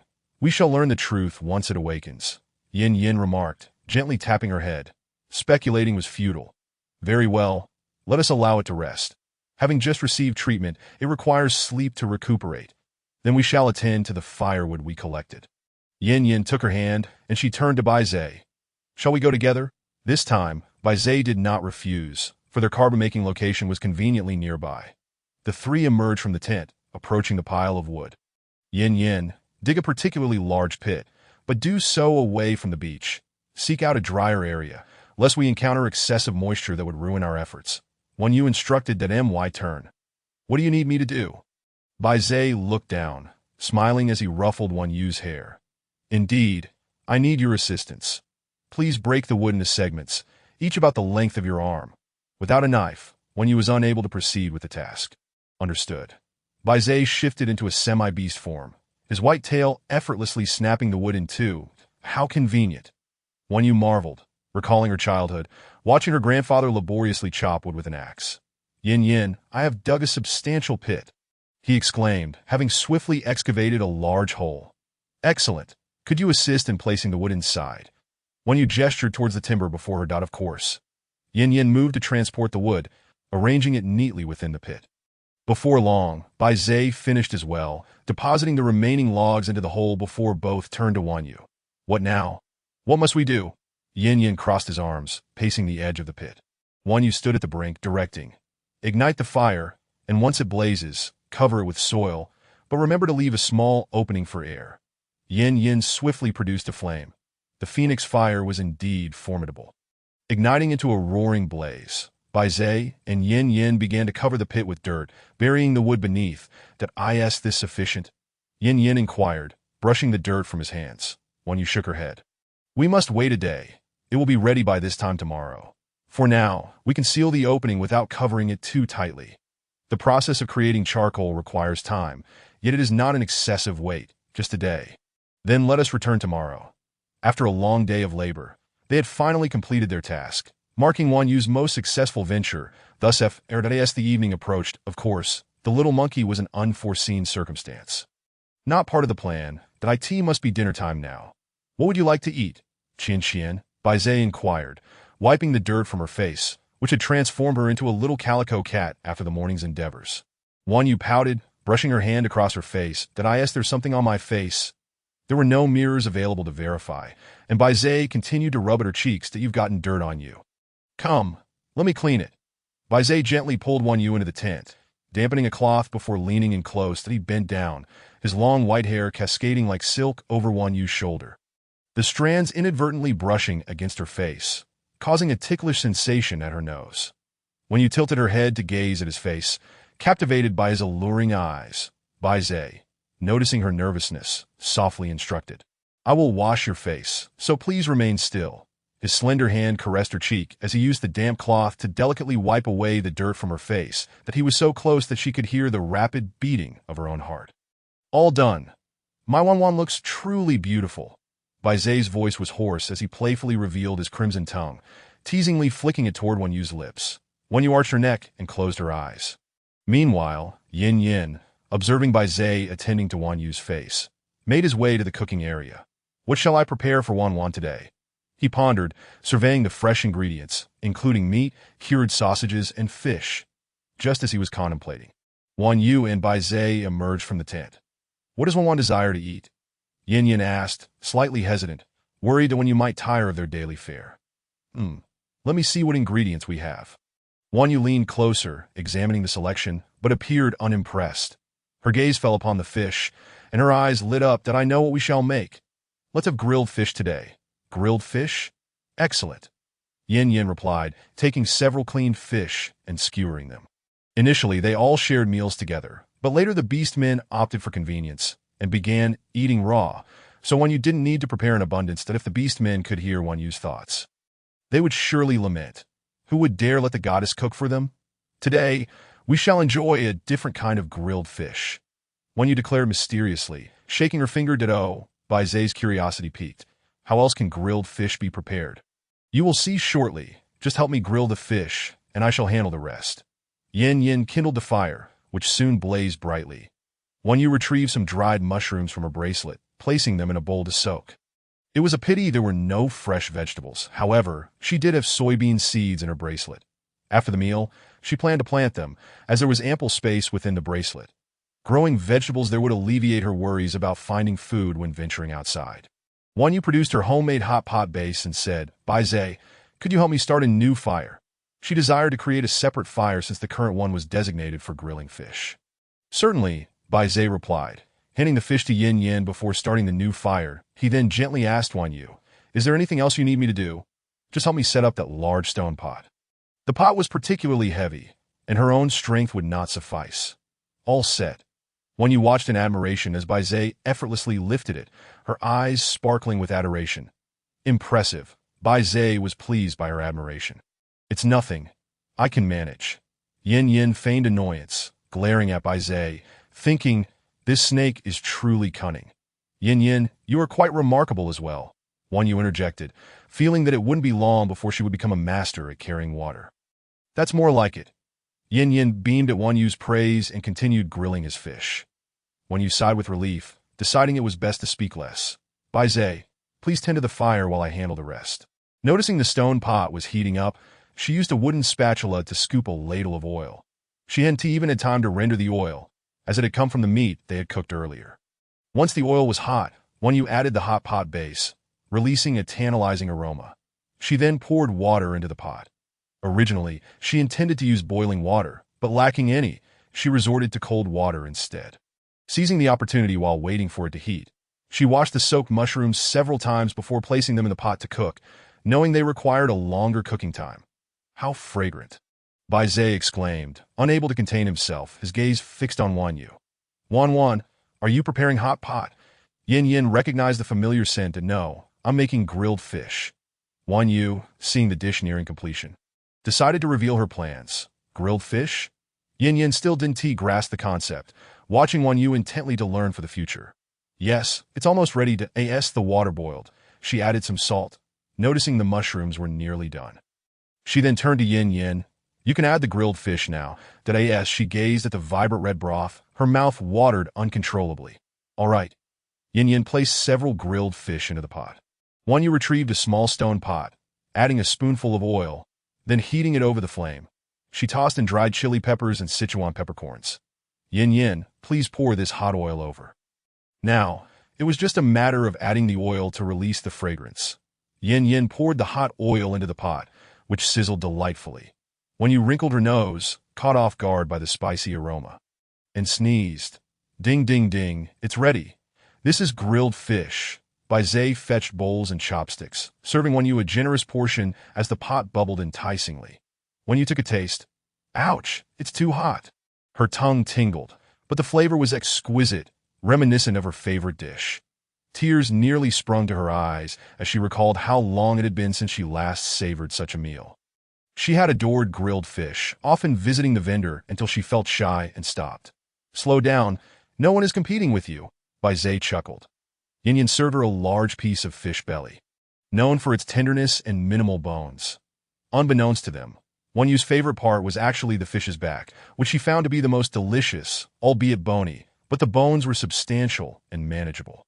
Don't mind me, you both should eat quickly, or it won't taste as good if it cooks too long. She wasn't a child. She could eat on her OW and AT last. Bai Zai and Yin Yin began to enjoy their meal. This is delicious. Yin Yin's eyes sparkled with delight. Indeed it is, Bai Zai agreed. Though he wasn't particularly fond of spicy food, he acknowledged the flavor was remarkable. Just as they relished their meal, an anxious beastman rushed over. Lord Bai Zai, there are several beastmen outside who wish to see you. Chapter 88. Unexpected visitors. Upon hearing this, Wan Yu wondered who else would seek Bai Zai here. Let us finish our meal first. Bai Zai, noticing Wan Yu's bewilderment, spoke calmly. Please go outside and inform those beastmen to wait. Yin Yin, nonchalantly picking up fish meat, addressed the beastman. Bai Zai, who do you suppose would be seeking you? I have no idea. Bai Zai replied softly, having no acquaintances among the beastmen. Who would come looking for him? Perhaps it was related to that matter. Bai Zai mused, suspecting it might be the case. Wan Yu, inadvertently choking, began to cough violently. Upon hearing her cough, Bai Zai sprang up. Wan, what's wrong? Did a fishbone get stuck? His face filled with concern as he gently patted her back. Wan Yu, her face flushed from coughing, shook her head. I am not choking. I just inhaled. Here, drink some water. Yin Yin quickly brought water to her lips. Wan Yu sipped and immediately felt relieved, realizing she had accidentally bitten into a chili pepper, causing her to choke in her haste. All right, no more for now, she said, pushing her bowl away and setting down her rice bowl. Not hungry anymore? Bai Zai asked softly, patting her back with a look of deep concern. That I'm full now. Indeed, Wan Yu had eaten her fill and resolved to be more cautious with spicy food in the future. Then you should rest for a bit, Bai Zai said, continuing to finish his fish. Once they were done, Bai Zai stood up, taking Wan Yu's hand. Now let us see what those beastmen want. Okay. Wan Yu obediently allowed him to lead her. Yin Yin quickly followed suit, grasping her other hand. Before long, they spotted several figures standing nearby. One beastman pacing back and forth. It seemed he sensed their presence and turned to look at them. That I haven't seen them before, Wan Yu remarked. Glancing at Bai Zai, that I don't recognize them either, he replied, noting Wan Yu's curiosity. However, I believe I know why they are here. It must be concerning the young cubs. You must be the leaders here. The approaching beastman bowed to them. Yes. What is it? Baizé replied coolly. When you scrutinized the beastman, who was tall and slender with short yellow hair, appearing to be of middle age, did I wonder if you have seen my cub? Due to certain events within our tribe, a young cub has gone missing, and we have followed its scent here. The orc gazes at them with eyes brimming with hope. Wanyu and Yin exchange glances, astonished that this orc has truly come in search of the little cub. Had they not just found one themselves? We have indeed discovered a small cub. Yet how can I ascertain if it belongs to you? Wanyu speaks, her apprehension evident as she recalls the severe injuries the little cub has sustained, now compounded by the presence of these strangers. How can she trust that they are not ill-intentioned? It is indeed my little cub. It is a small monkey. Our tribe has suffered betrayal from within, resulting in the theft of my cub, and I lament my failure to safeguard it. The orc across from her covers his face with trembling hands, his eyes swollen and bloodshot. Witnessing this, Wanyu begins to waver in her skepticism. She turns to Baizé and Yin. What are your thoughts? Yin, with a resigned sigh, gently ruffles her hair. This orc is indeed the father of the small monkey, as they share a similar scent. Wanyu, upon hearing this, feels a pang of inadequacy for having been unable to detect it herself. The orc, upon hearing Yin-Yan's words, looks at him gratefully. Your little cub is indeed here with us, but it has sustained grave injuries. Are you certain you wish to take it back? Yin considers, deciding that since its father has come seeking it, he should be allowed to make his own choice. Grave injuries? Is it all right? The orc stumbles backward a few steps, his complexion paling as he reaches out to grasp Yin-Yan's hand. Yin sidesteps, avoiding the orc's touch. Do not approach me. Speak your mind, that I see someone whom anyone can touch. Only Wanyu has that privilege. That I apologize. Our chieftain has been overly anxious. Another orc, seeing the distress of their chieftain, hastens to support him. Follow me, and I shall take you to see. Baizé, observing their urgency, takes Wanyu's hand and turns to lead her back. The group of orcs follows closely behind. Soon, they arrive at the entrance of a tent. Your little cub is inside. You may enter alone. Baizé, despite his disdain for others entering his domain, concedes due to the cub's presence and allows him to enter. The chieftain of the monkey tribe nods eagerly, fearing Baizé might change his mind. Wanyu and the others follow him inside, where they find the little monkey resting by her bed. The chieftain of the monkey tribe rushes forward. This is my little cub. What has happened to it? Why does it look like this? Overcome with emotion, the chieftain collapses in tears. Wanyu observes this scene, her heart heavy, as she cannot bear to witness such sorrow that we found it on the brink of death. And it was through our efforts that we managed to save it. Wanyu interjects. Thank you for rescuing my cub. Whatever you need, I shall assist you. The chieftain kneels before them, and Wanyu steps aside, feeling a pang of sympathy for a person of such age bowing before her, unafraid of losing years from their life, that we seek no repayment. Its encounter with us was a stroke of fortune, indicating that it is not yet destined to perish. Although Yin cannot fathom the chieftain's feelings, he empathizes. Had he lost his and Wanyu's little cub, he would be driven to madness. Now that my little cub is so gravely injured, I cannot save it alone, that I implore you to help. The chieftain, in his desperation, attempts to kneel again. Wanyu feels somewhat helpless. This habitual act of kneeling is painfully familiar to her. The cub may remain with us for now. Once it recovers, you may take it back. Wanyu steps forward to check on the little monkey, relieved to find it does not have a fever, indicating a favorable condition. Thank you, the chieftain bows again. Please exit. Do not disturb its rest. Wanyu gazes sternly at him, recognizing that the little monkey now requires a tranquil environment to heal. Once Wanyu has spoken, the orc exits, with the father orc present. Should we allow it to have a tent of its own for the father to care for it? Wanyu queries Yin, seeking his opinion as he is also a healer. Yes, let its father care for it alone. Chapter 89. Returning home with someone to tend to it, he readily agrees that at that point, we can administer some herbs, and once it recovers, they can depart, saving them the trouble of locating relatives. The following morning, Wanyu rises early, standing alongside Yin at the site where they prepared the charcoal yesterday. It is time. We shall unearth it. Wanyu holds a stick, prodding at the soil above. Wanyu, step aside. Let me handle this. I do not want you to get burned. Yin Yin gently lifts Wanyu behind him. I am fine. I can assist. Wanyu feels a twinge of embarrassment at Yin Yan's insistence to shield her from engaging.